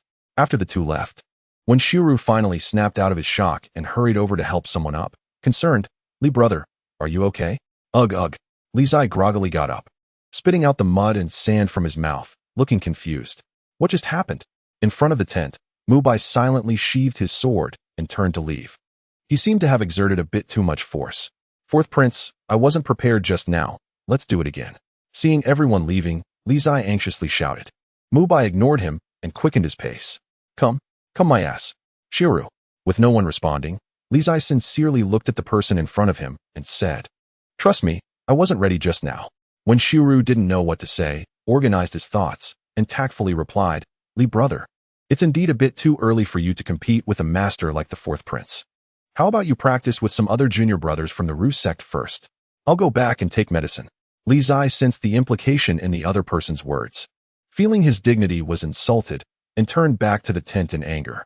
Not far away, Fa Ru and Qin Shower shook their heads helplessly and also turned to leave. This kid still has a long way to go. However, the Fourth Prince's sword just now seemed a bit heavy. Not critical, not important. It's just that kid is too weak. After a brief interlude, Li Zai still couldn't shake off his reputation as a novice who was disliked by everyone. The road ahead is bright, but the path is rocky. In the following days, after the construction of the fortifications in the extreme night world was completed, the armies of the 8 tribes of northern desert began to migrate north in batches, preparing for a full counterattack. The forces from Ru, Buddhism, and the Tianyu Temple were still stationed outside the extreme night world. As their numbers were small and their movements flexible, there was no rush to enter. For the past few days, aside from nursing his injuries, Li Zai focused on practicing the 6th style of the Flying Immortal technique. Training alone. The entire camp was in chaos, as no one knew when a figure might come crashing down. In the early morning, the sun was bright and sunny. Bang! Ouch! A disciple from the Ru sect cautiously walked by, but still couldn't escape the clutches of chaos. An uncontrolled figure flew over and directly knocked down a group of people. Hiss! Li Zai grinned in pain from the fall, not even bothering to check on the pile of people he had knocked over, and ran to the open space in front of the tent to continue practicing his sword. Senior brother, this is too frightening. The junior brothers are too scared to come near here, fearing they might be crushed to death by Li Jiaoxi. Beside Bai Wanyu, Chang Yu vented his frustrations, having suffered greatly over the past few days and unable to endure it any longer. Why don't you go talk to him? Bai Wanyu said calmly. I dare not. Chang Yu shrank his neck and said, He'll kill me. If you dare not, then stop talking nonsense. Last time you all stole Li Jiaoxi's dried fruit. I haven't punished you yet. Go back and copy the book 10 times. Bai Wanyu said lightly, I'll check in the evening. Chang Yu's face turned bitter, and not daring to retort, he left in frustration. Senior brother. Just then, when Shiru hurried over, glanced at the boy practicing sword in front, his expression slightly serious, and said in a low voice, Qingshan Jiao, she sent a letter. Sword Mad Senior fell in battle against the Lord of Tianyu Temple. Unfortunately, he lost. And to this day, his life or death remains uncertain. Chapter 214, The Light Judgment Lost? In front of the tent, Bai Wangyu's expression changed slightly upon hearing this, and he instinctively looked at the boy still practicing sword ahead, anxiously asking, what does life or death uncertain mean? The letter from Qingshan Jiao, she says that Sword Mad Senior broke through the 5th realm at the last moment and severed the great bright divine sword of the Tianyu Temple. But due to severe injuries and exhaustion, he fell off a cliff. Afterward, the 3 cardinal bishops in red from the Tianyu Temple and various forces from the western regions have sent people to look for Sword Mad Senior, but strangely, there has been no discovery. When Shiru replied, not found, Bai Wangyu's gaze sharpened. Could it be that Sword Mad Senior is still alive? Not likely. Wen Xiuru shook his head gently. Qingtian Peak is known as the first peak of the western regions. It's more than 1,000 zhang high, and falling from there, the chances of survival are almost non-existent. Moreover, Sword Mad Sr. was gravely injured, making the situation even more dire. What does the Lord say? Bai Wang Yu said solemnly. For now, keep it hidden until Qing Shan Jiaoxi returns, or until there is confirmed news from the western regions. Wen Xiuru replied, That's fine. Bai Wang Yu nodded, Be careful. Li brother is too clever. If we're not careful, he'll see through the clues. I understand. Wen Xiuru replied softly. In the western regions, Tianyu Temple. Preposterous. In the great bright divine hall, the scholar looked at the three people below, a hint of anger showing on his usually emotionless face. Who allowed you to release the news that Sword Mad has been found? Lord. The three immediately knelt down. In the middle, the Cardinal Bishop of Qiyu said seriously. Sword Mad destroyed the great bright divine sword of our temple, causing great loss of face for our temple. We must publicly declare that Sword Mad has been found and publicly administer the light judgment to restore our temple's face and deter those with ulterior motives. Pig brain. Fu Jingluan's eyes flashed with coldness. What if that Sword Mad is not dead? Impossible. The Cardinal Bishop of Qiyu said solemnly. The Lord broke one of his arms and severely injured him. Even if he did not fall off the cliff, he wouldn't survive, let alone falling from such a high Qingtian peak. Until the body is seen, everything is possible. Qiyu, you are becoming increasingly presumptuous, repeatedly defying my orders and taking matters into your own hands. Do you really think I won't kill you? As he spoke, Fu Jingluan stood up.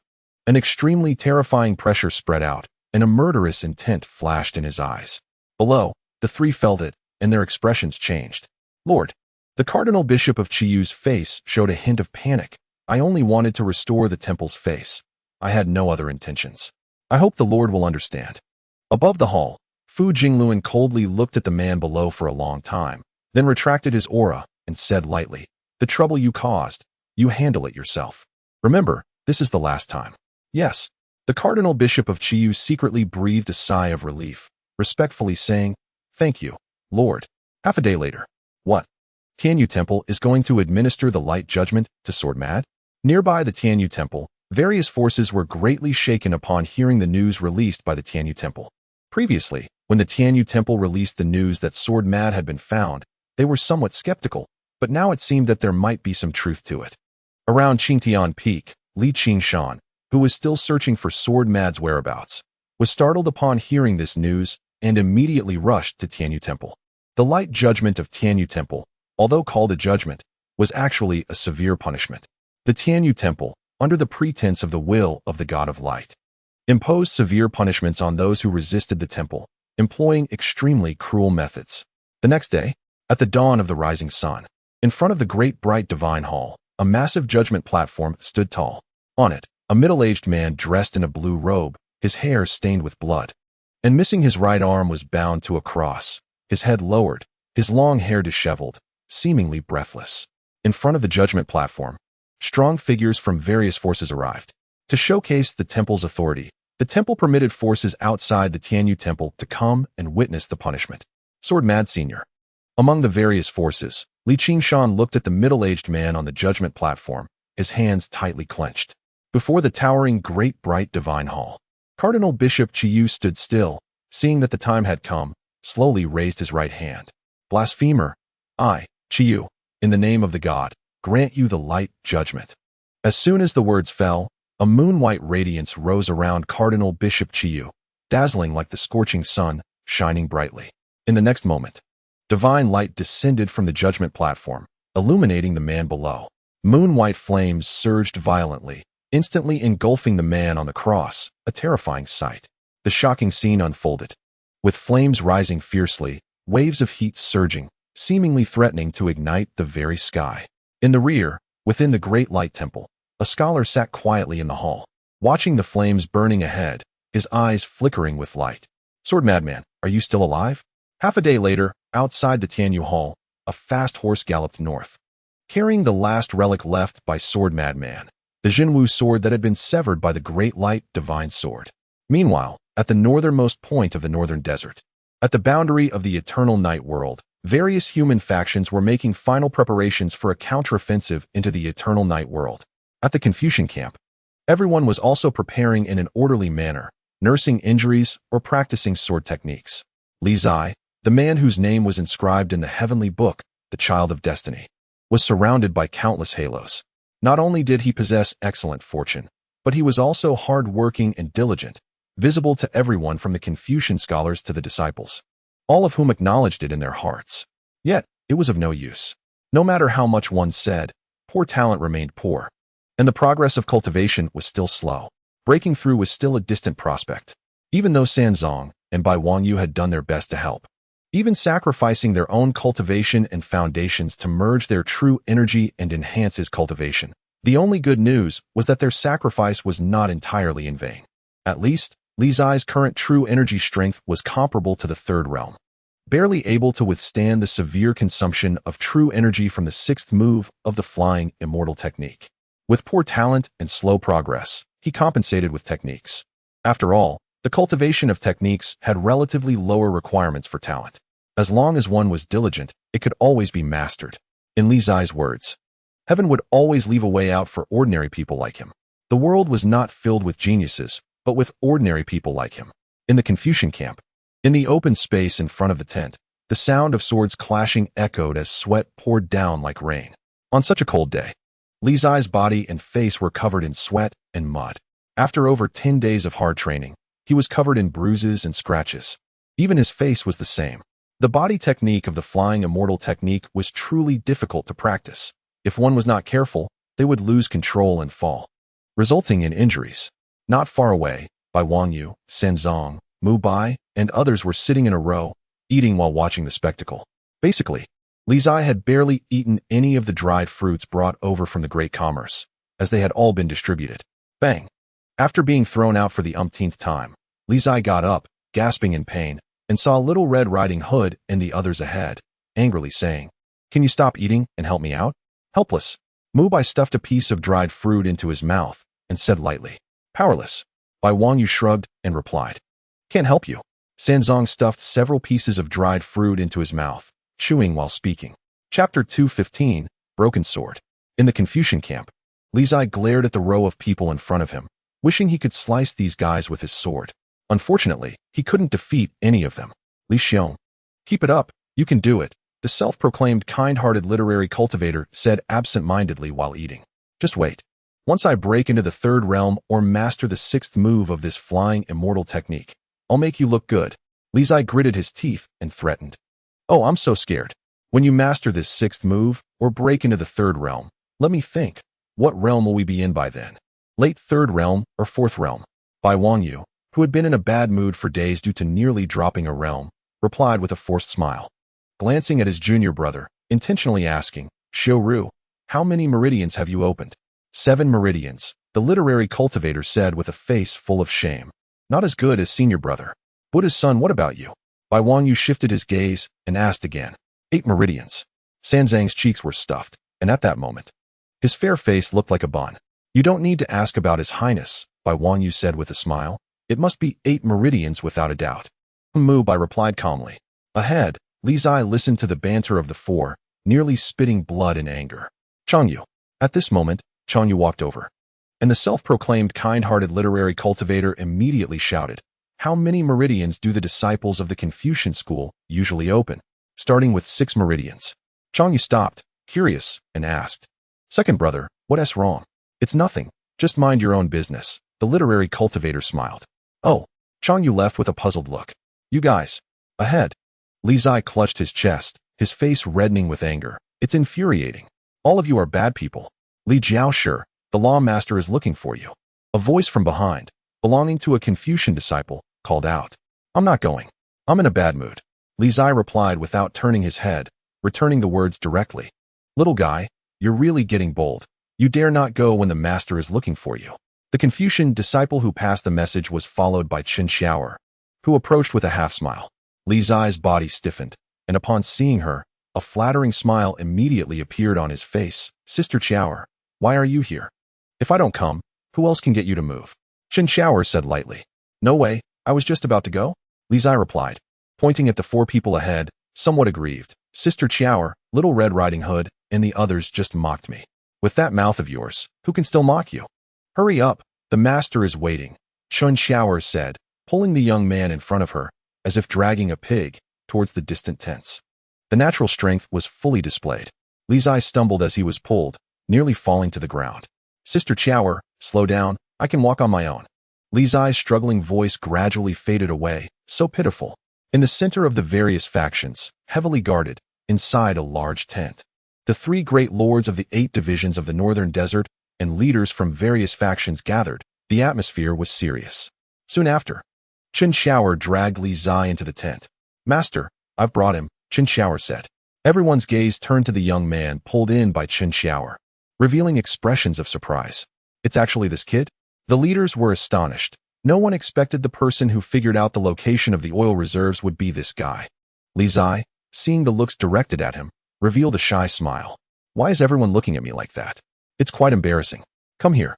The great lords and the main priestess of the warrior tribe have questions to ask you, the law master called out. Yes, Li Zai replied, stepping forward. His gaze sweeping over everyone present, grinning widely. His smile was so friendly. Li Jiaoshi, across from him, Lord Heelan touched the ring on his left hand and asked, How confident are you about the location of the oil reserves? 50%, Li Zai casually replied. Upon hearing this, everyone frowned, their gazes instinctively turning to the law master. Wasn't it said that this matter was 10 out of 10 certain? Kid, speak properly. The law master, feeling the questioning gazes of everyone, softly reprimanded.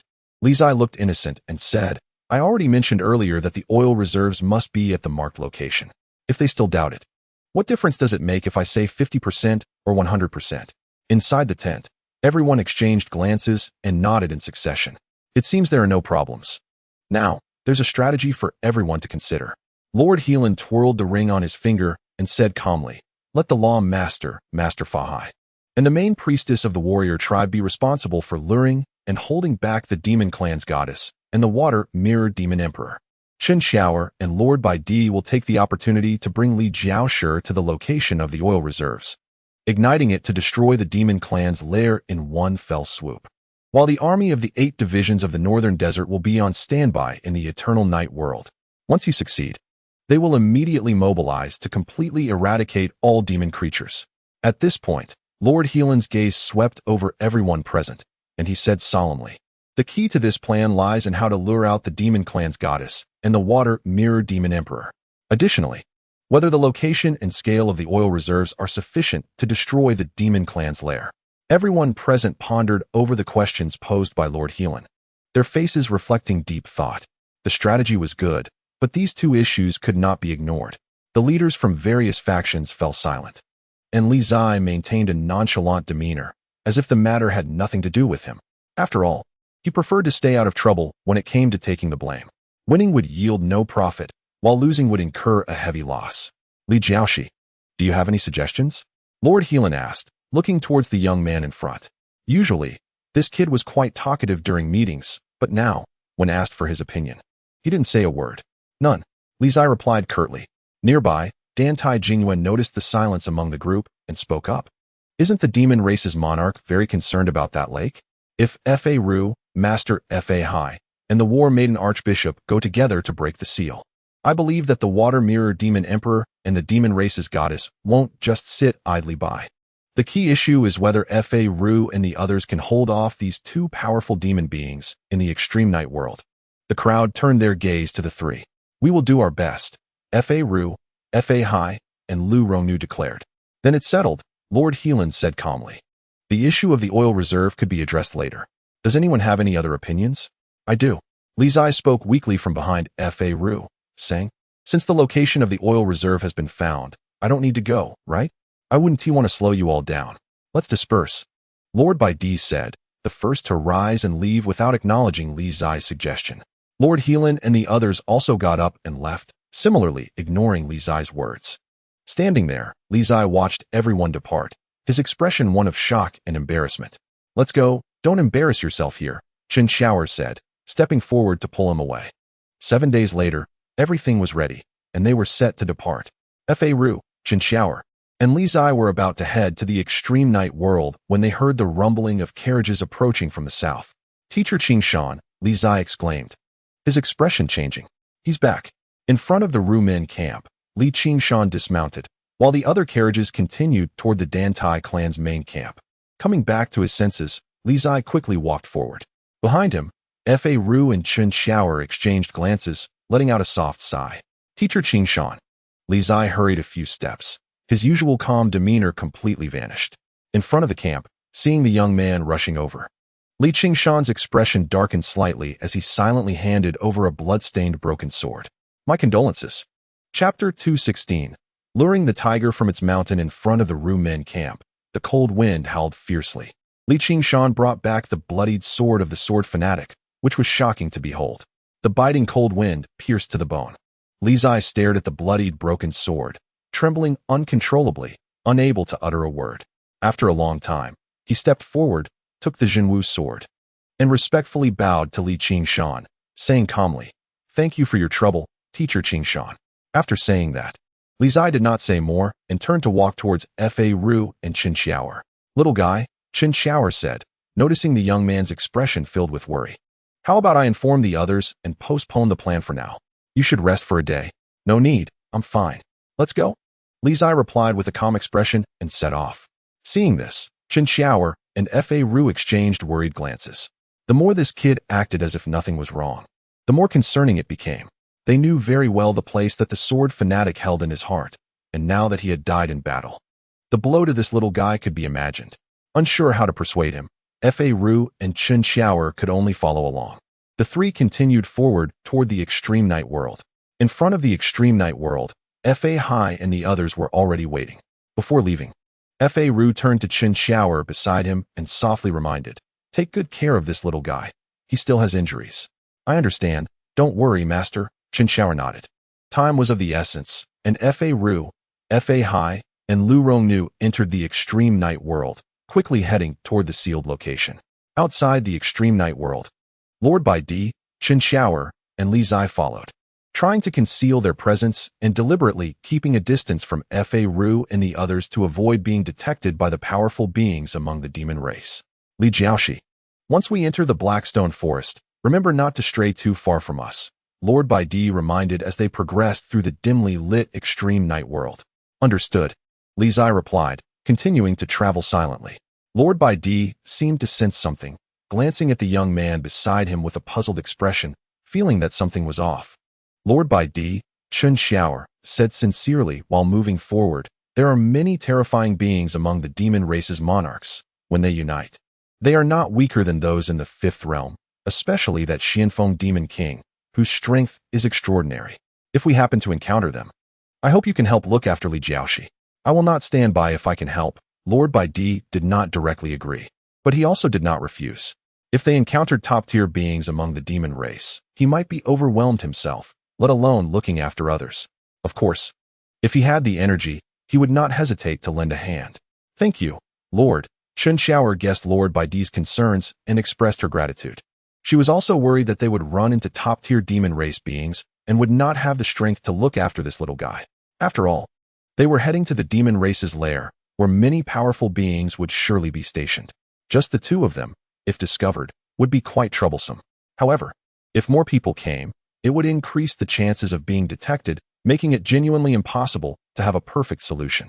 Meanwhile, in front of the sealed area, Fa Ru, accompanied by Fa Hai and Lu Rongnu, stopped in front of the lake.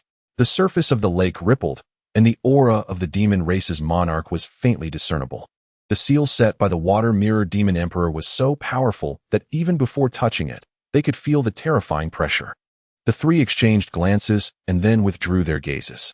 Archbishop Rongnu, please. Fa Ru said politely. No, it should be Master Fa Ru to go first. Lu Rongnu also did not want to take the lead. Ba, how about we all go together? Fa Hai recited a Buddhist chant and proposed. That works. Fa Ru and Lu Rongnu did not refuse and nodded. The three stood side by side, their true energy surging.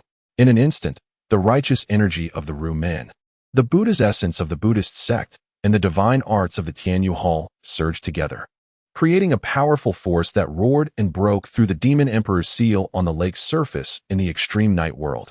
What is this? In the depths of the extreme night world, the water-mirrored demon emperor sensed it, abruptly opening his eyes, his expression shifting as he looked towards the distant sealed area. 3 human beings from the fifth realm have actually arrived. Behind him, Qing Qing stepped forward, her gaze cold. It seems they were prepared. Goddess. That one must not be released. Otherwise, the calamity for the 9 provinces would be unimaginable. The Water Mirror Demon Emperor said angrily. Those fools. How many times have I warned them? They just don't believe it. That one cannot be saved. Humans are not foolish. Qing Qing sneered, saying, they are likely up to something. What does the goddess mean? The Water Mirror Demon Emperor frowned. It's still unclear, but humans are cunning, so we must be cautious.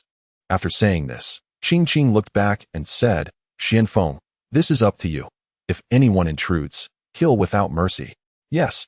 A figure emerged from the darkness. The Xianfeng Demon King replied calmly. After giving the orders, Qing Qing and the Water Mirror Demon Emperor did not delay, setting off to leave as endless waves rippled. And the two disappeared within. At the sealed area, 3 astonishing true essences surged, their might shaking the heavens and the earth as the 3 human beings of the fifth realm joined forces, unleashing a terrifying power that violently shattered the Demon Emperor's seal on the lake's surface. In an instant, the icy surface of the water shattered, and giant waves surged.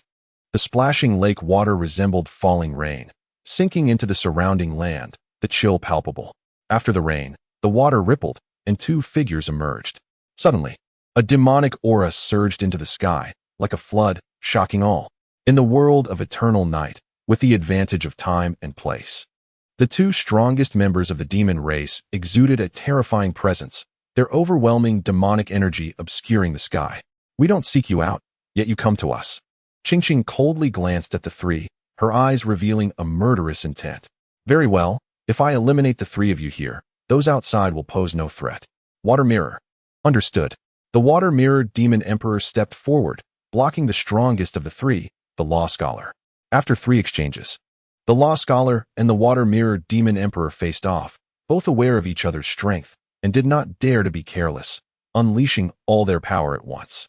The dense demonic essence and righteous energy violently clashed in the world of eternal night, the terrifying aftermath creating towering waves. Meanwhile, Qing Qing faced off against the Law Si and the Lu Rong female, 2 human cultivators at the fifth realm, without any unnecessary words. She struck with the strongest martial arts of the demon race. Demon God technique, extinguishing the mundane world. The moment they clashed, it was shocking. A startling impact echoed as the Law Si and Lu Rong female joined forces to block the attack, only to see a waterfall of blood splatter out. With just one move, both were injured simultaneously. It was hard to believe. Yet they had to accept that the 2 human fifth realm cultivators showed signs of defeat with their first strike. The demon goddess was an unfathomable existence. Her strength continuously rising since her resurrection, stronger day by day. Today, once again, she unleashed her power, aided by the advantage of time and place, astonishingly defeating 2 opponents and gaining the upper hand. Not far away, the Law Scholar sensed the unfavorable situation of the Law Si and Lu Rong female, and his expression changed. Not good. The strength of the demon goddess has increased so rapidly. Law Scholar, do you still have the energy to worry about others? In the midst of the battle, the Water Mirror Demon Emperor's figure darted in front of the Law Si, striking with a palm. Boom. The Law Scholar returned to his senses and met the strike with a palm of his own. The intense collision resounded again, both figures stepping back, releasing force while simultaneously countering with powerful strikes. The 2 unparalleled experts from the human and demon races clashed, each move fierce. Although the advantages of time and place lay with the demon race, the Law Scholar displayed astonishing combat power, not falling too far behind. Demon God technique, endless mysteries. On the other side, Qing Qing faced 2 opponents alone, forcefully pressuring them. The Demon God technique showcased a breathtaking strike, and a surge of demonic energy erupted. A thunderous palm striking back the 2. Blood splattered, staining the world of eternal night. The strongest demon goddess stood in the eternal night, exhibiting incomparably terrifying battle power. The human race had a plan to draw the tiger from its mountain lair. However, all the premises rested on the 3 human fifth realm cultivators being able to hold off the 2 strongest demons, the demon goddess and the Water Mirror Demon Emperor. The human race had been cautious, dispatching 3 fifth realm cultivators, but unfortunately, various factions of the human race underestimated the demons. No one anticipated that the strength of the demon goddess would rise so quickly. In just a few days, she was no longer the same. At the same time, deep in the world of eternal night, in the Blackstone Forest, Chen Xiaoer, Lord Bai Di, and Li Zai rushed toward the demon race's lair. The three were unaware that, at the sealing site, the three human Fifth Realm cultivators were already nearing their limit. If the Fifth Realm fell, the human race's battle would be a total loss. Chapter 217. Crushing defeat deep in the world of eternal night, in the Blackstone Forest. Li Zai and the others moved cautiously, their breaths held. To penetrate the demon race's lair and ignite the oil reserves, the human race had deployed its strongest members. Acting separately, inside the Blackstone Forest, Lord Bai Di gazed at the mountain forest ahead, his expression slightly tense. Indeed, there were Demon King-level experts stationed. And not just one. This cold, sinister aura was chilling. Beside Lord Bai Di, Chen Xiaoer also watched the mountain forest ahead, her eyes flashing with unease. She did not sense the presence of the Xianfeng Demon King. Was he not here, or was he hiding his aura like them? Among the Demon Kings, the one she feared the most was the Xianfeng Demon King. An unparalleled Demon King who was not inferior to the Fifth Realm was truly terrifying. Let's go, Lord Bai Di said, then continued onward. Chen Xiaoer and Li Zai quickly followed. Time was pressing, and they could not afford to delay. They knew that the Law Scholar and the others were certainly under immense pressure and might not hold out for long. Sister Xiaoer, do you think the Law Scholar and the others will be all right? In the Blackstone Forest, while the three moved, Li Zai, who had been silent, looked towards the sealing site, an inexplicable worry bubbling in his heart as he softly asked. They should be fine, Chen Xiaoer replied. We are aware of the strength of the demon goddess and the water mirror demon emperor. Although the demon race has the advantage of time and place in the eternal night with the Law Scholar's cultivation, it should not be a problem for them to hold on for a while. Hearing this, Li Zai nodded, retracting his gaze and not asking further. I hope so. However, he always felt that something was off. So far, everything seemed too smooth. Did the demon race really have no defenses at all? As they pondered, the three darted into the mountain forest, truly entering the demon race's lair. In the forest, black stones were everywhere. Even the dead wood was black, reeking of a foul odor. There were ancient trees that had grown for 100 or even 1,000 years, their roots intertwined, surviving in this harsh cold. Their vitality extraordinarily resilient. Here, they were not far from the eternally frigid far north, and no one knew how these ancient trees had survived. There are always miraculous lives in the world, and the eternal night was no exception. In the forest, the shadows of demon creatures could be faintly seen, either sleeping or hunting. The three figures passed through without alarming them. Deep in the forest, a waterfall roared with the sound of crashing water, despite the extreme cold. The waterfall had not frozen, and the water splashed everywhere. In front of the waterfall stood an unparalleled demon king, enveloped in demonic energy. Her delicate and clean hands were even more beautiful than those of human women. The Xianfeng Demon King, the strongest demon king of the demon race, was infinitely close to the demon race's emperor and was highly valued by both the demon goddess and the water mirror demon emperor, responsible for guarding the demon race's headquarters to prevent outsiders from exploiting weaknesses. Xianfeng. At that moment, not far away, a somewhat delicate figure approached. It was the Yin Demon King, who had previously fought with Lord Bai Di. Looking at the man ahead, her expression was gentle as she asked, "Is there anything unusual?" "Not at the moment," the Xianfeng Demon King replied calmly, "but it should be soon." Hearing this, the Yin Demon King revealed a puzzled look on her beautiful face concealed by demonic energy. "What do you mean?" "The movements of the human race reveal a sense of conspiracy. I think they must have some ulterior motives." The Xianfeng Demon King said lightly, "Just wait patiently. I believe they will soon reveal their true intentions. With you guarding here, even if the human race sends out more experts, it will be in vain." The Yin Demon King spoke softly. "Not necessarily. The human race is not as weak as you think." The Xianfeng Demon King gazed ahead, his expression calm as he said, "Among the human race, there are also powerful beings not inferior to us. The essence of the human race and the demon race is no different, and there is no distinction of high or low. The only difference is that they prefer light, while we prefer darkness." "Xianfeng, don't speak such words carelessly in front of others," the Yin Demon King said with a worried expression, reminding him, "Otherwise, it will be seen as great disrespect by those with ulterior motives." "Heh." The Xianfeng Demon King chuckled coldly, saying no more. During their conversation, in the forest, Lord Bai Di, Chen Xiaoer, and Li Zai moved swiftly, their speed extremely fast. How much further? Lord Baidi asked the boy beside him, his tone serious. 10 miles. Li Zai replied. Lord Baidi nodded, his expression slightly tense. Is it 10 miles? The aura of the Demon Clan kings was getting closer, and if they moved forward any further, they would likely be discovered. Time was pressing, leaving no room for hesitation. Lord Baidi steeled himself and continued to rush forward. At this point, how could they easily retreat? The three accelerated, hoping to reach the oil reserve before the Demon Clan discovered them. As they moved 5 miles, the moment they entered the heart of the Demon Clan, not far away, at the rushing waterfall, King Xianfeng sensed something. And a flicker of unusual color passed through his eyes. They have finally arrived. As soon as he finished speaking, King Xianfeng stepped forward, and a fierce wind howled as he transformed into a gust, rushing forward. Behind him, King Yingyue was slightly taken aback but quickly regained his composure, his expression darkening as he immediately followed suit. With the two strongest demon kings moving out, the mountains and forests were instantly swept by a fierce wind, and the demonic aura filled the sky. Not good. In the forest ahead, Lord Baidi and Chun Xiaoer felt this overwhelming demonic energy, and their expressions changed. Quick! Lord Baidi and Chun Xiaoer knew they had been discovered, no longer hiding their presence. They unleashed their full cultivation, pushing their speed to the limit. 5 miles. Success or failure hinged on this moment. For martial artists at the peak of the Four Realms, 5 miles was not far, but at this moment, those short 5 miles felt as if they were miles away, utterly unreachable. The three had not traveled 2 miles when, ahead, a fierce demonic wind surged, and two figures blocked their path. Xianfeng and Yingyue, the two most powerful kings of the Demon Clan, forcefully obstructed any further advance of the intruders. In their second meeting, both sides' gazes darkened.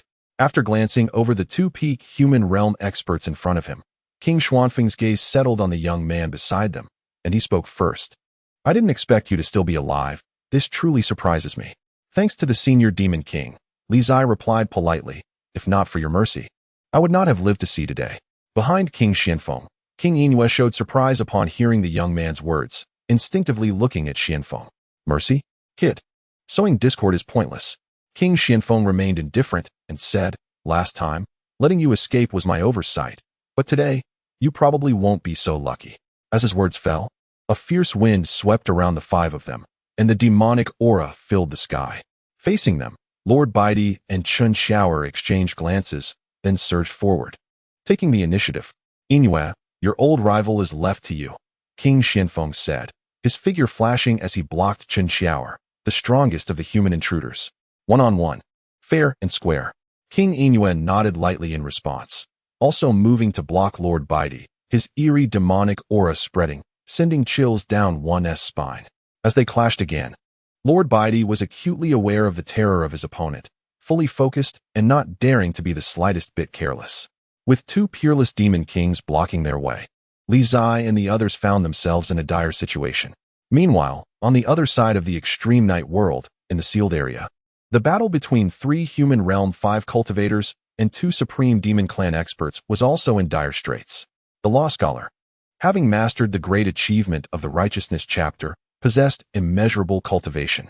Facing the Demon Clan's Water Mirror Demon Emperor, his righteous aura surged. Even though he had lost the advantage of time and place, he still managed to hold his ground, relying on his astonishing combat power to strongly block the Demon Clan's unparalleled emperor. However, on the other side of the battlefield, the situation was rapidly deteriorating. Fa Hai and Lu Rong, in a 2-on-1 situation, were being completely overwhelmed. Demon God technique, shatter the sky. The violent demonic power shattered the sky with a single palm, and the strength of Qingqing was incredibly shocking. With a thunderous crash, blood splattered everywhere, and Fa Hai and Lu Rong stumbled back several steps, blood spilling from their mouths. Their expressions shocked as they struggled to comprehend the scene before them. How could the demon goddess become this strong? Previously, Chun Xiaoer from the Confucian sect could hold her off alone, and now, just half a month later, her strength had increased so much. As they retreated step by step, fear rose in their hearts, unwilling to continue fighting, knowing that if they pressed on, they would surely be gravely injured, even risking their lives. Law Scholar, retreat. Fa Hai and Lu Rong exchanged glances and urgently called out, "We cannot retreat." The Law Scholar forcefully pushed back against the battle, saying in a deep voice, "Have you forgotten why we came here? We absolutely cannot retreat. If they fell back, Lord Bidey and that young man from the Lee family would be left in a deadlock. Trying to escape is not so easy." On the other side of the battlefield, Qingqing sneered, reversing her palm to channel her energy, her demonic aura surging wildly, filling the sky. Demon God Technique, 6 desires filling the heavens. A powerful move.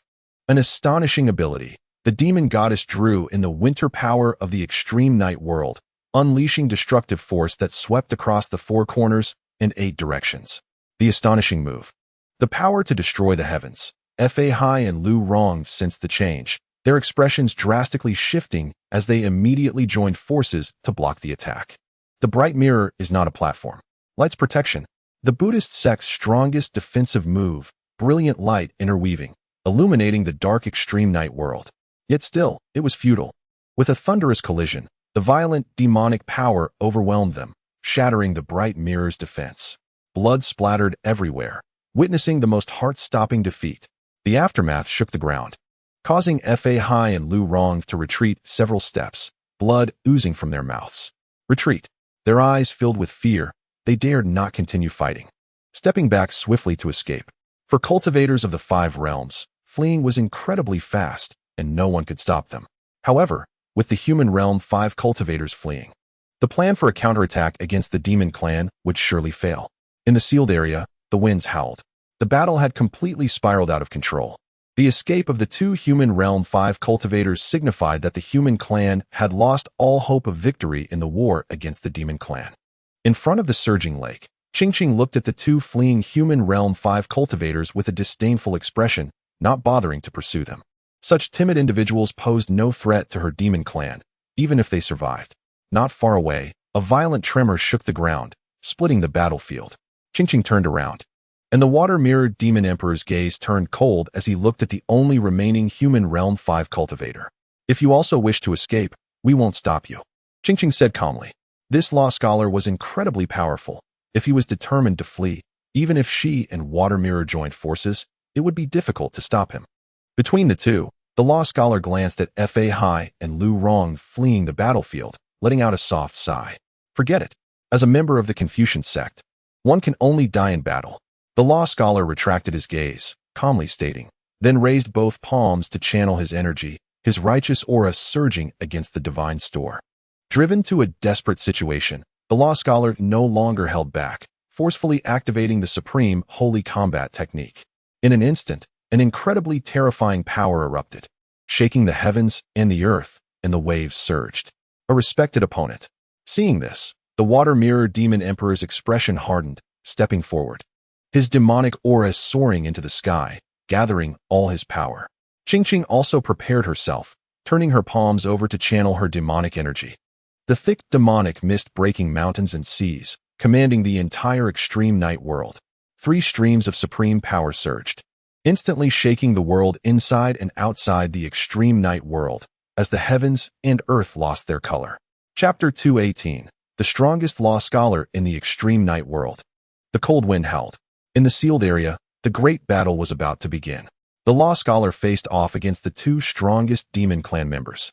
Standing firm in the extreme night world, with unfavorable timing and terrain, especially in favor of the demon clan, the law scholar showed no fear on his face. To protect the lives of Li Zai and others, and for the greater cause of the human clan resisting the demon clan, he would not take a single step back. Even when in a desperate situation, members of the Confucian sect never admit defeat, they only fight to the death. Supreme Holy Combat Technique. After 1,000 years, the righteousness of the Confucian sect remains, and the law scholar, as the enforcer of the Confucian sect, lived a life of integrity. How could he bow to the demonic evil? Behind the law scholar, Qingqing and the water-mirrored demon emperor stood ready, facing the desperate 5-realm human cultivator without daring to be careless in the slightest. The human race always brings them too many surprises, and what they fear the most is the will of the humans. In the face of a desperate situation, they would rather die in battle than yield. Shui Jing spoke up, reminding, "Be careful." Understood, Shui Jing Yao Huang responded, her demonic aura surging, absorbing the power of the cold winter from the extreme night world to enhance her combat strength. All abilities converged, demonic power unleashed. As Qingqing and Shui Jing Yao Huang moved simultaneously, aiming to strike first and shatter the last pride of the human race. One in front, one behind. The two strongest of the demon clan attacked together, the world changing color, raging waves astonishing the heavens. Boom. The holy combat technique displayed its might. The Confucianists standing alone against the demonic evil, a thunderous collision resounded. 3 palms met, and the terrifying aftermath shook the ground for 10 miles, the heavens and earth quaking. The roaring righteous energy and the cold, charming demonic essence clashed. In the shocking tremors, all 3 had blood oozing from the corners of their mouths. Demons do not eat humans, they must keep their true hearts. Blood as red as cinnabar, dazzlingly bright. The 2 strongest of the demon clan had their own pride. They had never eaten a human in their lives. However, despite this, with differing stances, today, they would leave this Confucianist of the human race utterly in the extreme night world. The great battle began, escalating to a white-hot intensity. Intertwining figures. Each move stronger than the last, each palm heavier than the previous one. No need for more words. Words were useless, only battle remained, with sand obscuring faces. Life and death at stake. The demon goddess and Shui Jing Yao Huang worked together, each move aimed to take lives. And the opposing stance left no room for mercy from the 2 strongest of the demon clan. Similarly, after the Confucianist unleashed the holy combat technique, his true energy surged violently, his moves also exuding an overwhelming might. Boom. The palm force of Shui Jing Yao Huang and the Confucianist collided again. Demonic energy and righteous energy clashing, both figures retreating a few steps.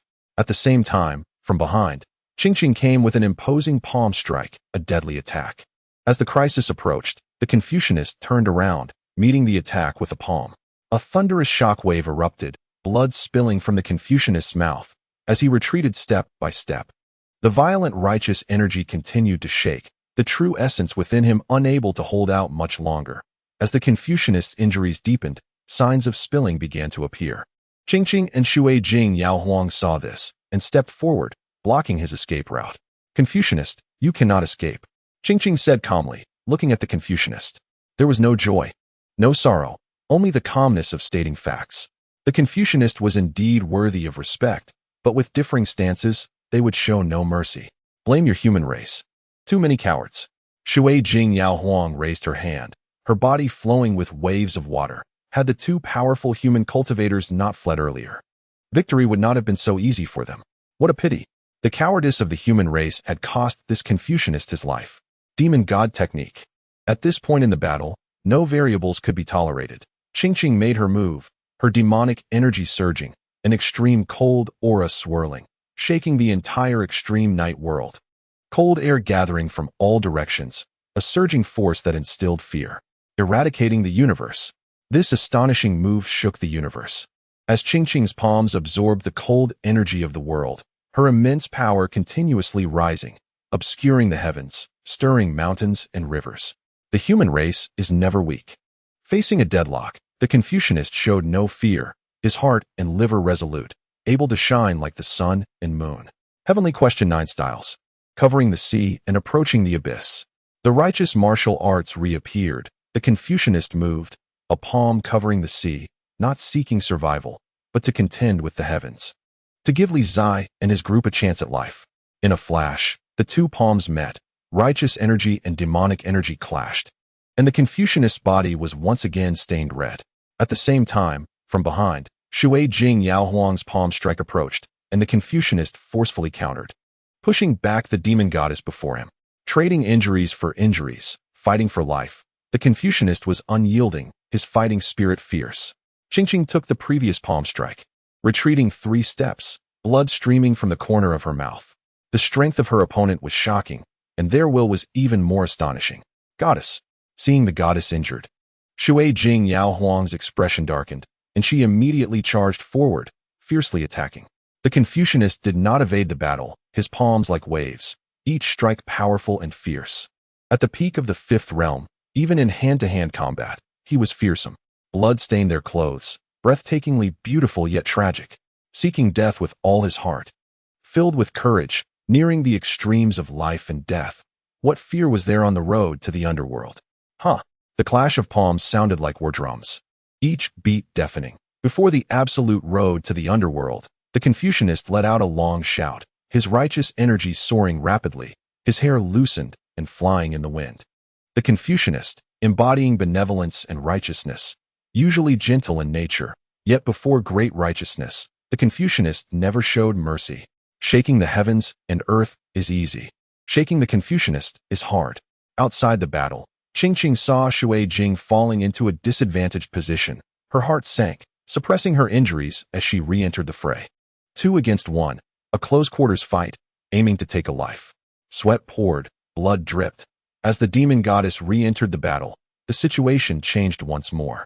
In the midst of battle, the Confucianist faced 2 opponents. The fight was thrilling, the heavens and earth lamenting. Heavenly Question 9 Styles, Military Disaster at the Heavenly Pass. The righteous chapter emerged, as the Confucianist's palms stirred up a storm, forcefully pushing both opponents back. Heavy breaths echoed, harsh and jarring. The Confucianist was drenched in sweat, having reached his limit. The true essence within him, no longer as violent as before, symbolized the end of the Confucianist's path. The Confucianist, one in front, one behind. Both Qingqing and Shui Jing Yaohuang were also heavily injured, blood staining their mouths and clothes. The battle was thrilling, the Confucianist standing firm against the tide. At this moment, it was unclear how much time had passed, nor whether Li's group had succeeded deep within the extreme night. The Confucianist only knew he could not retreat. The holy combat technique.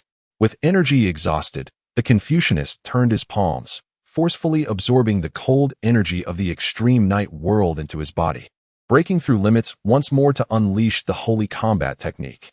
An indescribable fighting spirit shocked the 2 present. The cold aura entered his body, and the Confucianist was struck by 2 opposing attributes, instantly feeling as if his meridians were being scorched by fire. The pain of burning heart and bones making him feel worse than death. Heavenly Question 9 Styles, Yin-Yang Formation. Enduring the burning pain. The Confucianist used both palms to channel righteous energy and the cold power of the extreme night, forcefully opening the Yin-Yang Formation. In an instant, the 2 forces began to rotate, forming the Yin-Yang Formation. Qingqing and Shui Jing Yaohuang's expressions darkened at this sight. What virtue did the human race possess to have such a master, so persistently tragic? No amount of praise could describe the astonishing will of the Confucianist before them. To show respect, Qingqing tore off the seal on her forehead, blood immediately gushing forth, demonic energy erupting violently. With the brief unsealing, Qingqing's demonic energy surged, shooting straight up to the heavens. In that moment, both inside and outside the extreme night world, all felt the change, their expressions shifting instantly. Chapter 219. Human race in the deepest part of the extreme night world, the heart of the demon clan. The fierce wind howled, as Li Zai and his group were blocked by Xianfeng Yaowang and Yingyue Yaowang, just as the battle was about to erupt in the distance. From the sealed area, demonic energy soared, stirring the winds and clouds of the surroundings. An astonishing scene shocked everyone present. It was the goddess. Yingyue Yaowang noticed, her expression changing, saying, "The goddess has forcefully unsealed herself." Why could a 5th realm human cultivator push the goddess to such an extent? Not good. Li Zai felt the earth-shattering demonic energy, his expression also changing, a foreboding feeling growing stronger in his heart. Master. Beside him, Chen Xiaoer seemed to have guessed something. Her mind shaken, no longer hesitating, as she pulled the young man beside her and rushed forward. You cannot escape. Xianfeng Yaowang's figure flashed, blocking their path. The holy combat technique. The true energy surged, and as she made her move, Chen Xiaoer unleashed her strongest combat power, forcefully breaking through to seize the moment. With a mighty palm that shook the heavens and earth, it was as if a mountain was being split and the sea was being broken, scattering the demonic atmosphere across the sky. The Xianfeng Demon King, seeing this, met it with a palm of his own, blocking the attack head-on. What is a natural genius? Chen Xiaoer from the Confucian school and the Xianfeng of the Demon Clan are both examples of this. One possesses divine strength, while the other has unparalleled speed. Strength and speed clashed for the first time in direct confrontation. A thunderous sound echoed as their palms met, and the Xianfeng Demon King retreated half a step, showing a slight disadvantage in the contest of power. Clearing the path ahead, Chen Xiaoer dragged the youth behind her and dashed forward rapidly. However, a fierce wind swept past. and the Xianfeng Demon King once again blocked their way, his speed astonishing. In the contest of speed, Xianfeng revealed his advantage. Strength and speed, each showcasing their prowess. In the last 3 miles, the unparalleled Demon King stood in their way, making it hard to surpass. Find an opportunity to escape. Chen Xiaoer knew it would be difficult to break free. She communicated with the boy behind her while forcing her way through. Li Zai followed the girl in front, taking each step with great difficulty. In the worst-case scenario, achieving success was not so easy. Go. After exchanging numerous blows and advancing another mile, Chen Xiaoer took a blow from the Xianfeng Demon King head-on. At the moment her lips stained red, she grabbed the Demon King's arm and swiftly turned, sending the youth beside her out of the battle. 10 zhang away, Li Zai stumbled and steadied himself, glancing at the distant battlefield. Gritting his teeth, he rushed straight into the depths of the demon territory. The last 2 miles, where the oil reservoir was located, was now in sight. The cold wind whistled in his ears, and Li Zai moved quickly, driven only by these final 2 miles. This was the only opportunity. If he failed, the demon clan would surely be on guard, making success nearly impossible. Never had Li Zai thought that he would bear the heavy burden of the rise and fall of the human race on his shoulders, such a weight. He did not know if he could bear it, and he didn't even know what he was doing. But the sounds of slaughter behind him were so piercing. The legalists, Chen Xiaoer, and countless human warriors fought with their blood and lives just to earn today's chance. Li Zai had no time to think. Nor did he want to think. Otherwise, this unbearable burden would suffocate him. Around him, demons and greater demons began to surge like a flood. Li Zai drew his sword. The cracked Pure June sword seemed ready to shatter at any moment. The wind howled, and the sword light was dazzling. The sound of footsteps echoed in the deepest part of the eternal night world. Li Zai seemed to forget everything, wielding his sword to slay countless demons. His steps never pausing. In the depths of the territory, a powerful demon king was awakening, rushing to calm. The demonic energy filled the sky, and the situation grew increasingly desperate. Why? Amidst the splattering blood, Li Zai couldn't help but ask himself, but in his heart, there was no answer at that moment. Was it for the human race, or for the so-called righteousness? The claws of a great demon slashed through, tearing his clothes and staining his hair red. Li Zai swung his sword to repel the greater demon, and at that moment, he couldn't help but smile. When did he become so enlightened about righteousness? Becoming like those fools from the Confucian school? Hadn't he always mocked them as fools? Fei Xianju. The sword reflected frost and brilliance, a dazzling sword light. Bright yet somewhat mournful. 3 feet of frost and moonlight. 3 feet of cold frost. The sword is the wielder's fate. Li Zai held the sword and cut through a blood path of 10 zhang. Countless demons, countless greater demons. And the rapidly approaching demon kings made the road ahead so dark that not a glimmer of dawn could be seen. Fei Xianju. Old wounds on his body opened up, blood staining his chest, but Li Zai seemed unaware, raising his sword again, the sword energy horizontal. The smoke of war rose in all directions. The sword energy broke through the air, smoke rising, and wherever the sword passed, countless severed limbs and broken arms fell from the sky. Li Zai, having practiced martial arts for a year, perhaps still could not stand on his own, and perhaps many times would hold others back, but in youth, who could do better than the 3 sons of the Li family? Swiftly, the sword was fast, and the body was faster, sacrificing life and forgetting death, like moths to a flame. The blood path cut by the sword, red and black, intertwined. Humans and demons, contending against the heavens. Creak.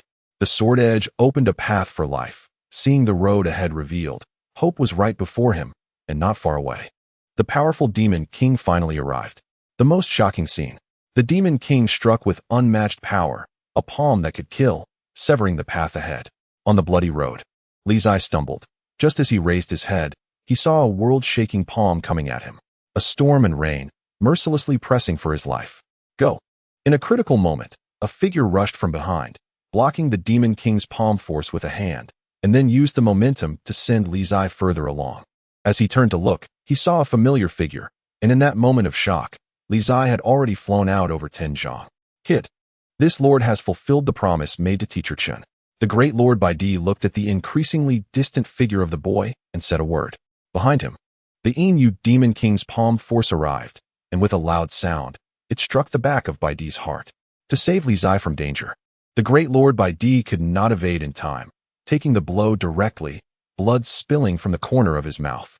In the northern desert and the central plains, there had always been grievances. In this critical moment of survival for the human race, the great Lord Bai Di set aside the past and offered his assistance with a palm. Over 10 zhang away, Li Zai stumbled to the ground. Seeing the severely injured and bleeding great Lord Bai Di, his heart trembled, but he had no time to say thank you. He suppressed the pain in his heart and turned to continue rushing into the depths of the demon territory. Behind him, the severely injured great Lord Bai Di forcefully blocked all the demon kings that stood in the way, buying precious time for the boy to escape the encirclement. Perhaps one day, in the battle between the central plains and the northern desert, they would still be enemies, but at this moment, for the rise and fall of the human race, both Bai Di and Li Zai set aside everything and chose to trust each other. Bai Di believed that this boy from the Li family would surely find the oil reservoir and destroy the demon clan's stronghold in one fell swoop. While Li Zai also believed that the great Lord Bai Di could withstand all the demon kings and buy him enough time. Therefore, Li Zai no longer had any hesitation. Unleashing his full speed, rushing towards the deepest part of the demon territory. The battle between humans and demons had reached the most critical moment. At the same time, 50 miles within the eternal night world, the human race held their ground. The 8 armies of the northern desert gathered, waiting for the moment of success. In front of the stronghold, Great Lord Helan and others stood silently, their expressions extremely serious. No one knew what was happening in the depths of the eternal night. They could only wait according to the plan, not daring to act rashly. Beside Great Lord Helan, the blue-robed Dan Tai Jingwei gazed into the depths of the eternal night world, a flicker of unusual color passing through her eyes. This was the most crucial war. The human race had gathered so many strong ones and forces, and if they still lost, the entire 9 provinces would fall into panic against the demon clan, including the subjects of the 8 armies of the northern desert. Therefore, the human race could not afford to lose this battle. Thinking of this, Dan Tai Jingwei looked back, her gaze revealing a hint of solemnity. All eyes were focused, in the depths of the eternal night world, at the place of sealing. The battle between the law scholar and the 2 strongest of the demon clan had also reached a peak. The righteous aura surged, blazing like fire. The cold air of the eternal night was chilling to the bone. The law scholar forcefully absorbed the negative energy of the eternal night world into his body, just to fight against the heavens. Asking the heavens with 9 styles. The dual energies of yin and yang opened the netherworld, revealing the fighting spirit on the road to the yellow springs. Hair stained with blood, the law scholar ignited the flames of battle within himself, going against the heavens with his own power. The king is fearless. The righteous aura opened the chapter. An ancient scripture manifested between heaven and earth. The words stained with blood on the scroll were exceptionally eye-catching. With a loud shout, the true energy around the law scholar surged once more, shaking the heavens and earth, causing gods and demons to tremble in fear. The demon goddess, the water-mirrored demon emperor, rushed in, their powerful palm force tearing through the void, shaking the entire eternal night world. With a thunderous sound, the law scholar blocked the dual forces, a terrifying tremor splitting the ground for 1,000 zhang. The aftershock surged. The law scholar was once again stained with blood, an indescribable while causing the 2 strongest demons in the battle to feel increasingly heavy-hearted. Asking the heavens with 9 styles. Reaching the limit, the heavens and earth mourned. Humans reached their limit, walking the road to the yellow springs. The Confucian law scholar, with gallant resolve, illuminated the sun and moon. Chinko and Lieji, with both palms devouring the yin and yang, the universe transforms into a singular energy. In the moment when the 3 palms connect, the demonic aura from the 2 supreme beings of the demon race uncontrollably rushes into the body of the Confucian scholar, causing both of them to tremble in shock. This is bad. He is absorbing our true energy. Qingqing sensed it and struck out to break the deadlock, embracing the essence to protect the demon origin. To fight to such an extent, Confucian palm master, I respect you. The water mirror demon emperor also flipped his palm to break the deadlock, guarding his demon origin while looking at the Confucian master ahead with a hint of respect in his eyes. Heavy breaths echoed on the battlefield. The Confucian scholar, exhausted and out of energy, had reached his limit, with only an indomitable will remaining. His staggering steps symbolized the end of a warrior's path. Palm master, come back alive. Confucian father, I think you are the strongest. The voice echoed faintly in his ears as the Confucian scholar forced himself to rise, and his gradually dazed eyes shone with a brilliant light once more. Asking Heaven's 9 styles. The body, propped up with great difficulty, stood tall, blood splattered around him, shrouding the heavens in mist. On both sides of the battlefield, Qin Qing and the water-mirrored demon emperor exchanged glances, their expressions solidifying. They understood that this was the final battle. Qin Qing's demon origin surged forth, and from the torn seal on her forehead, a terrifying power surged, capable of destroying the heavens and earth, obscuring the eyes of the sky. Chapter 220, Longing Stained. In the world of extreme night, the land of seals. In this final battle, the human race and the demon race differed only in their stances. Despite mutual respect, Qin Qing and the water-mirror demon emperor showed no mercy, channeling all their power, their momentum shocking the heavens. The strongest 2 supreme beings of the demon race stood in the extreme night, displaying their most terrifying strength. Blood streamed from Qin Qing's forehead, momentarily tearing the seal, and her cultivation levels surged rapidly. With each strike, the heavens shook and the earth trembled. The deteriorating Confucian scholar, who was gradually running out of energy, found himself at a disadvantage. Blood splattered like rain, dyeing the water behind him red. The Confucian scholar staggered, unable to stand firm any longer. Facing the 2 strongest monarchs of the demon race, he had known his fate the moment he chose to remain. A life lived openly, with no regrets. Amidst the surging waves, Qin Qing and the water-mirrored demon emperor flanked him, their powerful palms striking down. The Confucian scholar steadied himself, raising both palms in a majestic stance, loudly blocking the dual powerful strikes. Ugh! A spray of blood stained the azure sky. The Confucian scholar retreated several steps, his true energy dissipating, approaching the final chapter. Confucian scholar, you are at your end. The residual waves shook, and 5 steps away, Qin Qing halted, wiping the blood from the corner of her mouth, her gaze fixed on the Confucian master before her as she spoke. She had not expected that this Confucian master could force them to such an extent. Do you have any final words? On the other side, the water-mirrored demon emperor suppressed his internal injuries, gazing at the respected human powerhouse before him, and said solemnly, "The human race will not be defeated." Beneath the blood-drenched hair, the Confucian scholar gasped heavily, his voice hoarse as he uttered, "At this moment, it seemed his consciousness was beginning to blur. The blood that flowed out stained the earth beneath him, and the Confucian scholar stood there, unable to take another step. A respectable human powerhouse, may your journey be safe." Qin Qing stepped forward, raising her right palm, the surging demon origin wanting to personally end this tragic battle. However, at that moment, Qin Qing and the water-mirrored demon emperor's minds shook, looking towards the deepest part of the extreme night world, their expressions changing. In the depths of the extreme night, in the heart of the demon race, Lord Bai Di stood alone, blocking all the demon kings. First came Qi Song, then Bai Di, the lord of the North Desert. Brave and skilled in battle, unmatched by anyone. The night wind rustled, the cold night was biting, and the sounds of killing filled the air, driving one to madness. In the darkness, Li Zai's figure darted through, the speed increasing. The rugged path had been smoothed out by the predecessors behind him, and ahead lay a clear road. Hope was right in front of him. A distance of less than 2 miles was not far for a warrior. Soon, Li Zai arrived, the surroundings empty and silent. The best opportunity could not be missed. Li Zai looked at the ground beneath him, and his sword plunged straight down. He believed that the oil reserves must be right below. Boom! At the moment the sword was about to penetrate the ground, a powerful palm force from afar broke through the air, directly sending Li Zai, who was right above the oil reserves, flying. Blood sprayed, staining the night sky. 10 zhang away, Li Zai stumbled to the ground, spitting out a mouthful of crimson. The human race always thinks too highly of itself, believing it to be the spirit of all things and overly trusting in its own wisdom, unaware that, in the eyes of our demon race, humans are the most foolish race. As the words fell, at the end of the night, a handsome man stepped forward, his appearance indistinguishable from humans. Yet his aura was chilling and oppressive. "Who are you?" Seeing the newcomer, Li Zai's expression changed, and he said, "A human." "Human?" Anan looked at his own hands and said casually, "That was 100 years ago." "Why?" Li Zai's face darkened upon hearing this, and he asked, "Since you are human, why do you ally with the demon race? Life is short.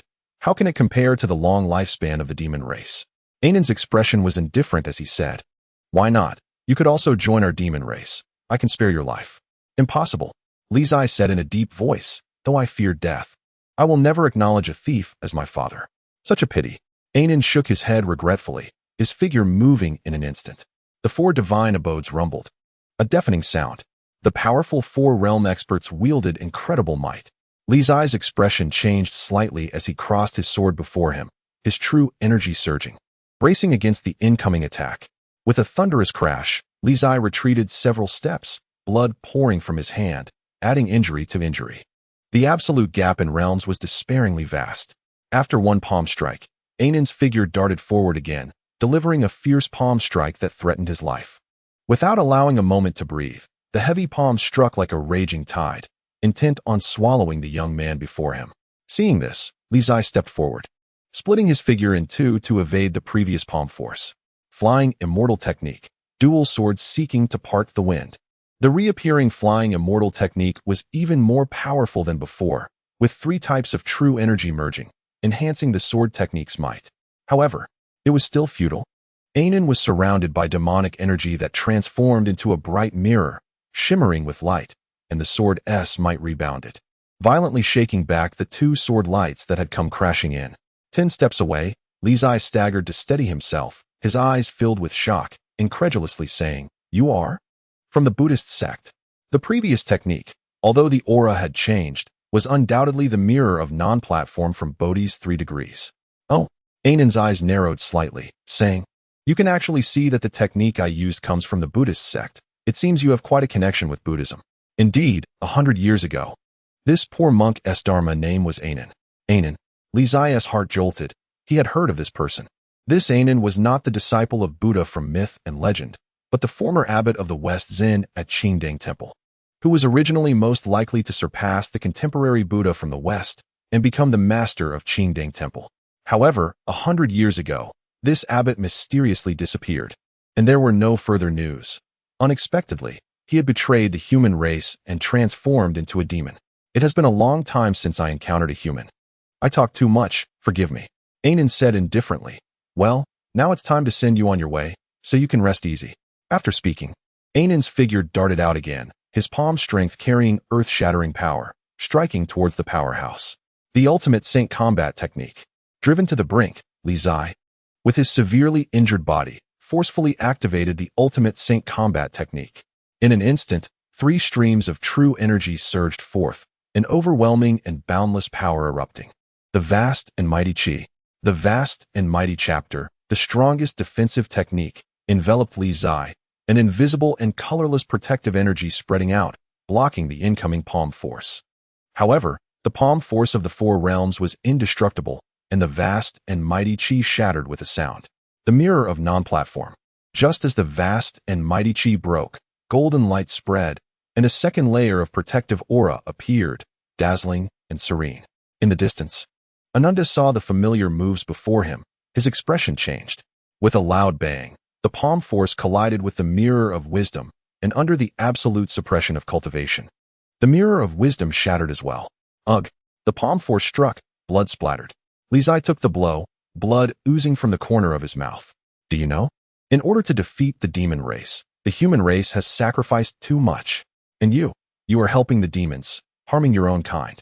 As he spoke, Li Zai reached out and grabbed the arm of the person in front of him, his long sword slashing down. Clang! The sound of metal clashing rang out, piercingly sharp. The long sword struck the person in front of him, but caused not even a scratch. Li Zai's face showed shock. Is it strange? Ananda looked at the young man's face and said lightly, "This is the steel skin of the demon race, unbreakable." After speaking, Ananda gently flicked his hand, and the long sword resting on his shoulder was directly sent flying several meters away. The sword falling to the ground symbolized the outcome of the struggle between humans and demons. Close at hand, Li Zai's right hand's tiger mouth burst open, falling weakly. Now then, seeing that you are the first human I have encountered in 100 years, I will ask you again, do you want to join our demon race? The youth in front had lost his sword, no longer posing any threat, and a cold smile appeared on Ananda's face as he asked. Li Zai raised his head, looked at the person in front of him, and suddenly grinned, saying, "Go to hell." As the words fell, a sharp short sword appeared in Li Zai's seemingly weak right hand, directly stabbing into the other's abdomen. Suddenly, the sound of flesh tearing echoed, and blood gushed out. The fish intestine, a divine weapon known for its sharpness, how could it be blocked by Anunda's half-hearted steel skin? The sword's edge sliced through, intestines bursting, blood staining the fish intestine. Ugh! In disbelief, Anunda looked at the broken sword embedded in his abdomen, letting out a muffled groan. With droplets of blood falling, Li Zai pulled out the fish intestine sword, stepping back 10 paces, with a forced smile said, "It seems that even if you have turned into a demon, you cannot change that nauseating doctrine of compassion from the Buddhist sect. Haven't you heard? Bad people always die from talking too much. Enjoy this feeling of longing. Sister Red Candle has put in a lot of effort to study this thing." After saying that, Li Zai walked aside to pick up his sword. Poison. Anunda staggered, shock written all over his face, saying, "Impossible. My demon body is immune to all poisons. How could I still be poisoned? Who said it was poison?" Li Zai replied lightly, "The longing dye is a love potion, extremely young and fierce. Just right to counter the cold constitution of the demon race. Of course, the longing dye on my fish intestine sword is of 1,000 times purity. It might be a bit too strong, so hold on, don't move, or the drug's potency will explode faster." After finishing, Li Zai gripped his sword with both hands, plunging it straight into the ground. "Open up." With a deep shout, Li Zai raised his cultivation to the limit. The divine storage roared, and true energy surged wildly. The next moment, a rumbling sound erupted, and an incredibly powerful sword energy cleaved the ground, revealing a bottomless crack slowly appearing. In an instant, pungent gases spewed out, and under the enormous pressure from deep within the earth, the crack widened further. "Starting now, run fast, and you'll get candy." Li Zai glanced at Anunda, who looked shocked not far away, and smiled. Without hesitation, he dropped the fire signal and took off running. Moments later, in the heart of the demon race, flames soared into the sky. Following this, a massive explosion occurred. The sky collapsed and the ground sank, continuously spreading outward. Chapter 221. The Ancient Will Deep Within the Polar Night World. The gas storage ignited, the sky collapsed, and the earth sank. The fire spread like a giant wave, engulfing everything in its path. In various battle scenarios, several demon kings of the demon race were shaken by the sight. "My lord, let's go." In the shaking mountains and forests, Li Zai rushed out, grabbing the heavily injured Lord Bai Di, desperately fleeing outward. Lord Bai Di pressed his hand against his bleeding chest. Glancing back at the scene of the collapsing sky and earth, his expression shocked. "Kid, did you know this oil reservoir would ignite like this?" After regaining his composure, Lord Bai Di spoke. "Of course not," Li Zai casually replied. "If it were just the oil reservoir, it would at most burn down this demon race's lair. But inside there is not only the oil reservoir, but also the gas reservoir. Now they have enough to deal with." The explosive power and spread of the gas reservoir are indeed astonishing, far exceeding that of the oil reservoir. Fortunately, gas reservoirs and oil reservoirs generally coexist. Finding the oil reservoir is basically equivalent to finding the gas reservoir. In the distance, Chen Xiaoer and the Xianfeng Demon King also stopped their battle. Looking at the continuously collapsing heart of the demon race, their eyes filled with shock. Moments later, ahead, 2 figures rushed out, their speed far exceeding normal. "Run, Sister Xiaoer. What are you waiting for?" Li Zai grabbed the woman in front of him and ran wildly. Chen Xiaoer came to her senses, shocked, saying, "You didn't mention before that it would end up like this. The power of this oil reservoir is truly terrifying." "This is my first time doing something like this," Li Zai casually replied, dragging the 2 of them to flee desperately from the forest. Behind them, the Xianfeng Demon King gazed at the collapsing heart of the land, his expression darkening. Instead of retreating, he charged into it. Xianfeng, not far away, the Yin Demon King's expression changed, anxiously shouting, "Hurry up. You go first." The Xianfeng Demon King dove into the collapsing heart of the land, surrounded by a fierce demon wind, a dense demonic atmosphere blocking out the sun. The next moment, the Xianfeng Demon King raised his hand. A howling wind surged, sweeping over many demon kings and great demons, doing all he could to send those demon race powerhouses who could not escape out of the forest. The power of the unparalleled Demon King was astonishing. Damn! In the Blackstone Forest, Li Zai sensed something and, upon seeing the overwhelming demon aura behind him, his expression changed. This Xianfeng Demon King is going against the heavens. "Little one, you and the Lord go first. I'll go to assist the master." The 3 quickly burst out of the Blackstone Forest, Chen Xiaoer quickly instructed, then headed towards the ceiling area. Just as Li Zai wanted to follow, Lord Bai Di stumbled, spitting out a mouthful of blood, severely injured. My lord. Li Zai's expression changed slightly, hurriedly supporting the former, asking, Are you all right? Something's wrong. Lord Bai Di coughed up a few mouthfuls of blood, his face extremely pale, saying, My heart pulse is damaged. Do you think there's nothing wrong? It's not a big deal. Li Zai supported the person beside him, replying, You shouldn't die. Then I must thank you. Lord Bai Di said weakly, Let us hurry. If we get blocked by the demon race kings, we will be done for today. That is fine. Li Zai gently reminded, My lord, hold on. If you die here, your body might be eaten by the demons. Lord Bai Di smiled wearily, leaning on the young man beside him, stumbling toward the outside of the polar night world. He somewhat regretted saving this kid.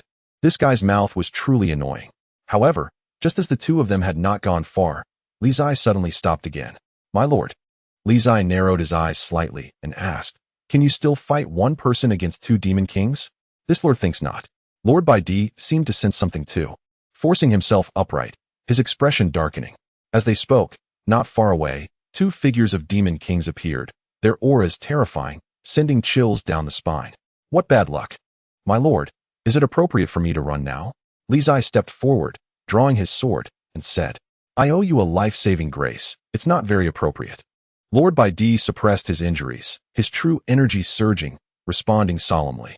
Just as Li Zai and Lord Bai Di were unfortunately blocked by the demon kings and fell into crisis again, in the distance, Chen Xiaoer rushed over rapidly, heading towards the ceiling area. Master. In the ceiling area, the earth-shaking events deep within the polar night world also affected this place. Ching. The water-mirrored demon emperor looked at the massive waves of fire in the distance, his expression shocked. After a moment, the two regained their senses and guessed something. It turned out that you were willing to risk your life to hold us back, which was a hidden agenda. Ching turned around and looked at the blood-soaked Confucian scholar ahead, her eyes filled with murderous intent, and said, On the lake shore, the Confucian scholar barely lifted his head, staring at the towering flames in the distance, a hint of relief showing in his vacant gaze. That little guy isn't bad. This time, he didn't hold us back. The destruction of the belly made Ching furious, and she stepped forward, gathering her energy, and with an incredibly powerful palm, struck directly at the heavenly spirit of the Confucian master in front of her. Wait. At this critical moment, in the sealed area, an ancient will appeared and spoke. Ching frowned and said in a deep voice, My lord, you should know you cannot stop me. Perhaps not. As the words fell, the space around the two stirred, directly pulling the Confucian scholar into it. Seeing this, Ching's expression darkened, realizing it was too late to act. In the distance, Chen Xiaoer, rushing over, also changed her expression upon seeing this scene. Master. Shui Jing leave. Ching ignored the approaching Chen Xiaoer, her gaze fixed on the raging fire in the distance. Her expression cold. Yes. The water-mirrored demon emperor complied, waving a hand to seal the lake's surface, with waves rippling around her. She and the goddess beside her vanished into it. After the two left, the sealed area was left in disarray, the cold wind blowing through the chaos left by the battle. Shortly after, Chen Xiaoer arrived, looking at the surrounding scene full of holes, her mind shaken. Master. Where's the master? Meanwhile, 50 miles within the extreme night world, in the human territory, as a huge explosion echoed from the depths of the extreme night, a hint of joy appeared on the faces of the human leaders. We succeeded. Mobilize the troops. Lord Helan and Dantai Jingwei immediately issued the order to march into the demon territory. In an instant, the human army surged forth like a torrent of molten iron, charging into the depths of the extreme night world. The war, which had lasted nearly a year from the initial demon invasion to the current human counterattack, was finally nearing its end. The soldiers of the human race were all filled with pent-up energy, ready to explode today. In the depths of the extreme night world, flames soared, illuminating the boundless darkness. The gas storage and oil storage ignited, destroying the entire demon territory. Countless demons perished in the sea of fire. However, many demons managed to escape, barely saving their lives. Especially the demon kings and high-level demons. Most of them escaped, suffering minimal losses. Outside the Blackstone Forest, the heavily injured Li Zai and Lord Bai Di were blocked by two demon kings, unable to advance or retreat. Behind them, demons continuously surged forth, surrounding the two under the orders of the two demon kings, pouring out the wrath of the entire demon race upon them. Lord, it seems we can't escape. Li Zai looked at the heavily encircled demons around him and spoke. I'm just injured, not blind. I can see. Lord Bai Di said in a deep voice. Lord, do you have any trump cards left? If not, there will be no chance. Li Zai reminded. Unfortunately, I have no trump cards left. Lord Bai Di sneered. Chapter 222. Excellent luck in the depths of the extreme night world. The flames were dazzling. In front of the Blackstone Forest, surrounded on all sides. Li Zai and Lord Bai Di were in a dire situation. Both were heavily injured, especially Lord Bai Di, who could barely stand. Tear them apart.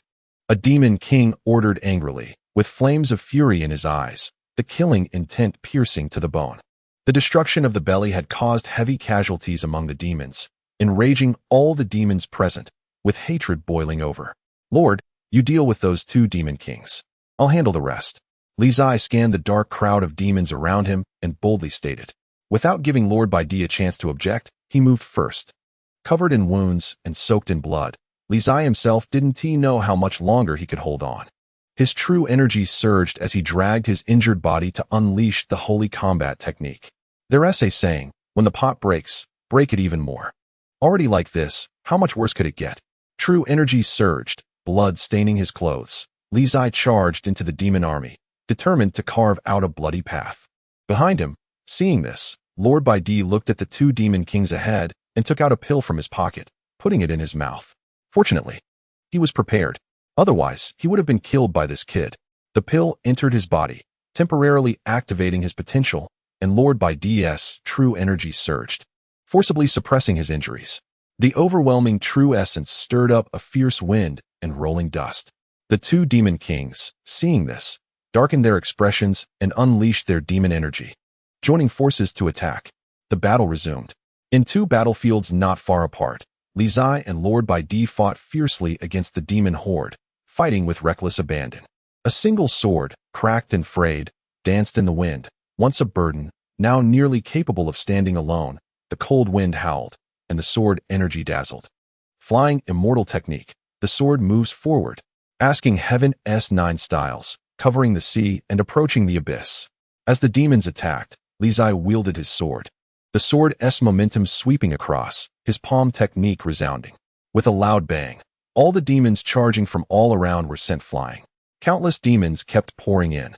And soon, the ground around Li Zai was littered with demon corpses. However, after one wave, more demons charged in. The purity of the cracked Pure June sword was soaked in demon blood, crystallizing into frost. The clanging sound echoed in his ears. The demon S steel skin seemed to become harder. On the other side, Lord Bai Di was no better off, facing two opponents, perilously. In a desperate situation, it was hard to turn the tide. After an unknown amount of time fighting, Li Zai and Lord Bai Di quickly retreated, their backs against each other, gasping heavily. Their severely injured bodies unable to hold on any longer. Lord, any last words? Li Zai asked as he looked at the endless stream of demons approaching. Yes, I want to see one day when the Bai Di tribe unites the northern desert and then marches into the 9 provinces, unifying the world. Lord Bai Di said solemnly. Lord, that's not a last word, it's a daydream. Li Zai tightened his grip on his sword and casually replied. If last words aren't bold enough, when will they be bold? After death? A cold glint flashed in Lord Bai Di's eyes, and he said, Kid, what about you? Dying here at such a young age, do you have any regrets? Too many to count. Li Zai wiped the blood from the corner of his mouth and said, The biggest regret is that I haven't married a wife yet. Does the Lord have a daughter? Introduce one. There is one, 8 years old this year. Lord Bai Di tore his sleeve to wrap around his hands and said coldly, I can wait. Li Zai took out 2 bottles of pills from his pocket, tossing one behind him, then emptied the remaining pills from the jade bottle in his hand into his mouth. You'd better survive first. I think you probably won't make it. Lord Bai Di caught the tossed jade bottle, sneered without hesitation, and directly poured all the pills into his mouth. That's not necessarily true. I am the fated son inscribed in the heavenly book, quite resilient. Li Zai said, swinging his sword and charging forward again. Lord Bai Di also managed to muster his true energy, re-entering the fray. The battle resumed, the sounds of killing echoing. Just as the two were fighting fiercely, a fierce wind swept through the battlefield, and a terrifying demon energy shocked everyone. The Xianfeng Demon King personally arrived on the battlefield. Li Zai and Lord Bai Di sensed it, their expressions changing. If there was a glimmer of hope for survival before, now it was truly over. What terrible luck! Li Zai and Lord Bai Di's hearts sank, realizing there was no way to fight back now. At the same time, in the demon territory where the sky fell and the earth sank, the waves flowed, and Qingqing and the water-mirrored demon emperor emerged, standing in the air, gazing at the blazing fire ahead, their faces solemn. Water mirror. Qingqing spoke, her tone grave. Yes, the water-mirrored demon emperor stepped forward, his expression slightly tense. With a flip of his hands, waves of water surged around him, and an overwhelming aura of demon energy spread, drawing upon the ultimate cold power of the entire extreme night world, seeking to extinguish the sea of fire before him. A single individual's strength was pitted against the heavens and earth, a demon clan emperor displaying unparalleled might.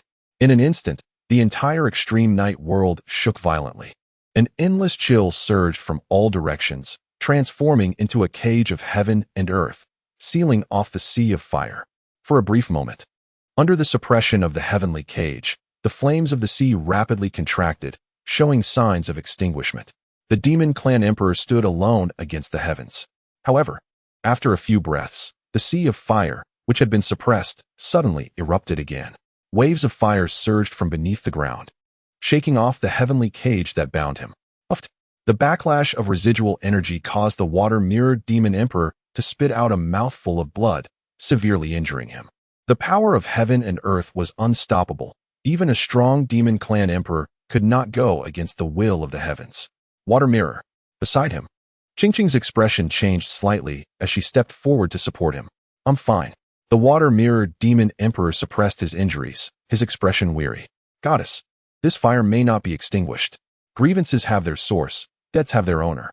Qingqing's expression turned cold as she turned to look at the battlefield outside the Blackstone Forest, a glint of murderous intent flashing in her eyes. Let these culprits repay the blood of the demon clan with their own. As her words fell, Qingqing's figure flashed, carrying an overwhelming killing intent as she rushed towards the distant battlefield. The water-mirrored demon emperor followed closely behind, his imperial might shaking the heavens. Outside the Blackstone Forest, Li Zai and Lord Bai Di, already exhausted, looked up at the arriving Xianfeng Demon King in the sky. Before they could despair, their expressions shook again. The heavens trembled, the imperial might was overwhelming, and the terrifying killing intent sent shivers down their spines. Damn! At this moment, even Lord Bai Di couldn't help but curse.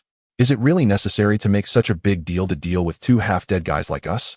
Soon, in the void above, Qingqing, the water-mirror demon emperor, and the Xianfeng Demon King, the three most powerful beings of the demon clan, all arrived. Below, countless demon creatures surrounded them heavily, with two demon kings blocking their path. The terrifying situation meant that, let alone the two old and weak Li Zai and Bai Di, even a powerful practitioner at the fifth realm would undoubtedly die. In the midst of the battle, Li Zai and Lord Bai Di immediately retreated, back to back, sweat and blood streaming down their faces as they gasped for breath. Didn't you say you were the child of destiny? Lord Bai Di glanced at the three terrifying figures in the sky and said solemnly, Is this your destiny? That's right. Isn't it the child of destiny who gets chased by so many people, with their paths to survival cut off and no way to turn back? Perhaps wanting to die more calmly, Li Zai took out a clean handkerchief from his pocket, wiped the blood from the corner of his mouth bit by bit, and said calmly, What a pity. I was originally planning to wait for the little princess to grow up and propose to the Lord. But now it seems I won't get to wait. Chapter 223. Cow dung deep within the extreme night world, outside the Blackstone Forest, Li Zai and Lord Bai Di, whose luck had plummeted to the extreme, were not only blocked by the multitude of demons, but also faced the personal arrival of the three most powerful beings of the demon clan. The terrifying situation made them lose even the thought of resistance. There was no way to fight back. If we surrender now, can we save our lives? With their paths to survival cut off, Li Zai found his mind calming down and spoke. What do you think? Lord Bai Di looked around and sneered. It's impossible to save our lives. Keeping our corpses intact is about all we can hope for. Want to give it a try? Then there's no need. Li Zai replied, When a person dies, the light goes out. I'll just leave my 100-odd pounds to them to dispose of. It was a rough statement, But it made sense. Lord Bai Di glanced at the three powerful beings in the sky and said, "Are we still going to fight? I still have a bit of strength left. What is the point of fighting?" Li Zai stuffed the blood-stained handkerchief into his bosom and said, "Isn't it uncomfortable to rest a bit before dying?" "That is true," Lord Bai Di replied, letting out a heavy breath. The two leaned back against each other, using each other for support to stand upright. Without leaning on each other, they might not even be able to stand. After forcibly activating the sacred combat technique, the violent true energy receded, and an indescribable feeling of weakness surged through Li Zai's body, leaving him utterly drained. Similarly, Lord Bai Di was not much better off. Having already injured his heart meridian and forcibly stimulated his potential with pills, he now barely had enough strength to stand. Before death, the two were surprisingly calm, as if they had already accepted this fact. "Lord." Suddenly, Li Zai lifted his head to look at the sky and said, "What is it?" Lord Bai Di asked. "It's snowing," Li Zai replied. Upon hearing this, Lord Bai Di was taken aback and looked towards the sky. He saw a flurry of snowflakes silently falling from above. Pure and flawless, so beautiful. In the extreme night world, it was not unusual for snow to fall in the cold winter. However, before the arrival of the extreme night world, it should have been summer, a time of abundant water and grass. The cold wind blew, becoming even more biting. What a damn weather. Lord Bai Di couldn't help but curse. He should have been enjoying fine wine and watching performances in his tribe. But because of this extreme night cold winter, he had to come here to face death. Without this extreme night cold winter, where would all this demon calamity come from? "You brute, you really don't know how to appreciate beauty." Li Zai gazed at the falling snow in the sky, feeling poetic, and said, "Life is like a journey. It should be like a flying swan stepping into the snowy mud." Good poem, good poem. What does it mean? Lord Bai Di didn't understand and asked. "I don't know either," Li Zai casually replied. "When the poetic mood strikes, I just let it flow. Who cares what it means? That is how the talents of my central planes are." "Humph," Lord Bai Di scoffed coldly, "so it's just made up." "Lord, why aren't they attacking us? We've been posing like this for so long." Li Zai suddenly noticed that the surrounding demons and the three powerful beings of the demon clan in the sky had no intention of attacking them, and couldn't help but wonder. Lord Bai Di also noticed this phenomenon and showed a puzzled expression. "What is going on?" Boom, boom, boom. Just then, from the end of the night, sounds like a torrent of iron water echoed, growing closer. In the extreme night world, tens of thousands of armored soldiers from the northern desert charged into the depths of the night, their battle spirit astonishing. The human race and the demon race had been at war for a year, with the human race always at a disadvantage, suffering endless humiliation. Today, the situation of the war could finally be rewritten, and every soldier of the human race was filled with high spirits, vowing to eliminate all the demons. The spirit of a gentleman. Moments later, outside the encirclement of Li Zai and Lord Bai Di, several sword energies broke through the air, severing limbs and flying arms, forcibly cutting a bloody path. At the end of the bloody path, the figures of Bai Wangyu, Wen Xiao, and Mu Bai appeared. Before the human army arrived, the strong from the Confucian sect had already come first. "Old Bai," Li Zai was taken aback, wondering why these idiots had come. "Brotherly lord, let us go." The three quickly rushed into the battlefield, urging, "We can't leave." Li Zai remained motionless, pointing at the three powerful beings in the sky with a bitter smile. "Why do you need to come here to die as well? With these three here, no matter how many people come, it's useless. You can leave." Just then, a familiar voice rang out from afar, reaching everyone's ears. Upon hearing this voice, Li Zai's face lit up with wild joy. "Who is it?" Turning back, in the distant darkness, a peerlessly beautiful woman stepped forward, holding the Qing ancient sword, her steps slow but like a mountain, pressing down on the hearts of the demons. The cold wind blew, her hair fluttering in the wind, a person and a sword, shaking all directions. "Fairy Master." After a brief shock, Li Zai came back to his senses, almost crying. In the void, Qing, the water-mirrored demon emperor, and the Xianfeng demon king watched the newcomer with unprecedented seriousness. What an astonishing aura! As everyone focused, Qin Ana stepped into the battlefield, looking at the bloodied youth before her, and said calmly, "It's been half a year, and you're still this weak. Master Fairy, with so many people here, please give me some face." Li Zai said with a bitter smile. Qin Ana ignored the fool in front of her and turned her gaze to the great disciple of the Confucian sect beside her, instructing, "Forget language, protect him. The sword immortal can rest assured." Bai Wangyu nodded in response. After the instructions, Qin Ana's gaze shifted to the three powerful beings of the demon race in the sky, and she said indifferently, one by one, or all together. Her calm words carried no threat, as if she were discussing the most ordinary matter, the human sword immortal. With a shocking fighting spirit. Upon hearing the words of the Plum Blossom Sword Immortal, Bai Di the Great and others felt their hearts race. So domineering, Li Zai whispered. In the air, Qingqing and the others also heard the provocation from the human sword immortal below, and a chill rose in their eyes. Shuijing, Xianfeng. You go kill those two, this woman is mine. Qingqing said coldly, her demonic energy surging, enveloping the sky. Yes, the demon emperor Shuijing and the demon king Xianfeng received the order and flashed downwards. Your opponent is me. Seeing this, Qin Ana drew her sword, and in an instant, the winds and clouds of the 9 heavens changed, a sword that shocked the heavens.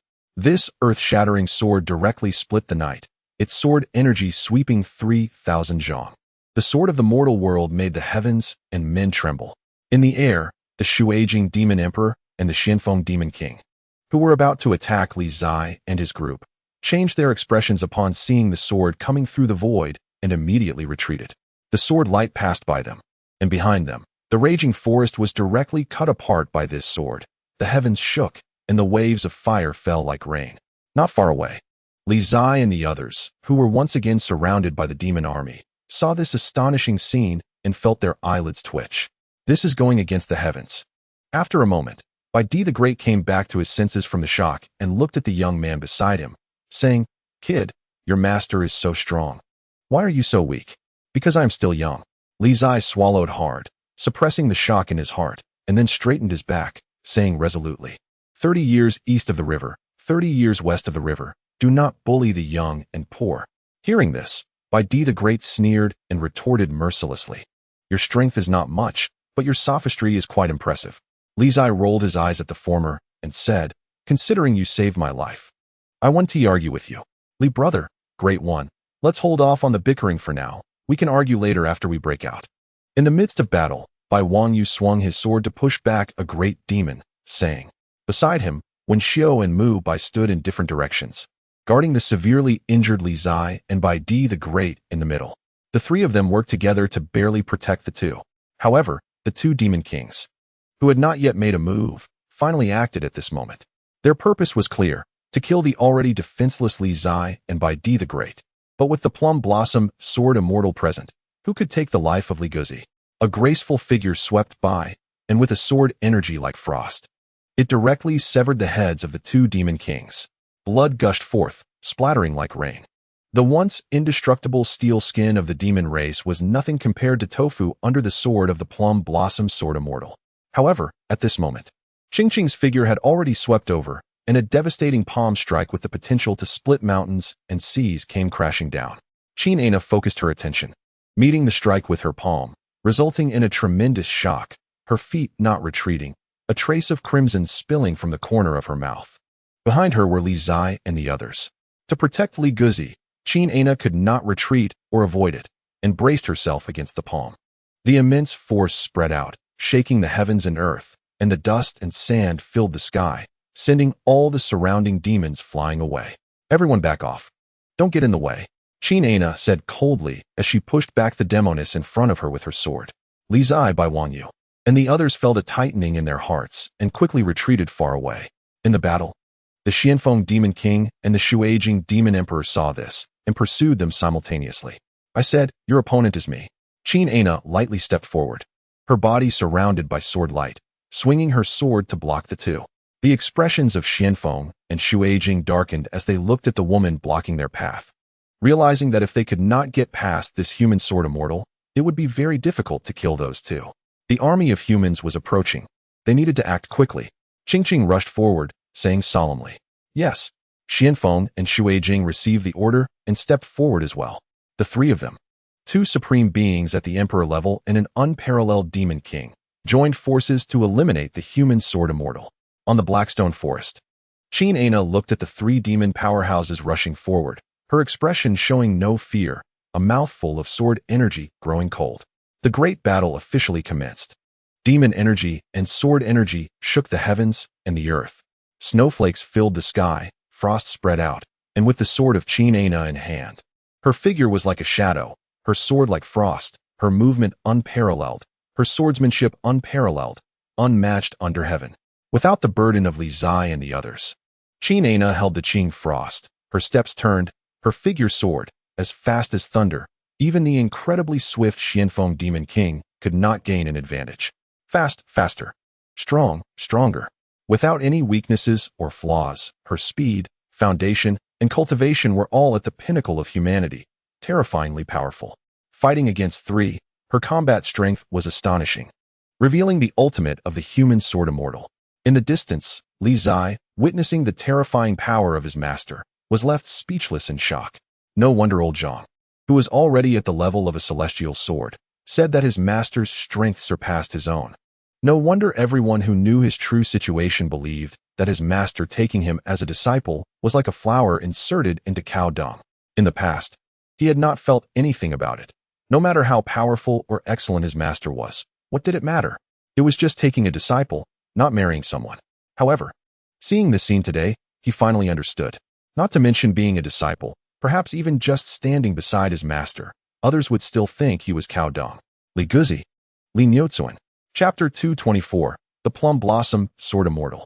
In the world of eternal night, a sea of fire spread, illuminating the endless darkness. The earth shook incessantly, and amidst the sea of fire, the booming explosions still echoed faintly. The flames surged into the sky, fire rain fell, an astonishing sight that shook the heart. Beyond the endless sea of fire, the battle between the unparalleled masters of the human and demon races was equally shocking. The human sword immortal was unshakable. Amidst the smoke of the fire sea, the sword energy was like frost. The sound of metal striking echoed endlessly as the three supreme demon beings joined forces to battle the human sword immortal, the killing intent shaking the heavens. Under the falling snow, Qin Ana's figure moved like lightning, wielding a 3-foot autumn water sword, slicing out dazzling sword lights. What is the human sword immortal? In front of the three strongest demon beings, her elegance was fully displayed. Facing three opponents, she showed no signs of fear. The sword edge sliced through. The frost brilliance dazzling. Qing pressed down on the sword edge, countering with a palm strike. At the same time, the Xianfeng Demon King approached with incredible speed, blocking her retreat. The two strong beings coordinated seamlessly, trying to cut off the path of the human sword immortal. Qin Ana's expression turned cold, and with a step, she darted past, avoiding the palm strike of the demoness before Xianfeng could intercept, simultaneously swinging her sword to counterattack fiercely. Qing flipped her palm, deflecting the incoming sword energy, and charged forward again, launching a continuous assault without giving the former a chance to breathe. On the other side, the Shuijing Demon Emperor also rushed forward, unleashing a powerful strike, joining in the attack. The three of them engaged in a wheel battle, alternating between offense and defense, their cooperation seamless. Flying flower sword rain. As the offensive closed in, Qin Ana stepped forward, focusing her energy, and with a sword, transformed it into a rain of flying swords, intersecting and crisscrossing. The sword light was dazzling. An astonishing talent. Under the reflection of the flames, countless sword energies flew by, instantly pushing back the two supreme demon beings. As the two retreated, from behind, the attack of the Xianfeng Demon King arrived. The unparalleled Demon King, with a whirlwind of demonic energy, reached the limit of speed. His hands as slender as a woman's, sharper than any divine weapon. The clash of palm and sword created an ear-piercing sound of metal grinding. And the demon race's steel skin, which could withstand blades, was met with the strongest unparalleled Demon King, whose attack was not weaker than that of the fifth realm. The storm raged, fierce and urgent, and in the blink of an eye, three powerful demon clan experts formed a siege once again, their fists and palms intertwined, each strike mercilessly threatening life. Under the torrential assault, Qin Ana stepped lightly, weaving through layers of attacks, and then, with a single sword, shocked the winds and thunder.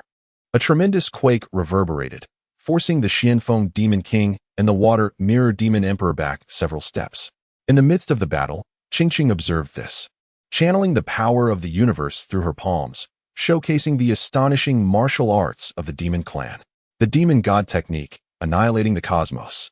The demon god's martial display obliterated the universe, To slay the human sword immortal, Qingqing pushed her cultivation to its limits, and behind her, a gigantic phantom of the demon god appeared, instantly releasing an unparalleled terrifying aura that sent chills down spines. Sensing this, Qin Ana's expression tightened.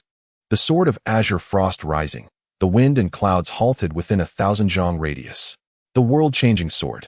Before the divine might, the human sword immortal showed no fear, drawing her sword to the skies, transforming the winds and clouds with a single stroke. The collision of two earth-shattering forces erupted. The fierce wind howled, and the raging waves surged. On the battlefield, dust and sand flew everywhere, raising 1,000 layers of snow. The peak fighting power of both the human and demon clans was terrifyingly strong. The cold wind rustled, and the sword's rhythm was clear, indescribably fierce on the battlefield. The unparalleled figure wielded a sword, unmatched across the world. After a prolonged stalemate, Qingqing and the water-mirrored demon emperor's expressions grew increasingly somber. They knew the human army was nearing, and if they couldn't kill these humans now, there would be no more chances. Without hesitation, Qingqing flipped her palm to the sky, disregarding the seals within her body that had not yet fully unraveled, breaking through her limits. The overwhelming demonic aura expanded continuously, drawing on the chilling energy of the eternal night world. Boundless black currents converged from all directions, rapidly increasing in might, shaking the heavens and earth, and shocking hearts. The demon god technique. The 6 desires fill the sky. What does it mean to be the god among demons? After breaking through her limits, an incomparably terrifying aura revived around Qingqing, and as she manipulated her power, even the dark clouds of the 9 heavens began to stir. This unprecedented move, the strongest martial art of the demon clan, revealed the ability to destroy heaven and earth. Master Fairy, be careful. In the distance, Li Zai saw the stormy winds and clouds swirling wildly in the sky, his expression changing, and he urgently reminded, "Take care of yourself." In the midst of the battle, Qin Ana also sensed the terror of the demon goddess's life-threatening move, coldly responding, then quickly forming her fingers into a sword. The azure frost left her hand, transforming into a flying swan that pierced through the night sky, the boundless cold reflecting the smoke of war for 10 miles. One sword to the heavens. In the past, within the grand palace of the Great Shang, a stunning sword reappeared in the mortal realm. Amidst the rolling red dust, a sword tilted the world. Under the sky filled with flying snow, a sword cleaved through the eternal night, its elegance moving the heavens and earth. The strongest demon, the strongest sword, collided violently in the cold winter of eternal night. In an instant, the balance of heaven and earth was disrupted, and tremendous alien power burst forth violently. From a great distance, Li Zai and the others were once again affected by the aftermath of the battle, their bodies involuntarily retreating several steps. The terrifying power left them aghast. Amidst the swirling dust, a splash of crimson fell. Qingqing's lips were stained with blood, her figure staggering. The battle had gradually reached its limit. Goddess, not far away. The water mirror demon emperor saw this, and her expression changed slightly, immediately rushing forward. "I'm fine." Qingqing barely steadied herself, reaching up to wipe away the blood at the corner of her mouth. The surging demonic energy, amidst the wind and rain, began to decline from its peak. Having fought a battle with the law scholar beforehand, she was already wounded and now faced the human sword immortal. After such a long battle, even a powerful demon goddess found it difficult to hold on. In the distance, the sound of the human army's marching footsteps grew closer, the earth trembling beneath them, so clear. Knowing that the final opportunity had been lost, Qingqing forcibly suppressed her anger and ordered, "Retreat." With this command, the demon army surrounding Li Zai and the others immediately fell back, heading north towards the eternal night world. In the world of 9 provinces, there stands a northernmost point, the origin of the demon clan, eternally frigid, inaccessible to humans. To preserve the last of their living forces, Qingqing decisively ordered the withdrawal. The demon tide receded, surging northward. Shortly after Qingqing ordered the retreat, the human army arrived. Majestic and overwhelming, their momentum shook the heavens. The remaining demons in the eternal night world, having been scattered due to the destruction of the demon territory, were nearly powerless to resist when faced with the human army's encirclement. The slaughter began. The tables had turned. Once it was the demon clan exterminating the human race. Today the situation was completely reversed. Li Zai witnessed this scene, feeling indescribable emotions within him. Sadness was hard to articulate, and joy was equally difficult to express. The grievances of today will be remembered by my demon clan, and when we return, we will repay it 100-fold. In the void, Qingqing looked down at the crowd and coldly uttered a phrase before turning to leave. The Water Mirror Demon Emperor and the Xianfeng Demon King stepped forward to follow, vanishing together at the edge of the eternal night. Their parting words echoed in the night sky, sending chills through the bones. With a final glance, the killing intent was palpable, and Li Zai saw it clearly, causing his heart to shudder involuntarily. Surely they aren't talking about him, right? It shouldn't be. He hasn't done anything. Li Zai could only comfort himself with this self-deception. Outside the Blackstone Forest, Qin Aina watched the departing three powerful demons, her eyes narrowing slightly, but she did not intervene. These three were all very strong, and if they were determined to leave, no one could stop them. After a moment, Qin Aina collected her thoughts and turned to walk towards Li Zai and the others. Master Fairy. Li Zai smiled broadly upon seeing her approach, his smile sincere, sweet, and endearing. Qin Aina looked at the disgusting smile on the face of the fool before her and frowned slightly. They've left. Let us go back, Qin Aina said lightly, then stepped away. Master Fairy, wait for me. Seeing this, Li Zai hurriedly pulled on his little red hat, stumbling to follow. My lord, I'll support you. Behind them, Wen Xiaoru helped the Great Lord Baidi and followed along. As the war came to an end, Li Zai and Great Lord Baidi no longer had the strength to fight. They completed their tasks and left the battlefield. Not dead, that's good. Great Lord Baidi looked at the snow drifting in the sky, a hint of emotion on his face, and said, Great Lord is majestic. Beside him, with the support of Little Red Hat, Li Zai timely flattered him. Kid, where did that arrogant aura of yours go just now? Great Lord Baidi said with a smile that didn't reach his eyes. There wasn't any. I've always respected the Great Lord. How could I be arrogant? Li Zai replied, his face calm and heart steady. Just now, he thought he was doomed. When facing death, how could he be arrogant? Ahead, Qin Aina heard the fool's shameless words from behind and quickened her pace. How could she have taken such an idiot as a disciple? Outside the eternal night world, the wind and snow fell, blanketing everything in silver, beautifully intoxicating. Li Zai and the others walked out, returning to the camp. Senior brother, Teacher Li. Within the camp, only Chang Yu remained on guard, while the other disciples had gone to the battlefield. Seeing this, Li Zai looked around and asked curiously, where's the law scholar? Hasn't he returned yet? No. Chang Yu shook his head, puzzled. Didn't the scholar go to support Teacher Li and the others? Not good. Upon hearing this, Li Zai's expression changed, and an ominous premonition rapidly grew within him. Chapter 225. Reunion with Light in the Eternal Night World, in the Land of Seals. The ground was riddled with wounds, soaked in blood. After a fierce battle, the entire seal area was on the verge of collapse, in utter disarray. However, that one lake, though scarred, had not been completely destroyed. Desperately searching for the law scholar's whereabouts, Chen Xiaoer hurriedly left. Just after Chen Xiaoer departed, strange ghostly lights appeared around the seal area, and in an instant, the blood on the ground quickly seeped beneath the earth, vanishing without a trace. At the same time, ghostly lights also appeared on the distant battlefield. Regardless of the human race or the demon race, the blood that falls to the ground is all swallowed by the earth, disappearing without a trace. In the past, when Li Zai first met the God of Light in the Endless Abyss, the God of Light could only unlock the seal with the blood of the demon race surrounding the sealed area. At that time, Li Zai promised to incite a war between the human race and the demon race as much as possible around the sealed area. A deal between man and God. Li Zai spoke nonsense, and the God of Light was equally reserved. Li Zai completely belonged to the type who took advantage without doing anything.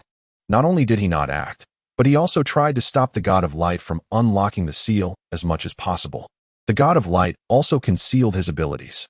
The battlefield of the two races was so far from the sealed area. Yet the blood of the demons on the battlefield was still swallowed by the earth, coming to the endless abyss.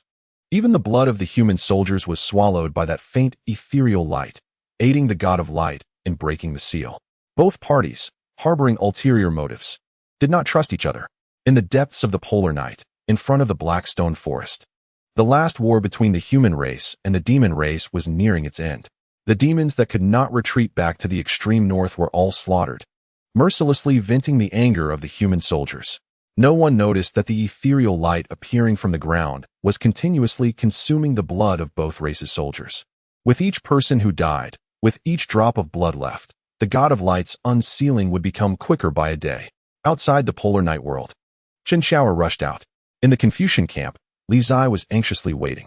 Little one, hurry up and come with me.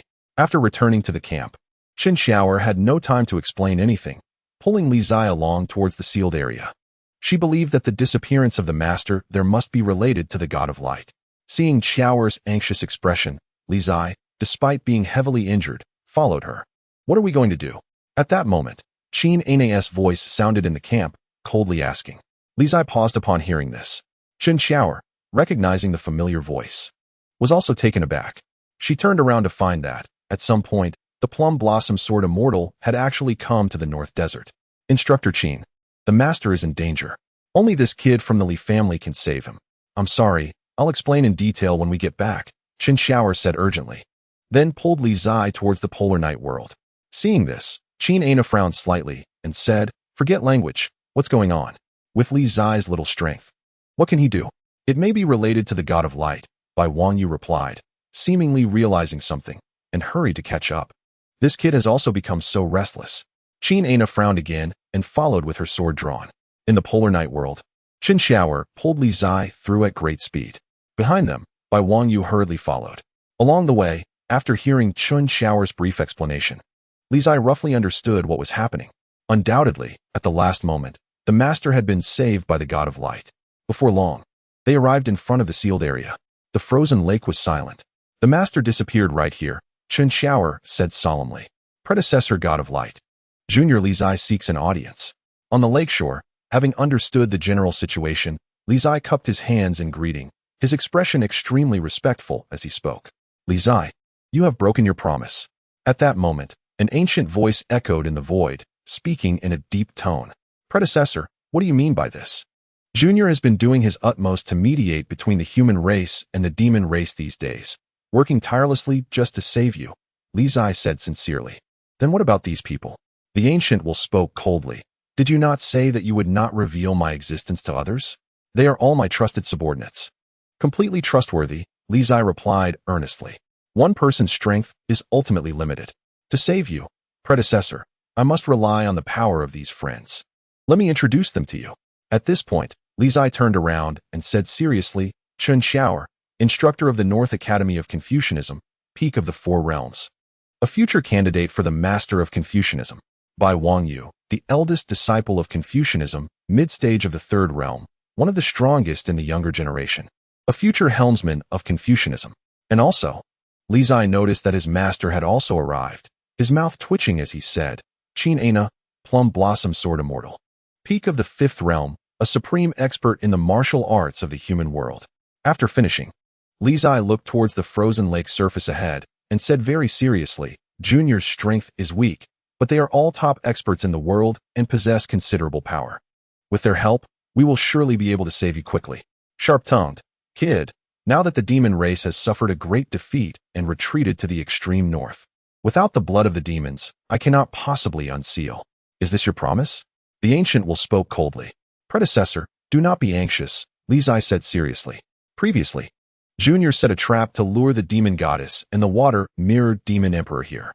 In that battle, I believe you also consumed a lot of demon blood.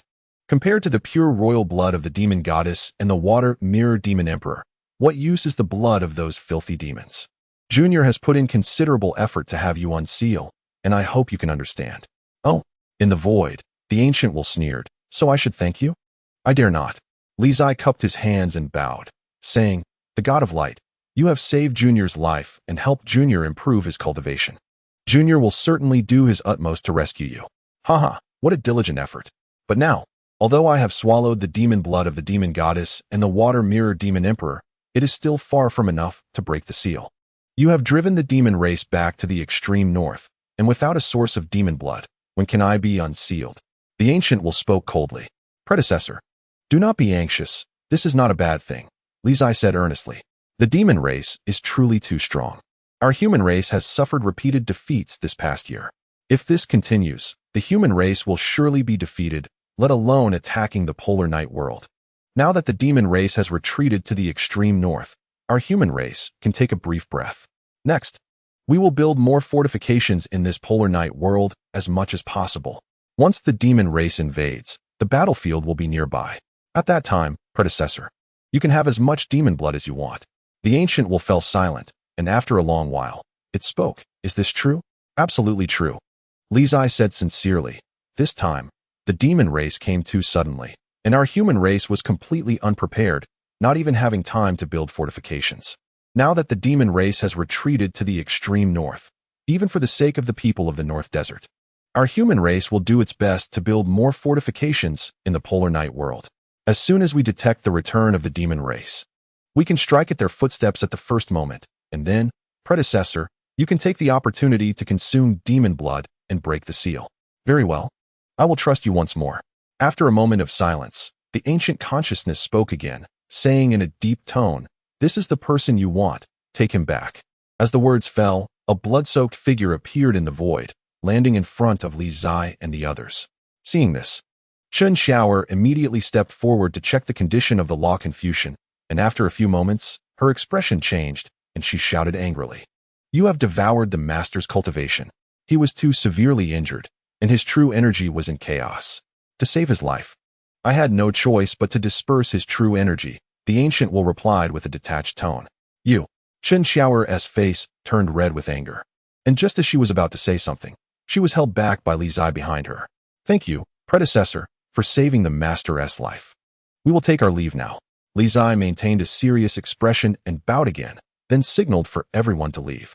Chen Xiaoer clenched her fists, picked up the severely injured and unconscious Law Confucian master, and turned to leave. Kid, remember your promise. My choice is not limited to you. Just as everyone was about to leave, the ancient will spoke again from the void, reminding them.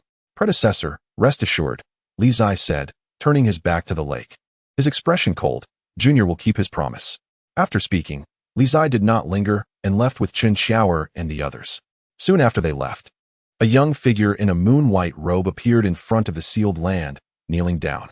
God of Light, the godson of the Temple of Heaven, Yan Xiaoyu, is here to pay respects. Chapter 226 The Great Wall in front of the world of perpetual night, the Confucian camp. Li Zai and the others hurried back with the law scholar. Qin Enna followed behind, filled with questions. What exactly is going on? After returning to the camp, Chen Xiaoer exerted all her energy to heal the law scholar, while Li Zai detailed the matter of the God of Light to his fairy master. The God of Light.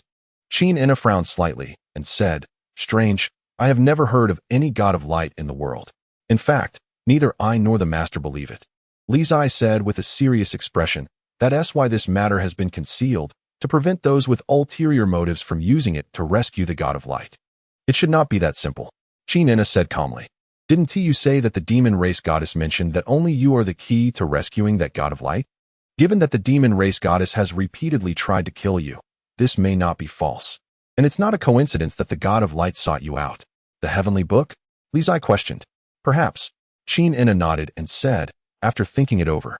It's the only point. You are indeed somewhat different. Li Zai fell silent. Was he really that bad? Inside the tent, while the two were conversing, Chen Xiaoer's true energy gradually converged, and her face was full of exhaustion. Teacher Chen, how is the master? Bai Wangyu asked anxiously from the side. Li Zai also looked over, his face tense. His life is not in danger. Chen Xiaoer sighed lightly and said, however, whether his cultivation can be preserved, we will only know after seeing the Confucian leader. Hearing this, the expressions of everyone in the tent darkened. The God of Light has issues, Qin Enna said calmly. Didn't he say that to break the seal, only the blood of the demon race is needed? Given the current situation, he can not only devour demon blood, but also absorb the cultivation of the human race. From this, we can deduce that every word he said before may be false. This is not good. Upon hearing the fairy master's reminder, Li Zai looked towards the world of perpetual night and said solemnly, I may have overlooked the most important matter. What is it? When Xiuru asked in confusion. Distance. Li Zai said in a deep voice. The God of Light said that he can only absorb the power from the demon blood around the sealed land to unseal himself. Perhaps this distance is much longer than we imagine, even spanning the entire world of perpetual night. Moreover, the sources of power he can obtain, as the fairy master said, may not only be demon blood and human blood, but also cultivation and even sources of power we haven't thought of yet. Inside the tent, Upon hearing what the young man said, Bai Wangyu and the others' expressions changed immediately. This is serious. Li Zai gazed in the direction of perpetual night, his eyes flashing with a serious color. It is already too late to stop that war now. However, judging from the fact that the God of Light is still pretending to negotiate with him, those powers are still insufficient to aid in his unsealing. Now that it has come to this, thinking about it is useless. You are all injured, so go back and rest. I will have Chang Yu take care of the master here, Qin Xiaoer said while looking at everyone in the tent. Qin Enna reached out and pulled Li Zai away first. Bai Wangyu and Wen Shiru glanced worriedly at the unconscious lost scholar on the bed, hesitated for a moment, and could only leave first. Fairy Master. Outside the tent, Li Zai looked at the fairy master who had pulled him out, confused, and asked, "Is there something wrong? Where is Zhu? Didn't she come looking for you?" Qin Enna said in a deep voice. Zhu. Upon hearing this, Li Zai's spirit dropped, saying, "Not long ago, she was taken back to the Zhuke sect by the Zhuke Holy Sun." "You fool." Qin Enna showed a hint of anger on her face and said, "Zhu finally left the Zhuke sect, giving you a chance, and you let someone take her back." Li Zai was taken aback and asked in confusion, "What do you mean? Think for yourself." Qin Enna scolded him in frustration and then walked away. Li Zai stood in the snow, looking bewildered, even with a sharp mind. He felt a bit muddled at this moment. What exactly is going on? I don't understand.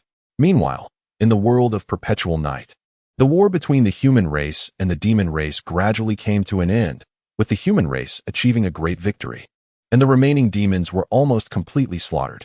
Unfortunately, the demons left in the world of perpetual night were mostly low-level demons below the great demon level. The majority of demon kings and great demons had left with the demon race goddess and the water mirror demon emperor.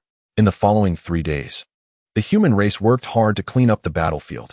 During these 3 days, rumors spread rapidly among the various factions of the human race. The Buddhist monk Fa Hai and the main female bishop of the Temple of Heaven fled during the battle against the demon race goddess and water mirror demon emperor. If not for the Confucian law scholar sacrificing himself to hold back the 2 strongest demon race beings, the human race's counterattack in the world of perpetual night would have completely failed. The rumors spread quickly, and for a time, the Buddhist sect and the Temple of Heaven became the targets of public criticism, perhaps out of guilt.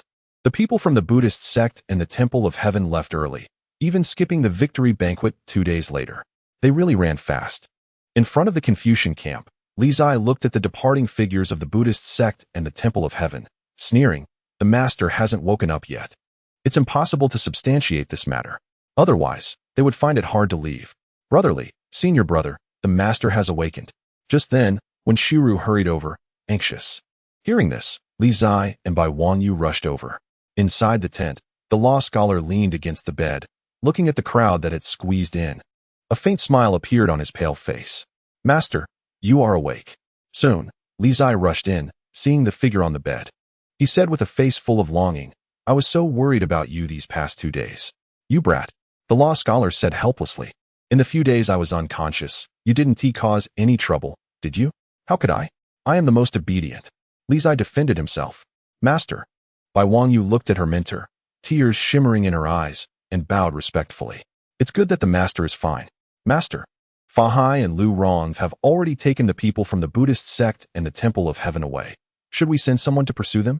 Qin Xiaoer said in a deep voice. "No need." The law scholar gently shook his head and said, "After all, those 2 are great practitioners of the 5th realm. It is not easy to keep them."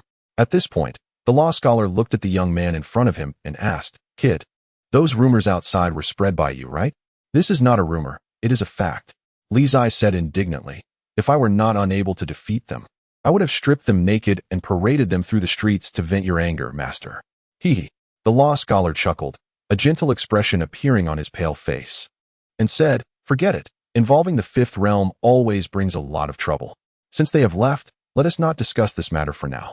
Kid, I heard you performed well this time, and didn't hold everyone back. That is truly not easy." After thinking it over, from Dashang to Mo Bay, over half a year, Yu Haven made any major mistakes, just minor ones, causing the Confucian sect to be in chaos. Now, finally, there is one thing that can make me proud. "Master, there are so many people here, give me some face," Li Zai said somewhat embarrassedly, looking at the group of people in the tent. "Ha ha." Upon hearing this, Yao Guihai, Li Qingshan, and others all laughed heartily. Even Chen Xiaoer and Qin Ina couldn't help but chuckle. They were well aware of this guy's knack for causing trouble. If not kept an eye on, he could stir up a bunch of issues. All right, the master has just woken up and needs to rest. Everyone should go back first. Seeing more and more people in the tent, Chen Xiaoer had to remind them.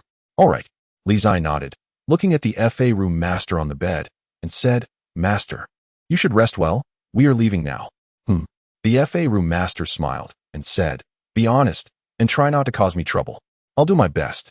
Li Zai grinned and then turned to leave. After everyone left, inside the tent, Chen Xiaoer helped the FA room master lie down. Her expression slightly dimmed and said, Master, your cultivation. It's nothing serious. The FA room master's state of mind was very calm as he said, If I've lost it, then so be it. I've held the position of FA Ru for so many years, and I am indeed a bit tired. Chen Jiaoxi, it's time for you to take on this heavy burden from now on. Hearing this, Chen Xiaoer was shocked. Outside the tent, Li Zai took a couple of steps out, hesitated for a moment, then tugged at the sleeve of the little red hat beside him, and said, Old Bai, let's go to the main camp of the Bai Di tribe. To see the great Lord Bai Di? Bai Wanyu asked. Yes. Li Zai nodded. After all, he saved me. All right, I'll accompany you. Bai Wanyu replied calmly. The two then left the camp and headed towards the main camp of the Bai Di tribe. Inside the main camp of the Bai Di tribe, after Li Zai and Bai Wanyu arrived, they did not encounter any obstacles. In fact, many soldiers of the Bai Di tribe showed some goodwill upon seeing Li Zai.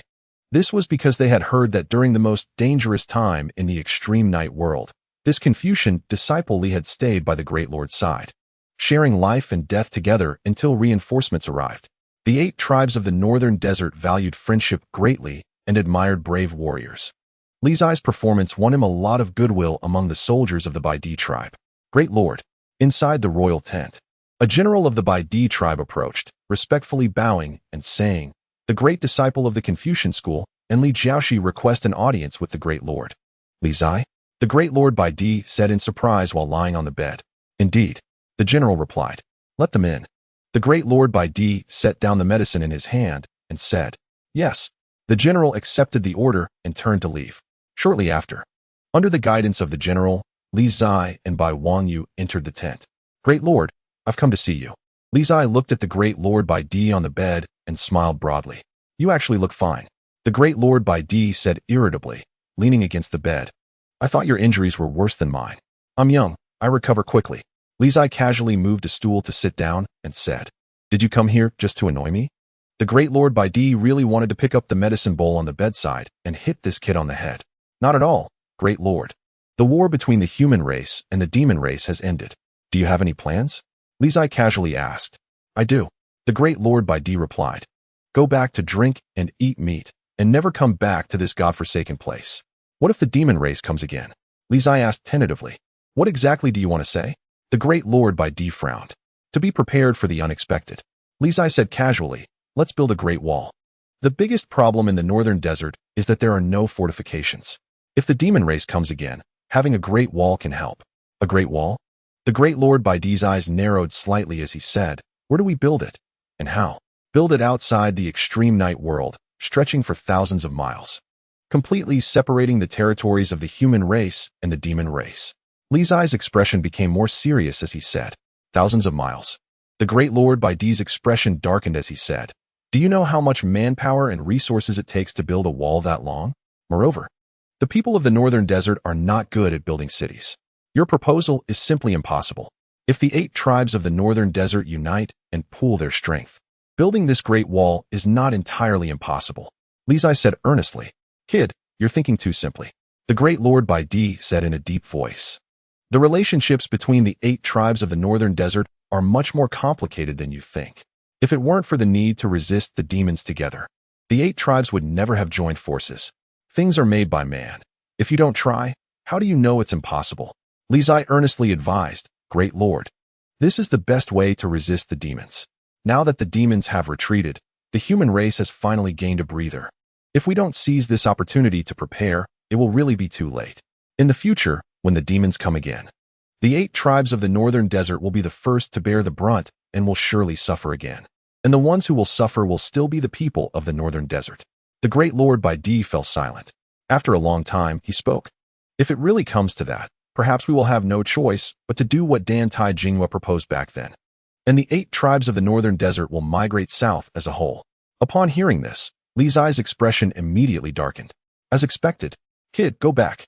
The great Lord Bai Di looked at the young man in front of him with a complex expression and said, "Your proposal is good, but it's not realistic. The northern desert is not the Central Plains and cannot withstand such large-scale consumption. A Great Wall will never be the answer for the northern desert. If that day really comes, the choice for the 8 tribes of the northern desert will only be war." Chapter 227. There is a celestial mountain in the East Sea in the extreme night world, north of the northern desert. After the demon race retreated, it began to snow heavily again in the sky. Feather-like snowflakes floated down from the sky, landing in various camps, looking so beautiful. The northern country's scenery. 1,000 miles icebound, 10,000 miles of snow drifting. Looking at the Great Wall inside and outside, only the vastness remains, the great river above and below, suddenly losing its torrents. The mountains dance like silver snakes, the plains gallop like wax elephants, wanting to compete with the heavens for height. In front of the Confucian camp, Li Guzi looked at the snow falling from the sky, inspired, reciting poetry and verses, overflowing with exuberance. Inside the camp, the disciples of the Confucian school glanced at the fool not far away, but no one paid him any mind, continuing with their own tasks. The war was over, and both the 8 tribes of the northern desert and the Confucian school were busy preparing to return. Moreover, many people had been seriously injured in the previous battle and had been recovering for several days. Only Li Zai was someone who couldn't sit still. Even though he was injured, as long as he could get out of bed, he would never lie there obediently. After 2 or 3 days, Li Zai had almost wandered through all the camps of the 8 tribes of the northern desert. Perhaps because he had achieved significant merit this time. The people of the 8 tribes were quite friendly towards him. The landscape is so charming, countless heroes compete to bow down. Pity Qin Huang and Han Wu. Slightly lacking in literary grace, Tang Zong and Song Zhu, a bit inferior in flair. A generation of talents, Genghis Khan. Only knows how to bend the bow and shoot the great eagle. All have passed. The great figures of the past still look at the present. In front of the camp, Li Zai looked up, feeling emotional about the dazzling presence of a peerless talent. "What are you shouting about? Are you full and bored? Not practicing your sword well? What's wrong with you?" At this moment, a cold voice rang out from behind, mercilessly scolding. "Zhang Xianzi, master." Upon hearing the voice behind him, Li Zai turned his head, plastering on a flattering smile, and said nervously, "I'm just going to practice my sword." After speaking, Li Zai hurriedly ran back to practice. He had almost forgotten that Master Xianzi was still here while trying to take a break to recover from his injury. Not long after, in the camp, Li Zai picked up his almost broken sword and began to practice hard. Qin Ana stood not far away, quietly watching. "How is it? Your disciple is actually not bad, right?" At this moment, Chen Xiaoer walked over, adjusting her glasses on her nose, and spoke. Qin Ana nodded and said, "I didn't expect that he could practice the 6th style so quickly. Therefore, before he came to the northern desert, I didn't teach him. But I didn't expect he had already started practicing. Those kids figured it out themselves." Chen Xiaoer smiled and said, "The younger generation is formidable. In the late stage of the 2nd realm, forcibly practicing the 6th style of the flying immortal technique, most people wouldn't even dare to think about it. He was lucky to have people like Wang Yu who spared no effort to help him." Qin Ana said calmly. If it weren't for Wang Yu and Sanzong sacrificing their foundations and cultivation to help him merge the cultivation of Confucianism and Buddhism with his current cultivation, he would not be able to support the severe consumption of true energy required by the 6th style of the flying immortal technique. Chen Xiaoer helplessly said, "Don't be too harsh on him. Give him some appropriate encouragement. After all, the starting point is different. He has worked harder than anyone to get to where he is today, enduring the most hardships, as we all have seen. Enduring the bitterest of hardships is what makes one exceptional." Qin Ana's eyes flashed with light as she said, "If he wants to catch up with Wang Yu and their generation, he must work even harder. Otherwise, the gap will only grow larger. I understand your feelings. Let me tell you something. You need to be mentally prepared."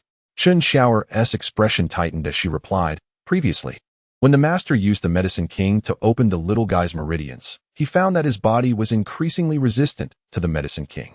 The remaining Run, Du, and Chong meridians are crucial for martial arts cultivation. If he can't open them, His future martial arts path will face significant limitations. I know. Qin Ena nodded and said, "That's why I came to the northern desert." "What do you mean?" Chen Xiaoer asked in confusion. "Once his injuries are better, I plan to take him to the Eastern Sea." Qin Ena answered. "Eastern Sea? Aren't you planning to return to the capital?" Chen Xiaoer asked in surprise. "Not yet." Qin Ena gazed at the boy practicing swordsmanship ahead and said, "The Eastern Sea has many immortal mountains. Perhaps we can find a divine object to help him open his meridians." Hearing this, Chen Xiaoer fell silent. After a moment, she nodded and said, "All right. A trip to the Eastern Sea sounds good, even if we can't help him open all 8 meridians. Being able to open even one more would be beneficial for his future martial arts path. Do your best and leave the rest to fate." Qin Ena said calmly. "Thank you for taking care of him these days. It's the least I could do." Chen Xiaoer said softly, "I hope that when you return to the capital, this little guy can surprise everyone." "He will." Qin Ena nodded. Half a day later. "Master, where is the Eastern Sea?" Inside the law scholar's tent, Li Zai held a small plate of dried fruit, eating while asking. "The Eastern Sea is of course in the east." The law scholar smiled and said, "What? Did the Plum Blossom Immortal Sword tell you?" "It did," Li Zai said with his mouth full. "The Immortal Master said the Eastern Sea is a sacred place for cultivators, rich in treasures. Is that true?" The law scholar nodded. "The Eastern Sea has always been peaceful and has countless immortal mountains. There are indeed many heavenly materials and earthly treasures. If the Plum Blossom Immortal Sword takes you there, you might really find a divine object to open the last 3 meridians." "Master, do you really think I can open all 8 meridians?" Li Zai asked eagerly. "There is a possibility," the law scholar replied honestly. "However, it is indeed not easy. Even in a place like the Eastern Sea, the Medicine King is not commonly found, let alone divine objects above the Medicine King. Why is it so difficult to practice martial arts?" After hearing the law scholar's words, Li Zai felt that even the dried fruit was no longer sweet. He rested his chin on his hand, feeling indignant. "Don't rush it." The law scholar smiled. "You started without opening a single meridian, yet you've made it step by step to today. You're still young, there is plenty of time ahead, and there will always be a solution." "True." Hearing the law scholar's comforting words, Li Zai stuffed a piece of dried fruit into his mouth and suddenly found it sweet again. The law scholar looked at the optimistic demeanor of the little guy in front of him and smiled. The youth should not know the taste of troubles. That is the best. By the way, Master, when you go back, don't forget to visit the Dantai tribe. Li Zai suddenly remembered something and reminded. The Dantai goddess promised she would extend Little Red Riding Hood's life by 10 years. This time I go to the Eastern Sea. I'll also see if I can find any divine objects to help Little Red Riding Hood restore her lost lifespan. Rest assured, I won't forget." The law scholar replied softly, reminding, "Don't push too hard. Safety comes first." "Got it. With the Immortal Master accompanying me, nothing will happen." After saying that, Li Zai got up with his plate of fruit and said, "Master, you rest first. I'll go out and continue practicing swordsmanship, or the Immortal Master will scold me again." "Go ahead," the law scholar said with a light smile. 2 days later, in front of the world of perpetual night, the 8 tribes of the northern desert celebrated the great victory of the human race, with bonfires blazing and people singing and dancing, a rare lively scene that Li Zai, who loved excitement, unfortunately missed. On that day, Qin Ena took Li Zai eastward to seek medicine on the Immortal Mountain and open the last 8 meridians. The 3-year agreement was less than 2 years away. Time was tight, and delays were not allowed. Suddenly, hearing that there were immortal mountains over the sea, the mountains appeared ethereal and vague. The pavilions are exquisite, rising with the 5 clouds, and among them, many immortal maidens are graceful. There is one named Taizhun, with skin like snow and a beauty that is unparalleled.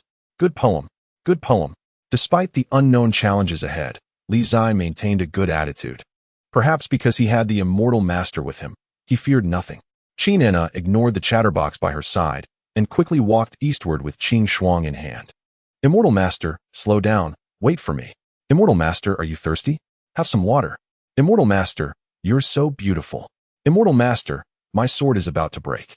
What should I do?" All the way, Li Zai chattered on. "Make do with it." Qin Ena replied with half-hearted responses. "Are there any famous swords in the Eastern Sea?" "Immortal Master, please get me one," Li Zai shamelessly requested. "Get lost." Qin Ena could no longer hold back and cursed. Chapter 228, Relying on Daddy. In the northern desert. Stepping out of the area affected by the world of perpetual night, Everywhere was warm and vibrant with life.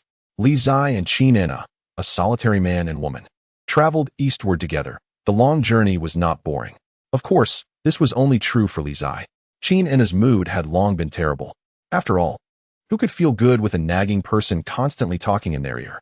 If it weren't for her agreement with the old sect master of the Zhuge sect in 2 years, she would have really wanted to throw this kid into the sea.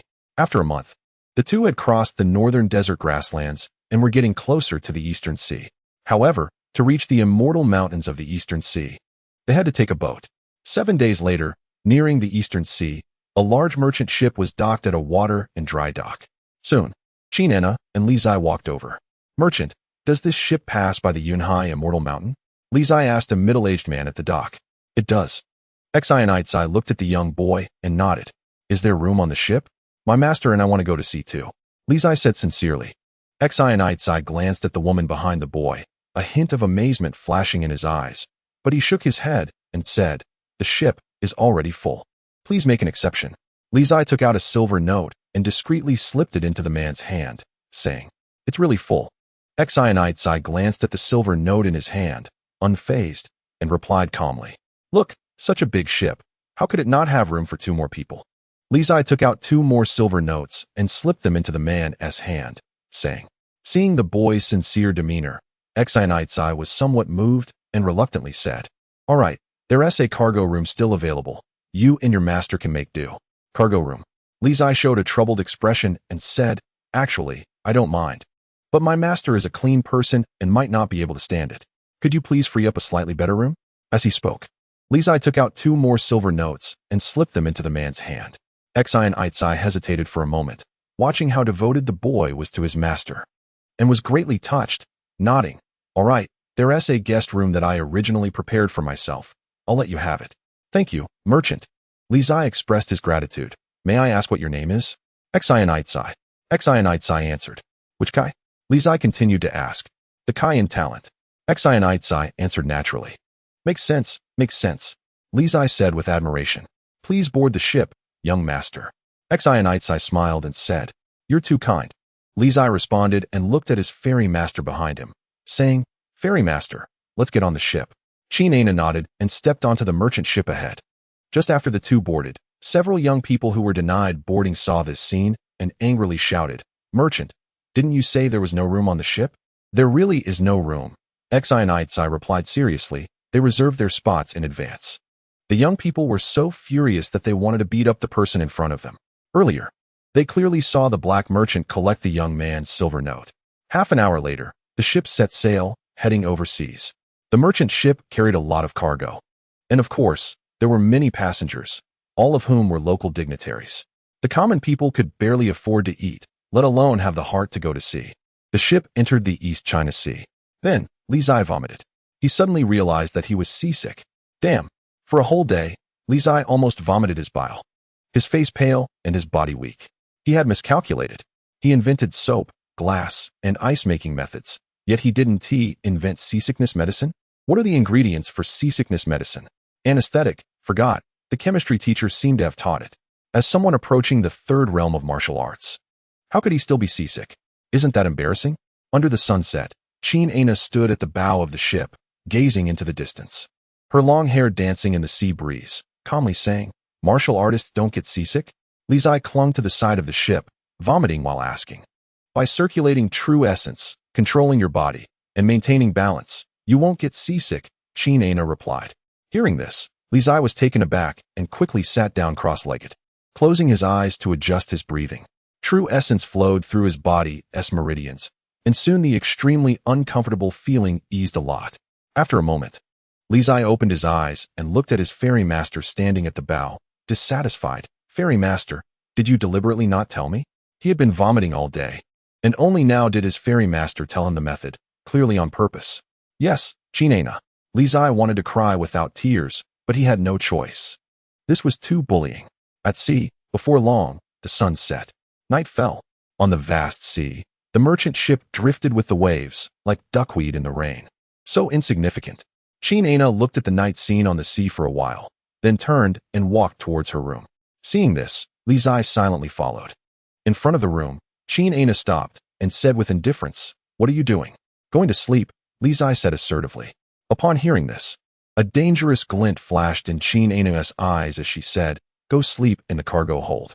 I have a cleanliness obsession. The cargo hold is too messy. I can't sleep, Li Zai said pitifully. Then don't sleep. Qin Aina slammed the door shut, leaving Li Zai alone in the wind, in a state of confusion. Oh, isn't this young Master Li? What's wrong, not resting so late? At this moment, a familiar voice sounded not far away. Li Zai turned around, saw the person coming, and smiled, saying, Brother Exine, I'm out to see the scenery because I can't sleep on my first sea trip. Would he say that he was rejected by his ferry master? No way. Exine Aitsai looked at the young man in front of him with a strange expression, glanced at the tightly closed room next to him, and whispered, Can't get in the door? Of course not. Li Zai straightened his back and stubbornly said, Just looking at the scenery. Young Master Li.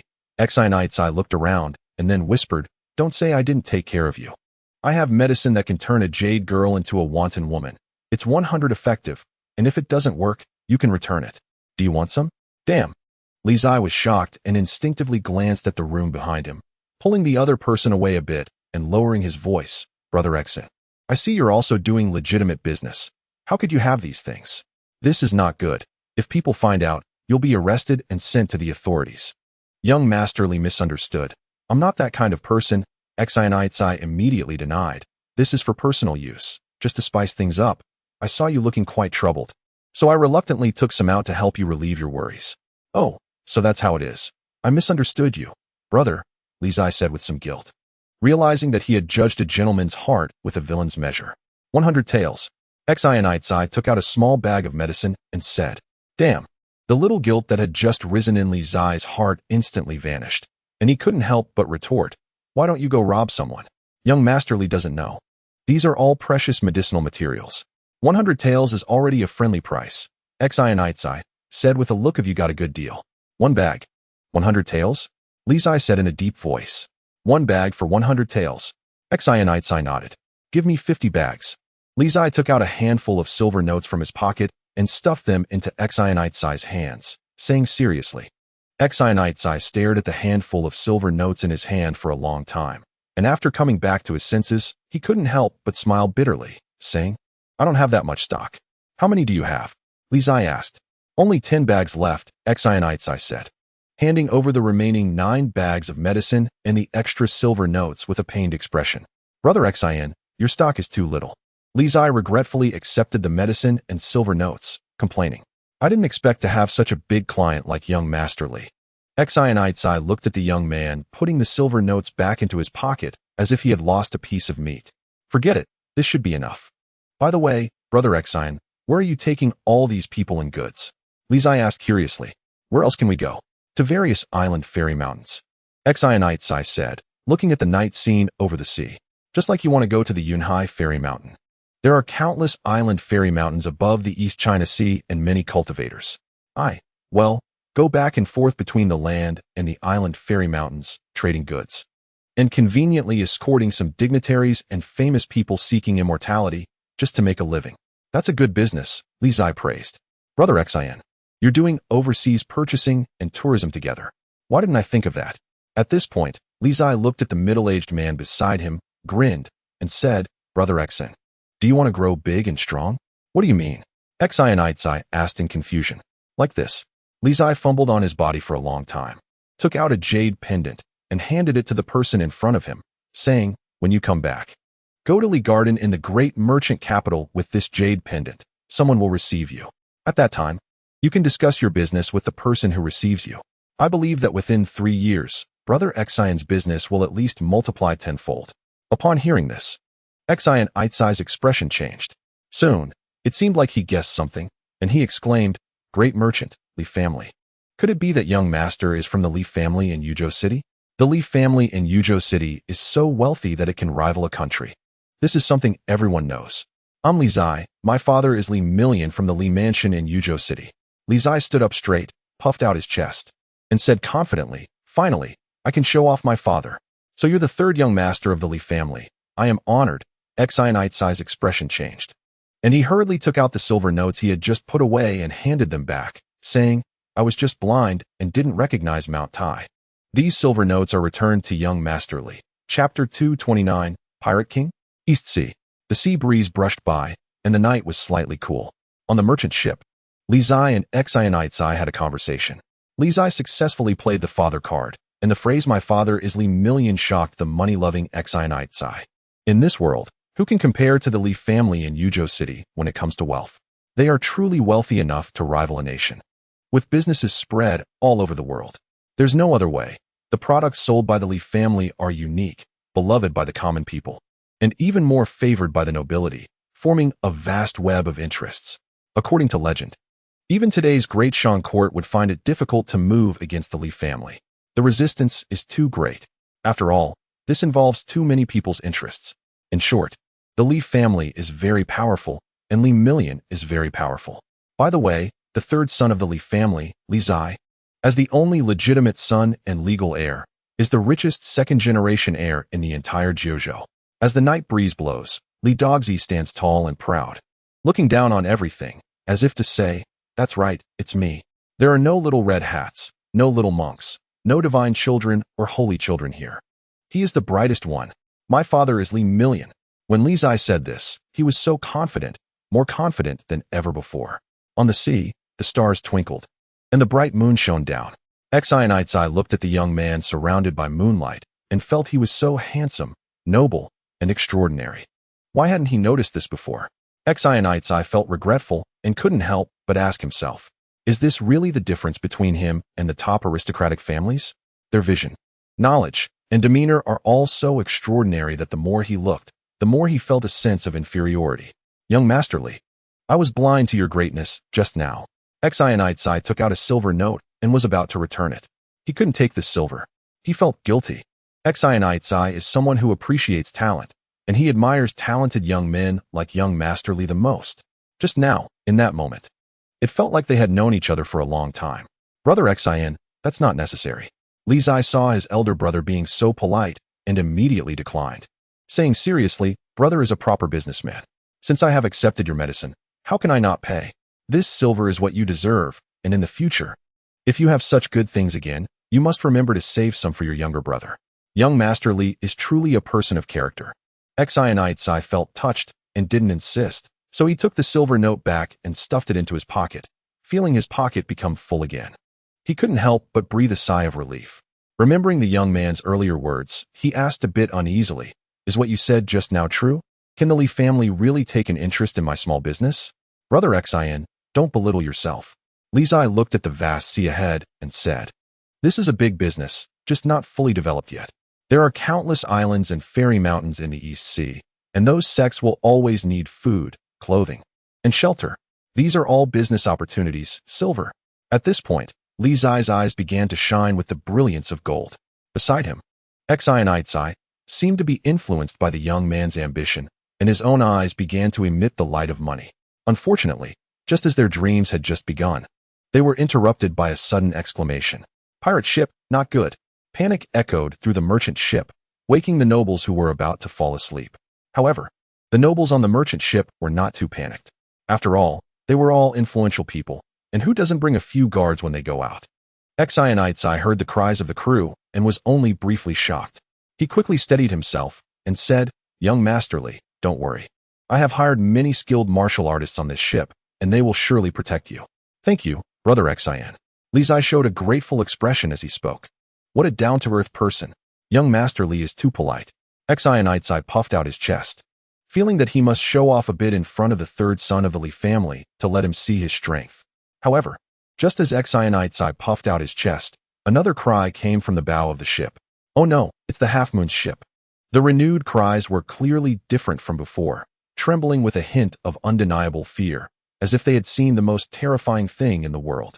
The dignitaries on the ship, who had been relatively calm just a moment ago, now became flustered. Half Moon. Xianzai's face changed instantly upon hearing this name. Half Moon? Who is that? Li Zai asked curiously, seeing the older brother's panicked expression. That name sounds nice, high-end and classy. It sounds like a cultured pirate. Xianzai snapped back to reality from his shock, barely suppressing his inner turmoil, and explained, Half Moon is the overlord of this sea area, with powerful strength and many martial artists, who rampage and rob passing merchant ships.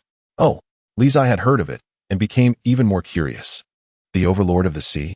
So that's the Pirate King. I'm so curious. I want to see him. Maybe there are treasures. Thinking of this, a signature silly smile appeared on Li Zai's face, becoming more and more abnormal. So happy. Young Master Li, seeing this. Xi and Itsai thought the third son of the Li family was scared silly and hurriedly comforted him. Young Master Li doesn't need to worry too much. Half Moon should only be after money and 1T take lives. If it comes to it, I will hand over all the goods on the ship. As long as we have our lives, we can always make more money. I will absolutely not let anything happen to you. He knew that no matter how many goods were on this ship, they were not as important as young Master Li's safety. As long as they could protect the life of the third son of the Li family, even if they had to throw away 10 ships of goods, they would do it. No rush, let's wait and see, Li Zai casually said, his thoughts already elsewhere, his gaze fixed on the pirate ship approaching from afar. His anticipation growing. Hurry up. Why is it so slow? A quarter of an hour later, Li Zai waited eagerly. The pirate ship flying the half-moon flag approached head-on and stopped in front of the merchant ship. Then, several iron chains flew over from the pirate ship, fastening themselves to the merchant ship. The professionalism and completeness of the equipment made Li Zai, who had already run to the bow of the ship, even more excited. In the next moment, figures leaped from the pirate ship, flying along the iron chains, and at the forefront was a beautiful woman with an extremely hot figure. Unfortunately, Li Zai had no interest in women. His fiery and excited gaze swept over the pirates, solely focused on finding the trace of Half Moon.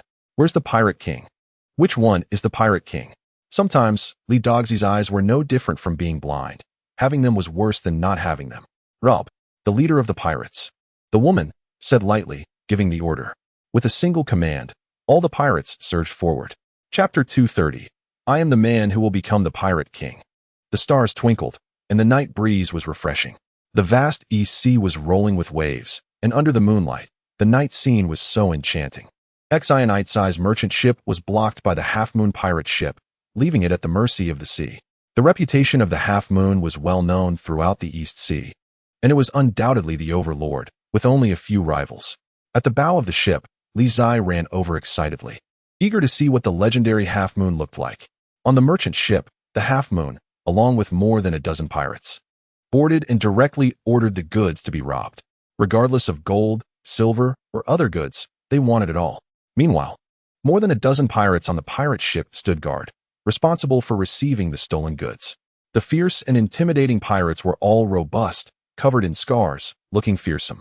The pirates under Half Moon were all martial artists, each exuding a terrifying aura, clearly seasoned fighters. Half Moon, please spare us. The nobles on the ship kneeled down, almost scared out of their wits by the scene. Only one person was so different. The young man, with a handsome face, looked back and forth between the pirate ship and the merchant ship, still searching for the trace of Half Moon. Where are you? With such a big show, why don't you come out? Could it be? Li Zai's gaze turned to the sky, a look of confusion in his eyes. Are you going to make a grand entrance like my fairy master, flying in with plum blossoms dancing in the air? After looking up for a long time, the night sky remained silent. Li Zai's neck began to ache. Why aren't you coming yet? Young Master Li. On the side, Xi and Itsai reached out and tugged at the boy in front of him, anxiously saying, hurry and squat down. I'm not squatting, I'm still looking for someone. Li Zai casually replied, leaning over the bow of the ship and shouting towards the pirate ship ahead. Half Moon, why aren't you coming over yet? Everyone on the ship, including Xi and Itsai, was drenched in cold sweat, nearly losing their minds. What is this kid doing? Not far away. The pirates looked at the boy at the bow and exchanged glances, their eyes filled with astonishment. Fool. In front of the pirates, a woman frowned and walked over. Are you looking for me? She said, reaching out to pat the boy's shoulder. Li Zai was startled, and when he turned to see the woman, he grinned and said, Sister, I'm not looking for you. I'm looking for Half Moon. I am Half Moon, the woman said. Hearing this, Li Zai's expression changed, and he looked up and down at the curvy and imposing woman in front of him, incredulously saying, Half Moon is a woman? What's wrong can I be? Half Moon revealed a hint of a dangerous smile on her beautiful face and said, Li Zai sensed the danger in her smile, immediately changed his expression and declared righteously, Of course you can. Who says women are inferior to men? Women can hold up half the sky. Oh, Half Moon's eyes narrowed slightly. I didn't expect you to have such awareness, young master. I've always thought so, Li Zai said, not blushing or flinching. Damn, my eyes must be bad. I thought this girl was just a relationship holder, like Half Moon's wife or something. Little brother, you're quite interesting. Half Moon pinched the boy's face with a smile and said, wait for me to finish my business, and then I'll chat with you. After saying that, Half Moon turned around, her gaze immediately turning cold. What are you all looking at? Hurry up and get to work. Yes, Captain. The faces of the pirates changed, and they hurriedly responded, continuing to move the goods. Boxes of goods were transferred from the merchant ship to the pirate ship, and on the merchant ship, the dignitaries were all squatting on the ground, trembling, not daring to say a word. Sister, how are you going to sell the goods after stealing them? Li Zai asked curiously, standing beside the woman. You don't need to worry about that. Sister has her own methods, Half Moon replied with a smile. You won't kill anyone, right? Li Zai continued to ask. Generally, we don't kill. Half Moon seemed to be very patient, watching the people on the ship while answering, we only seek wealth. Oh, then that's fine. Li Zai looked at the pirates who were moving the goods ahead and said, Sister's subordinates are not bad. At first glance, they have some strength. Perfect for this work. They are all hardened from licking blood on the knife's edge. Half Moon smiled and said, Little brother, you shouldn't be an ordinary person. Can you tell Sister your true identity? When he heard someone asking about his identity, Li Zai immediately perked up, stood up straight, puffed out his chest, and introduced himself. My name is Li Zai. My father is Li Million from Yuzhou City.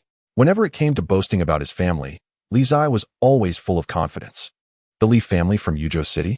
Half Moon showed a hint of surprise on her beautiful face upon hearing the boy beside her. Ahead, Xi was drenched in cold sweat upon hearing Li Zai voluntarily reveal his identity. How dare this ancestor reveal his identity? These people are pirates. Captain, the goods have all been moved. Soon, the pirates finished moving the goods and stepped forward respectfully. Half Moon nodded, her gaze sweeping over the dignitaries squatting on the ground. And she smiled, hand over your gold and silver, so we can all avoid trouble. Upon hearing this, the dignitaries on the merchant ship hurriedly took out all their valuables. Sister, here. Behind Half Moon, Li Zai took out a large stack of silver notes from his pocket and handed them over. Confess, and you'll have a light sentence. Go home for the new year. Little brother is indeed worthy of being from the Li family, so generous. Half Moon took the large stack of silver notes handed over by the boy, smiling sweetly. Since little brother is so proactive, I'll leave you a few. During their conversation, more than a dozen pirates packed all the gold and silver and transported them back to the pirate ship. Captain, let's go. Having robbed everything they needed, the pirates prepared to return to their ship. Okay. Half Moon nodded, took a step forward, then stopped and said, take this little brother with you. Captain, this. One pirate was startled and said, we only ever rob goods, not people. He*s different. Half Moon smiled. He*s from the Li family. Worth more than all the goods. The dozen or so pirates exchanged glances, but ultimately did not disobey the captain's orders. Stepping forward to lift the boy and leaping onto the iron chain towards the pirate ship. Master Fairy, someone is trying to kidnap me, help. On the iron chain, Li Zai looked panicked, struggling while shouting loudly. Unfortunately, there was no response from the merchant ship. Qin Aina seemed to be asleep. Even with such a commotion on the merchant ship, she never came out. Young Master Li. At the bow, Xi looked at the boy being tied to the pirate ship, his face filled with anxiety. What to do now? Losing the goods is one thing. But if something happens to young Master Li, it would really be a problem. Brother Xin, go to the city Esli Garden and have Sister Yue bring money to redeem me. Just say that Master Fairy no longer cares about me. On the pirate ship, Li Zai shouted, Young Master Li, don't worry, I will definitely deliver the message. Xi leaned on the bow, watching the pirate ship that was starting to drift away, responding urgently. Under the night, the pirate ship gradually disappeared into the darkness. Not long after the pirate ship left. On the merchant ship, Qin Aina opened the door and stepped out, her gaze fixed on the pirate ship disappearing into the night. A hint of unusual color flashing across her face. Merchant, give me a small boat, Qin Aina said. Upon hearing this, Xi was taken aback. A moment later, in front of the merchant ship, a lonely boat was lowered, and Qin Aina stood on the boat, chasing after the pirate ship. In the lonely boat, drifting over the vast ocean, the fairy was banished to the mortal realm, sailing eastward. Meanwhile, on the pirate ship, Li Zai was chasing Half Moon around. Looking pitiful as he said, Sister, my family has plenty of silver, please don't tear up the ticket. Although he was kidnapped onto the ship, Li Zai was not bound and could move freely. We won't tear up the ticket, Half Moon. after hearing the boy ramble on for a long time, understood what tearing up the ticket meant. She stopped and said helplessly, "Aren't you tired? Go rest. You can choose any room. Sleep wherever you want." "I'm not tired." Li Zai replied. "Sister, where are you going?" "Peach Blossom Island," Half Moon answered. Cough, cough. Upon hearing this, Li Zai almost choked, incredulously saying, "Peach Blossom Island? You've heard of it?" Half Moon asked in confusion. "No," Li Zai hurriedly shook his head. "It's the first time I've heard of it. Just thought the name was nice." "All right, little brother, go rest." Half Moon reached out to pinch the boy's face, revealing a smile that was both kind and filled with danger. "As long as you don't run away, no one will make things difficult for you. I know you have some skills, but my subordinates are also quite capable. Running away won't do you any good, understand?" "Got it," Li Zai obediently replied. "Very good." Half Moon patted the boy's face and then turned to walk back to her room. With everyone resting, the empty ship felt quite boring. Li Zai lay on the bow, looking at the vast sea, and after a long time, let out a loud shout. "Ah, the sea. It's all water." In the distance, under the night sky, a solitary boat sails forward. On the boat, Qin Aina hears an idiotic voice and can't help but frown. This fool, he never lets anyone rest easy. She had heard people say that there is a mysterious artifact on Peach Blossom Island that can bring the dead back to life. But very few people know the whereabouts of Peach Blossom Island, except for the great pirate, Half Moon. I hope this rumor is true. At sea, the bright moon moves westward, and the night gradually passes. The next day, at the moment the sun rises in the east, the morning light spills over the sea, reflecting the vast ocean, so beautiful. Li Zai, excited, couldn't sleep all night. In life, who doesn't have a pirate dream? Li Zai stands at the bow of the pirate ship, looking at the rising sun, filled with ambition, and shouts, "I am the man who will become the pirate king." The captain, not far away, a great pirate, sees this and chuckles bitterly, saying, "How about we tie him up and gag him? This kid is too noisy." That night, they never saw the kid idle for a moment, causing chaos on the ship. They had never seen such an arrogant hostage. "Let him be," Half Moon calmly said. "We'll let him go once we get the money." "Sister." Just as their conversation ended, Li Zai ran over again, excitedly asking, "How long until we reach Peach Blossom Island?" "If all goes well, 2 days." Half Moon gazed at the sea surface and replied truthfully. "What if it doesn't go well?" Li Zai asked, puzzled. "You'll never reach it." Half Moon said softly. "I don't understand." Li Zai pouted. "You'll know soon enough." Half Moon snapped back to reality and smiled. "Little brother, seeing you so energetic, do you want to come with your sister to do something?" "What kind of thing?" Li Zai asked a bit shyly. "Kill." Half Moon smiled. Upon hearing this, Li Zai was momentarily stunned. As the pirate ship advanced, around noon, they approached a sea area covered with reefs. The great pirates on board began to look serious, as if something big was about to happen. Soon, in the distance, another giant pirate ship appeared before everyone. The pirate ship flew a black flag, with a skull emblazoned on it, grim and terrifying, clearly not friendly. "Brothers, grab your weapons." On the ship, the great pirates shouted and rushed to get their weapons. Half Moon stepped forward to the cabin and picked up her long knife. The long knife was entirely black, covered in intricate patterns, ancient and imposing, not ordinary at all. "Good knife," Li Zai praised. "Little brother, do you understand knives?" Half Moon asked in surprise. "Not at all," Li Zai replied confidently. Half Moon shot him a glance and said, "Let us go. Come with your sister to do something. Leaving you alone makes me a bit uneasy. This little guy is different from ordinary people. She fears no one can keep an eye on him if he is not under her watch." "All right." Li Zai eagerly followed, realizing they were about to have a fight. He loved to watch the excitement. 15 minutes later, the two pirate ships were close. On the opposing pirate ship, a burly man sat on a white tiger chair, exuding an overwhelming presence, surrounded by fierce-looking pirates.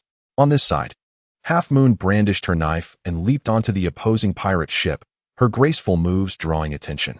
Behind her, one great pirate after another followed. Li Zai was naturally dragged along. As a hostage, he was very aware of his situation and did not resist, obediently like a little lamb. "Black Flag, I come to take your life." Half Moon, holding her long knife, stepped forward, her aura completely different from before, cold, domineering, and exceptionally strong. "Then we'll see if you have the ability." Black Flag rose from his chair and picked up his halberd, his overwhelming aura shocking. In an instant, both struck simultaneously. The clash of knife and halberd created a terrifying shockwave, turning the skies dark. For realms, Li Zai's face suddenly changed upon witnessing this. Chapter 231, White Ghost. On the Black Flag pirate ship, Half Moon and Black Flag, two maritime overlords, clashed, their weapons clashing, the winds and clouds shifting. In any sect or major faction, they are absolute top-level experts. In the realm of 5 realms, who could compete? Those who reach the realm of 5 are few and far between in the vast JoJo. The number of 5-realm experts combined is not many. Not everyone can chase after 5-realm experts every day like Li Zai. Therefore, in this world, 5 realms are rare. At least, they are not as common as dogs. The 4 realms, being the closest to the 5 realms, means that any martial artist who touches this level can be deemed a master-level expert, just one step away from the lofty 5-realm practitioners. One step away, and you can ascend to the heavens. On the Black Flag pirate ship, after witnessing the battle between Half Moon and Black Flag, Li Zai was deeply shocked. He had not expected that the Sea Overlord of the East Sea would be so powerful. Everyone was watching, and in the midst of the battle, Half Moon wielded her black knife with fierce and imposing moves, while Black Flag, holding his halberd, did not give in at all. Both were extraordinary weapons, their strikes filled with overwhelming power. As the knife and halberd clashed, the residual force shook the surroundings, and after several exchanges, Black Flag noticed signs of destruction on his ship and his expression darkened. He stepped forward and leaped toward a nearby reef. One strike, to bury the heavens. Seeing this, Half Moon swung her knife, unleashing a blade of energy that shot towards Black Flag. The astonishing strike changed the color of the wind and clouds, as if even the ocean would be cleaved apart. Not far away on the reef, Black Flag had just landed when the blade energy was already approaching. Black Flag's face tightened, and he planted his feet firmly, swinging his halberd to block the blade energy with a thunderous noise. In an instant, the waves roared, and the reef beneath Black Flag crumbled, blood splattering from his hands as crimson flowed down. With one strike gaining the upper hand, Half Moon showed no signs of stopping her attack, leaping forward as the black knife struck down once more. Though her body looked delicate, it possessed the strength to battle the heavens, the blade energy extending for dozens of feet. Half Moon, you are bullying me too much. Seeing her opponent's aggressive advance, Black Flag shouted loudly, his aura erupting violently as he met her with his halberd, powerful enough to split mountains and seas. Those who kill my men can only pay with their lives. Black Flag, you should have such awareness. The murderous intent in Half Moon's eyes was unmistakable. Her knife rising in a furious tide, her assault becoming even more fierce. The knife and halberd clashed again, and a tremendous sound echoed as the aftermath howled. The reef beneath Black Flag continued to sink, half of his body submerged in the sea. Half Moon, with her overwhelming strength, gradually gained the advantage in the battle. Victory seemed just a matter of time. Pirate brother, can Sister Half Moon win? On the Black Flag pirate ship, Li Zai tugged at the clothes of a burly man beside him, asking with concern. Of course, the captain can win. The burly man replied with certainty. Although Black Flag and the captain are both among the 5 great overlords of the East Sea, the captain's strength is far above Black Flag's. In this battle, the captain will definitely win. Upon hearing this, Li Zai felt relieved, standing at the bow, watching the fierce battle not far away, shouting loudly, "Sister, go for it." In the distance, the two battling did not heed Li Zai's shouts. At this critical moment, even a moment's distraction could lead to the collapse of the battle. With a clear strength advantage, Half Moon wielded her black knife, its brilliance dazzling. Her relentless assault forced Black Flag to defend. Black Flag, you have no excuse for defeat. With murderous intent swirling, Half Moon's battle spirit soared, her true energy becoming even more astonishing, the black knife cutting through the air, the killing intent shaking the heavens and the earth. White Ghost, aren't you going to make a move? Seeing the situation turning extremely unfavorable, Black Flag blocked Half Moon's attack with his halberd and shouted angrily, "Black Flag, I didn't expect you to be forced into such a predicament by a woman." At this moment, a soft, androgynous voice echoed from afar, chilling to the bone. Subsequently, the expressions of everyone present, including Half Moon, changed drastically. Except for Li Zai, who knew nothing about the East Sea forces. What's going on? What's happening? Li Zai asked anxiously. He saw a similarly large pirate ship slowly approaching from the horizon, on which stood a man dressed in a ghostly white robe at the bow, his pale face devoid of any color. White Ghost. Half Moon's expression darkened upon seeing the newcomer. He actually came too. Pirate Big Brother, what's wrong? Who is that? Li Zai asked in a rush, regretting not having looked up strategies before coming to the East Sea. He didn't recognize any of the dungeon characters, which was driving him crazy. The White Ghost, like the big boss Black Flag, is also one of the 5 overlords of the East Sea, incredibly powerful and even above Black Flag. A burly man who had spoken earlier said in a deep voice, "Can Sister Half Moon defeat him?" Li Zai asked in confusion. One-on-one, she should be able to, but if the White Ghost and Black Flag join forces, the big boss won't have a good chance. The burly man said with a heavy expression. That could be troublesome. Li Zai's face showed regret. Deep down, he still supported the beautiful sister. Not to mention, she was good-looking. This wicked society of judging by appearances. While the two were talking, the White Ghost's pirate ship slowly approached. In the midst of the battle, Half Moon, seeing the situation, let out a deep shout, her blade cutting fiercely, wanting to resolve her current opponent before the White Ghost arrived. Half Moon, did you not expect this move I prepared for you? Today, a year from now, will be your death anniversary. Seeing reinforcements arriving, Black Flag laughed loudly, wielding his halberd with a fierce wind, fully adopting a defensive stance, waiting for the White Ghost to enter the fray. With the White Ghost's appearance, the battle between the overlords of the East Sea was about to change. The dazzling clash of blades and halberds was breathtaking, and to quickly end the fight, Half Moon's offensive was incredibly fierce, her black knife moving as fast as lightning, heavy as a mountain, showcasing her remarkable knife skills. However, with the White Ghost entering the fray, despite Half Moon's strength, it was difficult to defeat the fully defensive Black Flag in a short time. The aftermath of the battle shook the waves, and among the East Sea overlords, the gap was not insurmountable. Finally, after a quarter of an hour, the White Ghost's pirate ship stopped a short distance from the two. Because of the battle between the two, the White Ghost ship did not approach too closely to avoid being affected by the battle of overlord level. On the pirate ship, the White Ghost looked at the ongoing battle ahead, descending from the bow. With a light tap of his toes, ripples spread across the surface of the sea. The Four Realms powerhouses moved as lightly as swallows, and the White Ghost, known for his ghostly grace, walked on the sea with ease. Step by step, neither hurried nor slow, the White Ghost's androgynous face always wore a chilling smile, like a venomous tongue, making one shudder. What a domineering entrance! On the Black Flag pirate ship, surrounded by the pirates, Li Zai watched the White Ghost walk across the waves and exclaimed, "A Four Realms powerhouse is indeed extraordinary. Even the entrance is so flashy. Compared to that, back in the Endless Night world, the Four Realms from the Northern Desert and the Confucian, Buddhist, and Heavenly Mandate palaces were so low-key they could be thrown away. When I get back, I need to let Sister Qiao and Old Glass Qingshan learn from this. Look at how impressive this entrance is. Moreover, with such pale skin, it would be a shame not to do cupping." Just as Li Zai began to drift into his thoughts again, a familiar cold voice rang in his ears.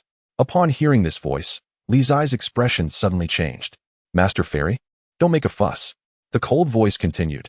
"You go help Half Moon hold off that White Ghost. No matter what, you must not let Half Moon die here. The Peach Blossom Island she wants to go to may have the divine object you need."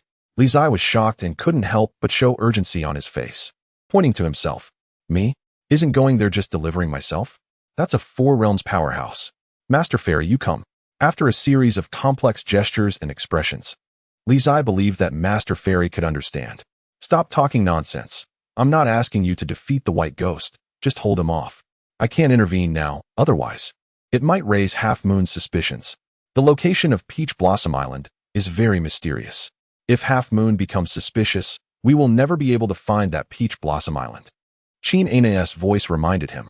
Upon hearing Master Fairy's explanation, Li Zai's expression changed repeatedly. This was an incredibly difficult task. After a moment, Li Zai regained his composure and looked at the group of people in front of him, asking, "Big Brother Pirate, aren't you going to help your big boss?" "We can't help." One by one, the pirates' expressions darkened, and one spoke up, saying seriously, "Our strength is insufficient to confront the White Ghost, and once we take action, the people on Black Flag and White Ghost ships will also act, making the situation even worse." Hearing this, Li Zai's face grew increasingly troubled. His injuries had barely healed, and he didn't want to lie down again. When he was at the Confucian camp, he had nearly been bedridden for half a year. After finally being lively for a few days, if he faced a Four Realms powerhouse again, he would probably have to lie down for another 10 days or half a month. "Hurry up." In the distance, Qin Ana's voice rang out again, this time with a hint of coldness. As Li Zai hesitated, not far away, the battle between Half Moon and Black Flag had fully intensified. The black knife and the halberd. Two divine weapons continuously clashed, displaying overwhelming dominance, and the battle between the overlords of the East Sea was shockingly fierce. Meanwhile, on the sea surface outside the reef, the White Ghost continued to walk closer, getting nearer to the battlefield. On the three pirate ships, all the pirates were on high alert, ready to act at any moment. Especially the more than 30 pirates under Half Moon. Their expressions were heavy, hoping that their big boss could withstand the combined forces of Black Flag and the White Ghost. If it really comes to worst, they would have to fight for their lives to force a way out for their big boss. Half Moon. I didn't expect we would meet again in such a situation. Outside the reef, the White Ghost smiled slightly, drawing a soft sword from his waist, and said, "How about this? If you submit to me, I will help you kill that bastard Black Flag." White Ghost. In the midst of the battle, Black Flag's expression changed upon hearing the White Ghost's words, and he shouted, "Have you forgotten what you promised me? Don't argue." The White Ghost impatiently retorted, "The little things you promised are nothing compared to this stunning beauty. Damn you." In the midst of the battle, Half Moon reversed her grip on the black knife. Letting out an angry shout, her true energy surged once more, instantly causing the surrounding sea to churn, waves crashing against the rocks. An astonishing force surged, and within a 30 zhang radius, the seawater was violently stirred by this true energy. Black Flag and White Ghost felt the increasingly powerful aura emanating from the woman before them. Their expressions changed. This woman is surprisingly strong. Worrying about unforeseen changes, the White Ghost dared not delay any longer, his figure darting forward, wanting to join forces with Black Flag to capture Half Moon. Supreme Saint fighting method. At this critical moment, on the Black Flag pirate ship not far away, a violent true energy erupted, surging like a wave. Following that, a sword came from the west, like an immortal descending from the heavens.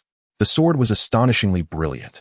Its body like flowing light, the sword like a startled swan, instantly reaching the White Ghost's front. The sudden sword light was incredibly fast, and the White Ghost's expression changed slightly, immediately retreating. The sword struck the sea, raising countless waves. Before the cascading curtain of water, a young figure stood still, wearing a reluctant, yet helpless smile. In truth, he didn't want to fight. He just wanted to watch the show. However, he dared not defy Master Fairy's orders. What a coward. Sister, I'll hold him off for you. You quickly take down that big guy. I might not be able to last much longer, Li Zai said, holding his tattered sword with his back to the battle between the two. In the ongoing battle behind him, Half Moon saw the situation and swung his knife, shaking the battlefield, and said in a deep voice, "I'll give you a quarter of an hour. If you can hold them off, I promise I'll take your family's silver and let you go without tearing up the ticket." "It's a deal," Li Zai replied solemnly, his true energy surging violently, becoming stronger and more fierce. Leveling up to fight monsters is truly not something humans should do. Li Zai held his sword in front of him, his gaze sharp, with a fierce fighting spirit. He didn't know if he could last a quarter of an hour. It seemed very difficult. "Master Fairy, are you trying to kill me? You meddlesome brat." The White Ghost looked at the young man blocking in front, his feminine face growing darker, his soft sword flickering with sword light that was terrifying. In the next moment, the White Ghost moved, his figure ghostly, his strange movement technique making it hard to capture. However, when it comes to movement techniques, the Flying Immortal technique is undoubtedly the best in the world. Flying Immortal technique, dual swords parting the wind. Li Zai also moved, his body splitting into two, his sword like flowing light, indistinguishable between reality and illusion. In the contest of movement techniques, the two moved at incredible speeds, with the White Ghost holding an absolute advantage in cultivation, his ghostly movements becoming increasingly illusory yet real. The afterimages shattered, the sword light flickered, and Li Zai, using the holy fight method, forced his true energy to surge violently, breaking through the limits of his realm, already not weaker than the third stage. However, the White Ghost was a peerless powerhouse of the fourth stage. The gap in cultivation was still unbridgeable. Vast and mighty energy. The bright mirror is not a platform either. As the opponent's attack approached, Li Zai activated the turtle shell, creating two protective energy shields, merging three types of true energy, with true essence continuously flowing. Hard blocking the incoming attack. Chapter 232, Genius East Sea Region. In a place filled with reefs, the two East Sea overlords, Half Moon and the Black Flag, were engaged in a fierce battle, shaking the heavens. However, the most critical battle was not between the two fourth-stage overlords. Not far away, Li Zai stood alone against another East Sea overlord, the White Ghost, whose injuries had barely healed from a few days ago and was now stepping into danger again. However, this time, Li Zai was not doing it voluntarily. In this world, few could control Li Zai, and coincidentally, Qin Ana was one of them. Therefore, when Qin Ana spoke, Li Zai, knowing he might have to lie down for another 10 days or half a month, did not dare to disobey. Fortunately, the current Li Zai was no longer the naive beginner in martial arts from before. On the front lines against the extreme night monsters, in just 6 months, Li Zai had grown immensely, not only in cultivation but also in combat experience, courage, and insight. Everything was different now. Vast and mighty energy. The bright mirror is not a platform either. As the ghostly figure approached, Li Zai summoned 2 protective energy shields around him. The martial arts of Confucianism and Buddhism appearing simultaneously on one person, forming an absolute defense that complemented each other. However, the gap in realms was not something that techniques could bridge. The sound of a heartbeat echoed across the sea. The soft sword in the White Ghost's hand broke through the 2 protective energy shields in succession, stabbing towards the young man in front. Unexpectedly, at the moment the soft sword touched Li Zai, the afterimages shattered, dissipating into thin air. Even though there was an irreparable gap in cultivation between the two, there was one thing Li Zai was not much weaker than the White Ghost in: speed. The 2 protective energy shields could only hold off the White Ghost momentarily. But that was enough. In the blink of an eye, Li Zai's figure split, avoiding the previous attack. Flying immortal technique, 3 feet of frost moon brilliance. Attack and defense alternated, a sword, bringing cold frost. With a speed as fast as lightning, Li Zai leaped behind the White Ghost, striking down with his sword. Clang! The soft sword clashed with the pure sword, the sound piercing the ears. The White Ghost reached out, wanting to capture the young man in front of him, but unfortunately, at the moment of the clash, the boy's figure had already retreated several steps away. Quick exchanges, touch and go, never hard-hitting. Li Zai knew well that there was a huge gap in strength between him and the pirate overlord before him. So he tried to give no opportunity for the opponent to leverage his cultivation advantage. After several exchanges, the two, who were originally not in the same power level, surprisingly reached a stalemate due to their respective intentions. However, the strength of the White Ghost, one of the 5 overlords of the East Sea, was certainly not that simple. After a brief shock, the White Ghost immediately discerned the young man's battle method, letting out a deep roar as true energy surged around him. The roaring and rushing true essence formed heavy swamps as the White Ghost aimed to restrict the young man's speed with the pressure of true essence. As expected, it wouldn't be that simple. Li Zai stepped back 10 paces, feeling the raging true energy from the White Ghost, his expression growing serious. A battle across a whole realm gap was simply unwinnable. If Little Red Riding Hood were here, it might still work. She is a genius. He, indeed, was still a bit lacking. Just as Li Zai was encountering danger in the East Sea, in the capital of the Great Shang, the Confucian sect, at the Taishua Palace. The disciples of the Confucian sect were returning one after another from the distant extreme night world in the northern desert, very low-key, not alarming too many people. They left with the world's attention and returned while concealing their achievements and fame. Nevertheless, even so, many citizens heard the news and came to welcome them. Clad in white Confucian robes, hair tied back, with long swords, each disciple of the Confucian sect had a very similar appearance and demeanor. Peaceful and indifferent to fame and fortune. For 1,000 years, the Confucian sect's heritage had never changed. In the Taishua Palace, East Courtyard, Bai Wangyu walked over, dressed in a white Confucian robe, carrying the ancient sword Tai, with an otherworldly demeanor. In front of the small courtyard, Bai Wangyu stopped, cupped his hands in greeting, and respectfully said, "Disciple Bai Wangyu pays respects to the Confucian head." Inside the small courtyard, Kong Qiu was watering the vegetables in the courtyard. Upon seeing the disciple outside, a smile appeared on his aged face as he said, "It's good that you're back. Come in and talk." "Yes," Bai Wangyu complied, then stepped into the small courtyard. "What is the difference between inside and outside the courtyard?"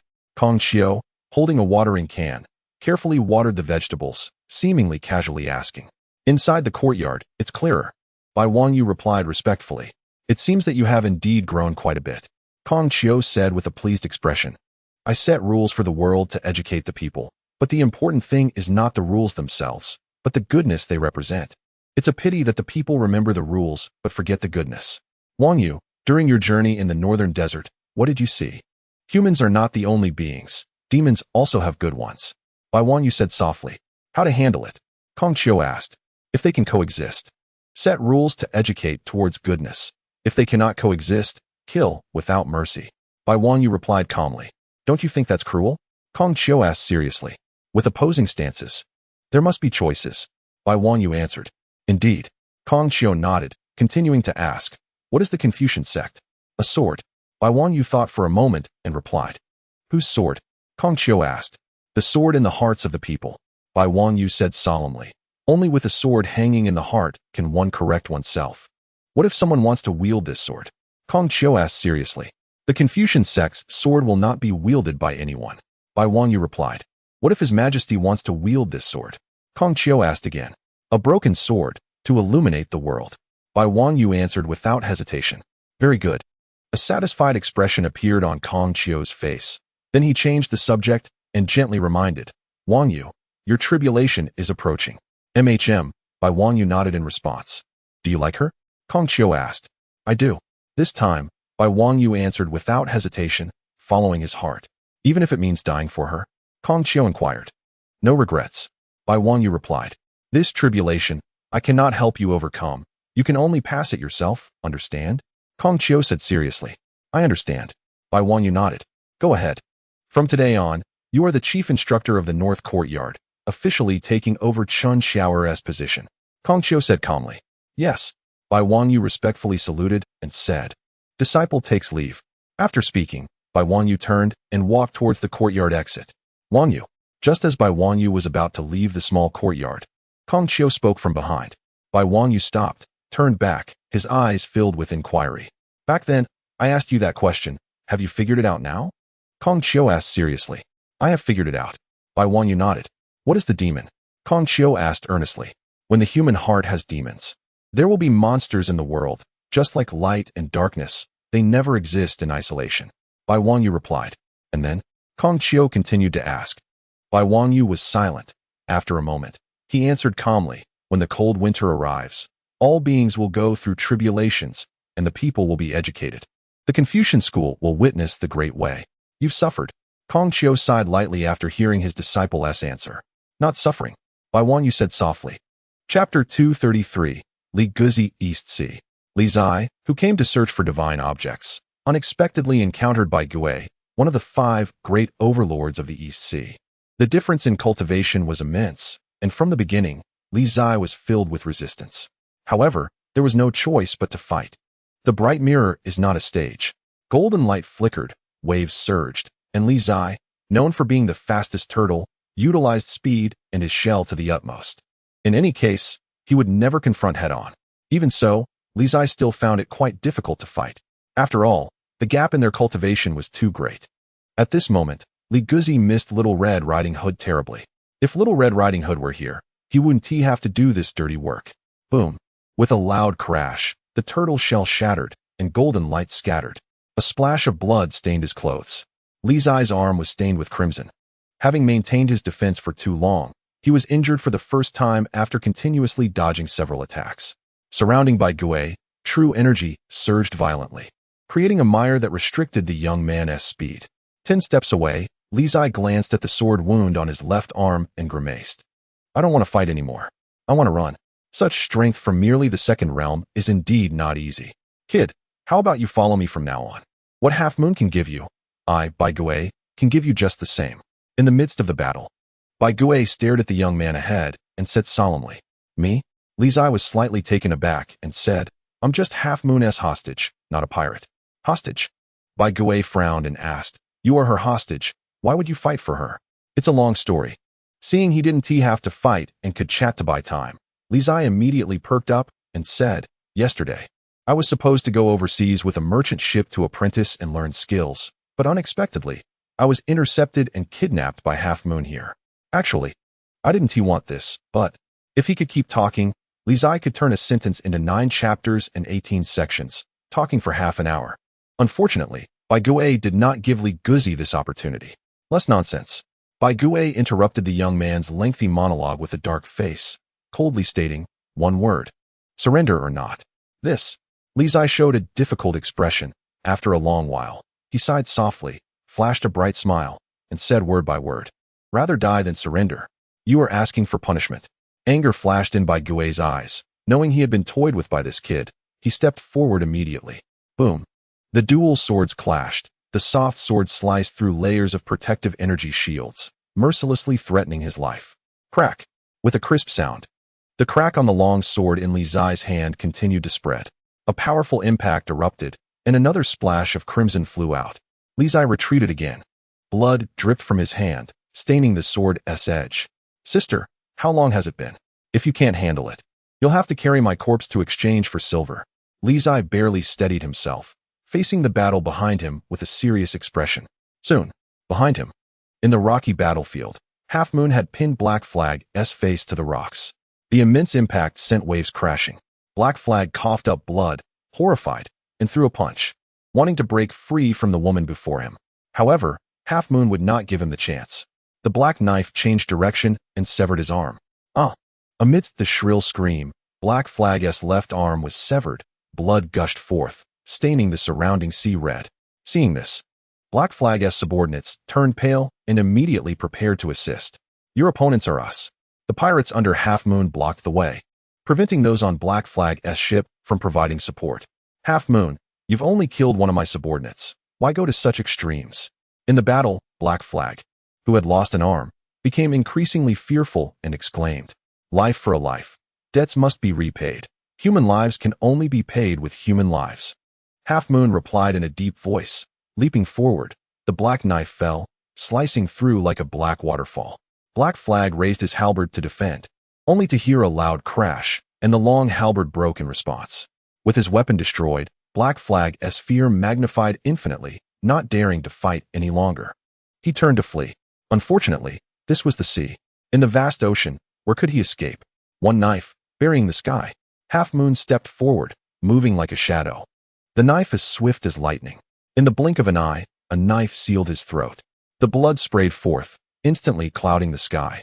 Black Flag's body trembled, his eyes gradually losing focus, and he knelt weakly, to die unwilling. Meanwhile, in the battle not far away, Li Zai faced Bai Gui's storm-like offensive, and he was about to collapse. Bai Gui was undeniably strong, especially his speed, which was astonishing. The flying immortal technique. Although claimed to be the #1 method in the world, both swordsmanship and body techniques were unparalleled. However, it also depended on who was using it. The extraordinary talent Li Guzi clearly still lacked some refinement. That he could last until now must be credited to Bai Wangyu and San Zong, who sacrificed their own cultivation and foundation to forcibly merge 3 types of true energy for him: Confucianism, Buddhism, and the flying immortal technique. The 3 types of true energy intertwined. The true essence flowed endlessly, vast as an ocean. In terms of true energy strength, it was already comparable to the third realm. Moreover, with the blessing of the saintly fight law, at this moment, Li Zai's true energy surged powerfully, quite impressive. To some extent, Li Guzi was stronger than he perceived. After all, in this world, there are not many peerless geniuses like Little Red Riding Hood or the Fourth Prince. It was not shameful that he couldn't defeat Bai Gui. Qin Ana could see this clearly, which is why she dared to let her cheap disciple step in to block Bai Gui. "Kid die?" Bai Gui's face grew increasingly grim as he was blocked for so long by a youth whose cultivation was far below his own. He stepped forward, raising his cultivation to the limit, and slashed down with his sword. "Help!" With a terrifying sword strike, Li Zai knew he could not block it, and without hesitation, he shouted urgently, "Fairy Master, come save your little darling." Boom! A thunderous collision sounded. A soft jade-like knife blocked the soft sword in Bai Gui's hand. In the most critical moment, Half Moon finally arrived, saving Li Guzi's life. In the distance, Qin Ana retracted the sword she was about to unsheath and sighed in relief. "Fortunately, I made it. This kid truly has a big life." In the battle, Li Zai looked at the woman who was so close. A hint of shyness appeared on his panicked face. Within arm's reach, he could feel that soft body so clearly. Half Moon wrapped one arm around Li Guzi and with the other hand, held the knife to block Bai Gui's lethal strike, her long hair flying in the wind, showcasing the demeanor of a sea overlord without a doubt. Li Guzi instinctively pressed a little closer. "Afraid? Younger brother, you've had enough fun, step back for a bit." Wait until sister deals with this Inyang person, then I'll play with you. Half Moon smiled and reminded. Oh, all right. Li Guzi reluctantly replied and withdrew from the battle. So big, so soft. White Ghost. After Li Zai exited the battlefield, Half Moon's expression immediately turned cold, her gaze fixed on the man before her. The killing intent evident in her eyes, saying, now it's your turn. Chapter 234. Ends of the Earth East Sea. The waves crashed against the rocks. Half Moon killed the Black Flag, then faced White Ghost. The black blade glinted sharply, exuding a terrifying murderous aura. Moments later, the clash of blades echoed, the sounds of killing reverberating. Li Zai sat on a rock in the back, forcibly unleashing the aftereffects of the supreme fighting technique. Waves of emptiness surged within him. Ahead, the aftermath of the battle shook, but it had nothing to do with Li Guzi. After fighting in the Four Realms, Li Zai felt utterly unwell. Every part of him ached. In his hand, the pure June sword was already riddled with holes, cracks all over. Once a divine weapon, now it had become scrap metal. Not far from being completely unusable. However, Li Zai was reluctant to part with it. This was the sword his second brother had given him, and it was his first sword since he began practicing martial arts. Men always place great importance on their firsts. Li Zai looked at the sword in his hand. His eyes filled with regret. He had gone to the northern desert, yet the sword had not been forged, and he had even damaged the one his second brother gave him. He wondered if his brother would scold him when they met next. While Li Zai was lost in thought, ahead, the battle between Half Moon and White Ghost had reached a fever pitch. White Ghost's strength was indeed formidable, and in terms of difficulty, he was even more troublesome than the Black Flag. However, without a doubt, Half Moon was a few notches stronger. Among the 5 sea domain overlords of the East Sea, Half Moon's strength was undoubtedly among the top, with few rivals. Boom. The earth-shattering collision sounded again. White Ghost was forced back a few steps, blood trickling from the corner of his mouth. Half Moon held her blade in one hand, stepping forward on the waves. Her killing intent palpable. Retreat. Knowing he could not continue fighting, White Ghost stepped back, his speed ghostly, instantly slipping out of the battle, skimming the surface of the water, and leaping back onto his ship. In the next moment, the sails unfurled, and the White Ghost pirate ship quickly retreated. Half Moon stood calmly on the water's surface, watching the White Ghost pirate ship leave, a cold glint flashing in her eyes, not pursuing. This White Ghost was quite strong and difficult to deal with, so she couldn't keep him against his will. Thinking of this, Half Moon turned back to look at the young man sitting on the rock behind her, a gentle smile appearing on her beautiful face. I really didn't expect to find a treasure. Half Moon stepped forward, gazing at the young man, and smiled. What's wrong, little brother? I'm a bit tired. Li Zai lifted his head, grinning as he spoke. Sister, do you want to help me? Half Moon said softly. Sure. Li Zai nodded. Half Moon bent down, helping the young man up, and they walked step by step toward the nearby pirate ship. Sister, close at hand. Li Zai felt the warmth of the woman beside him and spoke. Half Moon asked what's wrong. No ransom, as promised. Li Zai said, his expression weary. Half Moon nodded, her tone gentle, saying, I keep my word. The Li family paid the silver, so I'll let you go back. The two boarded the ship, and Half Moon carefully helped the former sit down on the stairs of the deck, asking with concern, how's your injury? It's okay. A faint smile appeared on Li Zai's pale face as he said, this time, it's fine. Half Moon noticed the bloodstains on the young man's arm, her brows slightly furrowing, and said, I'll go get you some medicine. After speaking, Half Moon quickly walked away to fetch the medicine from the cabin. Li Zai sat on the steps, leaning against the side of the cabin, wearily closing his eyes. Not long after, Half Moon returned and saw the young man deeply asleep. Her heart trembled slightly. Half Moon squatted down, carefully applying medicine and bandaging his wounds.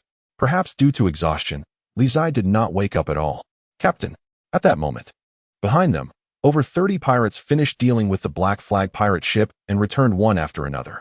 The leading pirate was about to say something when he was frightened into silence by a cold glare. Half Moon withdrew her gaze, remaining silent as she continued to apply medicine to the young man in front of her, tending to his wounds. At that moment, Half Moon discovered that the young man before her had numerous scars on his arms and body, both new and old, countless in number. Behind, the previously reporting pirate also noticed this scene and approached curiously, astonished, saying, how old is he? And how has he been hurt so many times? Don't ask what you shouldn't, just do your job, Half Moon said coldly. The pirate was startled and hurriedly left. The captain's temper is really getting worse. The pirate ship set sail, leaving the rocky sea area and continuing towards the east. Li Zai slept soundly until nightfall. When he finally woke up, he noticed that at some point he had been draped in a light, fragrant fur robe. Although it was summer, the evening breeze over the sea was still a bit chilly. "You're awake?" A calm voice came from behind, so gentle. "Sister." Li Zai turned around and saw the woman standing on the steps, asking, "Where are we?" "Ends of the earth." Half Moon stepped down and sat beside the young man. Her gaze fixed on the sea ahead, her expression gentle as she said, "Thank you today. If it weren't for you stopping White Ghost, it would have been difficult for Sister and the people on the ship to escape unscathed. I'm Sister's hostage. Putting in some effort is only right. Moreover, Sister is so beautiful. Falling into your hands is definitely better than falling into those two guys' hands." Li Zai laughed. Little brother really knows how to talk. Half Moon chuckled lightly. "By the way, where were you originally going?" "Sister can take you there after finishing my business. I want to go to Cloud Sea Immortal Mountain." "But there's no rush." Li Zai rested his chin on his hands and said, "Anyway, it's my first time in the East Sea, so I'll just wander around for a bit." "Cloud Sea Immortal Mountain?" Half Moon was surprised, saying, "What are you going there for, little brother?" Cloud Sea Immortal Mountain is one of the most dangerous places among the many immortal mountains and islands in the East Sea, with countless mountain spirits and sea monsters. And very few people are willing to go there, unless it's some seekers of immortality, because there's a Cloud Sea Immortal Gate there. To seek medicine. Li Zai didn't hide it, and replied honestly, "The divine medicine, seven-colored lotus heart." "Seven-colored lotus heart?" Half Moon's expression changed. "The treasure of the Cloud Sea Immortal Gate." "Sister, look quickly, it's so beautiful." At this moment, Li Zai suddenly stood up, looking at the scene ahead, exclaiming in surprise.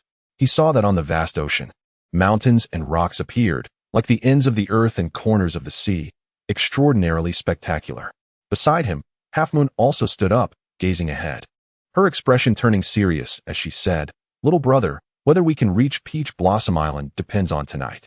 As soon as she finished speaking, at the end of the night wind blew, thick fog enveloped, obscuring all vision. The ends of the earth sounds like a beautiful place, but in reality, it is a land of death, shrouded in fog year-round. Ships that mistakenly enter have no way out, facing a life-or-death situation. Therefore, the ends of the earth has long been regarded as a forbidden area in the East Sea, and passing merchant ships would rather take a detour than approach this forbidden ground. "Captain," a pirate hurried over, speaking in a deep voice, "everything is ready." Half Moon stepped to the bow of the ship, staring at the thick fog ahead, her voice steady, "Light the lanterns." After saying that, at the side of the ship, the pirates began to throw the prepared river lanterns overboard. In the next moment, hundreds of river lanterns floated with the sea water, disappearing into the thick fog. In the dark, the river lanterns could be faintly seen bobbing in the vast ocean. On the ship, the pirates immediately adjusted the direction of the sails, following the river lanterns ahead.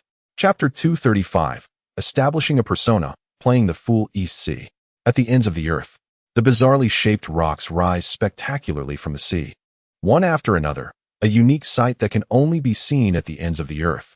If it weren't for the thick fog that obscures visibility, this place would be the most beautiful scenery in the world.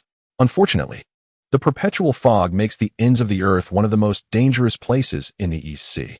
Death, silence, and an omnipresent crisis cause passing ships to keep their distance.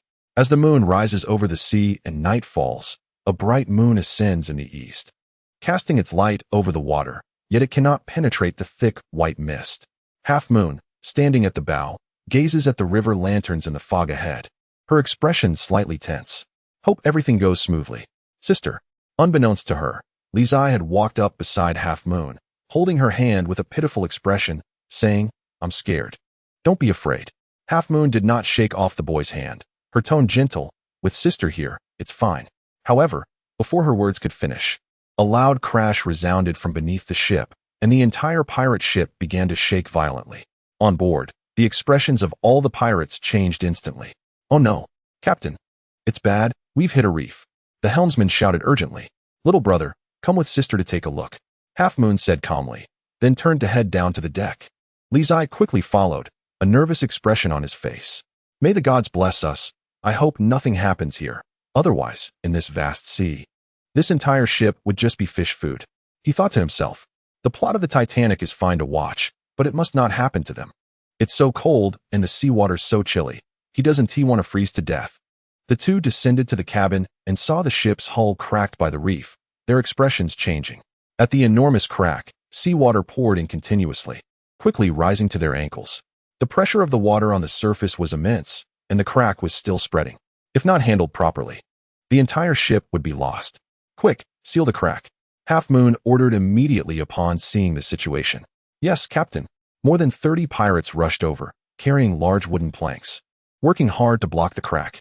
The crack was large, and the pressure from the seawater was strong. Fortunately, all the pirates on the ship had martial arts training, and with everyone working together, they managed to seal the crack with great effort. Next, the pirates brought bucket after bucket of resin, pouring it into the gap, then using wedges to secure and reinforce it heavily. The pirates on the ship had seen their share of storms, and even in such a dangerous situation, they remained relatively calm. Half of you quickly pump the water out, and the others check around to see if there are any other cracks in the hull. Half Moon commanded coolly. Yes. The crew obeyed, starting to pump water out and check the hull systematically. Li Zai watched the calm and decisive way the woman issued orders, nearly revealing admiration in his eyes. Half Moon noticed the boy's silly demeanor and playfully pinched his cheek, laughing. All right, it should be fine now. Sister, do you often encounter such situations? Li Zai asked curiously. Well, living at sea for a long time, one inevitably encounters various dangers. Half Moon smiled. Today's situation isn't too bad. If the crack were any bigger, I think this ship wouldn't be saved. It's still because Sister is capable, handling it promptly and appropriately. Li Zai praised without hesitation, always remembering to showcase his sweet-talking nature. Since childhood, Yue Jia had told him that sweet-talking kids get candy. Little brother, your words are really sweet. You must have tricked many girls. Half Moon laughed. I can't. I've always been quite shy. I can only relax a bit around Sister. Usually, when I talk to girls, I blush. Li Zai said earnestly. Half Moon rolled her eyes at the boy, never having seen such a thick-skinned person. Sister, how long until we can sail out of this ends of the earth? Li Zai changed the subject and asked. I'm not sure yet. Half Moon gently shook her head. It depends on luck. Although this isn't my first time here, I don't know much about the situation at the ends of the earth. Even the method of using river lanterns to guide the way was taught to me by an old man from Peach Blossom Island. Otherwise, trying to pass through the ends of the earth without any preparation is as difficult as climbing to the sky. Oh, Li Zai responded absent-mindedly, eagerly anticipating leaving this cursed place. As the two spoke, the sea breeze swept across the waters, the thick white fog lingering, obscuring visibility, with only hundreds of river lanterns floating away with the current. Not far behind, the massive pirate ship followed, its flag billowing in the wind. Unsure of how long it would take to escape this perilous place, the dangers of the ends of the earth were known to all in the East Sea. Even though Half Moon learned the method to navigate through the ends of the earth from Peach Blossom Island, when faced with such peril, having a method was still not enough. What was also important was luck. Clearly, this time, Half Moon and the others' luck was quite good. Although they had hit a reef once, as dawn approached, the massive pirate ship finally began to sail out of the ends of the earth. At the edge of the thick fog, the ship broke through the waves, welcoming the first ray of dawn. The goddess of fate had once again favored those who made their living at sea. On board, the pirates who had been tossed about all night collapsed onto the deck, not wanting to move a finger, having escaped death. Even the seasoned pirates felt a twinge of fear in their hearts. After all, hitting a reef at sea was equivalent to a brush with death. Thank goodness. The pirates looked at the first ray of dawn, feeling a surge of gratitude. To be alive is a kind of fortune. Li Zai stood at the bow, watching the grateful pirates lying on the deck, lifted his head and puffed out his chest. This was all his accomplishment, because he was the legendary child of destiny, a man who mastered fate. After a brief moment of wild thoughts, Li Zai gathered his focus, his eyes slightly narrowing. They were about to reach Peach Blossom Island, so his performance should change again. A harmless-looking youth seemed to elicit less vigilance and hostility from others. Playing the fool was quite interesting. At his age, he should naturally exhibit some naive foolishness. As the morning sun shone brightly, the pirate ship continued eastward after leaving the ends of the earth, getting closer to Peach Blossom Island. Half a day later, the blazing sun moved across the sky from the south. When the sun was high, a massive island appeared in the distance. On the island, peach blossoms bloomed, so beautiful it was intoxicating. We've arrived. At the bow, Half Moon stood still, Looking at the island ahead, her eyes flashing with a strange color, she softly said. Chapter 236. The High Priest Peach Blossom Island. On the entire island, peach blossoms were in full bloom, and the sea breeze blew, sending pink petals flying everywhere, so beautiful. Before long, the pirate ship docked. Half Moon took Li Zai off the ship and headed toward the island. Sister Moon. At that moment, a group of children ran over upon seeing the two. 7 or 8 children, the oldest only about 10 years old, the youngest only 5 or 6, still stumbling as they walked. Sister Moon. The youngest girl called out in a soft voice. Blur. Half Moon squatted down, reaching out to ruffle the little girl's hair, smiling. Did you listen to your grandma? Yes. The little girl replied in a babyish voice. Very good. Half Moon took out a handful of candies and handed them to the children in front of her, smiling. Go play, and remember to come home before dark. Thank you, Sister Moon. The children were overjoyed to receive the candies and bounced away happily. Meanwhile, Li Zai, acting as a mere tool, was overlooked by everyone from beginning to end. Transparent, with no sense of presence. This hit Li Dogsy, who thought he was good with children. Hard. Wasn't he supposed to be loved by everyone? The two continued walking through the peach blossom forest, where everything was peaceful. The people on the island dressed in unique styles, somewhat resembling people from the Central Plains, and somewhat like the Miao ethnic group, very distinctive indeed. Sister, I'm a bit nervous, Li Zai said, following Half Moon and gazing at this paradise-like place. Nervous? Nervous about what? Half Moon asked, puzzled. Meeting the parents so soon. I'm not mentally prepared. Li Zai replied confidently. Little brother, are you being naughty again? Half Moon pinched the youth's cheek playfully and said, when we meet the Grand Priest later, don't speak recklessly. The Grand Priest is not as easy to talk to as I am. Grand Priest? Li Zai asked, confused. The Grand Priest of the Bayue clan, Half Moon said softly. The people on this island are all from the Bayue clan, who worship the moon god, and the Grand Priest is the most respected elder in the clan. Hearing this, Li Zai was taken aback, looking around and whispering, Sister, are you also from the Bayue clan? Yes, Half Moon nodded. I grew up on this peach blossom island. Then what about your martial arts? Li Zai asked in shock. Taught by the Grand Priest, Half Moon replied softly. Sister, don't tell me the Grand Priest is at the 5th realm. Li Zai's voice began to tremble. He had come here to seize the divine artifact of Peach Blossom Island. The 5th realm, Half Moon smiled sweetly, the absolute pinnacle. Sister, I take my leave. Li Zai turned to leave. Green mountains and clear waters, no end in sight. Liyue, bring the guests over. At that moment, an ancient voice echoed through the heavens and the earth. Yes, Grand Priest, Half Moon replied respectfully, then pulled the struggling Li Dogsy. Smiling, come on, little brother, the Grand Priest is calling us. I don't want to go. I want to go home. Li Zai struggled desperately. The ransom hasn't been paid yet. Where do you think you're going? Half Moon casually replied, dragging the youth toward the center of Peach Blossom Island. The Peach Blossom Island, covered in peach blossoms, was like a paradise, a place hard for the world to reach. Li Zai, fortunate enough to arrive, was now desperately trying to escape. This was because his motives were impure. His master, the fairy, had told him there was a divine artifact here that could bring the dead back to life, which was why he came. But now, to learn that there was a 5th realm practitioner here, and at the absolute pinnacle no less, wasn't that absurd? He understood better than anyone how powerful a 5th realm cultivator was. One person could defeat him 100 times over without breaking a sweat. Sister, I'll go home and have someone bring you the money. Please let me go? Li Zai pleaded while struggling. No need. Too much trouble. Half Moon remained unmoved. Her expression calm. Besides, it's just to meet the Grand Priest. Why are you so afraid? I'm afraid I might be rude and offend the Grand Priest. Li Zai said urgently. It's fine. The Grand Priest has a broad mind and won't hold it against a junior like you.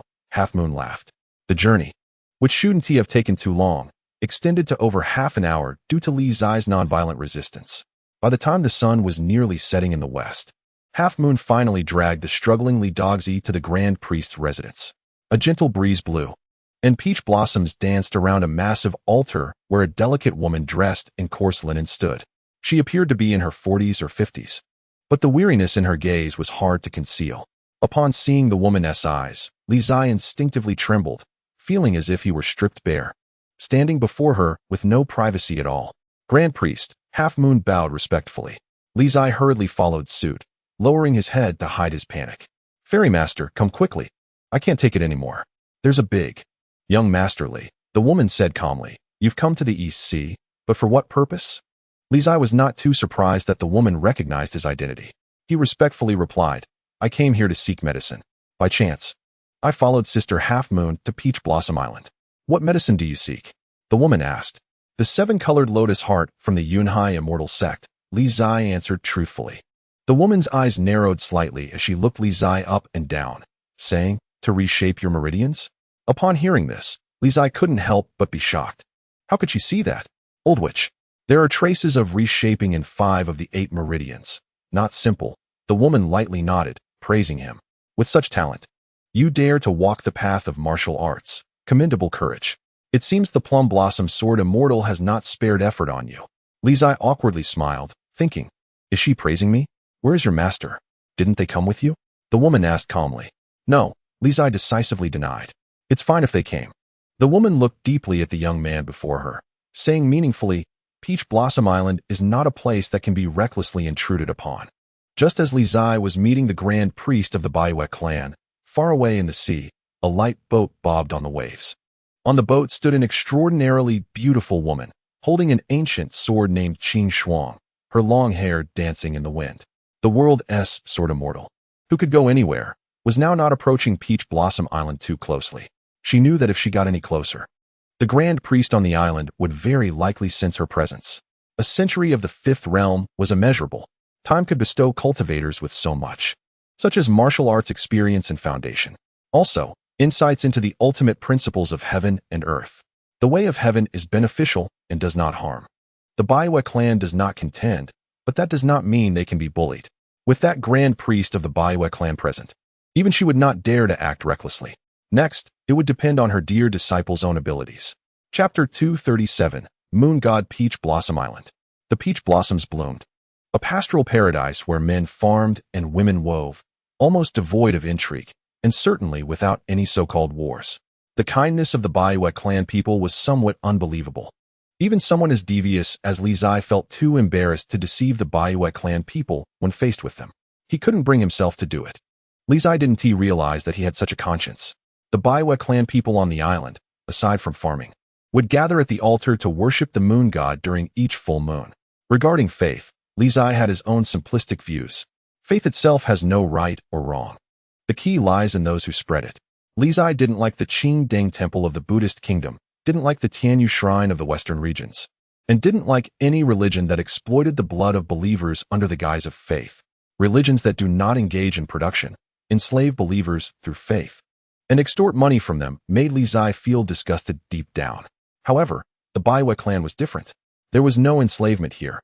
All the clan members were self-sufficient. Even the grand priest of the Baiwei clan would personally help the clan members with medical issues and dispel cold evils, showing no difference from ordinary elders. Therefore, Li Zai really liked these simple Baiwei clan people. Of course, not everyone on Peach Blossom Island was so simple and peaceful. For example, Half Moon, a pirate who lives by plundering, even becomes one of the 5 overlords of the East China Sea, confirmed by the eyes. She is someone Li Zai cannot afford to provoke. During the half-month on Peach Blossom Island, Li Zai, with ulterior motives, is more honest than anyone else. Not thinking about the divine artifact of Peach Blossom Island at all. Apart from feeling embarrassed, the biggest reason is that he doesn't dare. After all, there is a high priest of the Baiwei tribe at the peak of the 5th realm stationed here. If he dares to have any crooked thoughts, he would basically be courting death.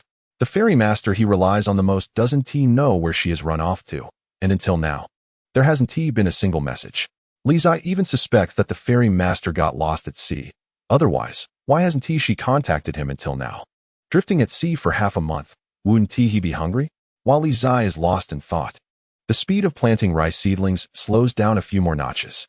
Little Zai, haven't you planted crops at home before? Look at your rice seedlings. They're about to lean into the sea, a woman said, smiling, as a group of men and women worked hard to plant rice seedlings. Just as they were about to finish their task, they turned around and saw the boy who had planted less than 1/10 of what they had done. Their faces showed helplessness. No, Li Zai stood up straight, puffed out his chest, and proudly said, "My dad is rich. I've always had everything handed to me." It must be said that Li Zai's skin has become as thick as armor. He can say some shameless things without blushing or skipping a heartbeat. Auntie, I'm the young master of the Li family in Yuzhou, as rich as a nation, raised in luxury since childhood, of course. I've never done the rough work like you all. Half Moon rolled her eyes at him and explained. That's really impressive. A group of men and women smiled kindly. Li Zai raised his head, nostrils flaring, treating their words as compliments. His dad is Li Million, a wealthy man. As the sun began to set, with the help of several pretty young girls, Li Zai finally managed to complete his task, wobbly planting a row of rice seedlings. Thank you, sisters. After finishing the work, Li Zai grinned at the young girls, his smile bright. Indeed, he is still a lovable kid. Amid the laughter, they ended a day of farm work. As the sun set and the bright moon rose in the east, the full moon hung high in the sky, pure and beautiful. In the center of Peach Blossom Island, on a huge altar, the high priest of the Baiwei tribe stood quietly, dressed in simple coarse linen robes. In front of the altar, thousands of Baiwei tribe people arrived one after another, looking at the statue of the moon god on the altar with reverent expressions. At the peak of the moon's rise, moonlight shone on the moon god statue, creating a holy glow that surrounded the statue, mysterious and dazzling. Bow. In front of the moon god statue, the high priest of the Baiwei tribe spoke respectfully. The moon god is above. Below, thousands of worshippers from the Baiwei tribe knelt down sincerely, worshipping their deity. At the very back, Li Zai also mimicked the others and bowed. When in Rome, do as the Romans do. Buzz. At this moment, the pure white radiance from the moon god statue fell upon all the Baiwei tribe people. In an instant, everyone in front of the altar felt as if they were bathed in divine light, and the fatigue from a day of hard work quickly vanished. The incredible miracle astonished everyone. Li Zai, at the back, also enjoyed the blessing, enveloped in divine light, feeling cool and very comfortable. In the next moment, within his chest, the true chi that had not changed for a long time began to fill up gradually along with the divine light entering his body, and vaguely, there seemed to be a sign of breaking through a realm. Li Zai felt it and showed a hint of joy on his face. About to break through? This moon god's miracle has such an effect. Li Zai hurriedly spread his arms, preparing to welcome a more intense divine light. Moon god above, bring me more miracles. I am your most devout believer.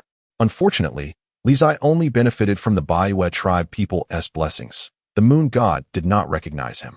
Soon, the divine light that fell from the moon god statue disappeared, and everything returned to calm. Li Zai's dream was ruthlessly shattered. In front of the altar, thousands of Baiwei tribe people bowed in thanks, expressing gratitude for the moon god's blessings. The Baiwei tribe people are simple-hearted and very grateful, knowing that today's abundance doesn't come easily. Besides working hard day to day, they also need to thank the moon god for protection. They believe that the favorable weather on Peach Blossom Island is not to be taken for granted, but is due to the blessings of the deity. Simple and unpretentious rituals, without much grandeur, nor any extravagant displays of slaughtering chickens or sheep, only sincere gratitude that resonates with the heart. Half an hour later, the ceremony ended, and the Baiwei tribe people left one after another. Li Zai stood up with a face full of regret, looking at the moon god statue on the altar with reluctance. Quite a bit of reluctance, and a lot of reluctance. He almost broke through just now. Moon god, I'll come again next full moon. Please be a bit more generous next time. Just as Li Zai was about to leave, the high priest of the Baiwei tribe spoke calmly. Young Master Li San. Please wait. Me? Li Zai stopped, surprised. What does the high priest want with him? Hasn't he done anything bad, right? What if he has been exposed? Li Zai felt a bit flustered inside. Those with guilty consciences always feel this way. Yes. The high priest of the Baiwei tribe revealed a gentle smile on her weathered yet delicate face and said, the moon god has something to say to you. The moon god? Upon hearing this, Li Zai's expression shook. He couldn't have heard wrong, could he? The moon god is looking for him? Chapter 238. Feng and Kunshan on the night of the full moon, on Peach Blossom Island, after the ceremony. Li Zai was stopped by the high priest of the Baiwei tribe. The reason? The moon god summoned him? The moon god? Li Zai was a bit slow to react. Please don't tell him that there really is a moon god in this world. The previous god of light was already enough to shatter his worldview. Even the law scholar and the others don't believe that there are really any deities in this world, let alone him. A handsome guy who has gone through 9 years of compulsory education. Don't be dazed, Half Moon gently reminded from the side. The high priest asked you to go. Just go. It won't be anything bad. Oh. Li Zai came back to his senses and hurried over. Come. On the altar. The high priest of the Baiwe tribe said gently. High priest, where is the moon god? Li Zai walked up to the altar, looking around and asking. Right in front of you. The high priest of the Baiwe tribe replied calmly. Upon hearing this, Li Zai's expression froze again as he looked at the moon god statue in front of him. The stone statue? Moonlight fell, and on the stone statue, a faint white glow flickered. Although it was no longer as dazzling as before, it still gave off an indescribable sense of divinity. It was as if the statue itself had life, vividly lifelike. Step a bit closer, the high priest of the Baiwe tribe smiled. Seeing the sudden change in the woman's attitude, Li Zai looked suspicious. This wouldn't be a trap, would it? Although Li Zai's strength isn't much, he has a very good self-perception. He didn't think that with his little strength, the high priest of the Baiwe tribe would need to go through so much trouble to harm him. It would be as easy as a slap, maybe even just a finger's work. Li Zai cautiously stepped forward a couple of steps, standing in front of the statue. My God! The high priest of the Baiwe tribe turned around, looking at the statue with both hands together. In an instant, an overwhelming power erupted, reaching up to the heavens. Using human strength as a bridge, connecting heaven and earth. At the peak of the fifth realm, it stirred the gods of the 9 heavens. Li Zai, who had seen many things, had encountered more than one person at the fifth realm, but he had never felt the terrifying presence of a fifth realm master so closely. How to describe it? Like an unfathomable ocean. Li Zai's body actually began to tremble involuntarily. It was not fear, but shock, as if he were floating on water. In the next moment, high above the sky, a beam of light descended from the heavens, illuminating the statue of the moon goddess and brightening the entire night. Outside Peach Blossom Island, on the tumultuous sea, a small boat floated as Qin Aina gazed at the astonishing aura coming from above, her expression tightening. Above the 5 realms, at the altar, in front of the moon goddess statue, Li Zai also felt this earth-shattering power, his body trembling even more violently. Could it really be a deity? He was a product of 9 years of compulsory education. He did not believe it. Amidst the stormy winds and waves, ahead, the moon goddess statue slowly opened its eyes. Those eyes were like stars, vast and boundless, making it hard to look away.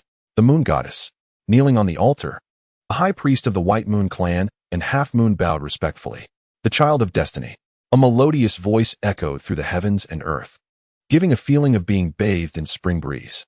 Li Zai stared blankly at the moon goddess statue that spoke. His worldview collapsed. Old Li, your son has seen a ghost. In the next moment, moonlight spread from the statue, enveloping Li Zai and isolating him from the outside world. Child of destiny. In the gentle white light, a phantom figure of a woman appeared, gazing at the young man before her, smiling. Nice to meet you. Did I scare you? Why, you are the moon goddess? Li Zai regained his senses and stammered as he looked at the illusory figure. Perhaps, the woman replied calmly. I exist in this world because of the offerings from the White Moon clan. To be precise, I, like the heavenly book inscribed with your name, belong to the will of this world. Does heaven and earth also have a will? Li Zai suppressed his shock and asked. All things have spirits. Why can't heaven and earth have a will? The woman said softly. All right, I don't have much time to manifest, so to be brief. Do you know about the coming of the extreme night and cold winter? I know. Li Zai nodded, his expression heavy. We have been trying to find a way to stop it, but so far we have no clues. It cannot be stopped. The woman said seriously. The arrival of the cold winter is already a foregone conclusion. The key lies in how to break the situation. Please guide me, moon goddess. Upon hearing this, Li Zai's gaze sharpened, and he bowed respectfully. As for the specific methods, I do not know for now. I only know that in this world, there is a stronger will pushing for the arrival of the cold winter, and you are the key to breaking the situation. The woman said earnestly, therefore, before the cold winter arrives, you must possess at least the strength of the 5 realms. Hearing these words again, Li Zai couldn't help but let out a bitter laugh. Moon goddess, are you sure you have not mistaken me? Are you really certain I am that child of destiny? The heavenly book does not lie. The woman replied calmly. If the heavenly book does not lie, then 20 years ago, the scholar from the Tianyu Palace also successfully inscribed his name in the heavenly book. So why is the child of destiny not him? Li Zai countered. The woman fell silent, and after a moment, sighed lightly. He is an anomaly. The matter of the cold winter's arrival is something even the Confucian leader cannot solve, let alone someone like me. I can only say I will do my best. Li Zai said helplessly, I have done everything I can. The 5 realms may not be difficult for those favored by the heavens, but for me, It is as hard as ascending to the heavens. Kunshin has a phoenix, which is the key to your transformation. The woman reminded him. Kunshin has a phoenix? Li Zai was taken aback and asked in confusion, what does that mean? Just as the woman was about to explain, suddenly, an unprecedented massive will descended upon the world, causing Peach Blossom Island to tremble violently. The moonlight on the moon goddess statue quickly vanished, and the phantom figure of the woman enveloped in moonlight instantly dissipated, turning into specks of starlight that scattered across the heavens and the earth. Puff!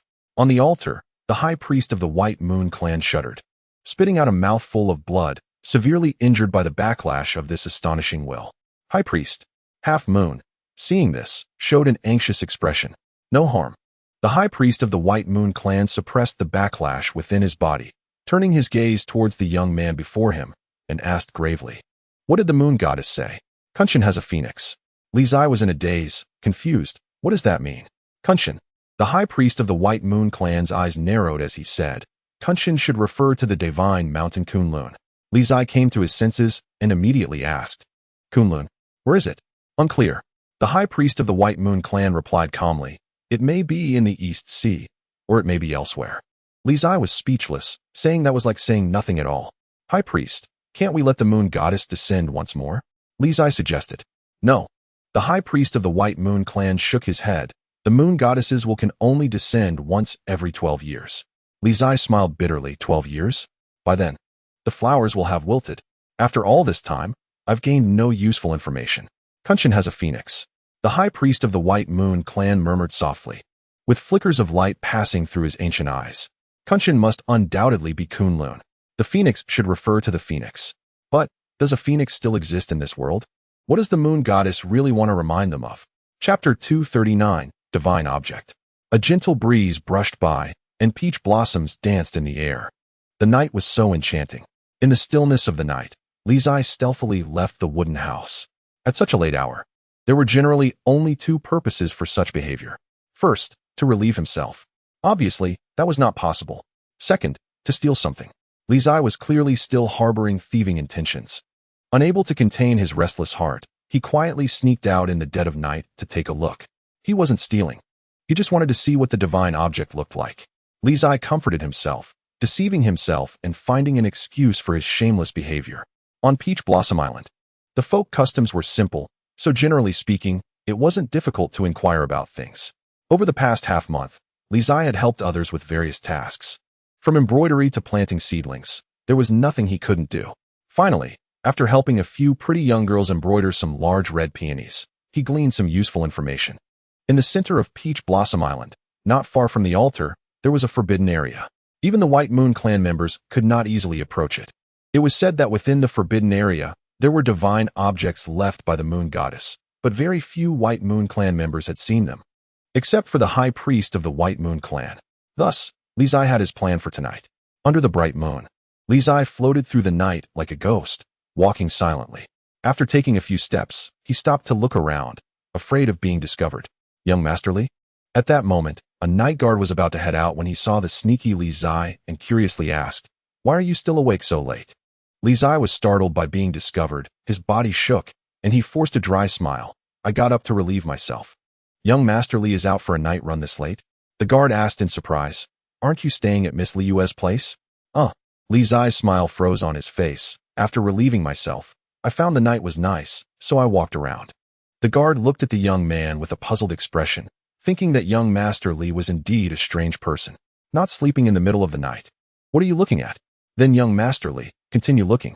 I'm off to work. The guard didn't think much and said a sentence before leaving. Li Zai stood there, dazed, and only came back to his senses after the guard had walked away. He thought for a moment and continued to float over.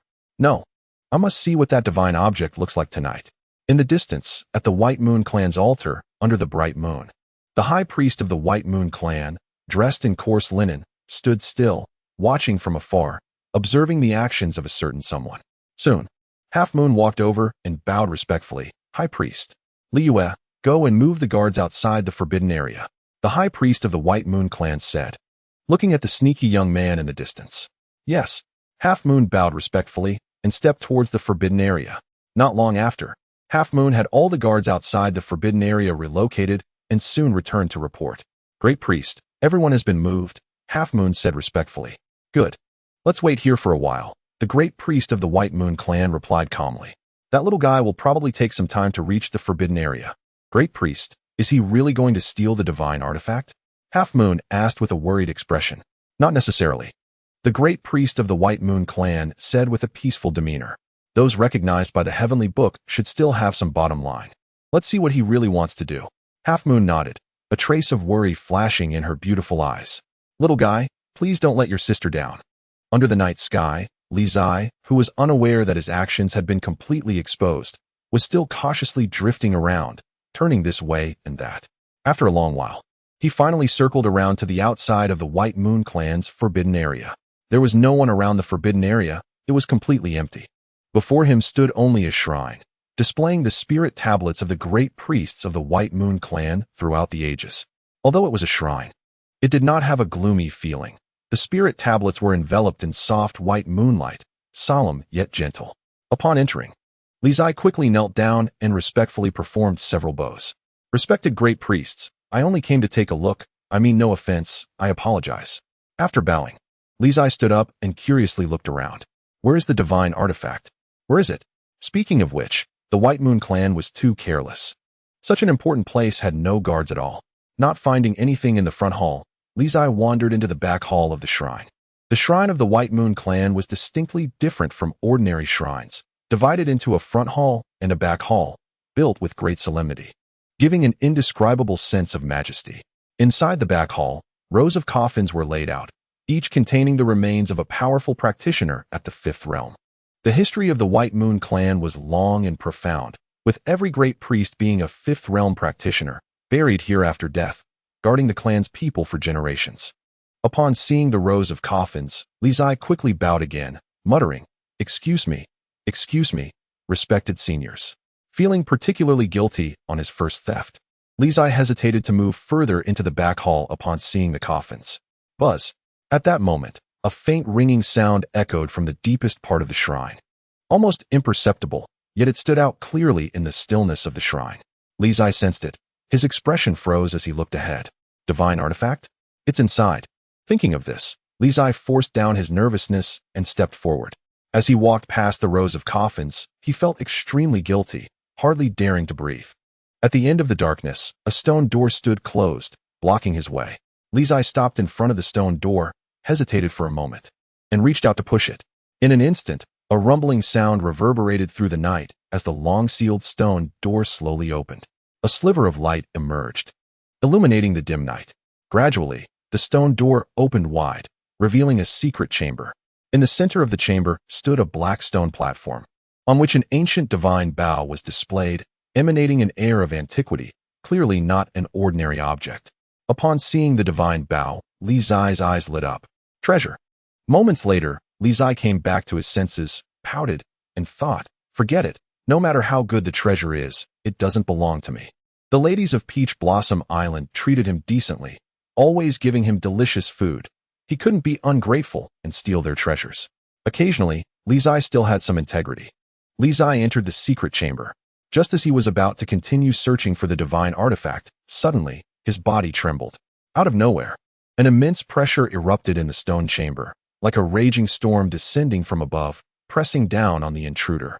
Li Zai stumbled and immediately looked up, his face filled with horror. Chapter 240. Choice inside the shrine of the White Moon clan, in the secret chamber. As soon as Li Zai entered, an overwhelming pressure descended, a terrifying aura making him tremble all over. What is this? Li Zai's expression was one of shock as he looked upwards, his face displaying astonishment. The power that transcended cognition was unlike anything in the mortal realm. If it had to be described, it could only be called divine power. Li Zai gazed at the floating stone above, filled with shock and confusion. Isn't it a divine artifact? Why is it just a stone? Buzz. At that moment, the entire secret chamber began to tremble, the luminous divine stone emanating astonishing power, shaking the heavens and the earth. Although it was overwhelming, it held no hostility. Sure enough, in the distance, the great priest of the White Moon clan sensed the reaction of the divine stone and narrowed his eyes slightly. The third young master of the Li family is indeed the legendary child of destiny. The heavenly book and the divine stone have both responded. Now, It depends on that little guy's choice. Inside the shrine, in the secret chamber, Li Zai looked at the divine stone floating above him. After a moment of shock, he regained his senses. Such a strong reaction, it must be the divine artifact. As he watched, a smile gradually appeared on his face, becoming increasingly twisted, like a pervert who had just seen a beautiful girl in the nude, grinning in a chilling manner. Divine artifact. With a leap, Li Zai pounced on the divine stone, pulling it down and hugging it in his arms, grinning foolishly. It's my divine artifact. Li Zai's mouth was almost watering as he tightly held onto the divine stone, refusing to let go. At this moment, the divine stone excited him even more than a beautiful girl in the nude.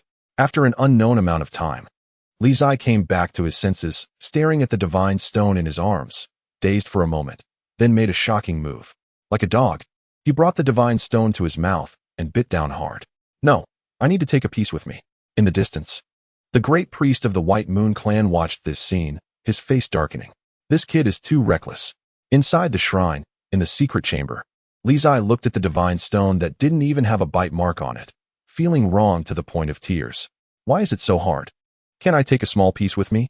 The luminous divine stone continued to emit a gentle glow, not exploding due to Li Zai's rudeness. Li Zai hugged the divine stone, feeling wronged and reluctant. With this, I could break through another realm. Then, I'd be invincible among the younger generation. Sitting on the ground, Li Zai felt like crying. Why do the people of the White Moon clan treat me so well? Otherwise, I could steal it openly. The inner struggle between his devilish desires and his conscience raged on as Li Zai sat on the ground, feeling immense sadness. He knew that the divine stone was beyond his reach. After an unknown period, Li Zai wiped away his tears, stood up, and let go of the divine stone. Instantly, the divine stone floated up, its soft white light cascading down, illuminating the secret chamber once more. Goodbye, Li Zai said sadly, leaving the secret chamber without looking back. He feared that if he stayed any longer, he would be unable to resist taking the divine stone with him. After Li Zai left, the great priest of the White Moon clan also retracted his gaze, a hint of satisfaction appearing on his face as he smiled and said, Li Yu, you may return. Disciple takes leave. Half Moon, seeing this, felt a slight sense of relief, respectfully bowed, and turned to leave. That silly boy almost scared her to death. The next day, after dawn, Li Zai sat in the wooden house, lost in thought, feeling extremely sad. After a night of adjustment, his mindset not only hadn't improved, but had even worsened. Little Zai, it's time to eat. Sister made your favorite sweet and sour fish for you. Half Moon personally brought a plate of sweet and sour fish over, wanting to comfort the collapsed heart of someone. I don't want to eat. Li Zai lay on the table, feeling dejected. Sister, feed you? Half Moon picked up a piece of sweet and sour fish and handed it over, smiling. Li Zai instinctively opened his mouth and ate the fish, savoring the taste before saying, Sister, it turns out you're not only good looking, but your cooking is excellent too. His words were really sweet. Half Moon smiled and picked up another piece of fish to feed it to the boy in front of her. Li Zai, quite unabashed, acted like a lord who was served food, showing no signs of embarrassment. Soon, a plate of sweet and sour fish was cleaned out completely. After eating to his heart's content, Li Zai continued to rest his chin on his hands, staring blankly at the table. How frustrating. Should I sneak in again tonight and steal the divine stone? Half Moon tidied up the dishes and sat beside the boy, smiling. Little Zai, what's wrong? If there's something bothering you, tell your sister and let her cheer you up. Li Zai rolled his eyes dramatically, his mood becoming increasingly explosive. All right, I'm not teasing you anymore. Let's go meet the high priest, Half Moon said softly. The high priest? Li Zai asked in confusion. What does the high priest want with me? Don't you want the divine stone? Half Moon smiled. If we don't see the high priest, your sister can't make the decision. Upon hearing this, Li Zai was taken aback, stammering. Sister, do you all know? In this Peach Blossom Island, what could be hidden from the high priest? Half Moon gently tapped the boy's forehead and said, You really have a lot of nerve, sneaking out to steal the divine stone at midnight. I didn't steal it, I just wanted to take a look. Li Zai said awkwardly. Half Moon rolled her eyes at the little guy next to her and said, Let's go. Whether you can get the divine stone depends on your luck. After speaking, Half Moon stood up and walked toward the wooden house. Li Zai hurriedly followed, as the youth's temperament was such that worries came quickly and left just as fast. In the center of Peach Blossom Island, in front of a huge altar, the high priest of the White Moon clan stood quietly, looking at the two approaching figures. His weathered eyes calm as water, showing no signs of disturbance. High Priest, Half Moon respectfully saluted. Behind her, Li Zai also respectfully bowed his head, feeling a bit embarrassed. After all, he had been caught stealing, and it was a bit hard to hold his head up. As expected, he was still too young and too thin-skinned. Young Master Li, the High Priest of the White Moon Clan, spoke. Do you want the Divine Stone? Li Zai hesitated for a moment before nodding. Yes. Very well. The High Priest nodded and said, however, you must promise me one thing. Upon hearing this, Li Zai raised his head, puzzled. What is it? Only the High Priest of the White Moon Clan can control the Divine Stone, the High Priest said, looking at the boy in front of him with a calm expression. Young Master Li, do you understand what I mean? Li Zai, being quite intelligent, immediately understood the implication of his words, his expression showing shock. The High Priest meant to have him inherit the position of the High Priest of the White Moon Clan. How is that possible? High Priest, I am just an outsider. Li Zai regained his senses and said, suppressing the shock in his heart. The White Moon people had always remained on Peach Blossom Island, unwilling to be disturbed by external conflicts, not that they could not accept outsiders. The High Priest of the White Moon Clan said calmly, moreover, you are different from ordinary people. You are the destined child chosen by the Heavenly Book and the Divine Stone. If you inherit the position of the High Priest, no one will oppose it. Hearing this, Li Zai's expression changed several times, and after a long time, he sighed softly, saying, I'm sorry, High Priest. Your condition is something I cannot agree to. Chapter 241. Destiny in the center of Peach Blossom Island. At the altar, Li Zai helplessly rejected the High Priest of the White Moon Clan's condition. This also meant that he had completely given up the possibility of obtaining the Divine Stone. Why? The High Priest looked at the boy in front of him and asked solemnly, you should know that the Divine Stone holds great significance for you. I know. Li Zai sighed lightly, but I also understand that being the High Priest of the White Moon Clan is not an easy task. I cannot bear this heavy responsibility. The High Priest of the White Moon Clan fell silent. After a moment, he spoke. The White Moon people are not in conflict with the world and actually do not need you to do anything. I understand what the High Priest means. Li Zai said calmly, but I still have my own responsibilities. The current Li family is not in an optimistic situation in the Great Shang. And old Li is getting old. As a son, I must bear the burden of the Li family. Aside from that, I will not consider other matters. Upon hearing this, the High Priest of the White Moon Clan said sternly, Young Master Li, you must think carefully. If you miss this opportunity, you will never be able to obtain the Divine Stone again. What doesn't belong to me cannot be forced. After saying this, Li Zai cupped his hands and respectfully bowed, saying, I apologize for intruding on the forbidden area of the White Moon Clan last night. I am here to apologize to the High Priest. Little Zai Half Moon, who was beside him, felt anxious and said, Are you not going to reconsider? With the Divine Stone, your cultivation can at least advance further. This is a once-in-a-lifetime opportunity for you. Sister, a gentleman knows when to act and when not to act, Li Zai smiled and said. How can I easily agree to something I cannot achieve? Although I have told countless lies, even deceived the gods, you all have treated me well, and I do not want to be untrustworthy. Half Moon looked at the serious expression of the boy in front of her, her expression slightly stunned. After a long time, she nodded silently. Forget it. Young Master Li, your choice indeed surprises me. I thought you would agree without hesitation. The High Priest of the White Moon Clan sighed lightly, thought for a moment, and asked again, Young Master Li, if the White Moon Clan is willing to take a step back.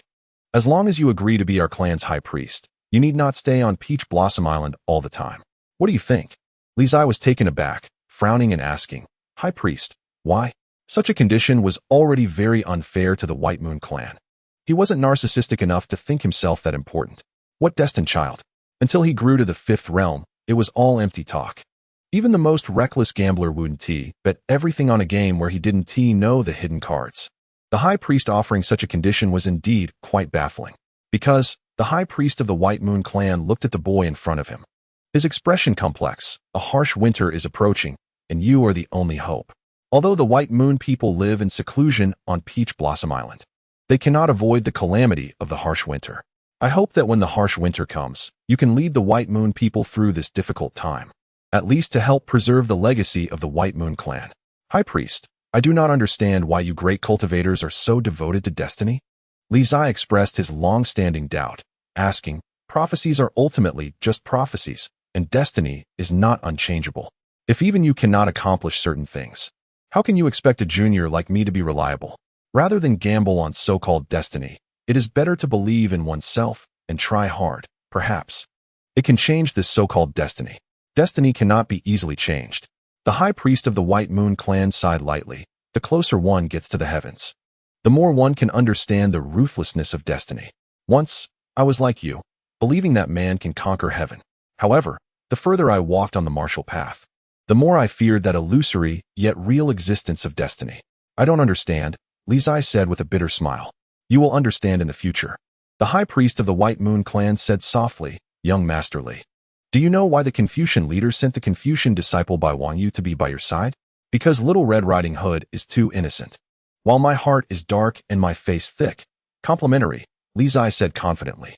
Half Moon couldn't help but roll her eyes at his words. She thought this little guy didn't even know his own strengths. What you said is one aspect, the high priest of the White Moon clan nodded. The Confucian leader indeed wants Bai Wanyu to learn more about the ways of humanity from you, so that he can better govern the Confucian school in the future. However, the Confucian leader more so wants to connect Bai Wanyu's destiny with yours, thereby reversing destiny. What does that mean? Li Zai asked in confusion. Bai Wanyu's fate includes a death calamity. The high priest of the Baiyu tribe stated truthfully, no one can decipher it, not even the Confucian leader. Once the death calamity arrives, Bai Wanyu will undoubtedly die. Li Zai was shocked upon hearing this and asked, not even the Confucian leader can decipher it? No. The high priest of the Baiyu tribe nodded and said, however, Bai Wanyu's destiny is intertwined with the Confucian sect. They rise and fall together. That is why the Confucian leader brought Bai Wanyu to your side, hoping to borrow your fate to change Bai Wanyu's destiny. Has it succeeded? Li Zai asked nervously. Not yet. The high priest of the Baiyu tribe shook his head. I can sense that Bai Wanyu's death calamity has not yet arrived, but it's coming soon. What can I do? Li Zai couldn't remain calm when it involved Little Red Riding Hood and asked anxiously. You can do nothing. The high priest of the Baiyu tribe said calmly.